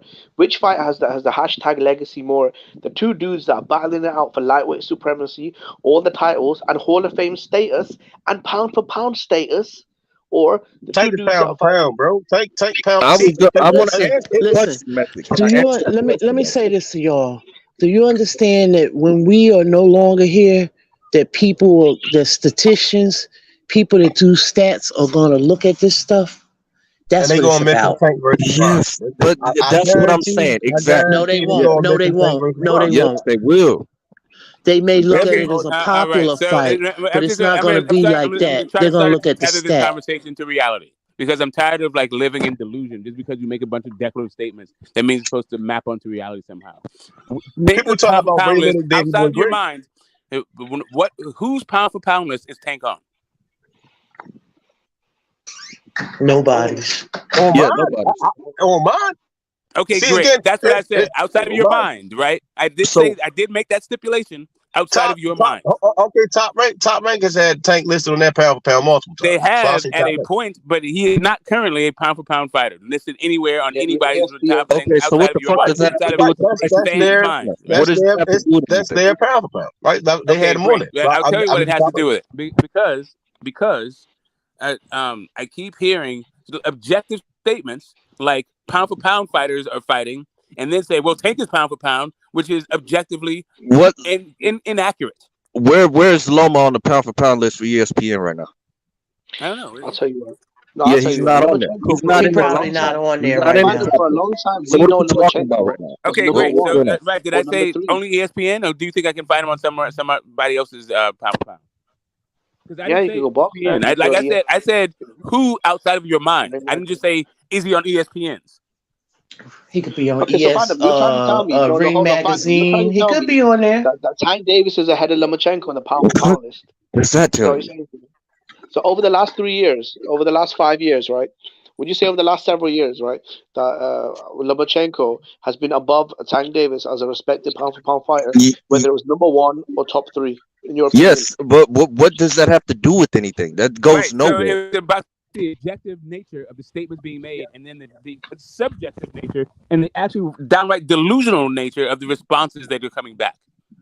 There's That's no what this has to do with. objectivity in I'm this. trying It's to have all a conversation that's not rooted in complete lunacy, where some people are saying something that's objectively true and is being countered with something that's fucking fantastical. That's all Like, your like perception of the this legacy situation, fight is Mark. based on who speaks That's English. your perception of the situation. Because when it goes down in America, when you're talking about two Americans fighting, that's going to go down in Holy the shit! book. Two Americans fight all the time. That don't have shit to do with legacy.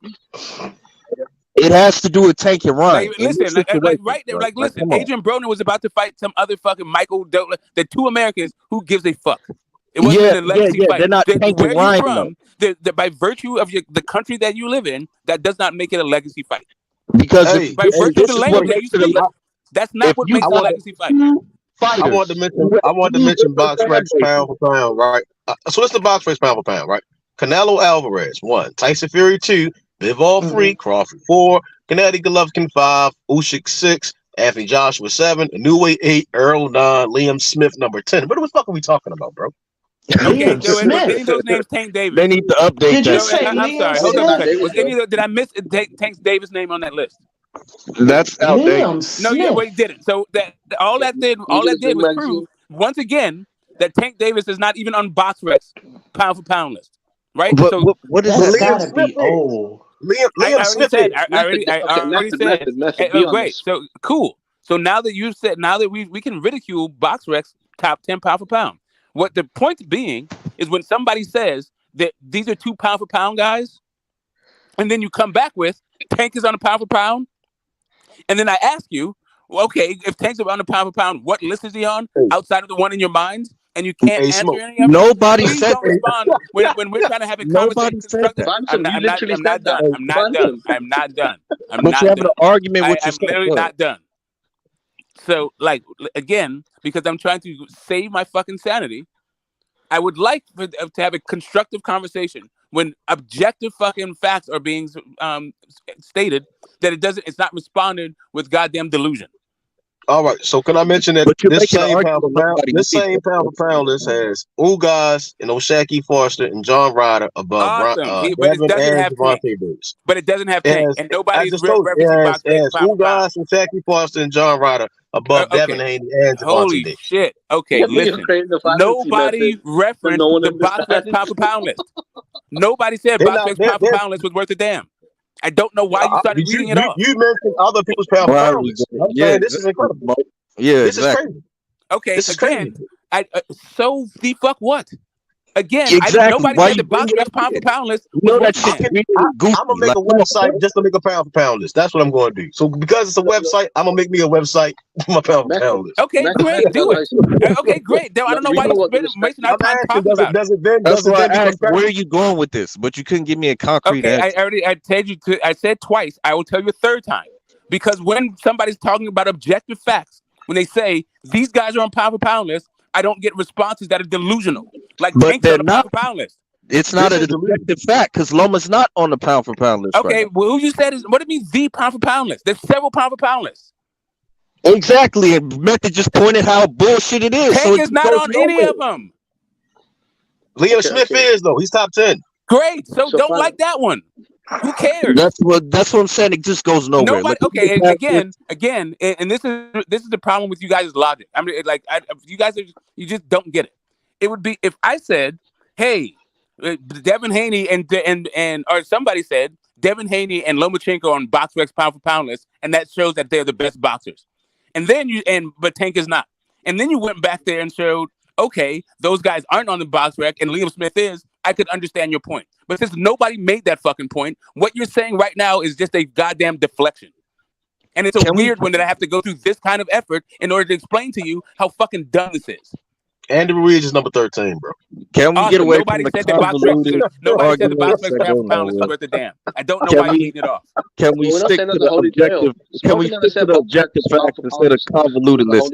Now, what I'm saying is, if you're saying Devin and Loma fighting for undisputed, it's more of a legacy fight. I think that's a better argument than just saying, "Oh, the whatever." It doesn't even matter what one is better because they're not. The arguments are not competing against each other. Before you get triggered, okay. Now, what I'm saying is, when you got Tank and Ryan, when I'm saying two Americans fighting with different fan bases coming from different walks of life, it tells more of a story than Devin and Loma when it goes down in the history books, especially how the fight is potentially gonna end. You got to factor all that into the equation, bro. Yeah, two fan bases. All that Brits, you have the Americans. Okay, so right, so again, so if you have the youngest undisputed champion in the four belt era history, and you have a guy who is, many believe is a walking, talking first ballot Hall of Famer, division gold medal. When we talk about legacy fights, we're talking about within the sport of boxing, not in your damn promoter's mind, where you think the stories are going to translate past the fact that the fucking titles are not going to be on the line. That's what I'm saying. You got to beg your better argument if you're saying the titles are on the line. Let's stick to that. No, that's again, it's not about a better argument. What I was talking about was objective fucking fact, not in reality, not the strength of an argument. Yeah. So just so we can stop deflecting from because it's really fucking annoying. Like, I don't understand why you guys keep doing this fucking weirdo shit. Okay, so let me ask you this: false equivocations, false dichotomies. We don't need to do all this bad fake shit to have a constructive conversation about something that is not really this fucking complicated. Let me just go down these convoluted rabbit holes. Let's go with it's this. Not the only thing that's making it convoluted is because you guys are the ones making it convoluted. Stop getting triggered. I'm just saying, okay, let's bring it to what's gonna happen in the ring. Let's say we got Devin and Loma. It becomes an 8-4 fight, right? Let's say you got Tank and Ryan. Tank gets knocked down once, Ryan gets knocked down twice, and then gets finished in the 12th. Which fight do you think people are going to want to see again? It depends. What happens in the fight can affect how the legacy of this fight moving forward. There you go. Yeah. You said don't get convoluted, and you went into this whole convoluted shit. Like I keep saying, you guys are the ones making it convoluted. No, I'm just saying. You can really bottom line this whole thing. That yes, you got to factor everything in, bro. And you're saying what's going to happen, what's pre-fight. I'm saying you got to factor all again, that has no bearing on what the fight is going into it, though, which is what the conversation is about. That's not saying Gatti Ward is more entertaining than Ali Foreman. Okay, but Gatti Ward can't hold Ali and Foreman's jockstrap. Like, you know what I'm saying? Like, I don't get what your argument is. No, what the fuck? Yeah, you're just making some stupid. All right, bro. No. You're saying if one fight's more entertaining, does it mean it's legacy? Just you and Smoke Talk. I'll just listen to the bullshit. No, and listen. I'm saying that there is a fight. There is what happens in a fight can make the fight a more legacy defining fight than just say a belt fight, like just a fight for a title. Like nobody really talks about Hasim Rahman versus James Toney. Yeah. But more people will talk about, Ike Beabuche versus David Tua. Yeah. Right? Is this one of those things? Like no, like a lot of Vitaly Klitschko fights, nobody fucking talks about. So are we saying iconic fights? Yeah, that's what I'm saying. That can be part of your legacy. Yes, you can have a I don't know. There's this talk about Gotti Ward. Those weren't for titles. Those are legacy defining fights because of what happened in the ring. That's cool. They got him in the Hall of That has Fame. absolutely nothing to do. That again, that has absolutely nothing to do. That is yet another pivot and a deflection from the conversation. What we're talking about is going into the fight, not what happens in the fight. Going into the fight, which one is more legacy defining?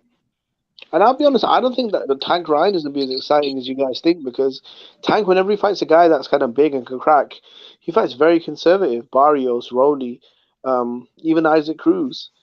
He fights very conservative compared to what he once was. So I don't think Tank's to come out all guns blazing. But Ryan Garcia, we know the dude's a little shaky. So even he's going to be a little triggered. Like, I don't know, man. I don't think it's going to be this epic war that everyone thinks. Yeah, because Devin and Loma is really gonna be the epic war. We know that, right? Yeah, but we know what Devin. Yeah, but we know what Devin and Loma is, though. It's a chess match. It's a high speed. We know what Devin and Loma is. We don't know until we see it. Get the fuck out of here, bro. Well, I mean, listen, it could be Tank and Rowley could very well be more exciting than Devin and Lomachenko. That won't mean that this is more legacy defining. It just won't. Like the legacy, like it has to be more than it was an exciting fight. No, I get Phantom. And so now, like ergo, since it's more exciting, then it's more legacy defining. I got a question, right? I got a question. I understand Phantom. I just want to say one thing to Phantom. I get where you're coming from, bro. You know, you see the IG followers, the promo clips, the TMZ highlights. That shit gets you aroused. I get it, all Phantom. that stuff. Yeah. No, you just don't know what you're talking about. Method, can you ask you a question, please? Was Crawford versus Avenese in the legacy fight? No. Yes, it is a title defense. And it's a title defense by knockout. So he's keeping his title defense by consecutive knockouts streak alive. Yeah, okay. Also, we saw a fighter, right? So we really get into legacy. A fighter make a championship bout without any promoter. You know what I mean? No mainstream promoter. So, I mean, I get that it's differences as far as when we use the titles, and then we're mentioning that the fighters, again, the fighters make the belts important at all times, right? They can just make a belt and just go hand it out on the street and say, you're a champion, like the Oprah or some shit, right? But all I'm saying is Tank and Ryan is a bigger legacy fight that leads to bigger fights, right? And I think Devin Haney and Lomachenko is a legacy fight. It's just, I think it's more magnitude behind the Tank and Ryan right now. It's more magnitude. But the method, at the end of the day, bro, I got to keep it real. Tank and Ryan, all they are is just contenders, bro. That's all they are. Now we have to keep it 100%. Neither guys. I gotta disagree. I again, because I personally think Tank knocks out Devin, right? I think just style wise, I think Devin has more of a contender style than Tank has a champion. But he has to do it though. No, but what I'm saying is he has to do it though. That's the only way we give him credit. Right? Yeah, he has to do it, but I don't think Devin is gonna take that fight. I think it's 140 after Loma, bro. I think niggas was bullshitting the whole time, and they knew they were. I know this is a hype fight. The IG followers, the TMZ crowd, I get it, bro. But at the end of the day, these are two contenders in a non-title fight, and the winner of this has no bearing at 40 or 35. Ryan Garcia hasn't fought a 135 in nearly 3 years. Actually, over 3 years, right? January, over 3 years, right? Tank Davis has not fought a top lightweight who's ranked consensus top 3 in his whole fucking career. So, I mean, I don't really get all this legacy. And, I mean, you got one guy, collecting baby belts and fighting bums. And you got the other guy, Ryan Garcia, that 2 fights in about 3 years. I don't get all this legacy. Saying shit. You just saying shit, bro. What are you talking about? Oh, I'm factual, though, bro. Like, what are you talking about? Okay, well, I mean, I can counter the bullshit, but we all know it's politics and boxing, bro. That's why Alexis Roach is getting the fight right now. Politics. So, politics, bro, right? Politics happening. No, that's not politics, bro. I give you facts, right? Tank Davis has not fought a consensus top 3 lightweight in his whole career. Tank has not won when you say consensus, what consensus are you basing your argument off of? Let's drill into your bullshit now. What consensus? Do you know what the word general consensus means? Okay, so is general consensus that Rolly was the number 1 in WBA? Rolly was not a top lightweight. Okay, in but any Rolly metric. was the number one in the WBA. Isaac Cruz was the number one in the IBF. So what are you talking about right now? I got you guys. You know what you're saying, or you just talking I about got you guys. If you think Rolly Romero was ahead of Devin Haney, Lomachenko, Tank, well, there was a consensus with the sanction body. He was number one to challenge for the belt. So what are you talking about? Yeah, but you guys were making an argument that there's a million belts. No, that's not an argument. It's an objective. So what is it? Number one in the WBA. So what are you talking about? We know. If I grab 10 boxing fans, you grab 10. No one would fucking mention Rolly. Okay, so shut the fuck up then, because you don't know what you're talking about. That's what I'm saying. You're just saying shit. When you say, well, there's a consensus, he's never fought a top three, and I just named you guy who was number one. Rolly was not a top three lightweight, bro. He was not consensus. He was not a top three lightweight. He was not ahead of Haney. He was not ahead of Kambosos. He was not ahead of Lomachenko. None of this shit happened. I'm sorry. I'm sorry. Just talking. I'm sorry. Okay, so who was Rolly ahead of? Was he ahead of Lomachenko? Was he ahead of Tank? In a sanctioning, hold on. Hey, Jimmy, I'm glad you mentioned Kambosos, bro. I'm glad you mentioned that. Kambosos was what? The number one in the IBF. He had got a shot against Tio, right? Who had a couple of more belts than Tank, right? Yeah. And then he wound up beating Tio to get his belts, right? And Isaac Cruz was the number one. Again, the number guy was number one in the IBF. He got a shot to fight Tank, but the difference is what Tank beat his ass. You see, do you see what I'm getting at with this? So again, it comes down to how niggas want to view niggas, right? I think we kind of change it up for certain guys. That's what I'm saying, and they don't see that.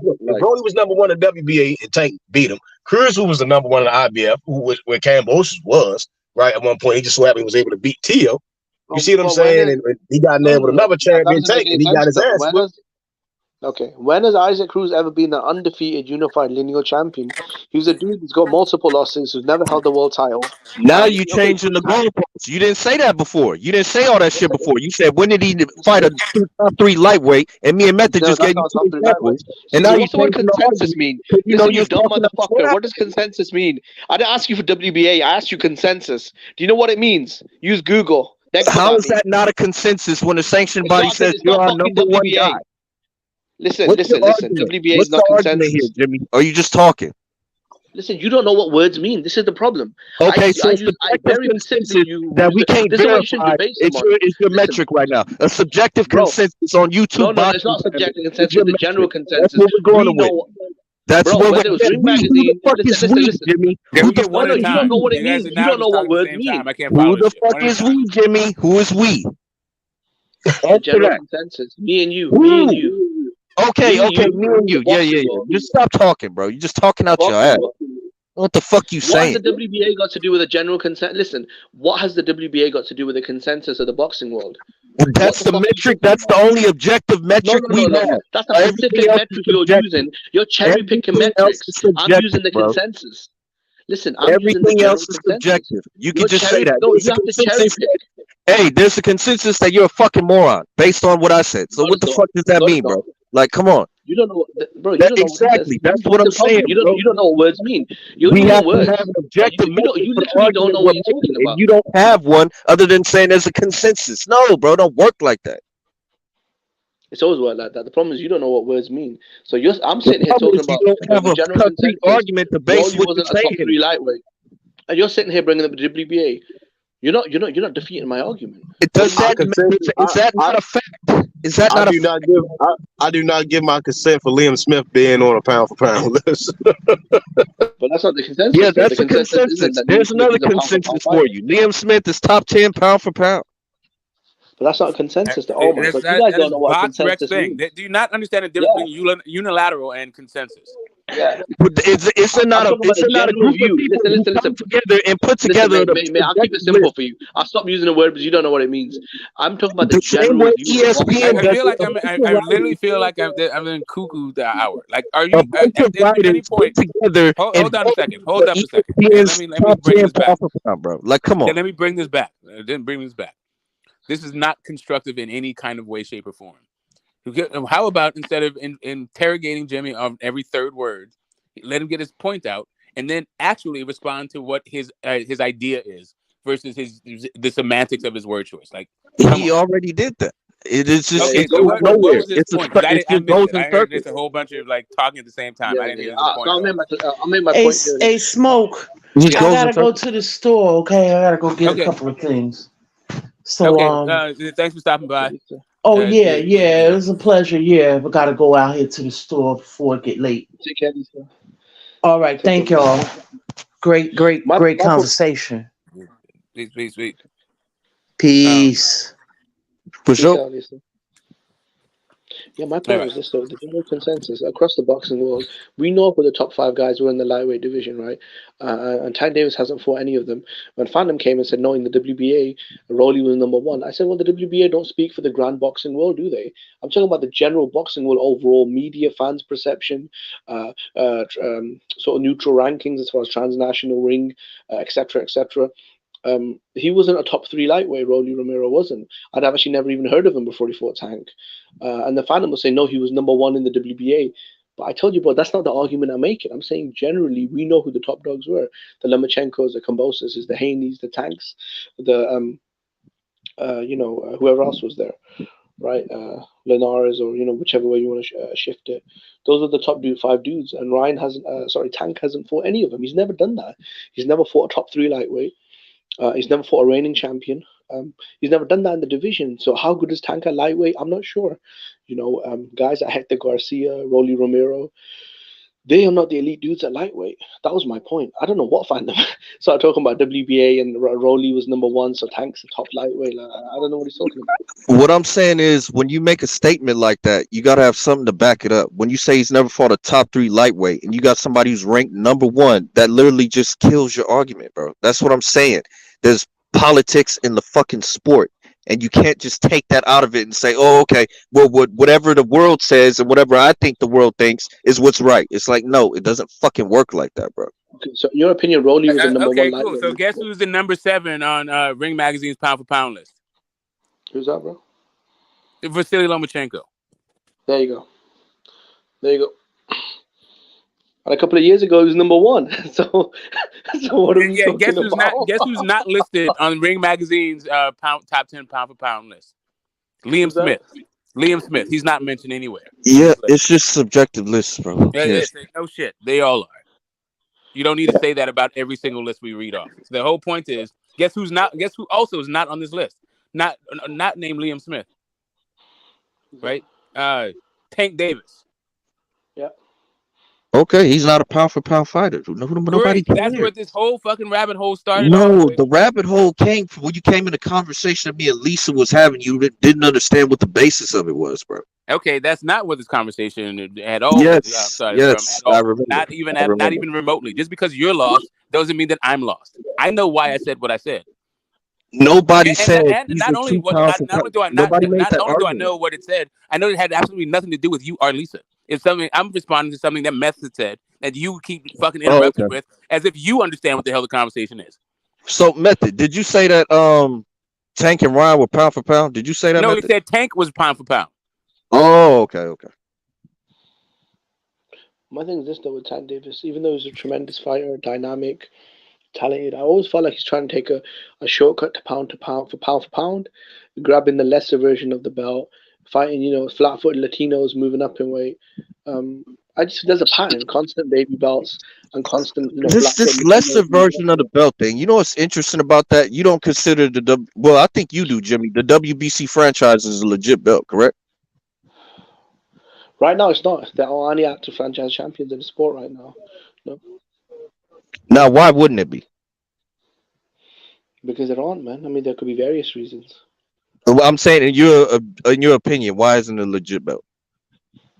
Why isn't it a legit belt? Look, that's open for interpretation. Me personally, right now, there are no franchise champions and there are no franchise titles, so it can't be legitimate. When they create one, we'll have to look at the context and see what it's about. But generally, the boxing fans have turned against it. They say these are the traditional belts, and that's what they view, and that's what Haney's got.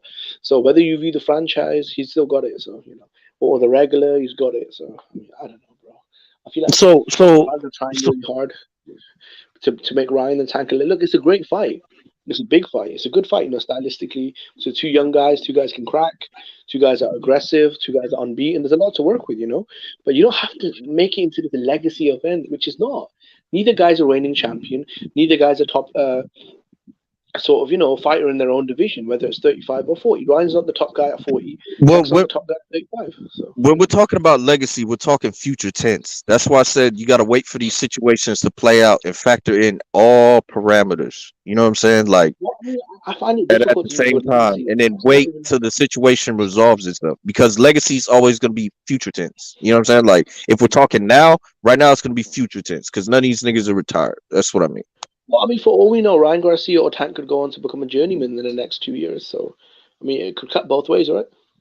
Yeah, I mean Loma's basically a journeyman right now, bro. Like that's what it's looking like. Lomachenko is a journeyman. Yeah, he got a gift decision in his last fight. He's been inactive. Like, what is he really doing in the sport right now? He has no belts. He's bringing nothing to the table other than his name. And what does the journeyman do? Bring a name and a fight, bro. Okay, so a guy that's on a 3-fight win streak, who's ranked number 1 according to you, you love that sanctioning bodies, right?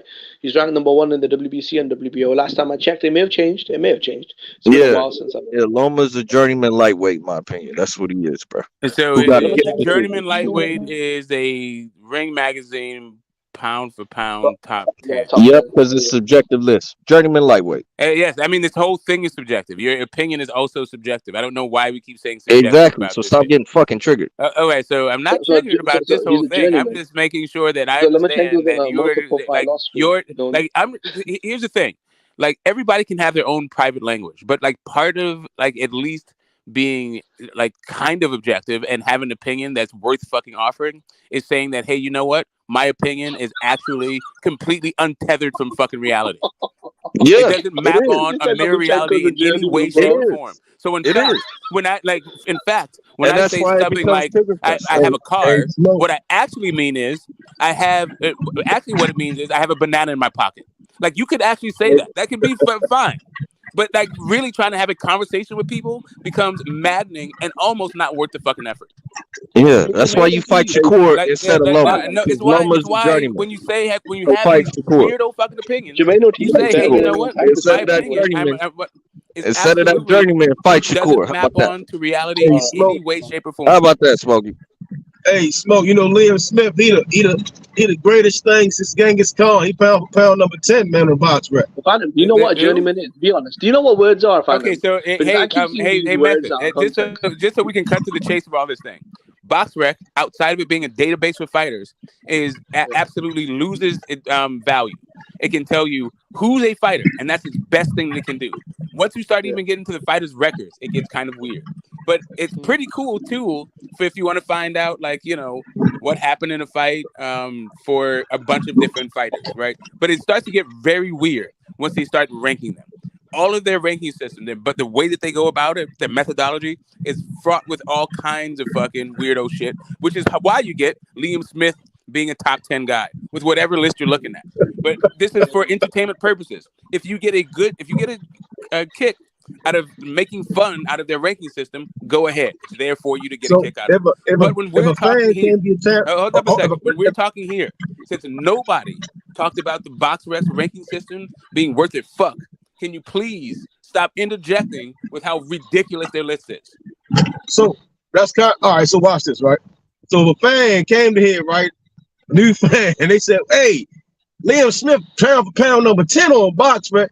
Yeah, I mean, like, how do you take that? You see what I'm saying? I mean, what's the difference between just like I said? Just like I just said, BoxRec is a 10. great database for fighters. It's a great, like, that's its best thing. Its best feature is that it has a bunch of fighters in there. So if you put in a fighter's name, chances are they have a profile for him. That is the best thing about BoxRec. After that, you can see like a bunch of their professional fights. You can see like where they took place and all this other stuff. A bunch of them, not all of them, because, for instance, BoxRec doesn't keep track of the World Series of Boxing. And that's still a professional thing. You have to go to like another records keeping body to get those kinds of records. But however, when it comes like all of their factual things, it's not that bad. When it comes down to their subjective things, the way that they rank of fighters, who's number 1, number 2, number 3, number 4, no matter what it is within a particular division or just all pound for pound, their ranking system is fucking laughable. Which is why you're bringing up this stuff. The only problem is nobody thinks BoxRec has a good ranking system. Yeah. So if you think that, if somebody came up here and started saying that shit, what I would think is that they're probably a casual into the entire sport, and they certainly don't know how BoxRec works. Yeah. Do you think Devin Haney would appreciate saying Lomachenko on the Ring magazine or the Ring's top 10 pound for pound? I mean, I mean, if he beats him, yeah, he would do. Appreciated what? that'd be a Like, good legacy, so Devin is the ESPN top 10 pound for pound, and Loma is the Ring Magazine top 10 pound for pound. It's still two top 10 pound for pound fighters. I don't know why you couldn't just concede this when we're talking about the legacy of this fight. It's like a really weird thing. It's as if like for Dev to get like the an ounce of credit that is objectively the fucking case. You have to fucking bullshit conversation. To me, personally, in the span of 1 hour, Lomachenko's a journeyman, and Devin Haney was apparently emailed undisputed status. This is madness, isn't it? And Lomachenko is now a journeyman, and Devin Haney was emailed. Yeah, and they're like, why are you triggered? Like, nobody said like, because I'm trying to keep my fucking sanity. Like, what the hell? Like, come on, bro. Well, honestly, yeah, I mean, I don't know why the Tank fans like. What does Tank actually bring that you guys love him so much? Like, he fights on the back foot for half. What makes you love Loma so much? The 34-year-old lightweight. Like, who gives a fuck about Loma? Loma ain't shit. Loma belongs to Jermaine Ortiz. He was Jermaine Ortiz the rematch. How about that? Hey Jimmy, I ain't gonna lie to you, Jimmy. I believe right the next. Hey Jimmy, I believe in the next 2 years, right? A lot of your questions will be rematch. Hey Jimmy, the next 2 years, right? Tank lost to Isaac Cruz, a fucking cab driver, bro. Calm down. Hey Jimmy, in the next 2 to 3 years, hey Jimmy, in the next 2 to 3 years, right? All the doubts are gonna be gone, right? That's all I'm gonna say. You gonna see. Jermaine Ortiz in the rematch. Bro. That's who like Tank, bro. When I go on panels, people tell me he's a Hall of Famer. Fighting Jermaine Ortiz in that fashion does not give you a shot at the undisputed, bro. No. No, listen, not bro, like at the end of the day, Isaac Cruz was not a like fucking that. nobody. He's from nowhere and he's back to nowhere. You Isaac don't Cruz get was a to bomb. split decision Jermaine Ortiz looking Isaac like a Cruz was a draw, piece of shit. and they go And fight the and that's undisputed what Tank lost to. champion. It don't Tank work lost like to that. Isaac. If Lomachenko Loma lost to is a Jermaine Ortiz, journeyman who Tank gets lost to Isaac his Cruz. decisions from ESPN and Top Rank so they can do good business because we know Jermaine Ortiz Cruz, bro. That's all I'm gonna say, bro. But you're gonna We like know that. that. And how does the Ring Magazine figure in all this? Because he's not doing business with him, and he's not actually on ESPN Top What the fuck would Ring Magazine have to say about anything? I'm saying what happened in the ring, nigga. Right. So Ring Magazine, right? So Ring Magazine has Loma as a top 10 pound for pound fighter. Of and all the banner he's fighting, fighters, where do they have him? They have him as ranked up there. What is their incentive? I heard you give ESPN's incentive. What's Ring's incentive to rank Loma so high? I don't know, and I don't give a fuck. Okay, what I'm saying is that Loma owes Jermaine Ortiz a rematch. That's what I'm saying. But Tank owes Isaac Cruz a rematch. Okay. You motherfucking right. And hopefully they make that happen. But Jermaine Ortiz, Loma should not be fighting the undisputed champion after that performance. No, bro. Keep crying, bro. Keep crying. It's happening. I'm sorry, bro. No, you don't do that. Lomachenko, Devin Haney, legacy, world titles, You don't historic get to fight the undisputed after having that kind of Instagram performance. followers, And mental then health. I need time, Toothbrushes been shoved but up I'll be asses. ready. No, Domestic no. violence. No, you're not even hungry for the fight. It's like they forcing you to do it. Like Tank Loma going be to jail. like, fuck, Tank I gotta going to fight jail this after the fight. motherfucker. I gotta fight this motherfucker. Really, really, Bob? You gonna do me like that? How much you gonna pay me though, Bob? All right, I'll do it. Fuck it. You don't even want to do this. I hope Tank gets a good paycheck where he's going, Loma bro. wanna be in Russia right now, chilling with Putin, nigga. Tank's He don't bro, wanna check be- this out. he don't Tank's even going to wanna be jail in and Ryan's going to the Ukraine right now, Disney nigga. That nigga Channel. wanna be in This Russia what's chilling happening, with bro. Putin, nigga. Tank Davis is Hey, going to Captain prison Yard, and Ryan nigga. Garcia is going to the Disney Channel. That nigga do not want to fight no Devin Haney, bro. He being forced into that shit. Probably at gunpoint. He probably got. They told him in Ukraine, nigga, if you don't fight Devin Haney, we gonna kill your ass. You come But back guess what? here. They pulled the I gun wouldn't out be on Tank, and guess what surprised, Tank said? I Pull the wouldn't be motherfucking surprised. trigger. I wouldn't be surprised. If they pull the gun out on Tank, guess what he'd say? Pull the trigger. They might got a hit out on that nigga, bro. You better stop being a bitch and making us look bad, nigga. Get in that ring and fight. Hey, Phantom. No, I check mean, this out, though. Phantom. At least Jermaine Ortiz got in the ring with Lomachenko, something Gervonta didn't Exactly. do. Hey, what happened to your boy stuttering? I forgot about Tank Davis being a fucking hoe for 5 years. I forgot What does about that. Tank have to do with this? We not talking about Tank. Why y'all? This is what Tank's fans. So this is what Tank's fans getting triggered? identified. What are the issues about Tank's fans? It's both triggered. Tank and Shakur fans have this glaring hole that they think that people don't notice, right? Mute.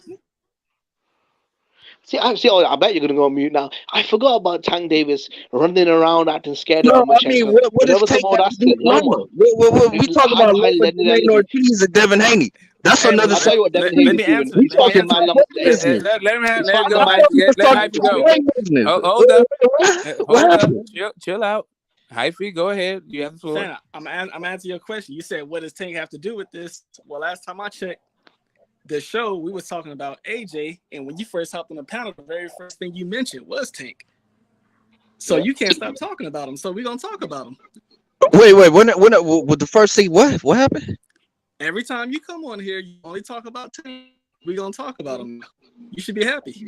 I was talking about Loma. We was talking about Loma, Tank, Ryan. Devin was talking about all that. But right now the conversation was Loma. So I have a different one that's a little bit like that. It's a little bit more closer to the actual topic, right? So when we're talking about legacy, part of the legacy of this fight of Loma and Tank is that they didn't fight each other, and that apparently Tank has been ducking him his whole his whole championship life. That's what most fans think. Yeah, most fans think that. When a media report asked Tank to his face, "Hey, Loma's a champion. You're a champion. You want to unify?" His response was just no, and that was it. Just staring at the reporter like a fucking dummy.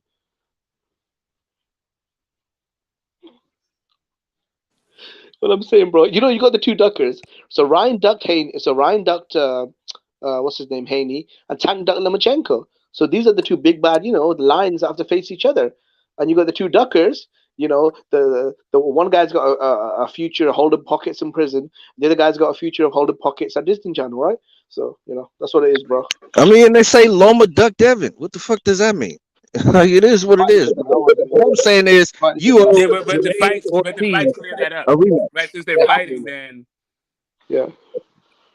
Jermaine Ortiz deserves a rematch, bro. Say again. Well, I mean, Jermaine Ortiz deserves a rematch. And do you think? And the baseball argument, like, if Loma wins, do you think he's gonna fight Jermaine Ortiz? No, probably go fight Shakur. But Jermaine Ortiz deserves. Your boy hopes so. Okay. What does this have to do with? I'm sorry. And the deflection game that you guys keep pivoting off into nowhere about, like just into infinity. What does this have to do with the legacy of these two fights, these respective fights? The fact that Jermaine Ortiz deserves a rematch.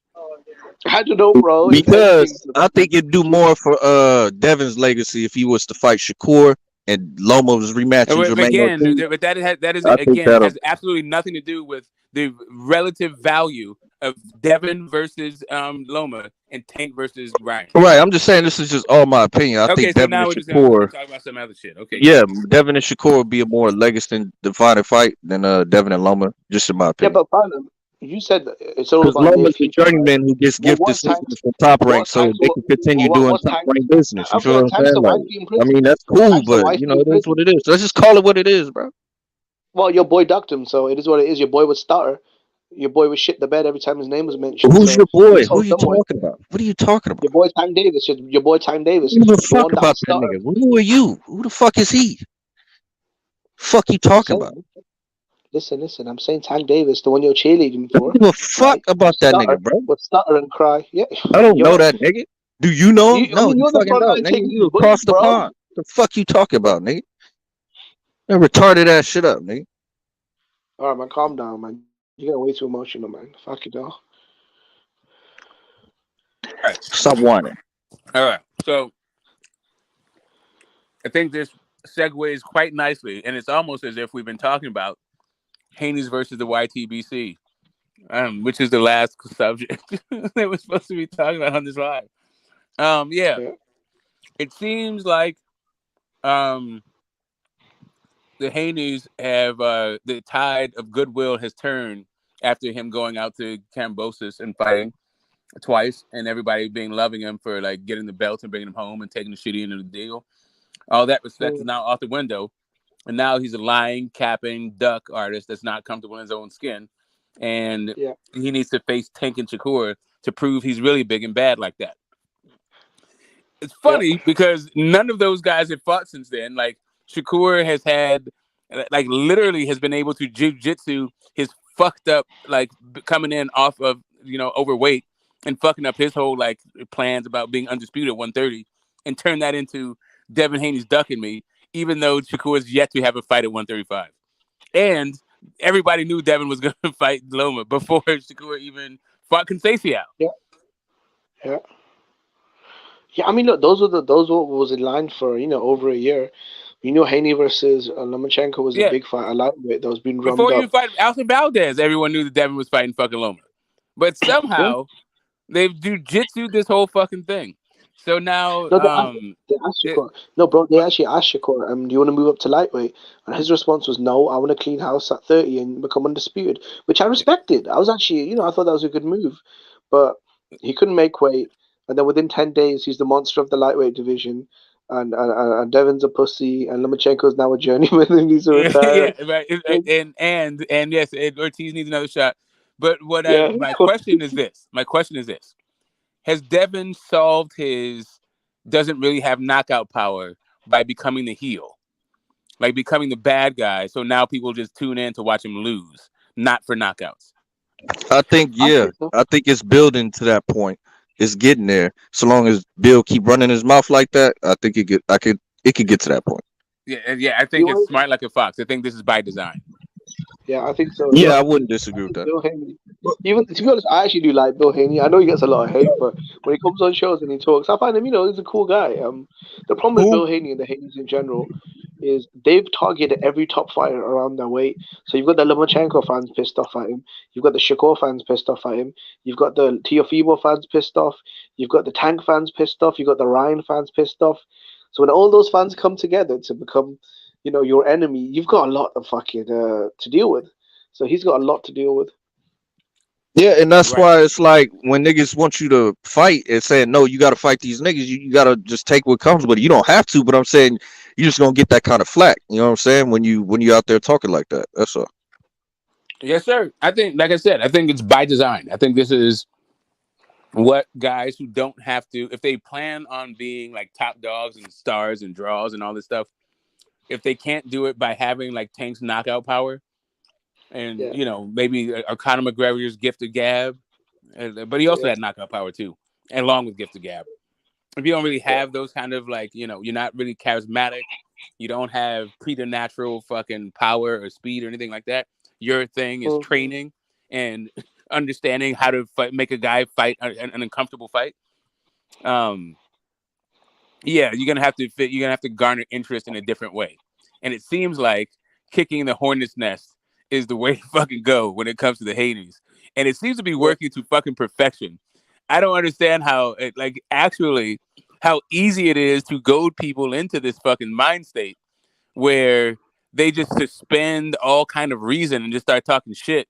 Like, oh yeah, like Bernard Hopkins is totally in the right. That's just like constructive criticism. But Bill Haney, that was way below the belt. Like I don't get the shit. Like it's fucking hilarious to me. Like you guys really don't see the fucking trick. Is this for real? Or you guys just want to buy into it? Are you like being willingly like just let down a path so because your guy you want him to fight fucking Devin also and beat him? No, I honestly don't mind if Tank and Devin never fight, right? Because I honestly don't, right? I believe Tank knocks him out either way. You know what I mean? They don't fight. I don't give a fuck, right? I don't give a fuck. I think a lot of the Tank fans don't like the idea. They'll say Tank it's an easy fight for him. No, that's what I'm saying. They'll say it's an easy fight, but as long as Devin Haney's got the hardware, a Tank will never be ranked above him. And what I'm just saying, look at this fight build up, right? We went from in this stream, we went from how deep and how intense the vitriol still is and the rancor around AJ versus Wilder, right? And we just offloaded. We didn't get that fight. We just offloaded all that shit. We just threw all that toxicity right onto Bud versus Spence, right? Didn't get that fight, and now we're just throwing all that fucking toxicity right now down to like Devin and Shakur, Devin and Tank, and all this shit. Like at some point, do you guys not understand that the joke is on you? No, a little slow. Yeah, I'm trying to like.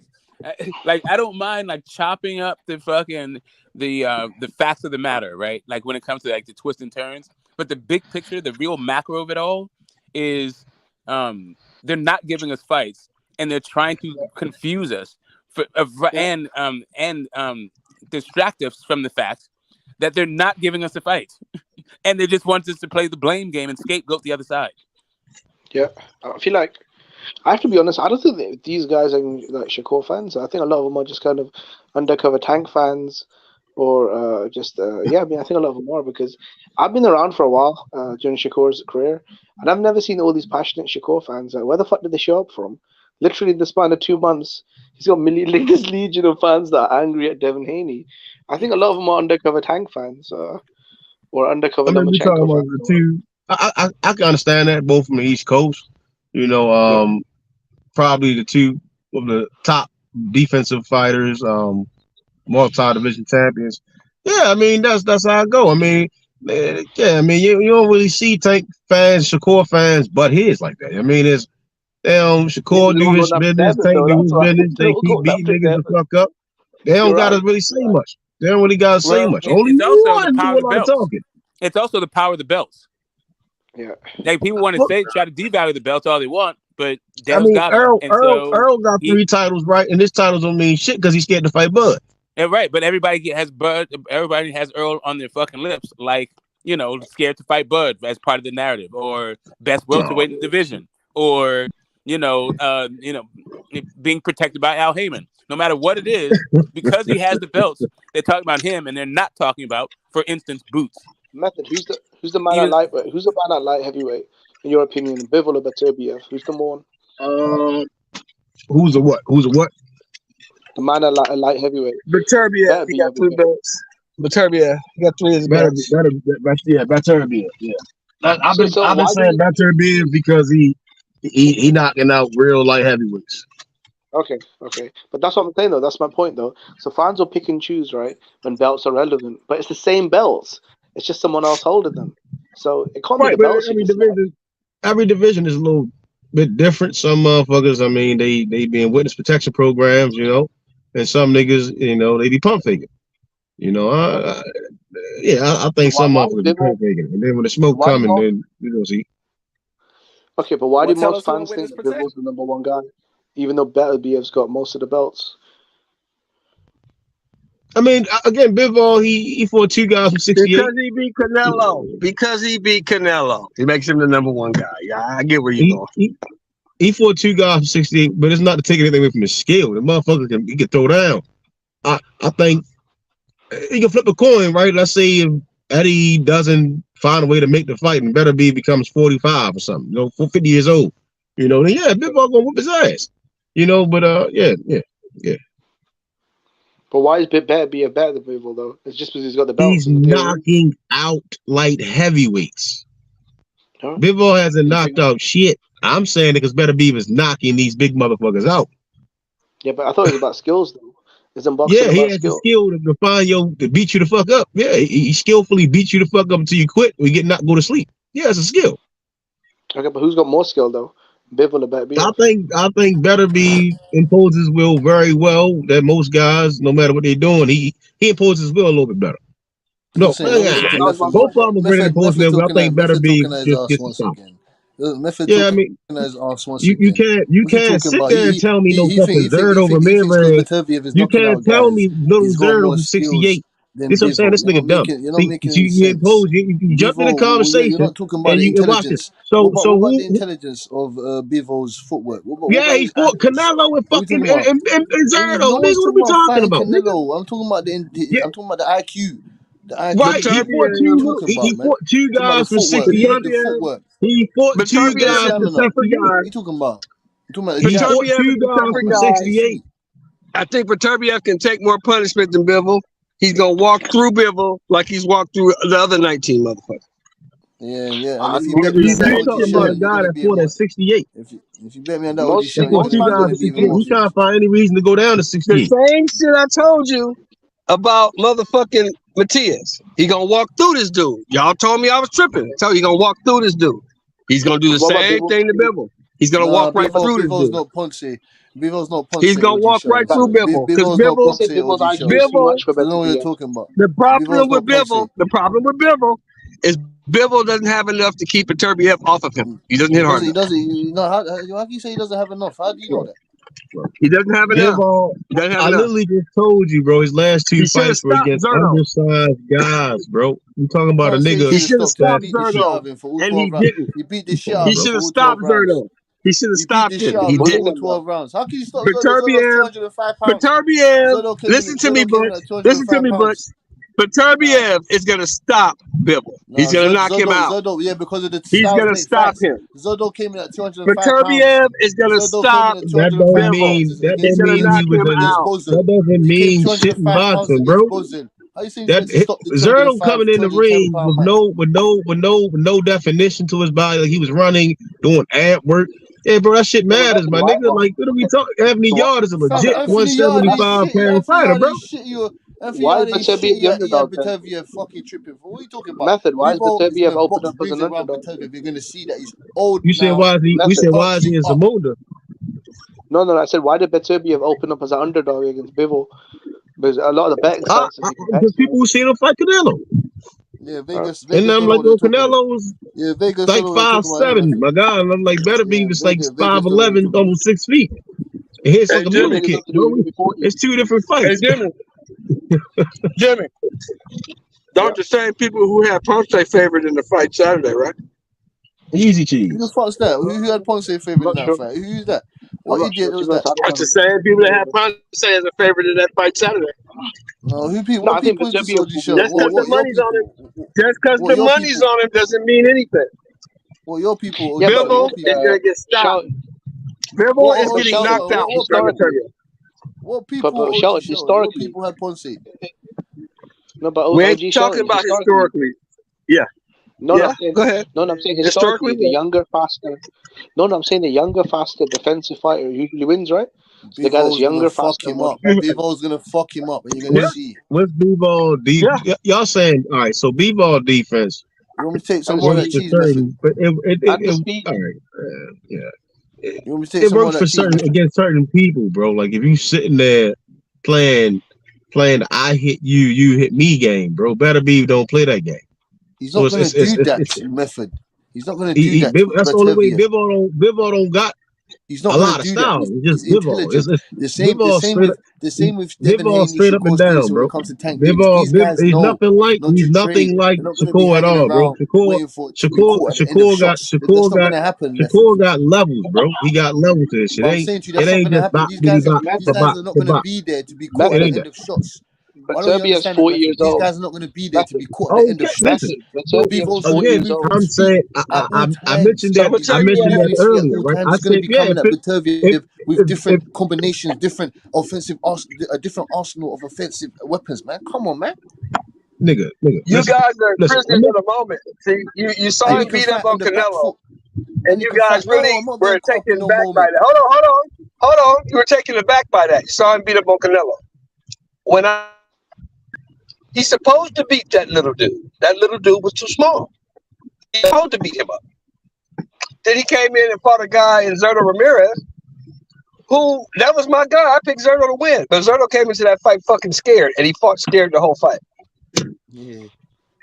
This guy that he's going to fight next, if he fights Beterbiev, ain't scared. He fought scared. Why would he fight scared? Was he worried that Bivol? I don't know why he was afraid. He fought off the back foot all night. He was afraid. He did not want to engage. I don't think he was afraid. I think he tried to outbox the boxer, and that was the wrong game plan. That was stupid. That was dumb. He's a dumbass. He needs to lose the 7 pounds. The guy that he's supposed to fight next, Beterbiev, is coming right at you with good footwork, hand speed, great power. He ain't going nowhere, and he's a fucking tank. I don't think Bivol's ready for that. But we're going to find out. Hey, Bivol's ready for that, OG show. I'm telling you. Like I always say, my man Jimmy said Bivol's 40. I'll say this to Jimmy. If we knew who was going to win, they wouldn't have to fucking fight. That's why they fight. I expect 3 years ago, I think Beterbiev would have won. I'm being honest. The Beterbiev that fought Vodzik, I think, would have probably beat the fuck out of Bivol. But I don't think that Beterbiev is here anymore. I think we got Beterbiev is pushing 40, who keeps having surgeries, and I just don't think he's the same, man. I don't think he's not as fast. Y'all He's said not the as same explosive. thing for Anthony Yard fight. Everybody, yeah, he is this, then it's that, and he went out there. Yard put up a good fight, and he started to beat the fuck out of him. Yeah, but Bivol is in Yard though. Bivol's Bivol speed cool, is bro. He No, it's cool. not I mean, Bivol's cool. It's not Bivol's cool. Yard fought Exceptional fight. Kovalev, and he fought Bivol's an Beterbiev, exceptional bro. fighter. He's got great footwork. He's cerebral assassin. Don't you understand? He fights well off the back foot. He can move side to side. Beterbiev's not going to be able to keep up with the. He's got better legs than Beterbiev. He's got better legs. The Beterbiev that He's beat got better Wozniak. legs. I think he throws too many punches for Bivol that come at different angles. The angles that Beterbiev's gonna be throwing his punches, Bivol's not used to that shit, bro. And he's gonna be getting Bivol's not caught used to that shit. at the end of a looping hook, and he's not gonna know where the fuck it's coming from and be like, oh shit, He's had 200 it's not working, plus nigga. fights. He ain't ready for that, man. He ready for that shit. I'm telling you. Beterbiev's gonna. Beterbiev throws punches from all angles, bro. Bivol has not seen that before. He ain't seen it yet, bro. Yeah, Bivol fought guys sitting there playing the I hit you, you hit me game. That's not gonna happen with He's not gonna. He's not like that. He imposed that with Canelo. He imposed that with Zerto and Joe Smith. Beterbiev don't play that game. He's on fuck what you doing. Eat these punches. It's a different. He don't really get. He gassed out a little. No, because he stopped. Man, he slowed down a little bit later, but then he went back to putting the hands on that guy. Yeah, I mean, Bivol had some problems. That's the first time I've seen him slow down, though. The Beterbiev that fought Wozniak was on you all night. There was no all gas, no breaks, right? But at 40 years old, I don't know if you can fight like that, because, your age is catching up, the injuries are catching up, it's inactivity, surgeries, Hey, y'all, let's talk about the big fight. Let's talk about the big fight tomorrow, though. Hey, everybody talking about the big fight tomorrow. Boxing. John Jones. Oh, no. John Johnny Bones. Johnny Bones coming back after 3.5 years. Yo, Oh, you old know ass what? forgot. I feel like You this is forgot good, what man. stream you're on. You hopping from stream to stream. We Oh, already yeah, talked that's about right. it. No, I've been busy all day. I've been trying, so I'm still doing my thing as far as moving. But Okay, so I want to right ask on the the old panel first this. part. Your old ass fucking senior moment, old ass memories. Well, let me ask the panel this, old motherfucker. Let me ask the panel this, old motherfucker. Everybody on the panel. Jones comes back after a 3.5-year layoff and beats the shit out of Cyril Gane.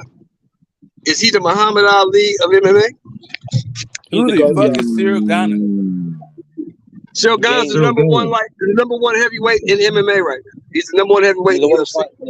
Oh, yeah, no, you said Francis Ngannou. No, Cyril Gane. Cyril Gane. Francis Ngannou has retired from MMA. He's boxing now. Oh my God. Okay, Yeah. hold up. Yeah, lots happened with these lame ass fucking heavyweights that UFC has right now. So this new dude, because he's number one, that's supposed to mean what exactly? They're fighting for the heavyweight championship. He's the number one guy. He fought. Who's the number two guy? Ngannou. Yeah, he's the number one guy. No, if who's the number John two guy? Jones, that would probably be. Oh, I don't know. Maybe. Oh yeah, see that's the issue right there. Like when Muhammad Ali came back, like he was fucking with George Foreman and Joe Frazier. No, Smoke. I'm not saying that. That's not what I'm saying. I'm saying is he's a Muhammad Ali of MMA. If he comes up from light heavyweight, takes 3.5 years off, then comes back and knocks out or beats the number one guy at heavyweight, becomes a heavyweight champion. Right. Does that make him the Muhammad Ali of so MMA? you know how you have college and then you have the pros. Right. Yeah. Your analogy is more like the junior varsity of junior high versus the pros. Like this whole thing, this particular thing when it comes to Ali and this particular comeback. No, I'm just saying of MMA because I know. I'm saying like if MMA is like junior high school JV. Oh, okay. Then Okay, sure. I got you. I got where you're going. Because I was gonna say, technically John Jones has never lost a fight ever. Yeah, I but this think Even the guy, fight he got disqualified in. who is this Even guy? the fight he got disqualified in, he was beating the Hebrew shit out of the guy. Yeah, the guy didn't want the rematch. So. I wouldn't say he's the Ali of UFC. I think he Yeah, I think he sets the bar for. Yeah, I think he already is the Ali of UFC if there is such a thing. I mean, he would be doing the same thing. It's just a different sport, but he would be doing what Ali did. Ali took 3.5 years. He was forced to take 3.5 years off. Came back, and cleaned that motherfucker out again. This is what I like about the UFC. But the people he cleaned out. That's the issue. The issue with the Ali comparison is the people that Ali the Hall of Famers that he cleaned out. Yeah, I got you. Ali didn't leave boxing because of yeah, it's kind of they made him leave, Method. They kicked it. They tried to put his ass in jail. They made him leave. I mean, John Jones, he kind of like everything he did came upon his actions. I mean, Ali stuff. This guy's really good. The game guy, he's really good. He was a world champion kickboxer, a former interim champion in UFC, Olympian, and he's ranked #1. So he's pretty good, though. He's a good guy. He's a big, powerful dude, skilled. And I think this will be a very tough fight for John because, again, John's coming off of a damn near 3.5 year layoff. He's moving up in weight. He's also 35, right? So he's kind of peaking, or a little past his prime as an athlete, and then taking on a young powerhouse who's I mean, bigger, younger. Yeah, so guys like what, 28, Jimmy? 28, 29? Yeah. You don't come off a 3.5 year layoff and fight Cyril Gane unless you that nigga. So John Jones, exactly.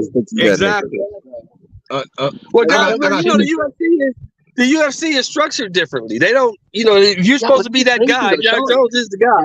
You don't get it to him. No, you're not fighting Joe the Bum over here. You fighting this motherfucker. If you want to fight. Boxing, who y'all putting your money on? Who y'all gonna put your money on, Jones or Gane? Oh, you know what? I'll never bet against John Jones. Yeah, I'll never bet against John Jones until somebody beats him.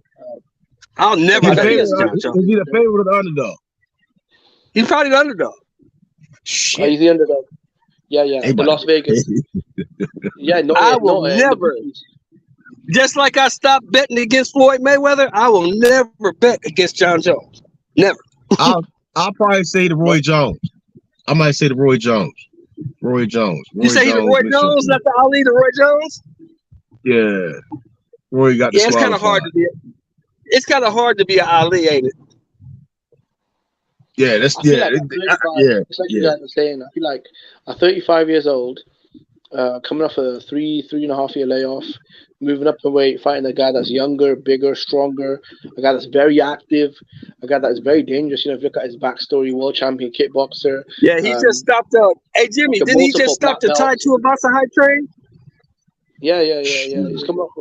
He's knocked that motherfucker out. That's crazy. The guy's an ex-Olympian. This guy's really good though. Like he's definitely one of the best. Yeah, Shogun is a monster now. He ain't no bitch. That's what he ain't. He ain't no punk. But John Jones is battle tested. We know that. We know John Jones is a really, really, really tough dude. Yeah, so I mean it's gonna be tough, man. I mean, obviously I'm going for my, I'm going for my guy John Jones, man. That's the dude I've been following for the longest. But I'll be honest, even before he retired, John Jones looked like in his last fight he looked a little shaky. So with the layoff, move up in weight, the age, fighting. I mean, he's the underdog for a reason. No. John Jones is the favorite in this fight. I just checked the odds. He's the favorite. Oh, he's the favorite. Yeah. Well, I'm with my man Phantom. I got to see it. You got to beat John Jones. I can't. I'm never gonna bet against John. You got to beat him. What's the odds on a submission? What's the odds on a submission? I just checked the money line. I can look at the submission though. Yeah. But Phantom, you got to beat John. in the press conference. You got to show. No. In the press conference, the report told him you're the underdog. Trying to beat John Jones. For how long, Jimmy? 10 years they've been trying to beat him? Yeah. They've been trying to beat this motherfucker for 10 years. Ain't nobody saying yet. No, he's the underdog because I remember in the press conference they were saying to him, you got to show me you can beat him.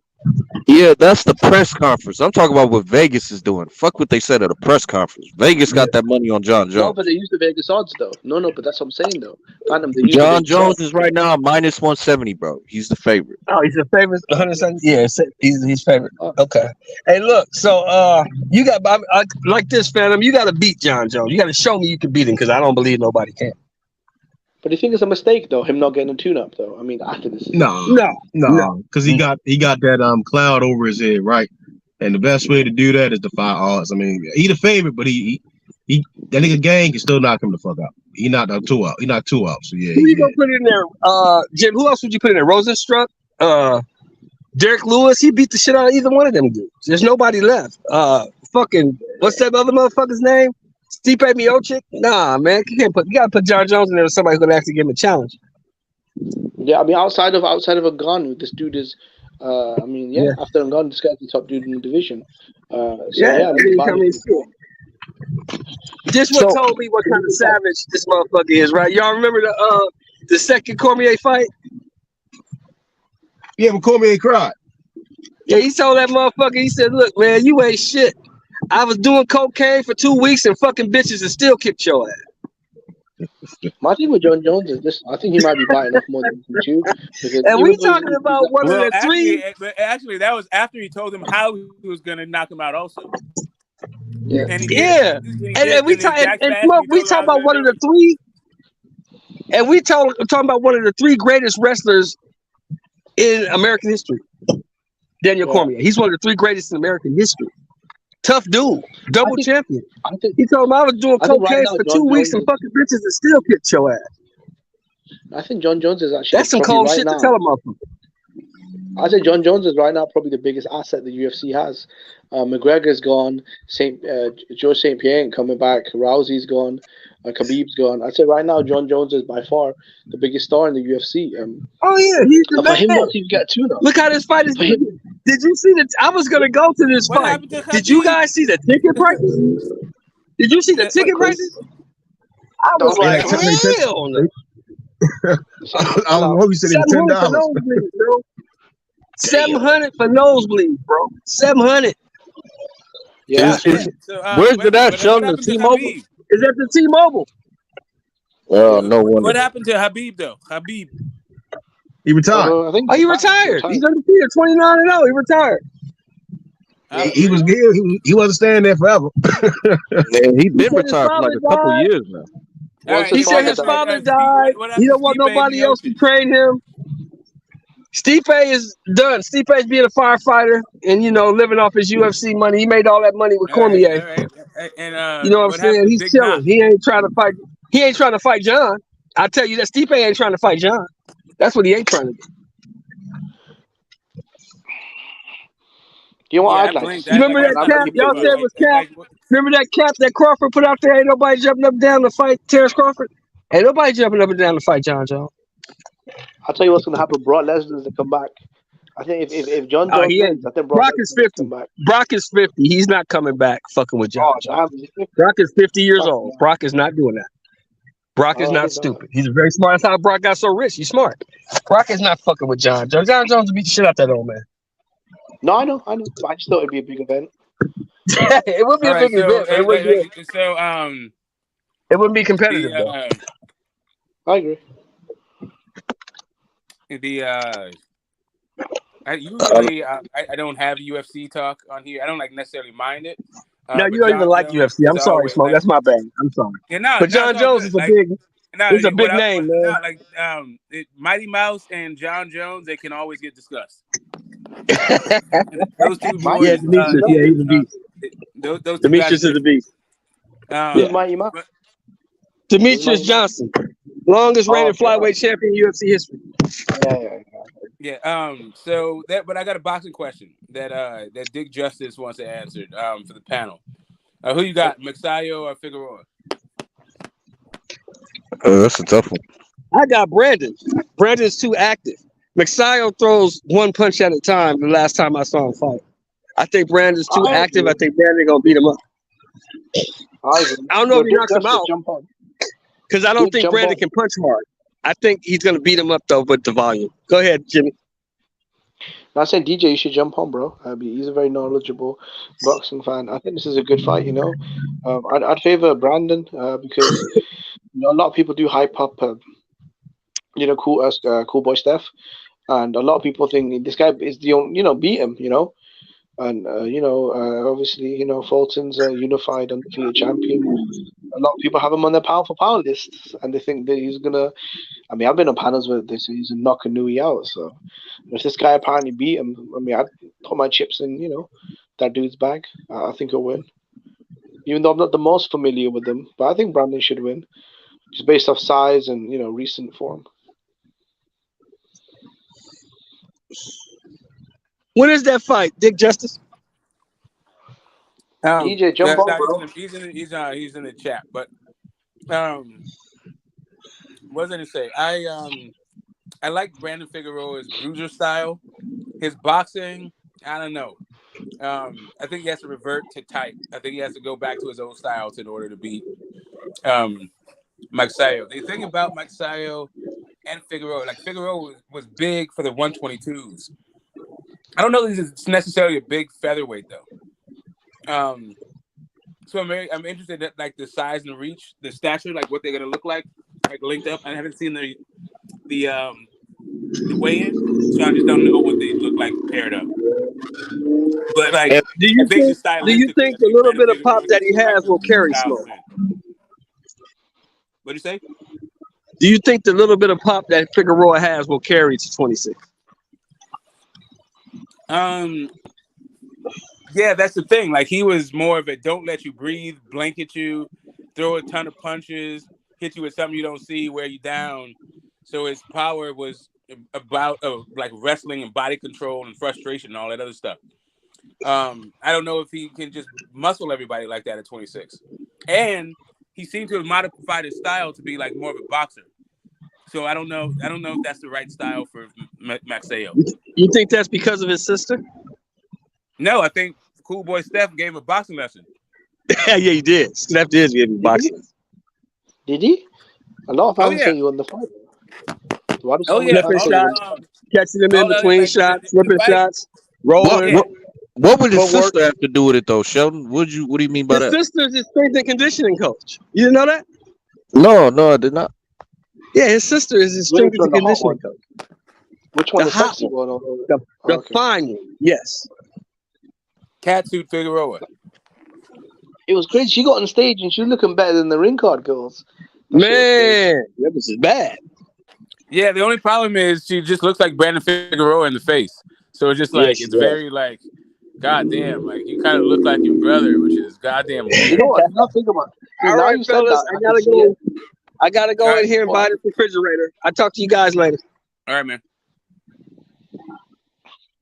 But to be fair to the Figueroa brothers, they look like women. So I mean, well, not Omar, but Brandon. Yeah. You would think that guy, like, for a guy that like kind of goes down the Ryan Garcia, like kind of pretty boy look like persona kind of thing. He certainly don't fight like that. That dude fights like a goddamn animal in there. Yeah, he don't fight how he looks. That's for sure, Smoke. But he didn't have the clout of Ryan Garcia, though, does he? I'm not sure what happened there, because the way Ryan's got this crazy, fucking, I don't know, was it 20 million followers or whatever on social media, and he's got all these commercials and stuff. Figueroa doesn't really get that. Well, some people just capture the public zeitgeist. Not everybody fucking does. Like, it's just certain niggas that do it, bro. Yeah, like Ryan has that kind of charisma that translates very well, like on camera, doing camera tricks and working out stuff. And he was like a kid too, so that like other kids watched him, but all that shit. But I don't know how Brandon Figueroa came across like more of like a boxer. He didn't really do the fun shit. Like he doesn't have the TikTok fucking audience and all that shit. Yeah, IG. What was he called? IG, Instagram, TikTok, Snapchat. Fucking, it's crazy, man. YouTube. Yeah, it seems like he's going more like the macho goddamn like fighter route versus like the kind of fun-loving, happy-go-lucky guy who just happens to be gifted in boxes kind of thing. See, Canelo was a bit of a pretty boy early on, but he never really went down that appeal, did he? Kind of grew a mustache and started taking hard fights. Did he? Because he was seen as a bit of a baby-faced pretty boy, but he didn't really go down that route, though, did he? Because I remember when Miguel Cotto and Canelo were having a face-off, and Freddie was saying that Canelo was too much of a pretty boy to really get down in the mud, and he's not going to be able to do modeling after they're done with him. So yeah. Well, I want to go back to Trigger Fest 3000. So do y'all think Devin and Loma is a 50-50 fight? Nope. Jimmy? I've got Lomachenko winning. Okay, so in your opinion, it's what, 60-40 in favor of Loma, or how's that working out for you? Yeah, I said, I mean, it's tough, bro. Devin's got the size, the youth, the momentum. Politics probably. Lomachenko, I think he's more versatile. He's quicker. 55-45. All right, Smokey, your percentage in favor of Devin? I got it like 60-40, 65-35 for Devin. Okay, and then Tank up against it. Tank and Ryan, how are we looking on that one? 70-30. I think Loma and Devin is a more competitive fight. Well, not competitive. That's not the wrong way to put it. I think Loma has a better chance of winning than Ryan does. Interesting. Now, what you got, Jimmy? I got 60-40. I got Ryan Garcia knocking out Tank Davis. Damn, a lot of people agree with you. A lot of people say Tank ain't got no chance in that fight. So let's be honest. No, come on. Don't like Tank. I'm a whisperer in a room full of chairs. Come on, Phantom, don't say that, bro. Well, I'm just being honest. No, I'm a whisperer. Yeah, but Jimmy has been on Ryan versus Tank. He's been on Ryan's side forever. Like one of the funniest fucking conversations I have about this. Yeah, we've had some funny classic debates. No, but even Smoke would say, "Smoke, is it fair to say I'm a whisperer in a room?" Like Phantom saying, apparently most people are picking Ryan. I don't think so, man. Not the Phantom's up. You better go on this social media you keep talking about. A lot of people. I mean, there's Ryan, right. So Tank has a lot of detractors for whatever reason. Some of it I think is fair criticism, and some I think is like not right. Some is constructive criticism. Most of it is destructive, really. But Ryan has a fan base that is. Some of it is centered around him even being Ryan. Some of it is centered around like just an ethnic identity and ethnic pride, right? And it's hard to discern like when people are picking Ryan to win if it's because they think he's a better fighter than Tank. Yeah, I agree with that. But what I'm saying is, like, there's one thing to pick Ryan to win, and I'm saying there's people who say Tank has no fucking chance. Like, it's automatic. You know what I'm saying? But go ahead.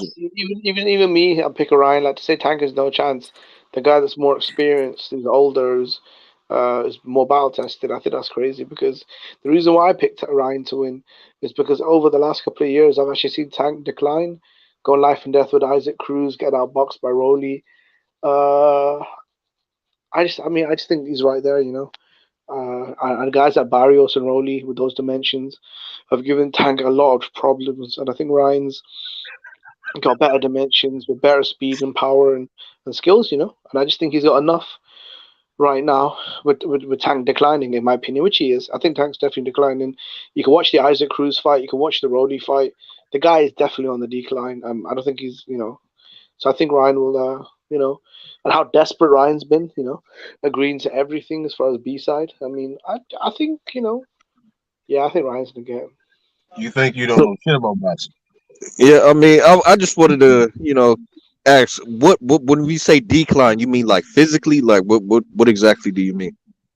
I just think his skills aren't really there anymore, man. He just kind of just runs, circles the ring and looking for a big counter. I mean, he's not really that versatile, though. I mean, if you look at the Isaac Cruz fight, a lot of people thought he lost the fight or it was a draw at best.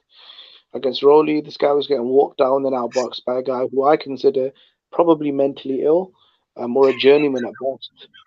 You said mentally ill. Yeah, no, I'm serious, bro. Rolly's mentally ill. That's funny as fuck. No, against Hector Garcia, bro, again, a B level sort of. A BC level, you know, featherweight was again giving him the business before he decided to quit halfway through the fight for almost no reason. I just don't think he's that good though, bro. I'm just keeping it real. And I think that's what Smoke was saying. Like, you just got people who are detractors from Tank and who are also Ryan fans, but they, you know, more so are going against Tank than favoring Ryan. I think that's what he was trying to say. But I see where you're coming from. Some of them are actual Ryan fans. Some of them are just anti-Tank. There is a contentative group of people who are anti-Tank and pro-Ryan. But there's a bunch of people, but there's very few people who are picking Ryan to win based on Ryan being a better boxer. Yeah, I think I think that pretty much sums it up, because I think a lot of people who are picking Ryan are just more so fans and maybe detractors from Tank than actually know what's going on in the ring. But go ahead, Method. I want to hear what you got. Oh yeah. Tank going knock that motherfucker out, man. Jimmy over there, he trolling. He know he ain't gonna put no money on Ryan Garcia. Oh, we could bet. How much you want to bet? 500 euros. Actually, no, I can't bet, bro. You know what, Ramadan conversion rate on that. Yeah, you know what, I can't bet. No, I take that back. I can't bet. With Ramadan coming up, man, I can't be doing that. Don't worry, Phantom, man. I'm going to take some of your cheese when he came off mute. When I see Ryan Garcia, when I see Ryan Garcia, hold on, we got some business handle, my nigga. We got some business handle. When I see them in the face to face. Hey, how much are we looking at, Butch? You put a number on it. I'll let you pick the number. Yeah. When I see them at the press conference, face to face, after the face off and weighing and that, then we're gonna have the bet, right? All right. Fair enough. Say no more. Butch, where's the fact? Because where's the fact happening, Phantom? Where is it? Like you said, at the press conference or whatever, that's when we gonna have it. No, Phantom. Hey, Phantom, where's the fact happening? Where is it? Yeah, I don't know. They said Las Vegas. Hold up. If you want to ask a legitimate question, not troll, I'm saying they saying that Vegas, that Raider Stadium, is trying to get the fight. So we don't know yet. Might be there, bro. I don't know if they can sell out Raiders, bro. That's 50,000 tickets. Oh, hell yeah, they can sell that shit out. You in Vegas? You're going to see a lot of Ryan fans in the building.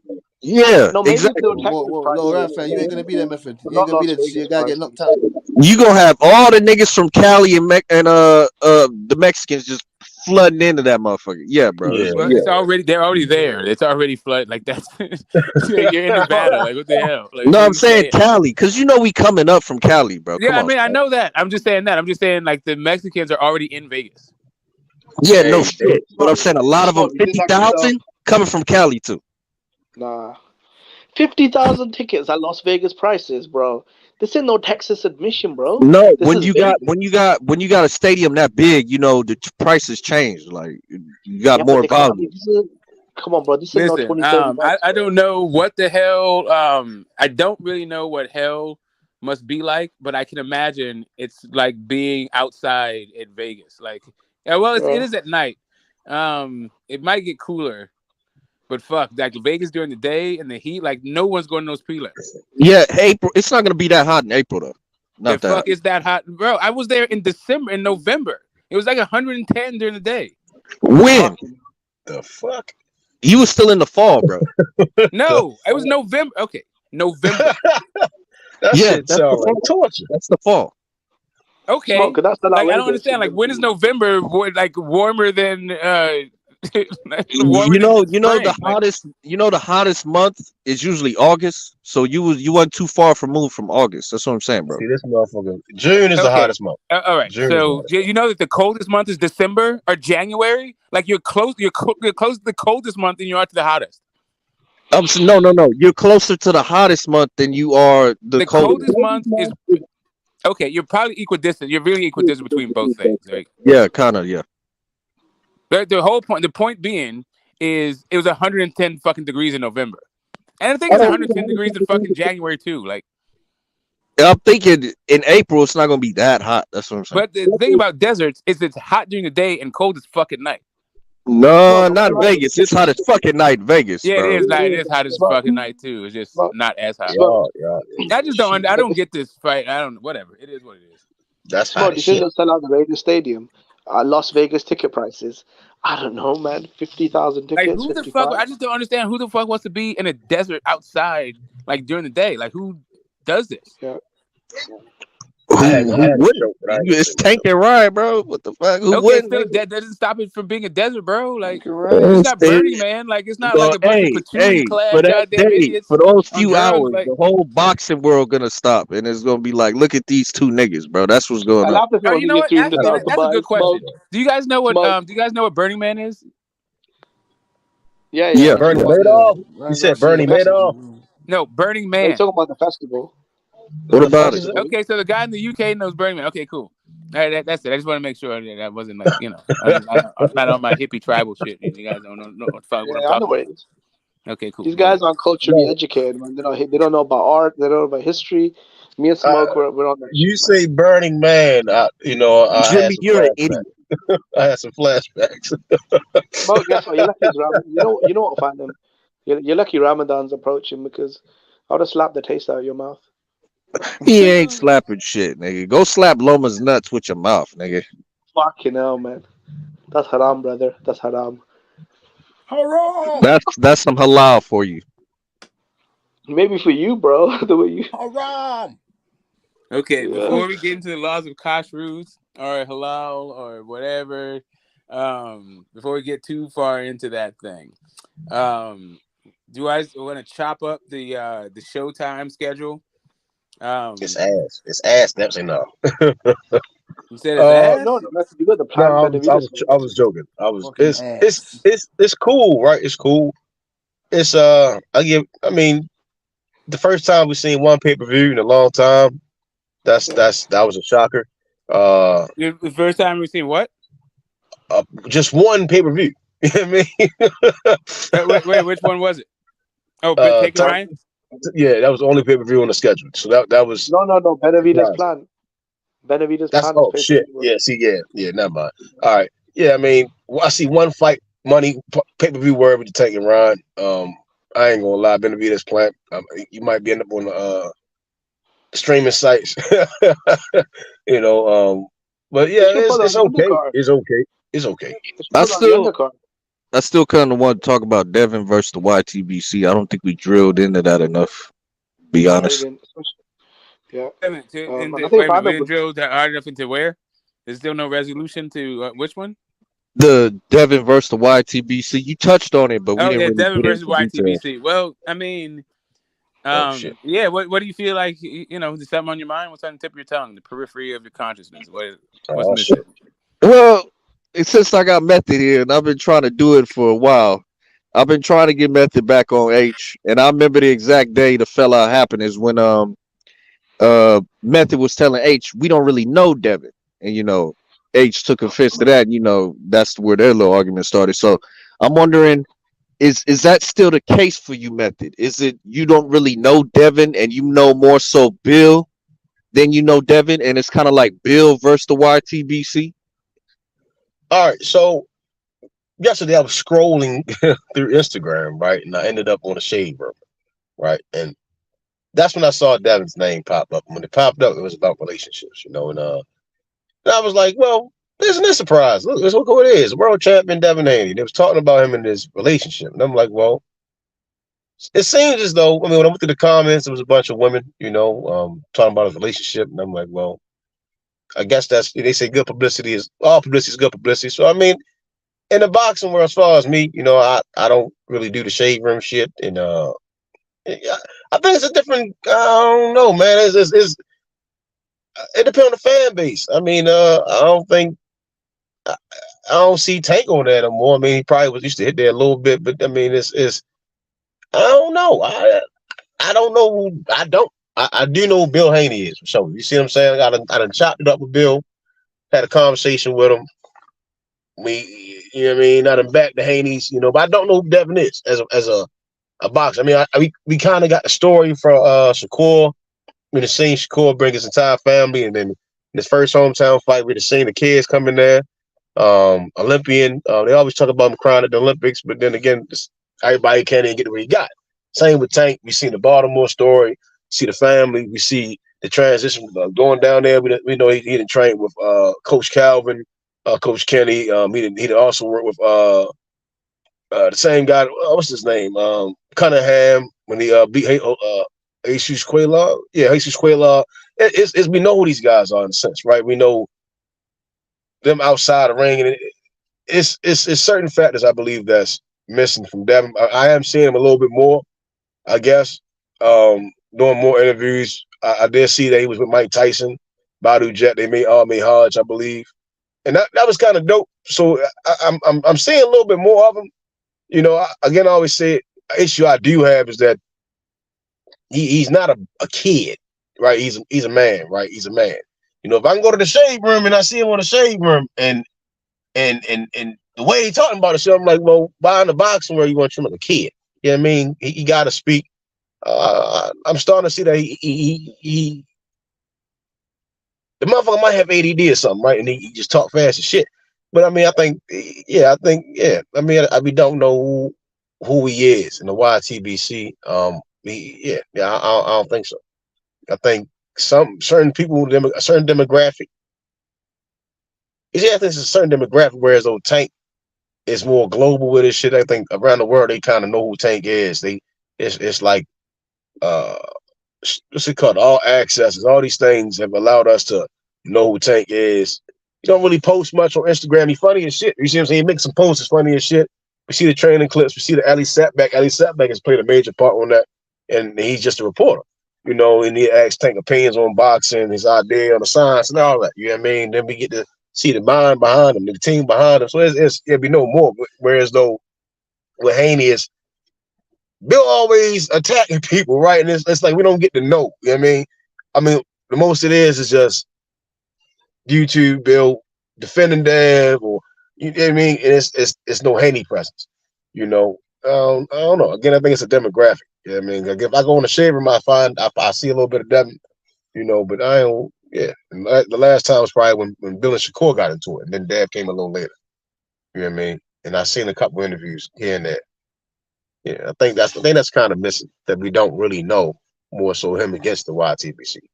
Right. So in your opinion, do you think that if Devin was more the spokesperson in this situation, do you think that there would be much drama going on? You know what I'm saying, between the Haneys and the YTBC? Like Bill seems like the one who's, you know, got the drama circulating. But do you think if Devin was to take on more of that role, do you think that would be the case? Yeah, I mean, I disagree with how Bill putting it. Like they don't want Bill to defend his son, and it's like, well, Ryan speaks for himself, Tank speaks for himself, right? T.O. speaks for himself. T.O. Senior got a loud mouth, but T.O. Jr. speaks for himself. You know, I didn't see him. His father's there, but I saw him really approach Eddie Hearn by himself, right? And it's look at this little teeny motherfucker pressing up on Eddie Hearn. You see what I'm saying? You know, it's certain things that he does that these guys do. Shakur as well, right? Shakur, I mean, it's they're their own man. And the issue that I'm gonna speak for myself is that I only see Bill, right? Again, it may be the demographic, the social circle. Yeah, I mean, I don't know. You know, again, I don't know. You know what I mean? I know he got the belts, but I don't know him. You see what I'm saying? They did release the who was it? The guy from the Trailblazers, Dame Lillard, right? I still didn't get to watch. I probably turned a little bit, but I kind of turned it off. I mean, it was, you know, I gotta watch it. I mean, I think he has to find a way to tap in with the fans more than Bill. I think that's kind of hurting him. You know, yeah, because I don't know who he is. I know Shakur plays basketball. I know Tank played basketball. You mean I done seen Tank playing, running fast and shit. It's all that shit. I done seen that shit. You see what I'm saying? We see Shakur at the fights. We know Shakur, he be with Jared Anderson and all that shit. It makes you want to watch these guys. It makes you want to study more about them. We know Tank and Lorenzo had a little difference, but it make us want to learn more about Lorenzo, Richards and Hitchens. We see him with Richards and you know, Shakur and Tank with Richards and Hitchens, so we want to know more about Richards and Hitchens. You know, we seen him take last card. The Petersons on there. It's how they kind of move in a sense, and we seeing them speak up. I mean, there's times we seen Floyd try to take over the mic, but it also at the same time Tank kind of balanced it out, because when Vada Ellie sat back shit, you see what I'm saying? Bob, us already know who Tank was prior to that, and then it's not to compare him. It's just we don't know. I think it might be me, or I might be speaking for myself, but I don't think anybody out here can tell me much about Devin compared to how we know more about Shakur and Tank as champions in boxing or stars in boxing. I think they all stars in their own retrospect and what they do, but we don't know who Devin is compared to the others, who seems. I think we know more of his. But his Bill is he's know his father, Bill. You see what I'm saying? But we T.O. has his father in his corner, but we still know more about T.O. Jr. You see what I'm saying? The Loma fight, the documentaries, all that. You know what I mean? You know, it's yeah. I think Bill need to transition. Yeah, they need to transition, but Dev is. Sorry, Kind of like, yeah. I'm sorry. Restate the question. I was saying that well, I addressed the method specifically because it was a specific situation, and you gonna get the fuck back on H, nigga. But my point is that Me? no method. But with what I was saying is that did he really know Devin? Because he has stated this before. I don't really know who he is, like as an individual. Kind of know who he is as a boxer, but like he's not providing the access to where niggas can get to know him on that level. What do you think about that? Well, I think that that is what a lot of people's criticism is about the way the criticisms are concerning the way boxing is promoted these days. We don't really get a sense of who the fighters are. There's no real profiles. They're not with you enough. They're not part of your day enough. And as a content creator myself, it's part of the reason why I do streams like the the Burt Sugar series, getting people in the Hall of Fame, and so we can just sit down and talk about their whole career, who they are, like where they come from, that entire thing within a boxing perspective, and we get outside of there too. But I think that's part of that. I think that's not necessarily untrue for Devin, but I also don't think it's unique to Devin. And they need to figure this thing out. If like boxing fans want the sport to survive, instead of just like tearing it down and always like casting like a negative light on it, should probably figure out what it would take to make it better and start doing those things. So when Devin, let's say the Loma fight happens, and as I expect, he beats Loma in like convincing fashion, going into Devin's next fight, no matter who that fighter is, I'm going to be doing probably a stream like this for Devin Haney, even though he's only like 24 years old. Right. So like, I'm glad you said that because it kind of leads me towards my mind when you just talking. I'm like, well, we knew who Ray Leonard was, right? I mean, the Olympics played a part. People knew who Tommy Hearns was, and it's. I think that's missing from him. Some people know him. I mean, I guess I came in the box a little. Like some people, like they knew that he was training with Floyd Senior, and he was in the Floyd's gym and shit like that. But I mean, that's don't really say much. You know what I mean? A lot of niggas is a Floyd gym. You get what I'm saying? So but it's also the perspective, right? So what, like I was judging, the Knockouts debate series last night, and one of the questions was, who's more comfortable in their own skin? And one of the rebuttals, like one of the arguments made was Tank is tattooed from head to foot, but we're talking about he's comfortable in his own skin. I thought that was a brilliant fucking observation. Like there's a cultural thing that's also happening when it comes to like Tank, where his story is more sensationalized, right? Because it's more about what we come to expect, and it's even on the rougher side, on the extreme, what we come from, like poverty-stricken homes, and what boxing is supposed to be. It's supposed to be this like bridge, or actually, it's supposed to be about social mobility, where people from the bottom rung, from the dregs of society, can live like the princes and the kings of this world, right? Through nothing but their like hard work and being able to beat somebody's ass. So like that is like kind of the backstory of boxing, and Tank more like fits into that particular narrative easier than Devin Haney does.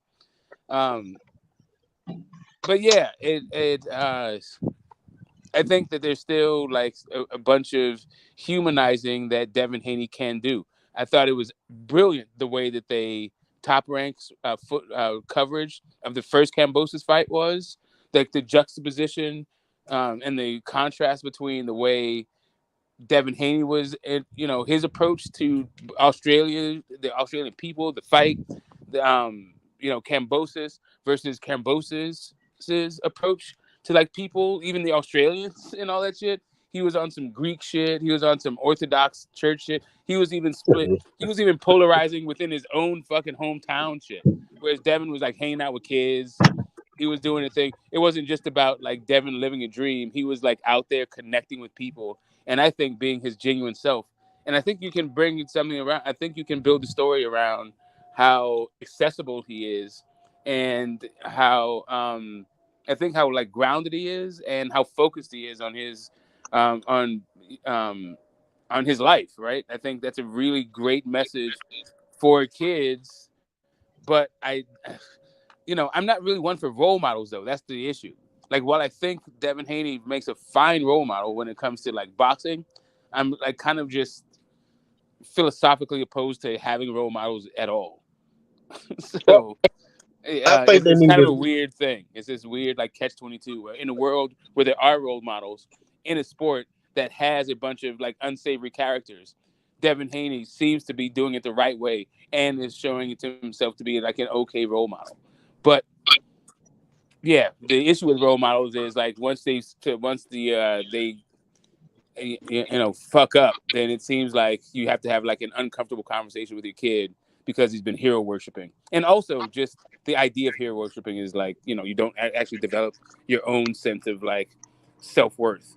You're always comparing Right. yourself to some other person kind of shit. Very well And said. that's kind of See, when you ain't that's capping, you kind of easy to listen to. I just want to say this my real bad. quick, Matthew, real quick. My bad. My bad. When like okay, going to Australia and fighting Cambosis, you could have made a documentary out of that. Could have a little cameraman follow you around and document all the shit you was doing. I think you missed an opportunity there because you was making it a big deal. Oh, I went to Australia, I fought Cambosis. Well, make a scene out of it. If it was really like that, make a scene out of it. But go ahead, Matthew. Oh, I was going to say, more so like bringing. I think Spokai made a great point. He said hero worshiping, and it's kind of like not being the role model, but being like he said, it's being the ordinary person. You're a human. You get what I'm saying? Like what I'm doing, you can do. You see what I'm saying? And that brings more people to the sport. You see what I'm saying? That's something that football has and basketball has. Well, basketball. Well, if you 6 foot something and you grind like I grind, you can do this shit. You see what I'm saying? We've seen short guys do it with boxing. It's like you said again, it's the motherfucker that it's the gentleman's poor man's sport. You get what I'm saying? So if you apply yourself and you work hard and really master your craft, you could be this world champion that I'm doing. And I think that's kind of what's missing. You get what I'm saying? It's not just to them. It's all the boxing. More so, I've seen Bud doing it more so. It's I don't see that with the younger generation. It's always it's on some other shit. It's on that I guess modern day times, right? It's like that new hip hop shit, like nigga, like a broke nigga becoming rich, and then looking back, the broke niggas like y'all niggas broke. You know what I mean? We instead of being I come from where you come from. I'm a world champion. You can be a world champion. You get what I'm saying? You can walk in this ring full like a butterfly, like Ali. You get what I'm saying? That's kind of missing in the fighter. You know what I mean? Because it gets the difference between the promoter saying some shit and everybody else saying some shit, and then the fighter walking, talking, and saying it their damn self. And that's not what I'm saying. Yeah, it's fighters when I grew up, and it was like, and one of the things that got me in the sport, and you have to understand, I've been watching it since I was a kid. So some of my first examples about manhood were from fighters, but they were like friends of the family also. So like they were just an extension of the men that I had around me in my community all the time. So it was just like what I thought men were about, but it wasn't like worshiping heroes. It was just like modeling behavior about like what you're supposed to be in the world, stand for something, like be good at, love what you do, all this kind of stuff that I felt like were really good life lessons that didn't really have to do with like how great an individual is. However, I did totally fall prey to the whole hero worship shit to the point where, man, I was broken up when fucking Ali lost to fucking Leon Spinks. I mean, I was also a kid, but still, like these are like he's like a larger than life figure. So yeah, I don't know. There's a balance to be struck, but when it comes to like adults, let's just say like the adult version of this thing, so you can relate to a person and know what their story, like what their motivations are. Yeah, things like 24/7 and All Access were pretty good, but now they're kind of formulaic and contrived. You would definitely like to know like a person's idiosyncrasies. It seems like Devin is just like kind of a big kid. Like he's starting to, like he's just a young adult. Like he still is like inspirational. Like I think he gets energy about by hanging around like 12-year-olds and 13-year-olds and being like, the fucking big man on campus. He still gets like kind of charged out of that, it seemed like. And he also seems to be genuinely wanting to help those people out. But at the same time, I think he still wants to be whether that like he seems like he's still working that type of shit out. I don't know. I don't know how you market this guy. That's why I think what Bill Haney is doing is the smart play by just antagonizing everybody and just have them all come at him. And then he can have his choice and his pick of the litter between all these inflamed fan bases that want him to like fight him or he's a duck.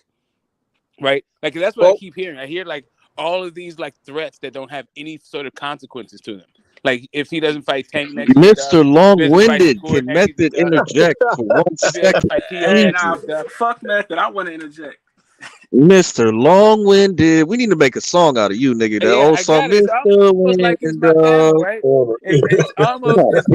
It's almost as if I am not interested in what you think is the proper length for my response or my word choice. But just check it out because I'm going to go on mute and then I'm going to let you have it like I do for like 20 minutes, hours at a time. Thank you, Smokey. Go ahead, Method, and let me get it. Yeah, so got you. No, thank you. I'm going to direct traffic on it just for 1 second. That wasn't done. Yeah. Thanks. I know you wish I was done. You might be done listening, but like I'm still not done speaking. So, just one last like kind of thought. When it comes to the just promotion of it all, I think that for where Devin is until he becomes more media savvy, because he seems to be flexing his business skills, right, and trying to put on the show and like put on a good show, that he may not understand the finer points of like these PR moves that Bill is making, and he might just be soaking up some game right now for when he's like 26 and 27, like Tank's age kind of stuff. But I think there could be something that we can do to have him relate. But at this point, I think the easier path is to just become the heel and make everybody mad at him. Go ahead. Hey, that's my shit. King of Bounce, man. You sound like a crybaby, right? And the comment you made, right? And you saying problem is not Devin, is most black men not used to having strong black father, right? And I could tell right there, you saying that, right, is if what you were saying was correct, right, then it was show. That's what I'm kind of getting at, right? The way you would be what's the word I'm looking for, right? Like embrace, right? Because a leader, right, gonna lead. You know what I mean? So that shows. The truth always. The cream rises to the top. The truth will always shine. You know what I'm saying? So if that's what we were saying, right, and that's what the fans was getting, it would be embraced. You know, but that's not what I'm getting. And like I said before, I don't know who I see at times. You know what I mean? I don't know who this guy is, but I know who Bill is. You know, I mean, and that's kind of the product. Again, I need motherfuckers to say something, right? And then people gonna look, they're gonna observe, they're gonna be like, yeah, that's not true. You know what I mean? Or you over exaggerate some shit. You know what I mean? That's kind of the problem that I see. You know, but the question is, how fast do you think a person should mature and be like all the way grown, right? Like, and by all the way grown, and what does that even mean to be like all the way grown? I mean, let me make sense. Arrested Development is a crime. That's a crime. Yeah, I mean, I know like Tank at 24 was like super shy, and Floyd was doing all the talking for him, and it was cringe as fuck. Well, this one is a little bit. I mean, maybe this could also be cringe, but I feel like it's a little bit more like people maybe understand it more because they're father and son versus this like business relationship, even though they have a business relationship. I don't know. I'm not quite sure what the hell's going on with it, but I can understand Tank and Floyd more than the father and son relationship, right? I mean, my father had a relationship, and that's again because that's also probably where the confliction come from, because my father was in my life. I don't think any man that has father like like you see it a little different. I'm like, well, certain things will be handled a little different. You know what I mean?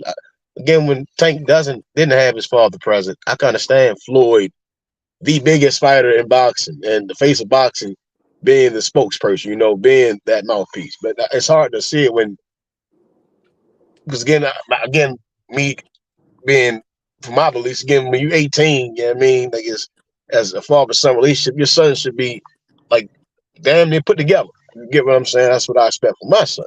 You know, me being in his life, you know, and I really won't have to say much.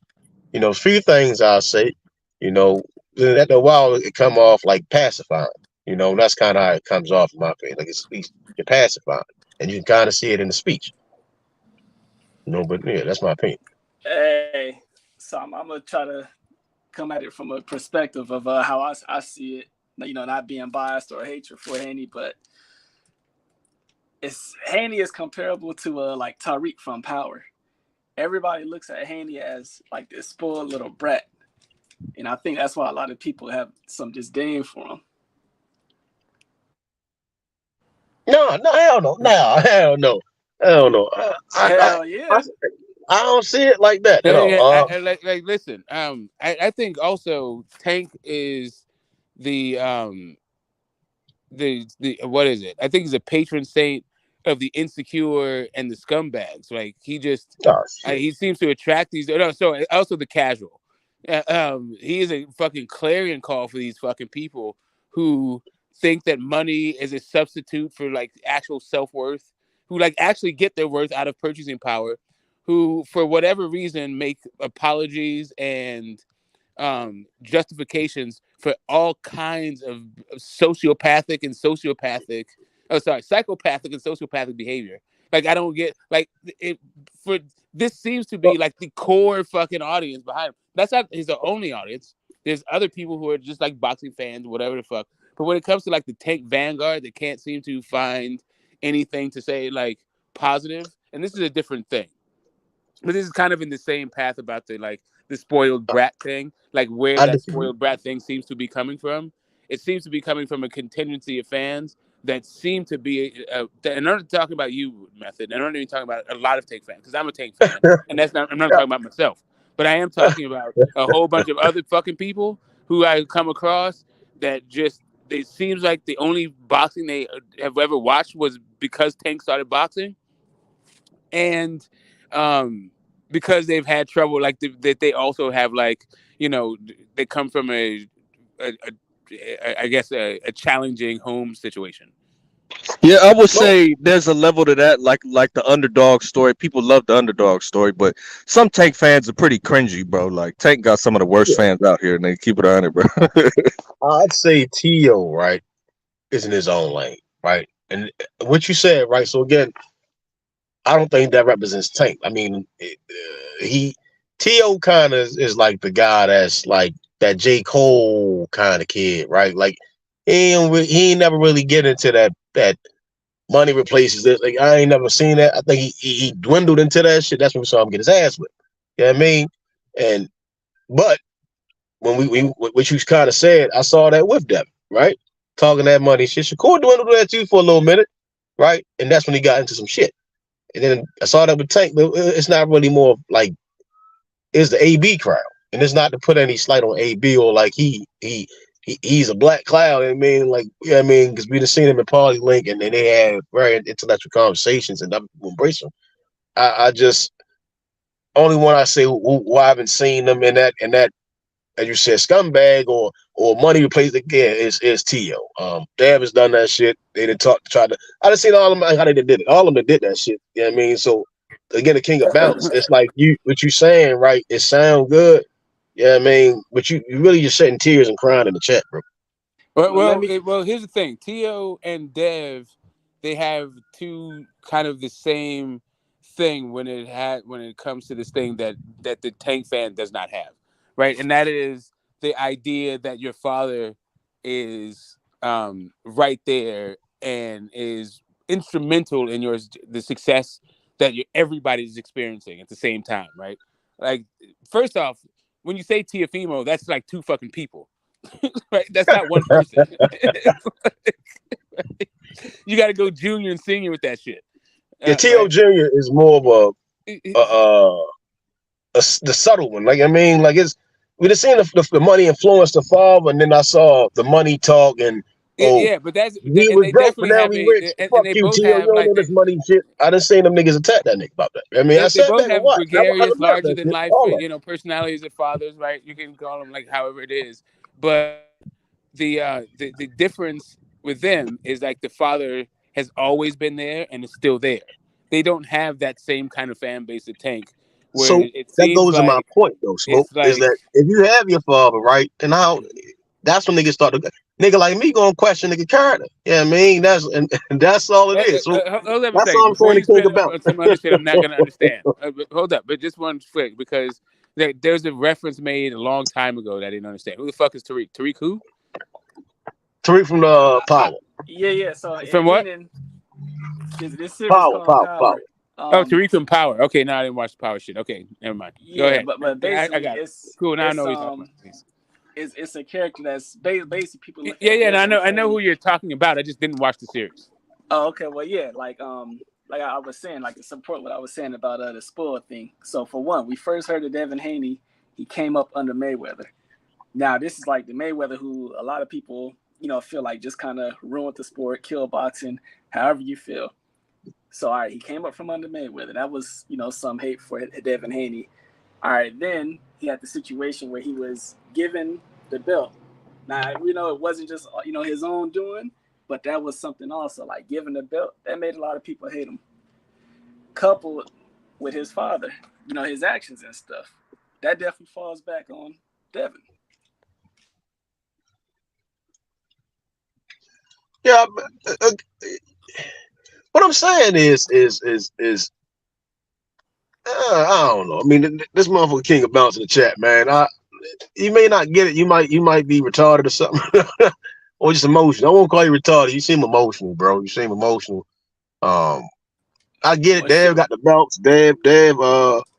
He had his father in his life. That's cool. Everybody don't have that. You know what I mean? I ain't going to talk about that about every nigga. I mean, because again, I had my father. My brother didn't. You get what I'm saying? So, yeah, I mean, so yeah, I mean, yeah, things happen in people's life, so it's different. You know what I mean?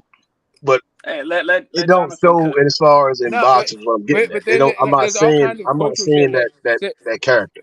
I think really what it is a lot of, and this just happens. This is where the fault lines between fan bases happen, and that is people live like vicariously through these fighters. They think that the fighter behaves the way that they would behave, and to the extent that they do, they rock with that fighter. Like I thought this whole like Wilder running into Fury was like very like interesting. Like everyone like either they picked a side, they had some judgment call about it. They thought it was significant in one way or the other, and most of it was just the way that they would they think that they would behave in this situation, given like the public knowledge that we have. Like it's just a really strange fucking set of events for me. Hey, King of Bounce, it's fucking with me. It's like you super sound like your mama. But that's some shit. That's some shit that women say. But just when it comes to like being able to relate to like Devin Haney, I think it is really at this point like impossible to separate the father from the son. Well, I mean, at some point, I do not. Nobody's saying that. I think that's made up. I think that's made up. let me say this real quick. At some point, there needs to be some kind of separation, because if Bill Haney's still doing this shit when Devin's like 30 years old, it's gonna be like, well, what the fuck's going on, bro? Like, you know. All right, so let's take a look at that. So let's take a look. It makes you question a lot of shit. well, hold up a second. That's all I'm saying. You know that Angel Garcia and fucking Danny, like, damn near, they fucking pretty much live together. I think but Danny, that's not a problem. That's not a problem. The problem is a man is a man, right?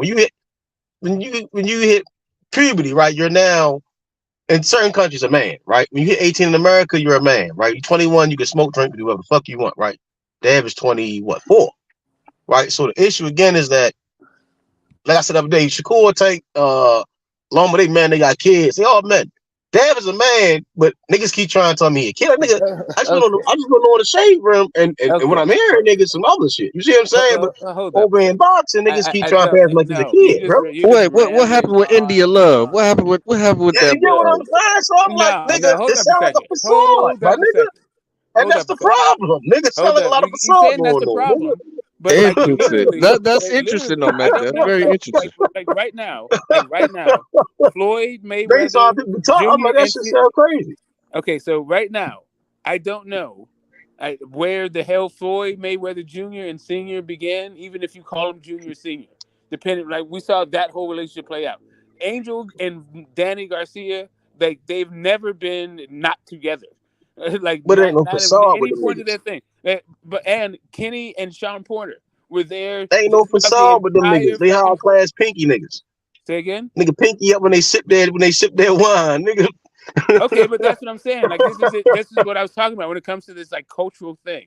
And this is like I think the cultural we can recognize fault lines I don't know what the fuck I'm like dealing fan bases that I don't see because I don't give a shit about how these people are and their characters, and I don't like them because I see myself in them for the most part. Anyway, for the most part, I don't. No fighter has moved me like that. Wilder did to a certain extent, just because I felt like he was very sincere in trying to get the fight, and I felt his pain with the energy that he got back for just trying to make a fight and being treated like equitably in getting a fight.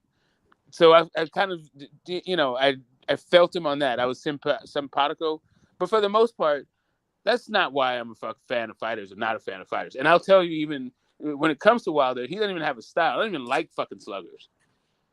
That's not even my thing. Like a counter-punching slugger that don't know how to fight out of a clinch, like but that dude could fucking crack. And he's just an anomaly. To me, Wilder's he's a one of one.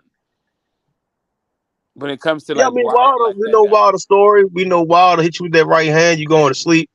Wilder from Alabama, bro, and if you're from America, you like Alabama, nigga. Like, in the daytime, like it's a lot of, as you said, culture, right? So it's culture understanding, right? It's okay. What So I'm saying makes sense. Baseball card That's all I'm saying. It makes sense.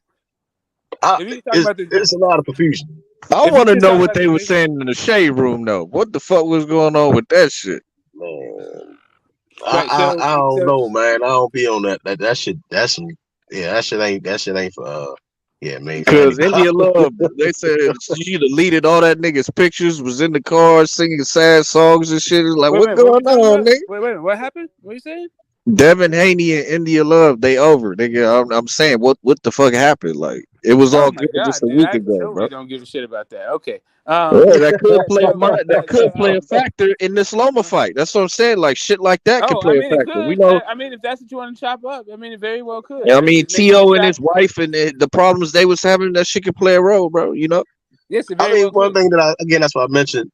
I saw Jack Tyson and Dave make Hodge, man. That's kind of one of the things when I'm watching Dave, it's like, man, I see that he's Muslim, and I'm like, make Hodge. I mean, him and Bill make Hodge. And I ain't talked to Bill, man. I'm like, yeah, man. I seen y'all in Dubai, but man, get to Mecca, man. That's all that. I don't give a fuck about no Dubai, all that other shit. Fuck that. Only Mecca and Medina. That's all I care about. Fuck all that other shit. You know what I mean? So I can relate on that level as a fan, because King of Bounce, I don't hate. It's what I relate to. I'm Muslim, bro. Like I've been Muslim for over 10 years, bro, since I was 17. You know what I mean? So again, here's the thing. You keep saying you don't know him, but then you start relating information that you know about him that's even more intimate than what you know about Deontay Wilder. I'm an observer, Smoke. So when I me coming into boxing, first hearing about Devin and the Haney team, right, is, you hear the Shakur sparring, right? So I always try to take myself from and look from other people's perspective, because I gotta have that kind of grace with people. So now, I mean, all of a sudden, I'm learning that they took on the Islamic faith. So I have a grace. You get what I'm saying? Again, I've been Muslim longer than them, I believe. You see what I'm saying? So again, that's how I live as a fan. Oh yeah, they studied with Australia. You get what I'm saying? Just 1 second, just real before we go too far into this thing. I wanted to ask a question. When did you? What's your earliest memory of Devin Haney? Like, when did you first see him? Dante's Boxing Nation. No, I said when, not where. He was still an amateur, I think. He was on. It seemed like he was still doing a lot of YouTube videos. So like when, so you're saying like it was a Shakur sparring. It's kind of probably the earliest. Well, that might have been a year or two after. When did you see it? Like the footage is out there forever, right? So some people Right, might so that's be what I'm seeing saying. it for the first time. Earliest memory would probably be a year after the Shakur sparring, probably that year or two. That's when I started watching more boxing. Right, so like 2018, 2019, something like that? Right, 16, 17. 2017, 18, yeah. All right, 2017 and 2018. So that is either 5 or 6 years ago. And the dude is 24 years old. So it would be when he's 16, 17 years old.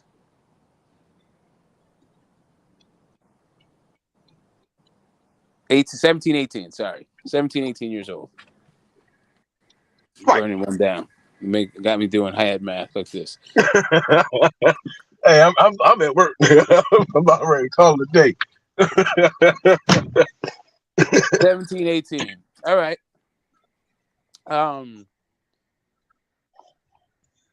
If by 17, if you've been watching him since he was transitioning into adulthood and you still don't have a sense of who he is, right? It's probably not really about the promotion then.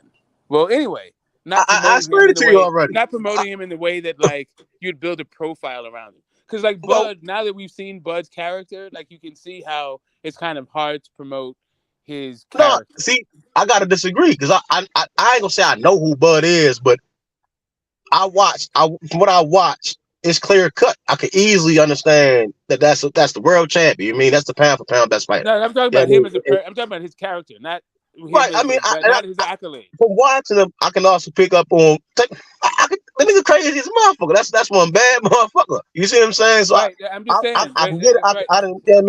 I mean, that's why I said earlier, like it's like what he does. Every person could say like I could be a world champ. As a matter of fact, you get what I'm saying?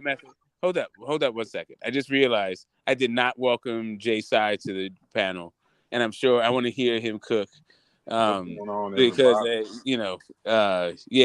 what's up, people? He's not gonna elbow his way in, and he shouldn't have to.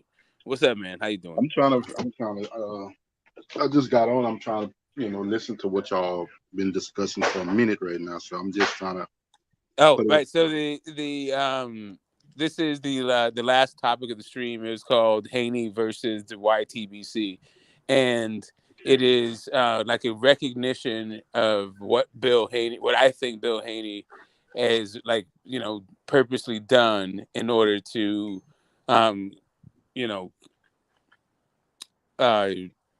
garner interest into his fight, like give his son the best opportunity to be a face of boxing with the kind of fighting style that he has. Yeah. Right. So I think it's like he's like he did what Floyd Mayweather. I think he's taking a play of the Floyd Mayweather book is to turn into the heel because you're never going because you don't have knockout power. You don't have like that immediate like casual appeal. So I feel like this is like a thing by design. And I was just like kind of trying to get people's ideas about it, and we've been just talking about, and whether or not you think it'll work, whether or not you think that's even happening, that kind of thing. I look at a lot of these guys. You go all the way back smoking out with time, and you're talking about a style or a specific fighter that wasn't a big puncher. I go back to Pernell Whitaker. His style. And he wasn't known as a big puncher. Someone like Devin, but he was one of the greatest defensive fighters ever in boxing history. So he had his own unique style. I look at those guys. The one thing outside of Shakur Stevenson, maybe a Lomachenko, maybe a Joshua, the one thing they had in their favor, they had their high amateur pedigree, but it was highly publicized as amateurs. A lot of these other guys was real good amateurs. They have good amateur records, but we never knew about it. And it's not to their own fault because they're not publicized no more. They don't take the time with the amateur program like they did in the past, where the public can get a gauge on these young fighters, and then when they turn pro, they're familiar with these fighters and they're familiar with things going on with them as a fighter, things going on with them when they're not fighting, because a lot of those guys had, like the Ray Leonards, the Spinks brothers, they had a lot of they had close exclusives going on with them in their life, in their amateur career. We knew when they was going to turn pro and stuff like that. We probably knew who they was going to sign with and fight whatever banner they're going to fight on. So a lot of that was in the forefront. Look at Devin Haney. Before I even knew who his dad was, I kept hearing this name, Devin Haney. Devin Haney, he's going to be the next. And I watched him training one day with Floyd Sr. And I would hear how Floyd would just praise him to the highs. And when Tank crossed over with Mayweather Promotions, that was the talks in the gyms and around. This is going to be the next big thing in the sport of boxing. These next two young men and stuff. I watched a lot of Dev on Showbox, on Showtime. I watch a lot of his professional fights early in his career, and he's still young on Showtime. But I grew accustomed to Devin Haney basically with Floyd Mayweather Sr. and him training and being taught in the Mayweather gym. Before I knew anything about Bill as being his dad, it was more so I knew Floyd Sr. and him being around the gym and stuff like that. So that's basically my stance on it, you know. As he got in his professional career, I started seeing and hearing more and more Bill. And then I don't know what happened with him and Floyd Sr., why they split, why Floyd stopped training him. I don't know. And that's when Bill came into the picture. I said, oh, okay, man, that's his dad. But I knew Devin. I knew Devin a long time ago. I just didn't know his dad. So I can't really say his dad is doing a bad job. He's doing a good job because he's in this the position he's in. It's just gonna, you know, they're still young in their careers. It's just gonna take a lot of more time, a lot of more grooming, and then we got to see how the boxing landscape, how the sport, if it's gonna eventually grow, and we remember how it grew in the past. So that's why the Spence and Crawford fight was so important. It was important for a lot of reasons, not for the welterweight division, not for the undisputed. It was just important for the sport of boxing. You know, we can bring in these extra eyeballs. We can bring these extras that that's not going to be supporting like a YouTuber or other stuff. And like they're going to really pay attention and support the purest form of the sport of boxing. And there's the top fighters in the world. Smoke, there's no excuse that these guys, regardless of what their age is,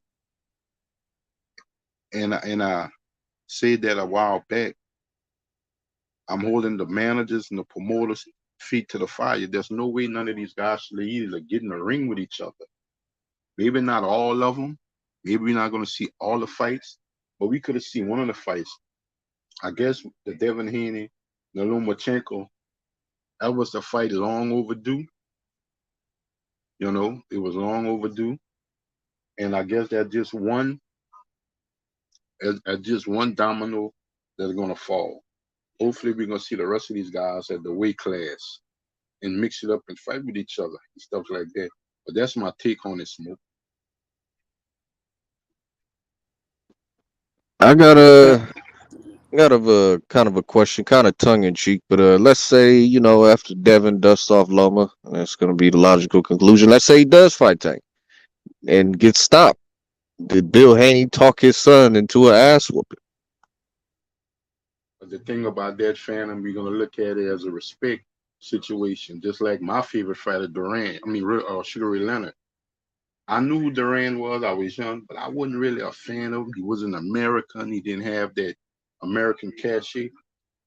the way he fought Sugar Ray Leonard and won that first fight and pretty much dominated that fight, I became a fan of Duran. I was always a bigger fan of, but he made me become a fan.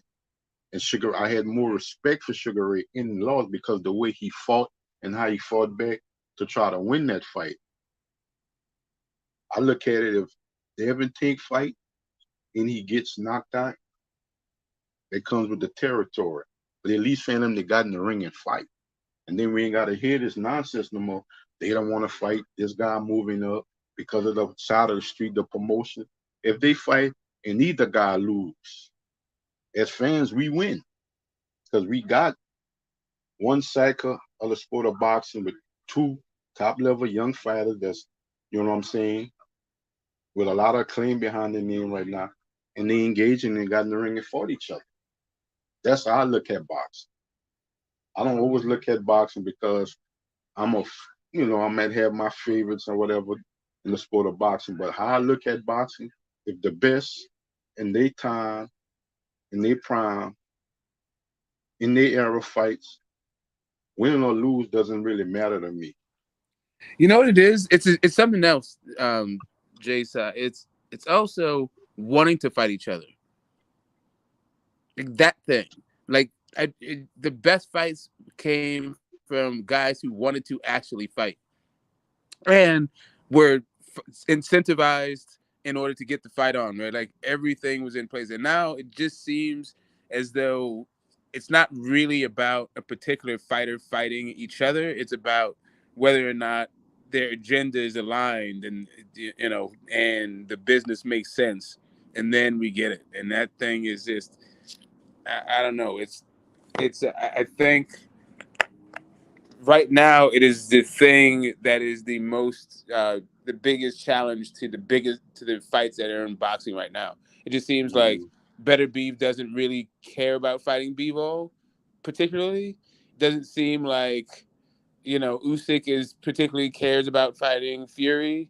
They just happen to be like, the other title holders. Yeah. It doesn't seem like Spence wants to particularly fight Bud or the other way around. Like it just there's no like, yeah, that's the guy I want to fight because blank. Yeah.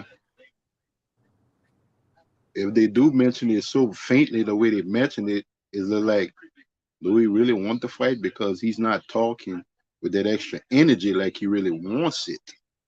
It's just an obvious comment that he has to make. Like, for example, Usyk was at Fury's last fight with Derek Chisora.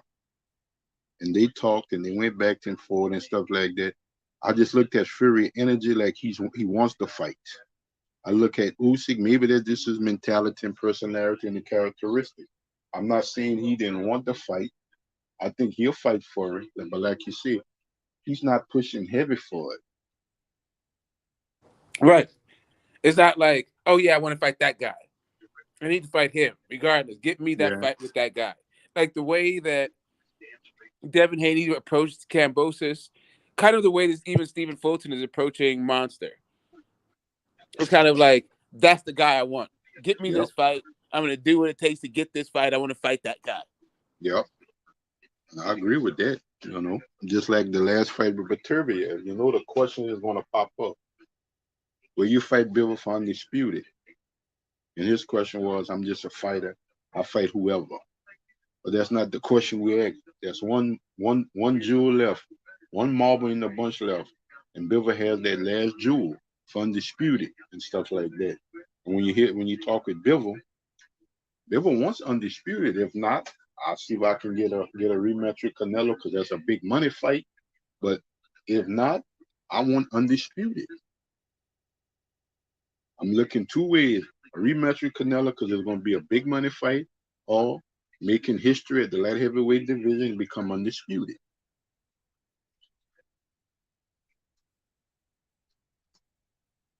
Yeah. I'm not saying Beterbiev don't want it, but like I said, Smoke, it might be just their mentality. Exactly. It's just that it is. It's a new kind of, I guess, ethic or motivation. Just a new paradigm. I'm not saying it's right or wrong. It's just sort of different because, and I think the product that we get is being affected. Not only how often we get it, but when we actually get the fights, what the fights look like. I think that's also like one of the differences between like the fights we grew up watching versus the stuff we get right now. They're not really incentivized to fight one another. Like the last time I can remember it seemed personal, like right off the top of my head, was like Spence and Porter. That seemed to be like a fight that was brewing for years, that both knew was going to happen, and it happened. You know, it was about whatever the hell was going on between those two dudes, right? But yeah, I can't really think of. There was like kind of a thing with Bud and Benavidez that it seemed like he wanted to fight that guy, but Bud was just like, you know, Bud was froggy back then. Like he was, Bud had a hair trigger. So I'm not sure if that was just Bud being Bud or if there was like actually he wanted smoke specifically with Jose. But it didn't seem like he really particularly wanted to fight. Like, and it comes out in court documents. He wasn't really trying to fight Green Machine. He didn't really seem interested in fighting Porter. I don't think he was that jazzed about fighting Amir Khan. It was just like, yeah, you know, just the business, right? That was his job. Yeah, I don't know. There's those kind of fights, I think, generate, or just somebody with something to prove. With both guys just have something, even if it's not personal, but they have something to prove and they got to get it out of this guy. Yep. Well, that I guess that is personal. So yeah, it's just that thing I don't think we get enough of. Or at least I don't even know if it's a thing. I think it's just a difference between what we get, the kind of fights we get today versus the stuff that we grew up with. Well, the thing about it, Smoke, we know this, and I don't know how long Phantom been following the sport of boxing. The energy back in the time was the same. And I see the same. We knew who was the top fighters, and especially if they was in the same weight classes. 9 times out of 10, we knew we was going to get that fight. So we didn't have to talk it in existence because everybody had the same energy because everybody wanted to be the best. Everybody wants to be notarized and have that name as I'm one of the best or I'm the best fighter in the world and stuff like that. So that was the difference. Their energy was the same. You want me, I want you. You want me, I want you just as bad. Because whoever come out of this situation, we're going to leapfrog this one and that one to be considered the best in the sport. I don't know if that's the same. I'm not saying these guys don't have the energy to want to fight each other. They're just different. Yeah, so like I was saying, and I'm gonna address what you're saying, and it dovetailed into I think Big Billo might be just not sure what we're saying, what we're talking about. They don't specifically want to fight those guys. Those guys just happen to be other champions, and they want what comes from fighting the champion. If it was somebody else, right? They don't have I want to fight that guy to show that I am the best. They want to fight that guy because he is the other champion. They want to collect belts, right? It is just a like, it's if the stars align, and it's not a personal. I need to prove my style against your style kind of thing. No matter what the stakes are, that is that's what's happening. They just happen to be in each other's way, and that's what happens more often than not. Versus, I need to whoop your. Like we grew up in a time where it was personal. Like the guys wanted to whoop that guy's ass, specifically him, not just the guy that had the belt, not just because he had a belt. Yeah. Right. But anyway, it wasn't just the stakes. It was the caliber, the respect, all that stuff. Like guys fought each other up the ranks, and so like getting up the ranks was such a tough climb. Like it made it more about beating the next guy that they said was better than you, so you could get in that spot, climbing up the thing. But like, right, so Alonso Amazing. Says PBC telling y'all they're legacy fight killers. They got the whole boxing world excited over non-champions fight that could be happening a long time ago. So the reason why the whole boxing world is excited about these non-title boxing fights is because none of the other organizations have provided a better fights. Because if that were the case, the boxing world would just be focused on those fights. So it's really just finding a way. They seem to just be like doing a bunch of mental gymnastics to criticize the PBC, which we were just talking about Better Beeve and Bivol. And that fight has been marinating way longer than any fight you can talk about marinating, including Wilder and AJ, including Spence and Bud, or whatever fight you think has been marinating. Maybe taking Loma is longer, but yeah. But all of those fights just go to illustrate my overall point, is that it's more about business interest aligning versus I want you. And I think Wilder was on some I want you kind of thing when it came to AJ. And I think he thought they were on the same thing. And yeah. It turns out, I mean, that was my reading of it. But yeah, the PBC is like giving us fights or not giving us fights relative to anybody else giving us fights or not giving us fights. Yeah. I think a lot of this much like myopic analysis of boxing isn't doing you as a fan any particularly good, and it certainly isn't like expanding your understanding of the sport, right? It's like that's really obvious. If there were bigger fights, then nobody would care about these non-title fights. That's not a function of the PBC not giving legacy fights. Now, Smoke, you know, as human beings, when we was younger, we did some things that we was able to get away with. We did some things we wouldn't, and we got caught doing it. And we think back in time where we had presently older, grown men, they lived a full life so far. Go back in time and think, damn, if I'd have just done that instead of this, if I'd have just listened a little more, this situation wouldn't have happened. You think Wilder and Joshua are scratching their heads right now?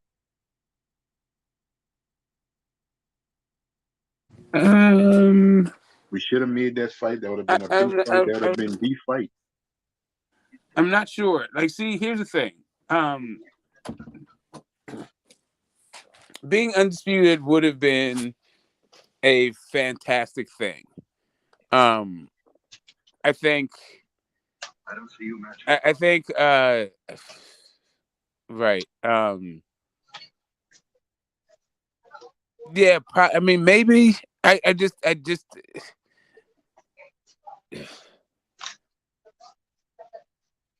Yeah. I probably maybe. Is this so hard to tell? Like, it's Because when I tell people, and you know, this Smoke is an ongoing struggle with the Spence and Bud thing. I see. Remember before we had this Spence and Bud thing, we had Joshua and Wilder. That was a fight for the heavyweight division, the undisputed fight. That was a fight that we should have had in that weight class that we didn't have in a long time, and we finally got the opportunity. No matter where the combatant from, whether they from overseas, whether they from America, it doesn't matter, and stuff like that. We didn't get undisputed neither at heavyweights, and we could have gotten that, but that's why I don't get heavily into it, because Smoke, we done seen this before. A big fight that just slipped through the cracks, and then we had to just eventually just go on with the sport of boxing. You know what I'm saying? As much as we didn't want that situation to happen, it happened, but we was able to move on to the next, and hopefully we'll get another opportunity to see a big fight in another situation. That's why I don't be going all in on this Spence and Bud situation, because we so used to seeing that in boxing. And back in the day, it was for different reasons. You know what I'm saying? Now it's about how much money I can bring in, how much money I can take and stuff. It was a whole lot of stuff that, you know, the promoters was crooked, the sanctioning body was on the payroll and stuff. It could be the case now, but it doesn't look like it now, because, you know, so many fighters were stripped. He had a lot of fights. They were stripped of their title, and they fought in big fights, and they lost their title because the sanctioning body was like, no, you need to fight this one, and you need to go this direction. He said, no, I want to fight him. And they got stripped. So boxing is, to me, is in a weird state, and it was in the past, you know. So that's just something that always crossed my mind. If them two guys, especially while they're getting older, damn, what could I do? What could I have done different to make that fight happen? Yeah. What my team could have done different. Chocolatito is old. Like, he's talking about the real kings or these old dudes. Like, the thing about the four kings was that they were young. That was one of the characteristics of the thing. Is like, you know, being called the Brat Pack, and then it's a bunch of grandpas. Like, all those dudes. Isn't Rungvisai retired actually? Isn't Quadras? Is Quadras still active? I don't know. Like, Estrada, Quadras is making a comeback. Shit. What'd you say? Quadras is finally making a comeback. Oh, geez. Poor son of a gun. Rodriguez, you could make an argument for Rodriguez, but he just doesn't have another bunch of contemporaries he can go around and fight. So, yeah, I mean, I get it, but I get the comparison for the current Four Kings is like really off. That's like really reaching. That's that Plastic Man super stretch, fantastic Dulcim arms, but still extendo expected gadget. Like, I don't know how you get there, but sure. Let's call them Four Kings for the modern era. It's just like John Bone Jones beating this guy makes him the Ali of MMA. That's what this era has. These really poor analogies. A poor substitute. Totally. But anyway, I do like the Ryan fighting Tank is such a huge step up fight for Ryan, and his attitude about getting this fight, the way he pursued it, is a little bit closer to what we're talking about when it comes to pointing at a guy and saying, I want you. I don't care about what my promoter wants. I don't care about what people think is wise. I want you, and I want you now. I want you next.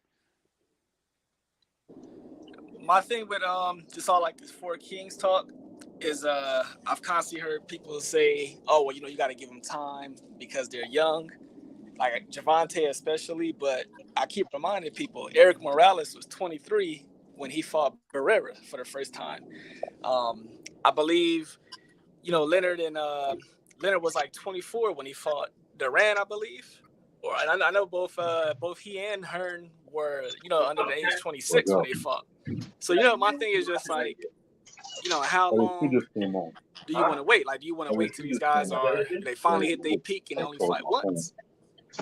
So people forget that Tank is not one of the Four Kings.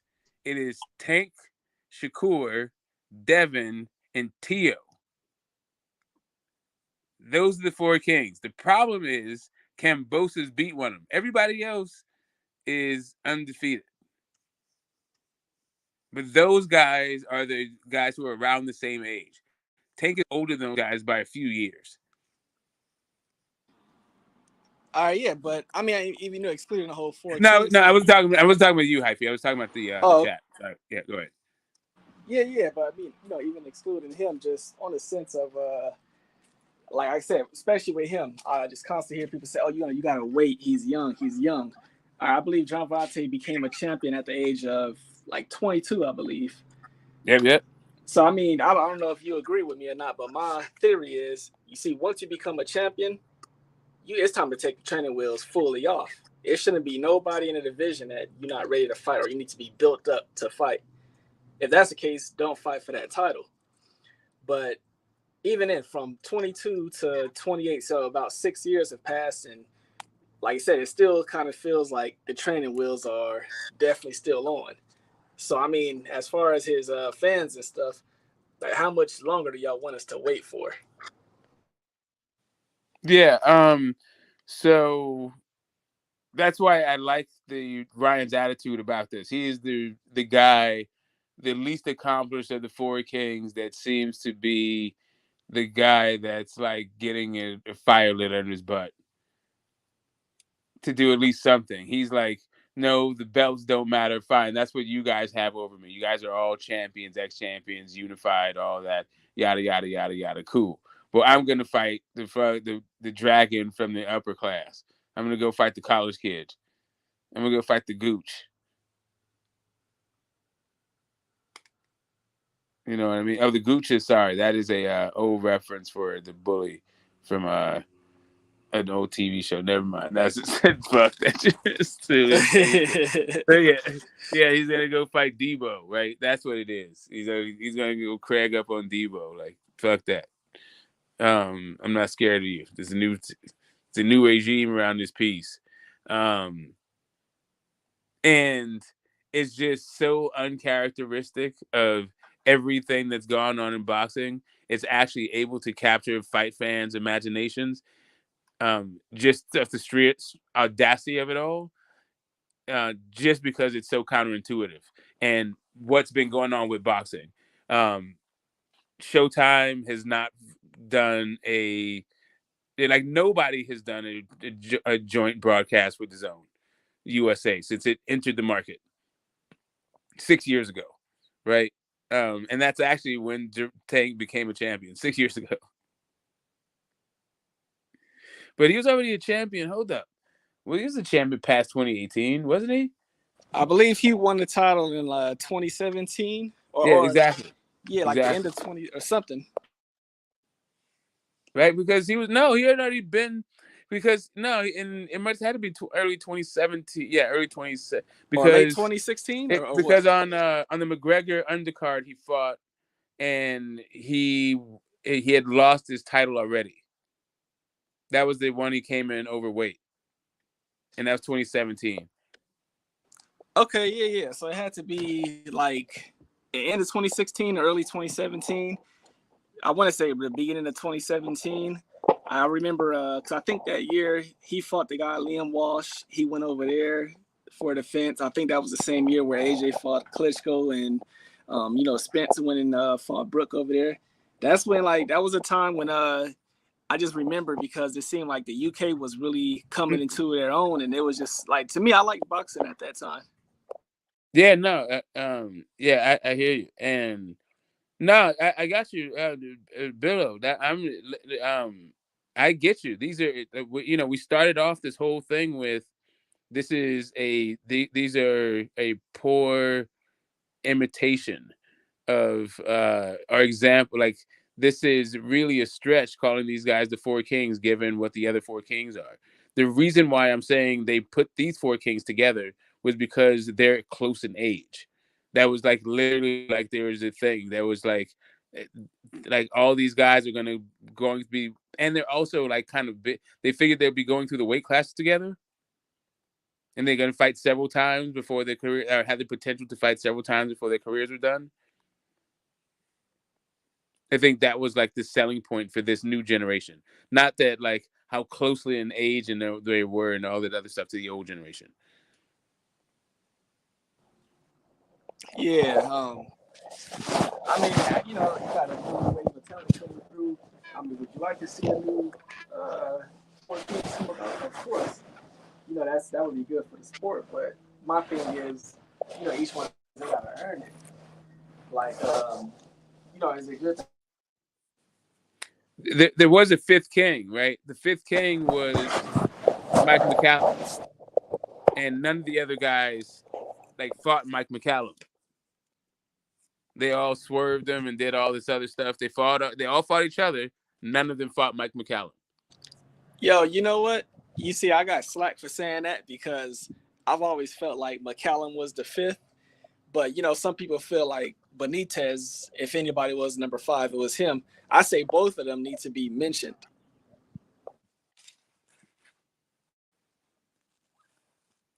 Yeah. Yeah, it is. If you want to give the fifth guy the Tank thing, but I'm not the one who came up with this list. Also, I just want to be clear. Like, who came up with the list and why? Because I think it's as if it seems as though my man Billy O thinks that it's me that is making this justification. I'm just telling you like what their methodology was. Just relaying the info. They was trying to sell you on this new generation, right? And that's what they decided to go with. Nah, this is more of us just analyzing, the theory, because we'll call it just a theory of a new age 4 kings. We just breaking it down. Yeah. So Tank, Inoue, I want to say Canelo. How old is Canelo? Is he 30 yet? Yeah, 32, 33. No, he's not that old, is he? Oh, yeah. I thought he was Charles. Aren't they like 30 or 31? I mean, they are also like 32. Okay, so am I just like stuck in time? Hold on, let me see what the fuck. I thought Canelo and Tank were like around the same age. Nah. Hey, who are the 28-year-olds? Because actually Spence is like 32 also. Who are the 28-year-olds? I think Frank Martin is like 27 or 28. Oh, he hasn't done shit. Yeah. Like 28 and under crowd. Damn, like who's around that age right now? Yeah, I can't even think of it. 20. I think Morrell is under 20. He's like 25, right? He's not even 26 like yet. 25, 26. Tim Zoo is about 26. Yeah, and then Monster and Tank are both like 28. Yeah, in a way, it's 29. 22. Okay, there we go. And how old is AJ? He's over 30 now also, isn't he? Yeah, AJ about 33, 32, Damn. 33. Just Jeez. like Fury, same. So, yeah, I mean, it's definitely room. Yeah. How old is Caleb Plant? He's over 30 also, yeah. He probably like exactly 30, if not 29.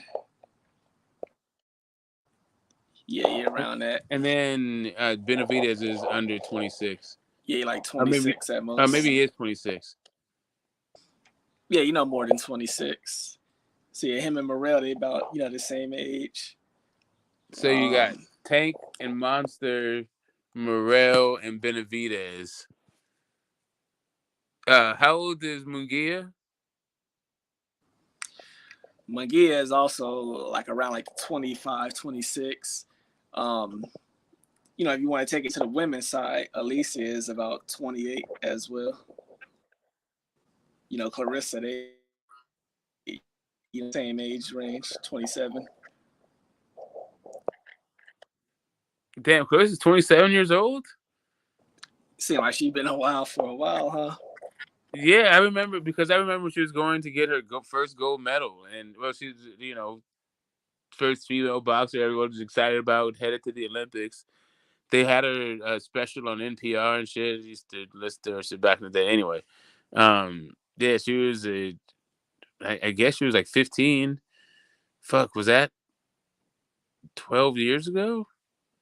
I guess so. Shit. But that would make her like 20. Yeah, shit.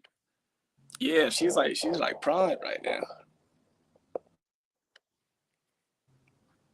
But see, that's the type of career that I was used to seeing just in previous eras.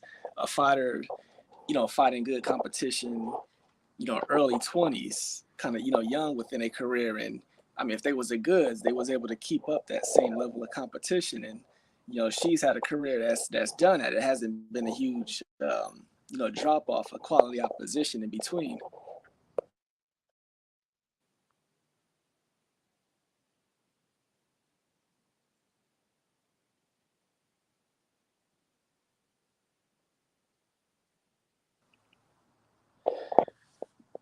But yeah, I mean, it's like you got some people coming up. How? Huh? Wilfred Benitez. What the hell? What? Okay, that was Big Billow's out there. I don't know what the hell he's talking about. He's on some fifth king guy, and I don't know. Yeah, when it comes to the Haneys, I don't know if you're around for the. Actually, here, I'll just ask you about the your thoughts on all of this stuff. What do you think AJ is first ballot?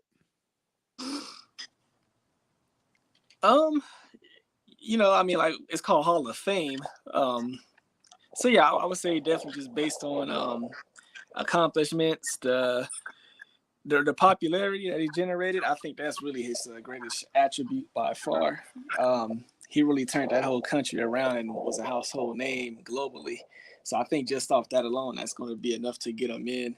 I always say I think AJ, as far as like a big draw and being a notable celebrity, he was top level, but I don't feel he was,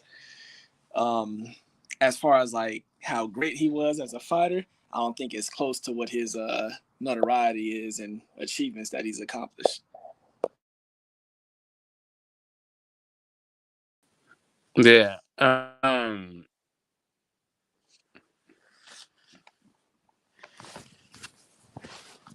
Yeah, I think it's all of this. I think it's all of a piece. I think they're gonna count this gold medal.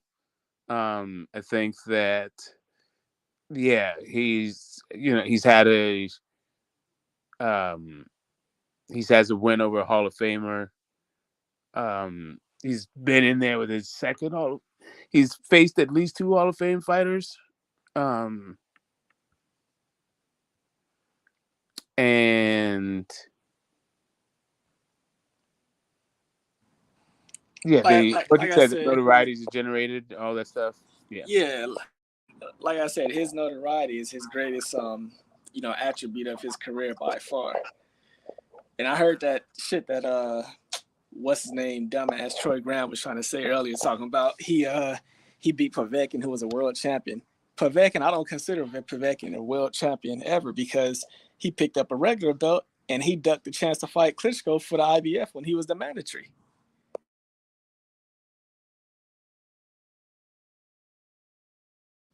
I'm gonna let Homeboy speak. Yeah, that's cool. Cool. What's up, Billy? How you doing this fine Friday? Oh, I'm doing good, man. It's bad reception where I'm at. That's why I was in the chat typing like crazy, but just enjoying the convo, man. The boxing talk. Just trying to join and chop it up with y'all. Yeah, that's what's up. That's what's up. So we got the youngest champion in welterweight history. 17-year-old Wilfredo Benitez, who's somewhere in New York and not knowing who he is or where he is, which is a very sad ending to a storied career. But that's you were saying how he is the fifth king in your estimation. Yeah, and I'm saying that like because in that era they considered Duran, Sugar Ray, Thomas Hearns, and Hagler the 4 kings. So in that era, like they were supposed to be fighting Tommy Hearns, and as a matter of fact, instead of Hearns and Duran fighting, that was supposed to be Mike McCallum fighting Hearns. Like all of those guys swerved Mike McCallum. As a matter of fact, they gave up the title. That's how Mike McCallum became a champion. When they came out with the term 4 kings, though, Mike McCallum wasn't even a pro yet. So that's the only reason I'm saying he's kind of out of the picture. Not due to his skills, not due to his accolades, or you know what I'm saying, how good he was of a fighter, but it was just as far as that era. They came up with that 4 kings thing around 1980, 1979, 1980 is when they started talking about 4 kings per se. And McCallum, he just came in a little late, 1981, and he made his mark. And yeah, I feel like he was definitely overlooked and dodged, by I ain't gonna say all of the four kings, but I mean it's not a every single one of coincidence. them. None of them fought him. You know what I'm saying? It's not a Yeah, coincidence. no, and all of them had a thing. Like anyway, and they'll tell you like yeah. They're all contemporaries. He was the guy. Like Wilfredo Benitez. He after he just had a bunch of tough fights, and he was a little bit. I feel like he was a little bit before those guys also. He was. Yeah, I don't know. I guess like Tank was also before him. After, I don't know. I mean, I get it. It's an interesting take. I hear you when it comes to I guess timelines and how it could be another guy. But yeah, Wilfredo was like older, fighting in like a regional guy. I don't know. They both were beasts. Yeah, both of them were beasts, man. Yeah, McCallum take nothing I away don't know from that him. all of them. I don't know how many. Like, I don't remember the Wilfredo and Hagler ever like being in talks to fight. No, he didn't go up to middleweight. Yeah, I don't think he went to 60. Right? Like it was just kind of like. Mm-hmm. He went up to 54. That was the thing about the Kings is they were like in the weight classes together, but I guess that's also why McCallum wouldn't be in there because he was always higher. But then at the same time, Shakur came from 26. And Shakur is the Duran. He's the Duran of the picture. Well, not far as age though. I'm sorry. Yeah, yeah. But far as coming from, for being the smaller one per se, and coming up to challenge the other guys who considered the kings. Yeah, but so go ahead. Yeah, so I mean, it's basically it's like two conversations you can have. One is like you was talking about the origination of the phrase four kings, starting out, and you had your four guys, and then I was also looking at it as far as at the end of the career, summarizing the careers and what has been done. I feel those four as well as the other two gentlemen, McCallum and Benitez, I feel like they were also worthy of being considered part of the king discussion. Now with these new guys we have, it's just a matter of, I mean, we got to wait till time plays out and see what the end of their careers is like. But I mean, so far, we could say, they might be on a slower start. We'll see. Yeah, definitely. Yeah, they all fought well, except for Hagler. They all the original four kings definitely fought too long. They fought way too damn long. Hagler, it took too long for him to get his actual shot, and then the other guys stayed around too long. Really, I mean, man, Duran was a mess. Like at 168 Duran was terrible. And it's a small asterisk for me by Hagler because all the other guys originated at welterweight or lower, and he was 160. So it's kind of like Triple G versus EJ. Just that we just named four kings right now. EJ fucking, and I'm not saying they are four kings. I'm just hyperbole. EJ, Bud, fucking Boots, and Virgil, just per se. Or Boots. Bud, Boots, and EJ. And then Triple G is the other the fourth king at 160. It's kind of like, bro, you are a middleweight and a big middleweight and a fucking hellacious the four kings are Teofimo Lopez, Devin Haney, Ryan Garcia, Gervonta Tank Davis, apparently. That was from November 2027. I mean, November 2021, sorry. Right. They were the original of this era. Of the era right now. That was who they were trying to say were the four kings. And T.O. lost to Cambosos. And it seems like Shakur took T.O. place on that list from just on boxing channels and just talking to people, and conversating about boxing. Most people have taken T.O. off the list and have Shakur there, even though he hasn't fought at 135. And he still hasn't proven anything at 135, which I feel like he needs to do. But, some people have already crowned him the best 135 ever, you know what I mean? So, only time will tell at the end of the day. Because T.O. can redeem himself, and that's what I love about boxing. If T.O. fuck around and got the fight with Josh Taylor and somehow won, beat Josh Taylor, like, you can't tell me that's not a hell of a bounce back. And then later on get a fight with Devin or Regis, and he can go 1-1. He can lose to Regis and beat Devin, or lose to Devin and beat Regis. Like, and that would, that to me, that would catapult him back into the conversation, which is what happens in boxing. It's just boxing. When a fighter lose, he ain't shit. That's just. I don't know, unless you get beat by one of the other four kings, and it's seen as like you stayed at the weight too long, and it seemed you could explain that away. It seems like they're arguing that basically they're putting the weight cut and his lack of focus on the loss. But I don't know. Do you need to be an undefeated four king in order to still be a member of the four kings when you go into that fight? Okay. That's a good question. Because it seems like they lost, but they lost because Duran lost before when he got robbed. Or was it a draw? That was a draw, wasn't it? Yeah, I think it was a draw. Hagler lost though. I think Hagler got robbed. Yeah, I thought he got robbed. Yeah, he did get robbed. I think Hagler had 51 2 losses, and 1 or actually. something. A 52-1 we got his belt. We got hell fights. Yeah, I think Hagler had 2 losses before, fighting the four kings.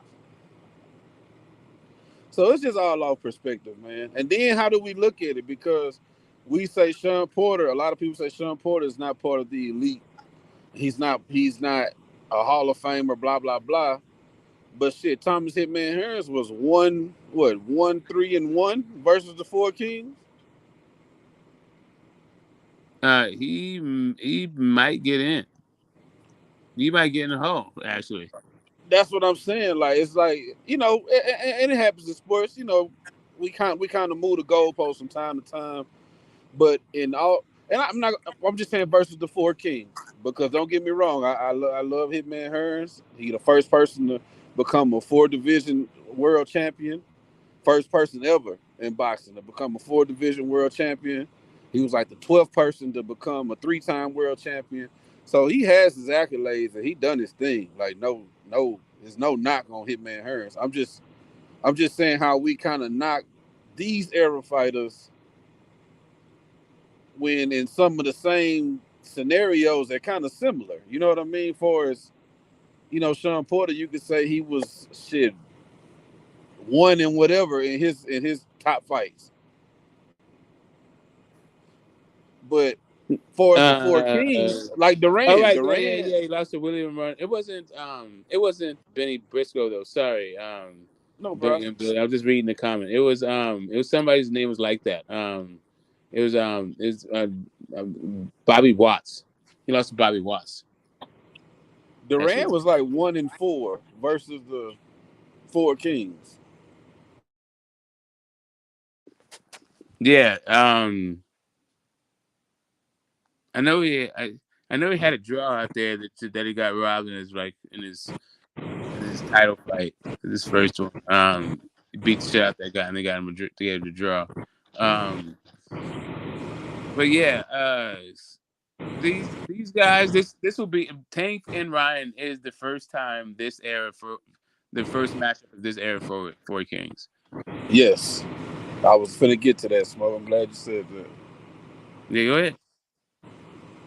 No, I was out of the four kings. I was gonna ask who are the first two out of this era Four Kings, who were the first two to fight each other? And the answer you just said it is Tank and Ryan. So I think it probably takes more time to get what we want now. And I went over that a couple of weeks ago. And I think it's simply because the fighters are not as active. Meaning, fighters fight once or twice a year now. That's normal. Like, that's the normalcy. And back in the 80s, late 70s, 80s, 4 fights a year was normal. Or more. So it's just a numbers game. You know what I'm saying? It's just a ratio. If a fighter is only fighting once or twice a year, then he's definitely, every single time he go out, he's not going to be fighting the guy that we want him to fight. No fighter has done that. Like, you can look down any fighter resume and you'll see the big fight everybody wanted. You'll see a couple fights like, it's cool. He in the fight, so it was a good fight. But, a couple of all right and fights and then another big fight. So you're not going to get the big fight every single fight. And if they only fighting once or twice a year, then that's going to ration out the fights, further along and put bigger gaps in between the fights we want. And I believe that's what we're seeing. But we got Tank and Ryan. We got Loma on deck for Devin. If the boxing guards line everything up correct, and Devin said 135, we can get the Devin and Shakur. Then we'll have 2 fights between the quote-unquote 4 Kings fighting. So I think it's just going to take a little time, being that they only fight once or twice a year now. And like I said, I love the 70s and 80s because, like I say, Duran was 1-4 versus the 4 Kings. Nobody's knocking Duran. Like, I'm saying back then, nobody was saying, oh, Duran got exposed. Oh, Duran ain't shit. Or even when Duran beat Sugar Ray, nobody was, oh, Sugar Ray got exposed. He trash. He ain't shit.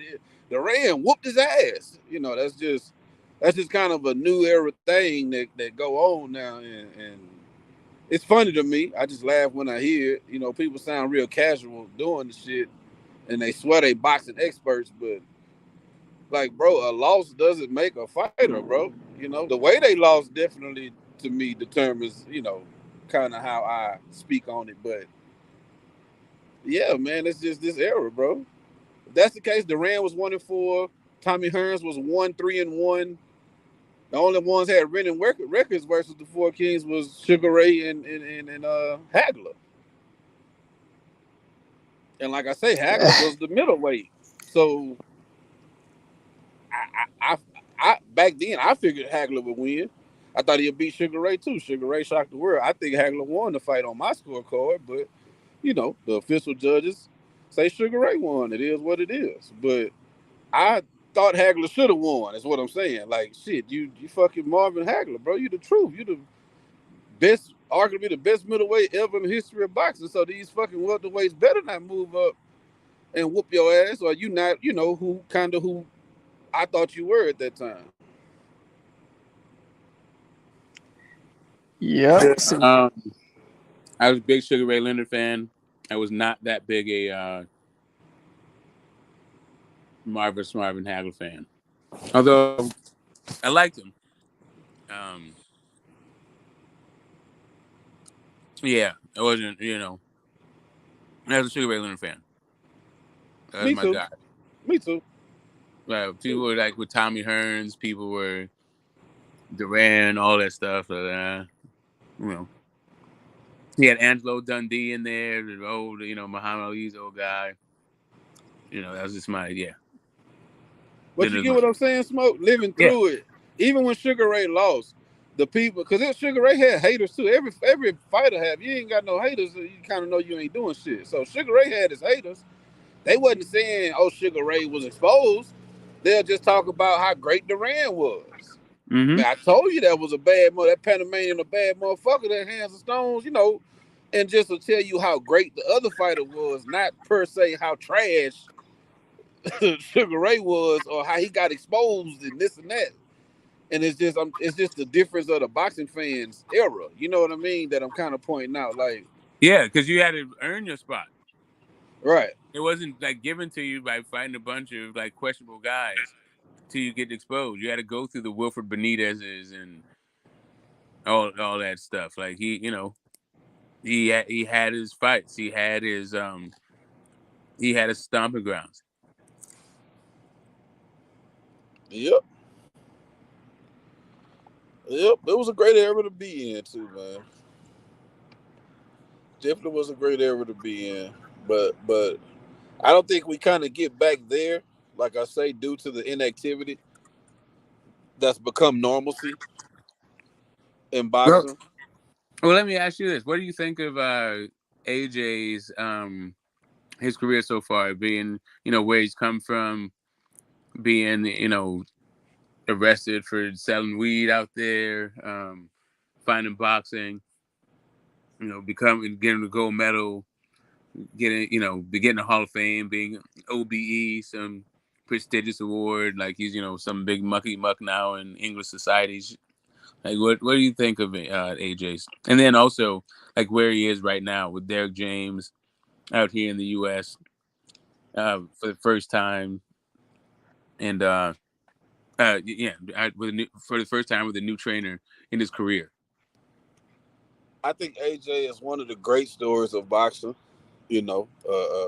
Challenged youth, inner city youth, whatever you want to call it, who found boxing, found something that he loved, and it was able to save him per se from the streets or from more trouble.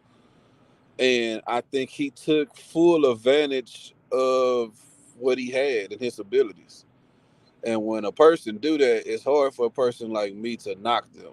When you take full advantage of what you have, you might not be the best boxer. You might not be the best jabber or got the best defense or, you know what I'm saying, have the best footwork. But what you did have was dedication to the sport. You was fucking dedicated. You worked your ass off. You became heavyweight champion of the world multiple times.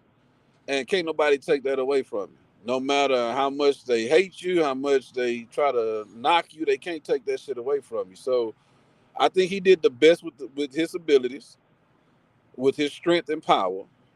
And I think he's a Hall of Famer, in my opinion. It's two fighters he haven't fought that I want to see him fight, of course, Wilder and Fury. Win, lose, or draw, doesn't matter. I want to see the matchup. I want to see the fight. And whether he won or lost those, I still think he's a Hall of Fame fighter because for me, I just like to see the best fight the best. So if you fought all the best of your era and you were champion multiple times, I want people to know your story. And people know your story by you being in the Hall of Fame. Well, your legacy lives on by being in the Hall of Fame. So it's a legacy that I would want, kids, when I'm dead and gone, I would want kids to know about, he was down and out, selling weed, breaking the law, didn't seem to have a bright future and fucking created generational wealth for his family by hard work and dedication.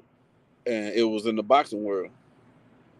And him being with Derek James, my bad for the long answer, him being with Derek James, I think is a great look for him because I think Derek James, one of his strong suits is the mental side of the boxing game.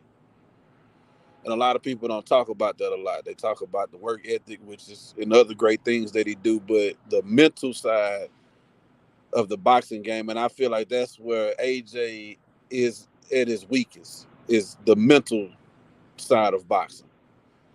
So I think he's going to help AJ with that. Will it be enough, to beat the likes of Wilder or Fury? Only time will tell, but that's why I love boxing, bro. Because if he go 1-1 versus them,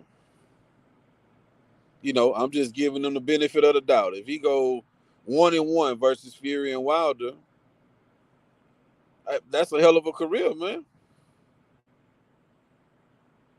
I see both of them beating AJ, by the way, but I'm just saying, if he was to go 1-1 versus those two, or beat both of them, hell, you know what I'm saying? Like, lose to both of them. Maybe you can lose to both of them. It's still a hell of a career.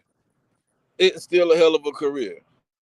But I love how boxing it'll give you a chance to redeem yourself, bro. If you stay dedicated, put your head down and work hard, it'll give you a chance to redeem yourself. It don't always work out for you, But it'll give you your shot. I mean, you know, we have guys that are just you know, noteworthy, that are not even in the Hall of Fame, like, you know, David Tua and Ike Ibeabuche, right? He's given us great Killers. fights, like legendary nights. Killers.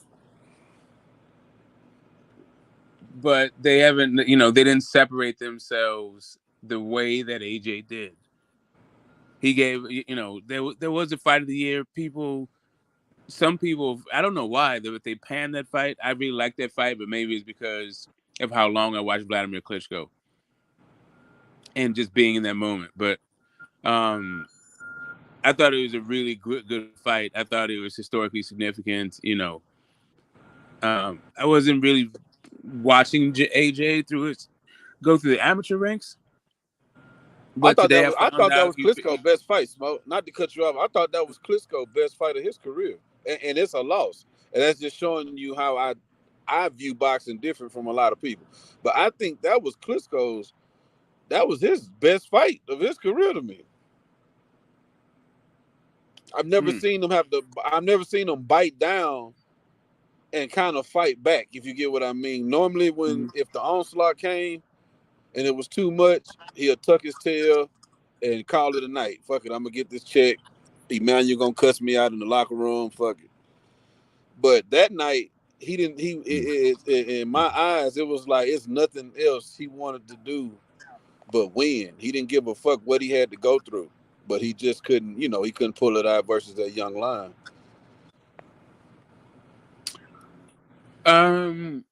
Yeah, I thought the stoppage was a little bit early, but I'm not mad at it. I think you give a guy like Klitschko a little bit more of a chance. I don't think he was that. Yeah. Anyway, I agree. But I was saying I agree. It was a good fight. Yeah, no. Yeah. I said but. Yeah, sorry. It made it sound like what I said, but. But it was a good fight nonetheless. I'm not taking away from it. Other people say it's overrated. I don't think it's overrated. I think it's a great fight. But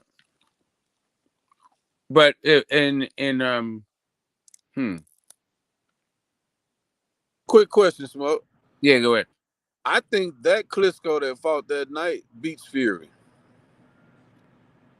The Klitschko that fought that night in that Fury fight, that was the most boring. Fury versus Klitschko was the most boring heavyweight championship fight I ever watched in my history of watching heavyweight fights, bro.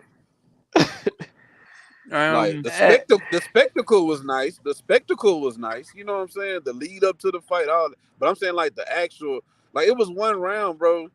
They threw like 7 punches total between the both of them. You know what I'm saying? It was brutal, bro. Yeah. So Roy Jones versus John Ruiz. Let's talk about the worst heavyweight fight, the most boring fucking affairs. Damn. Hey, I got one to throw in there too. How about David Hay versus Valley West? Oh god damn. Yeah. That's one too. That's one too.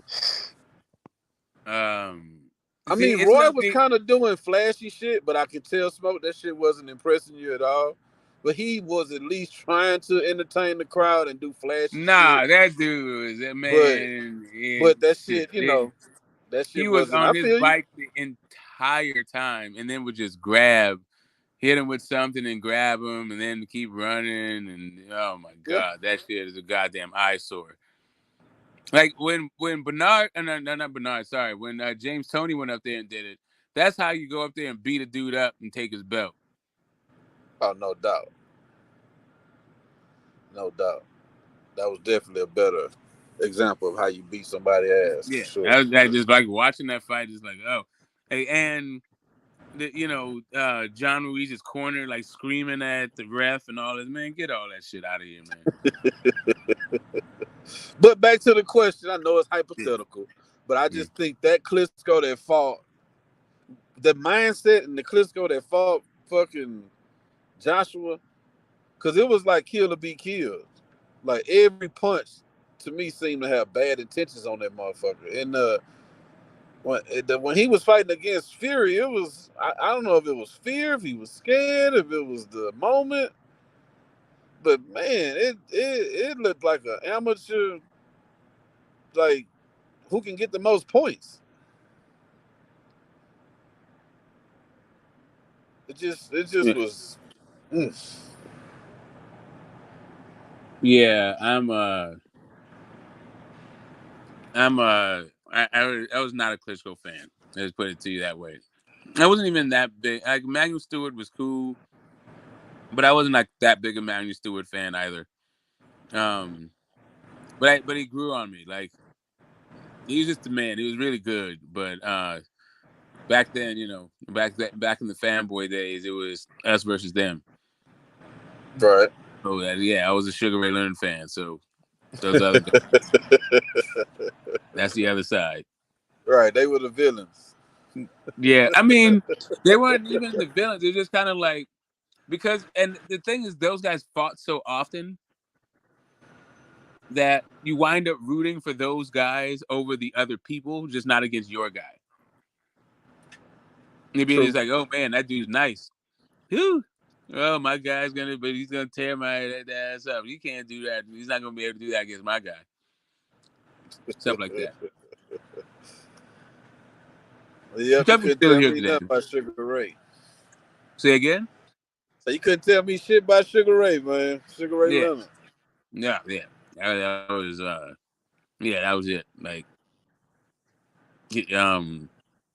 and the way all that flashy shit at the end of rounds, the way he just stole rounds, and he would play possum. The entire time, he was a really great showman. He knew how to entertain through the sport. Yeah, and that's why I let these youngsters or younger gentlemen have their fanboy moment, even though they don't even realize, it's their fanboy moment. Because, me at a younger age, I admit, when it came to Sugar Ray Leonard, man, I was straight fanboy. When it came to Mike Tyson, it even went as late as Roy Jones. And that's like the last time I kind of fanboyed. Just being honest. Yeah, like for me, I stopped being a fanboy. I stopped that shit when I was like 12 years old or 13, something like that. Like, it's just weird that like 20-year-old, like I was a boy, right? I was like barely. Well, see, I didn't realize this, bro. That'd be the problem. A lot of times you don't realize you're fanboying. Yeah. And that's where the problem lay. And I didn't realize it. Like, I didn't realize, like, every time you say something about Roy, I had an excuse why he did it. This is the reason he did it. Like you just doing it unconsciously, bro. You're giving all the fucking reasons of why, he did something questionable. You got all the fucking answers besides, he might have actually been wrong in that situation, or, ducked, or whatever the situation may be. But when you fanboying, it's impossible for that shit to be true. Like, you're not trying to hear what nobody's talking about. No, not my fighter. Hell no. There's no way. So, like I said, Roy was. I woke up that I was doing it with Roy Jones. I was fanboying, and then that's when I was able to, in my eyes, graduate. To being a lover of the sport versus just like connecting and tying myself into a certain fighter. I still have my favorite fighters, but I still, I would love the sport more than them, per se. See, I think most people, or at least mine, and I think most people's like journey that aren't, didn't grow up in the sport through a family member or like doing it themselves or whatever.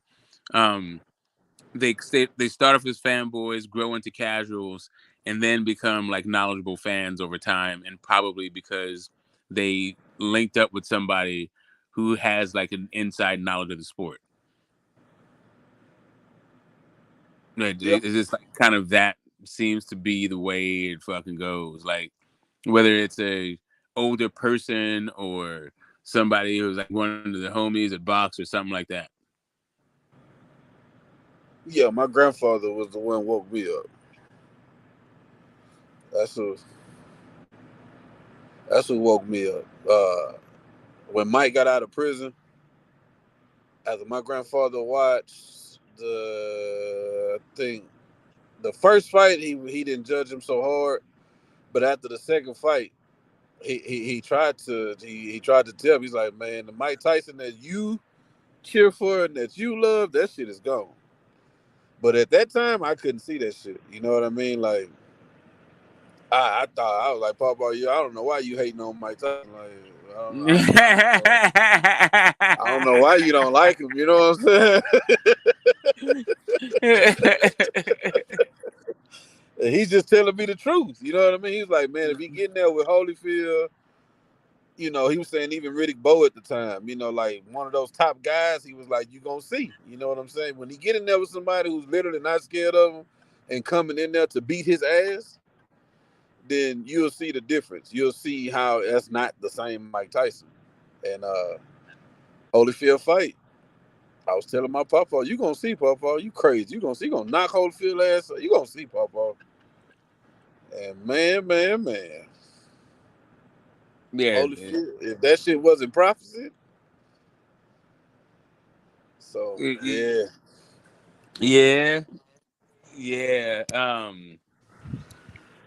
Yeah, so it's just it's a little bit just different for me that it's just grown people doing it.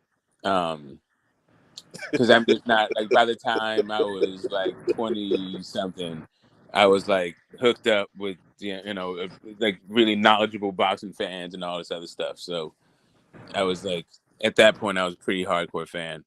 But my teenage years was probably like the end of my fanboying kind of thing. I don't know. So, But you gotta look at this too, Smo. Some people don't become even a fan per se till their 20s. Yeah. So they didn't even really get a chance in their teenage years to be a fanboy. You see what I'm saying? So I mean, that was casual. I was like my fanboying kind of no, I was still fanboying. I was still hating on Holmes throughout the 80s. Yeah, I was still fanboying pretty hard because they were not Ali. It wasn't until the 90s I picked it up. Sweet Pea got me back into it. But yeah, when I got back, I got into it with some knowledgeable fans, and that was it. I was pretty casual. Sugar Ray Leonard, the Hearns. I was like I was messing with those guys. But not really so much the heavyweights. I was messing with the light heavyweights. I like those guys.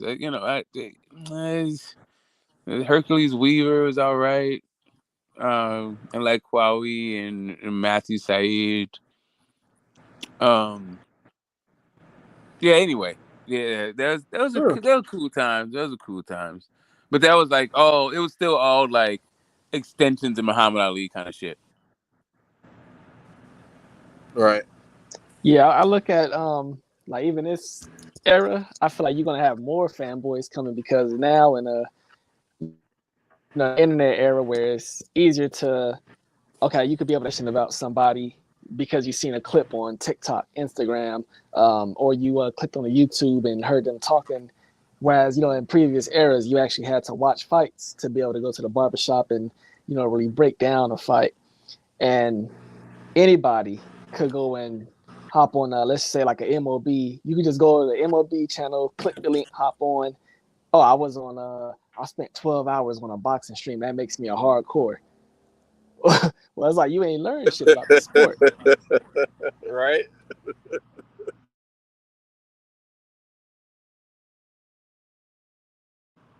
I agree with that. I agree. It's way more people think they're hardcore boxing fans this day and age and don't realize that they're simply a fanboy or a casual. And I say that respectfully.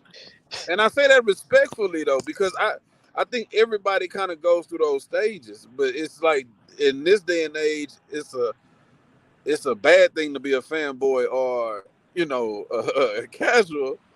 So everybody has to try to pretend to be a hardcore expert. You know, so. But if you just let a person talk long enough, they will expose. You know, they will expose themselves every time. The other part of it is boxing has so much going on in it. It's impossible to know everything. So even the fanboy casual can teach the hardcore diehard something that they didn't know, some scrap of information, some article or some like interview they didn't see, like all that shit. Because there's just so much so much info out there now.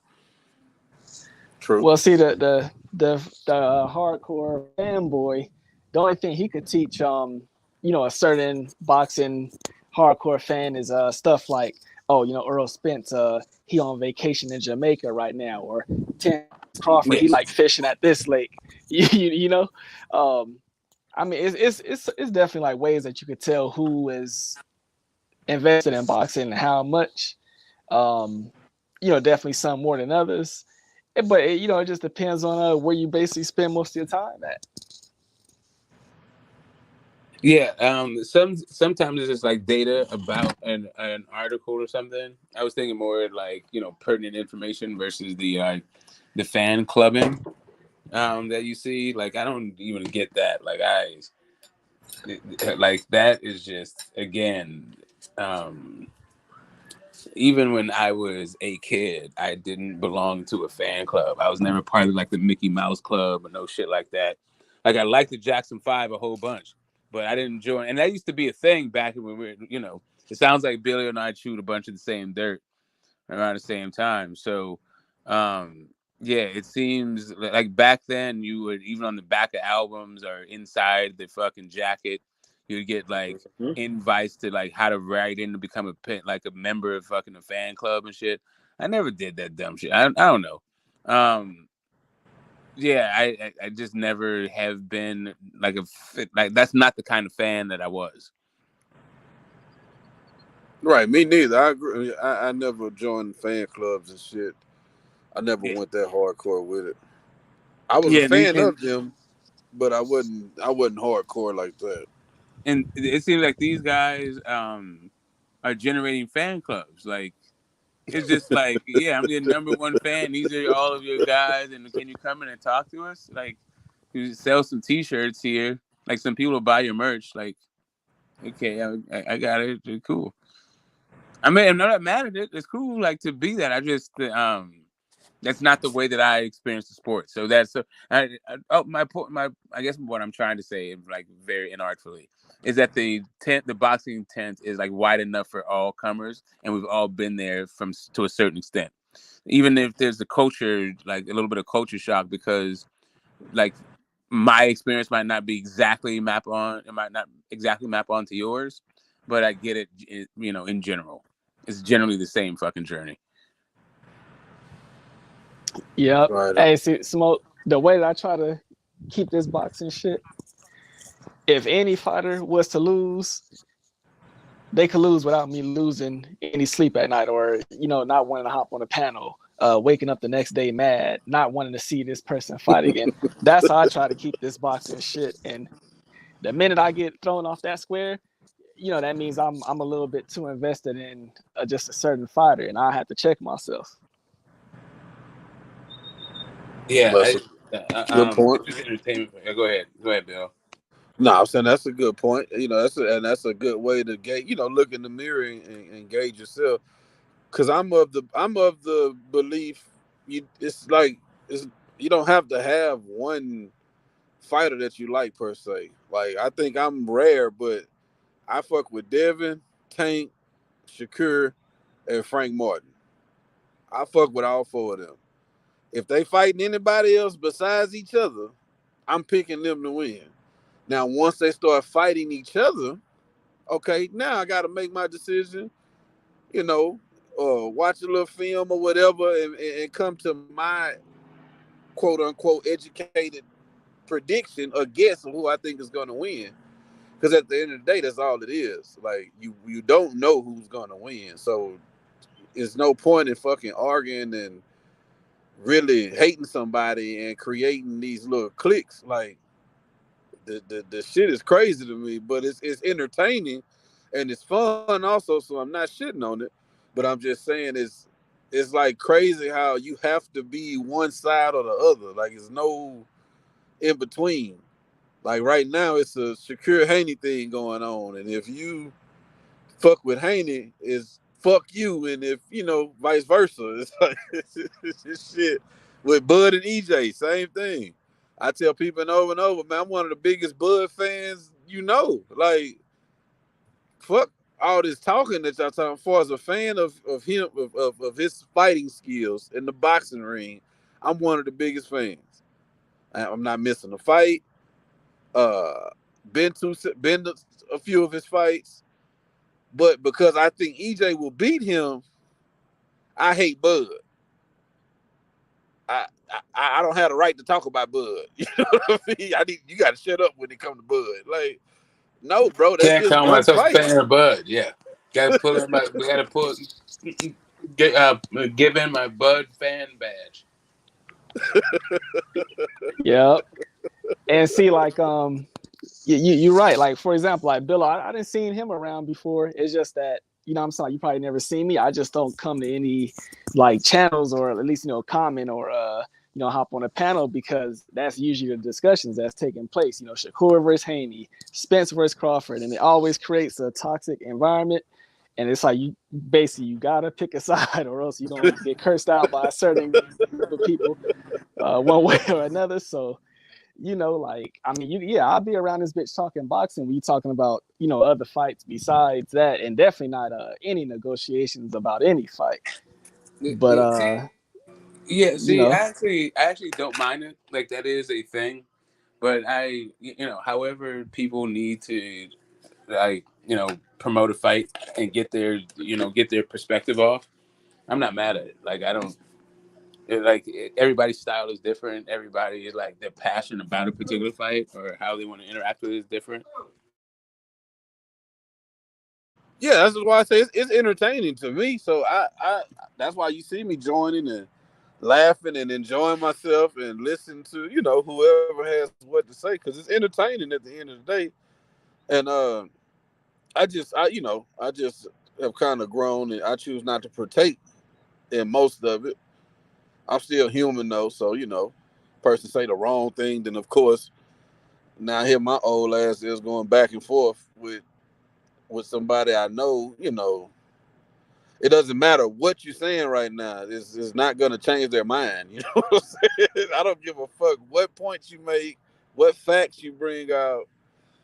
Is not changing the person's mind that you're arguing with at that time, man. And it has its time and it has its place, but I agree. I'm more laid back and just like to talk about boxing, bro. Like I don't like to turn it into because we don't agree on who gonna win this fight. Now, can you whoop my ass or can I whoop your ass?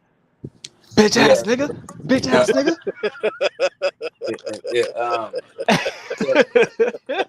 And then that determines who gonna win the real fight between the two boxers who fighting is if who can win out of y'all two.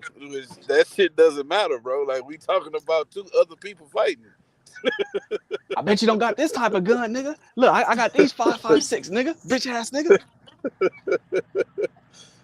And it's like, bro, it's like I said, I laugh at the shit, man. I have fun with it. And I know everybody's not gonna be the same, and that's what makes it. That's what makes it a great space. If everybody was laid back and thought like, I guess me and Smoke, and sound like you two, Hyphy, Yeah. Shit, we'll probably be putting people to sleep, bro. I don't know, you know what I'm saying? But too much kumbaya. Exactly. If people need that conflict, and I'm saying, it's not that I'm not entertained by it from time to time. Don't get me wrong. This is a guilty pleasure. It's just that's not my preference. Like if that's how you want to run it, I'll come say what's up. I'll jump into it every now and again. But yeah, that's when it's time. It's nice to have different platforms, spread your wings, get some some boxing talk where you can actually exchange ideas, kind of thing, not just swap insults. Yeah, and like I said, like even me, like you'll never see me on H Money or in this panel, but I even go over there, every once in a while just to, laugh at somebody getting cursed. Like I said, it's entertainment to a certain extent. Yeah, it's a sad day for Haney fans over there. Them niggas getting the blues over there, man. Man, them niggas been getting the blues, and all the niggas who got turned out, now they on the wrong side. What's up with that, Phantom? I'm Shit. Haney. I'm Haney, man. Be like Shakur. Be like And I that respect that. sometimes. And I respect that. And my thing is, bro, like even if like me, if I'm Haney, something happened between Shakur and Haney, and I start feeling some type of way, like Haney if I'm thinking that because boxing is all about perspective. Like Smoke can see something I don't see. So now that's changed. That's made Smoke mind up on the outcome of what's going to happen. But I can't particularly see that. You know what I mean? Because we two different human beings. So it's just like with Floyd and with several other fighters. When I try to tell people, what I seen, I see this, or with Shakur or different fighters. You might see something other people don't see, plain and simple. So what my point is, if I was to see something and I think, okay, now Shakur has the upper hand, the point being is I don't fucking have to hate Haney and his daddy now. Or we can use two different fighters. Fuck Bud and EJ. If I see something between them two and all of a sudden I start thinking, man, fuck, Bud got the upper hand. EJ not responding like I thought he would. I don't have to fucking just fuck EJ a bitch ass nigga, hoe ass EJ, nigga that gonna get drunk again, get another wreck, and kiss Yellow Beezy on the lips and like, no, bro, I Bud to show me something, so okay, now I got Bud. You don't have to turn into an all-out war, but like I said, it is what it is. It's entertaining. People obviously love the shit, and it is what it is. I love the shit. I love to laugh and kiki and fucking push buttons and pump the shit up and throw a little gas on the fire from time to time. So, it is what it is. But it's Haney over here. Hey, what be killing me? Go ahead, Rich. How is Haney fans looking crazy? Because I'm a boxing fan, but I fuck with the nigga Haney tough. So how are the Haney fans looking crazy right now? I want to know. How are they looking crazy? What you mean? Who's saying that? You the one who said it, Phantom. I didn't say they looking crazy. I said you came on here and said it. That was you. Come on, man. No, I said they getting the blues over there on H. I didn't say they looking crazy. Oh, okay. They getting the blues over there on H. Okay.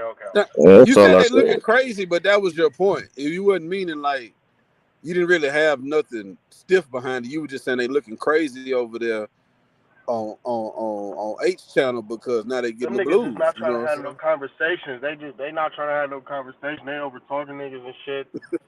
Something crazy. Blocking you. Yeah, blocking the nigga and shit. Just your brother. Now you can't even speak and shit. I'm done with that goofy shit. But nah. Hey, Rich. I hate on the nigga because he went ballistic. That's what it is, bro. Hey, well, let me ask you a question, Rich. Because you say, which Haney fans are looking crazy. The ones that's looking crazy, they still really Haney fans by heart. They just rolling with the Shakur shit because the nigga who, started this shit, he didn't switched on them. Them niggas really Haney fans still at heart. Okay. No, so it is a lot of niggas that be flip-flopping and shit. Can't stand on their own team, most definitely. Yeah, hey, they gonna flip again. When he flipped, they gonna flip again. Yeah, like they don't want to be what's the word, deplatformed and shit like that. Yeah. But I to me the whole Shakur, it's crazy to me, right? Because this nigga saying Devin a duck, but reluctant to say Bud was ever ducking though. But they know Devin ducking, and these niggas ain't even had the chance to fight yet. Fuck. Yeah, I told you it's pre-hate. I already gave it a label. You know how you preheat the oven? These niggas have pre-hate. They got pre-hate already. It's already sitting there waiting to be activated. Like, he ain't even fought Loma yet, bro. He got Loma on deck. Like, you already ready to hate if he move up or if he don't fight Shakur or if, bro, that's a lot of fucking ifs. Like, how are you hating on a nigga over a whole bunch of ifs? Prematurely, Right. yeah. It's just pre-hate. I don't understand pre-hate, bro. Shakur done called out every nigga that was ducking him on Twitter. Like, then said it in every interview. Oh, this nigga not trying to fight me. He not trying to fight me. None of that. I ain't heard him say nothing about Devin in that light in any way, bro. So I don't understand where this whole narrative is coming from. That nigga Shakur got a fight coming up. Devin supposed to be having a fight coming up. Well, I think it is gonna happen. I don't understand where all this duck talk is coming from, and how it's so like I'm hearing niggas call like I was hearing niggas reluctant to call Canelo a duck, but this nigga Devin is the biggest duck already. Yeah, it just don't make sense, bro. Hey, y'all I don't agree with that necessarily. No. Hey, y'all remember that nigga named Bangs who used to come around some months ago? Y'all waited till I left to start crying and shit. Hey, y'all remember Bangs? We was waiting for you, Matthew. We was waiting for you. Yeah, they waited till I left to come back on bed and start crying. I didn't even know you was on here, man. I just got back. I didn't even know you. No, I'm saying the first time you was on here, I wasn't here. I missed out. Hey, Method, right? Because you got a lot to say, right? Because you one of them niggas. Hey, Method, you never answered my question earlier about how I hear you talking about Devin being gifted a belt, but I never hear you talking about the champ who dropped it. About Lomachenko dropping it? Yeah, like I never hear like we hear the criticism for Devin being elevated, seeing that's how boxing works. That's literally it was dumb. In my opinion, I think he should have just kept it. You know what I mean? I think Loma ducked Devin. Fuck no. They should have sat the fuck back to let Loma and T.O. square off. You know what I mean? Same way I'd say it for anybody else. Let them just work. And then Davis got who's next. You know, but who do you So- blame more for Devin getting the belt? Like I'm confused on who niggas, because niggas love to be like, oh, Devin was gifted a belt, and I'm like, from who? Like who gifted it to him? Like isn't Loma the nigga that gave him his belt? Right. So here's the issue. The politics are the thing that got Loma the belt in the first place, being able to petition for a vacant, even though he was already a champion, instead of just letting Devin and Luke Campbell fight it out and fighting the winner of that. So the rules state that if you're going to get a vacant, then you have to face your mandatory. But they wanted to give Loma, they wanted to have him eat his cake and have it too, right? So they're like, hey, not only are we going to let you petition and shoehorn your way into a position, we're also going to exempt you from the obligations that our rules say that this belt comes with. The way we're going to do this is by changing the rules of this other designation to see if we can sell the public on yet another kind of title. And that's what boxing fans are supposed to get behind with this whole like Loma and Dev didn't duck shit. Like that's literally the concept, the framework by which they're trying to provide cover for like the fact that Devin and Luke Campbell should have fought for the WBC championship. But instead of all of that shit, it's Devin is an email champion. I guess that's easier to like fucking digest or whatever, or be honest about or whatever. And I guess Devin was supposed to decline the belt. Is Devin the first nigga to win this belt like that though? Is Devin the first nigga for the champion not to fight the mandatory and get his belt? Is he the first? No. Guys got elevated all the time. That's how Singing Rock. Was he the last though? Is he the last? No. So I don't understand why. He was the most recent. Devin, no, he's the. I don't even know if he's the most recent. I don't know if that's true. Yeah, he's not. Jonathan is WBO champion because Andre didn't fight him. Correct. So, but nobody's knocking Jonathan. Nobody was knocking Charlo either. And you know why? Because you're not supposed to knock those niggas, bro. You're supposed to knock the nigga who didn't fight him. Right. So I want to know why everybody who swear they love the sport, because they love calling niggas fanboys and shit like that. All right. So if if you love the sport, why are you okay with champs moving past their mandatories? Not for, or even if it was for a unification, which is not what it was for. It was simply because Bob Arum was not fucking with Devin, bro. And Lomachenko was okay with giving up his belt. That's what it is. And Bob even said that shit. I guess. Bob said it. Well, Bob literally said that. It ain't really no question to the shit. That's literally what happened. The facts say that Lomachenko has the WBC belt and he won it in August. And in October, he dropped the belt. And the nigga who was in line to fight him for his mandatory position was elevated because Champ didn't fight what's his name. That's what happened. That shit is, there's no arguing that. That's how he became champ. And then he defended the belt 5-6 times already, and niggas still like on some. That's why Bill was saying, like, how could you even bring up that my son was given a belt if he's already defended said belt 6 times? Like, what are we even talking about? Like, that's hater shit. A lot of niggas really just haters.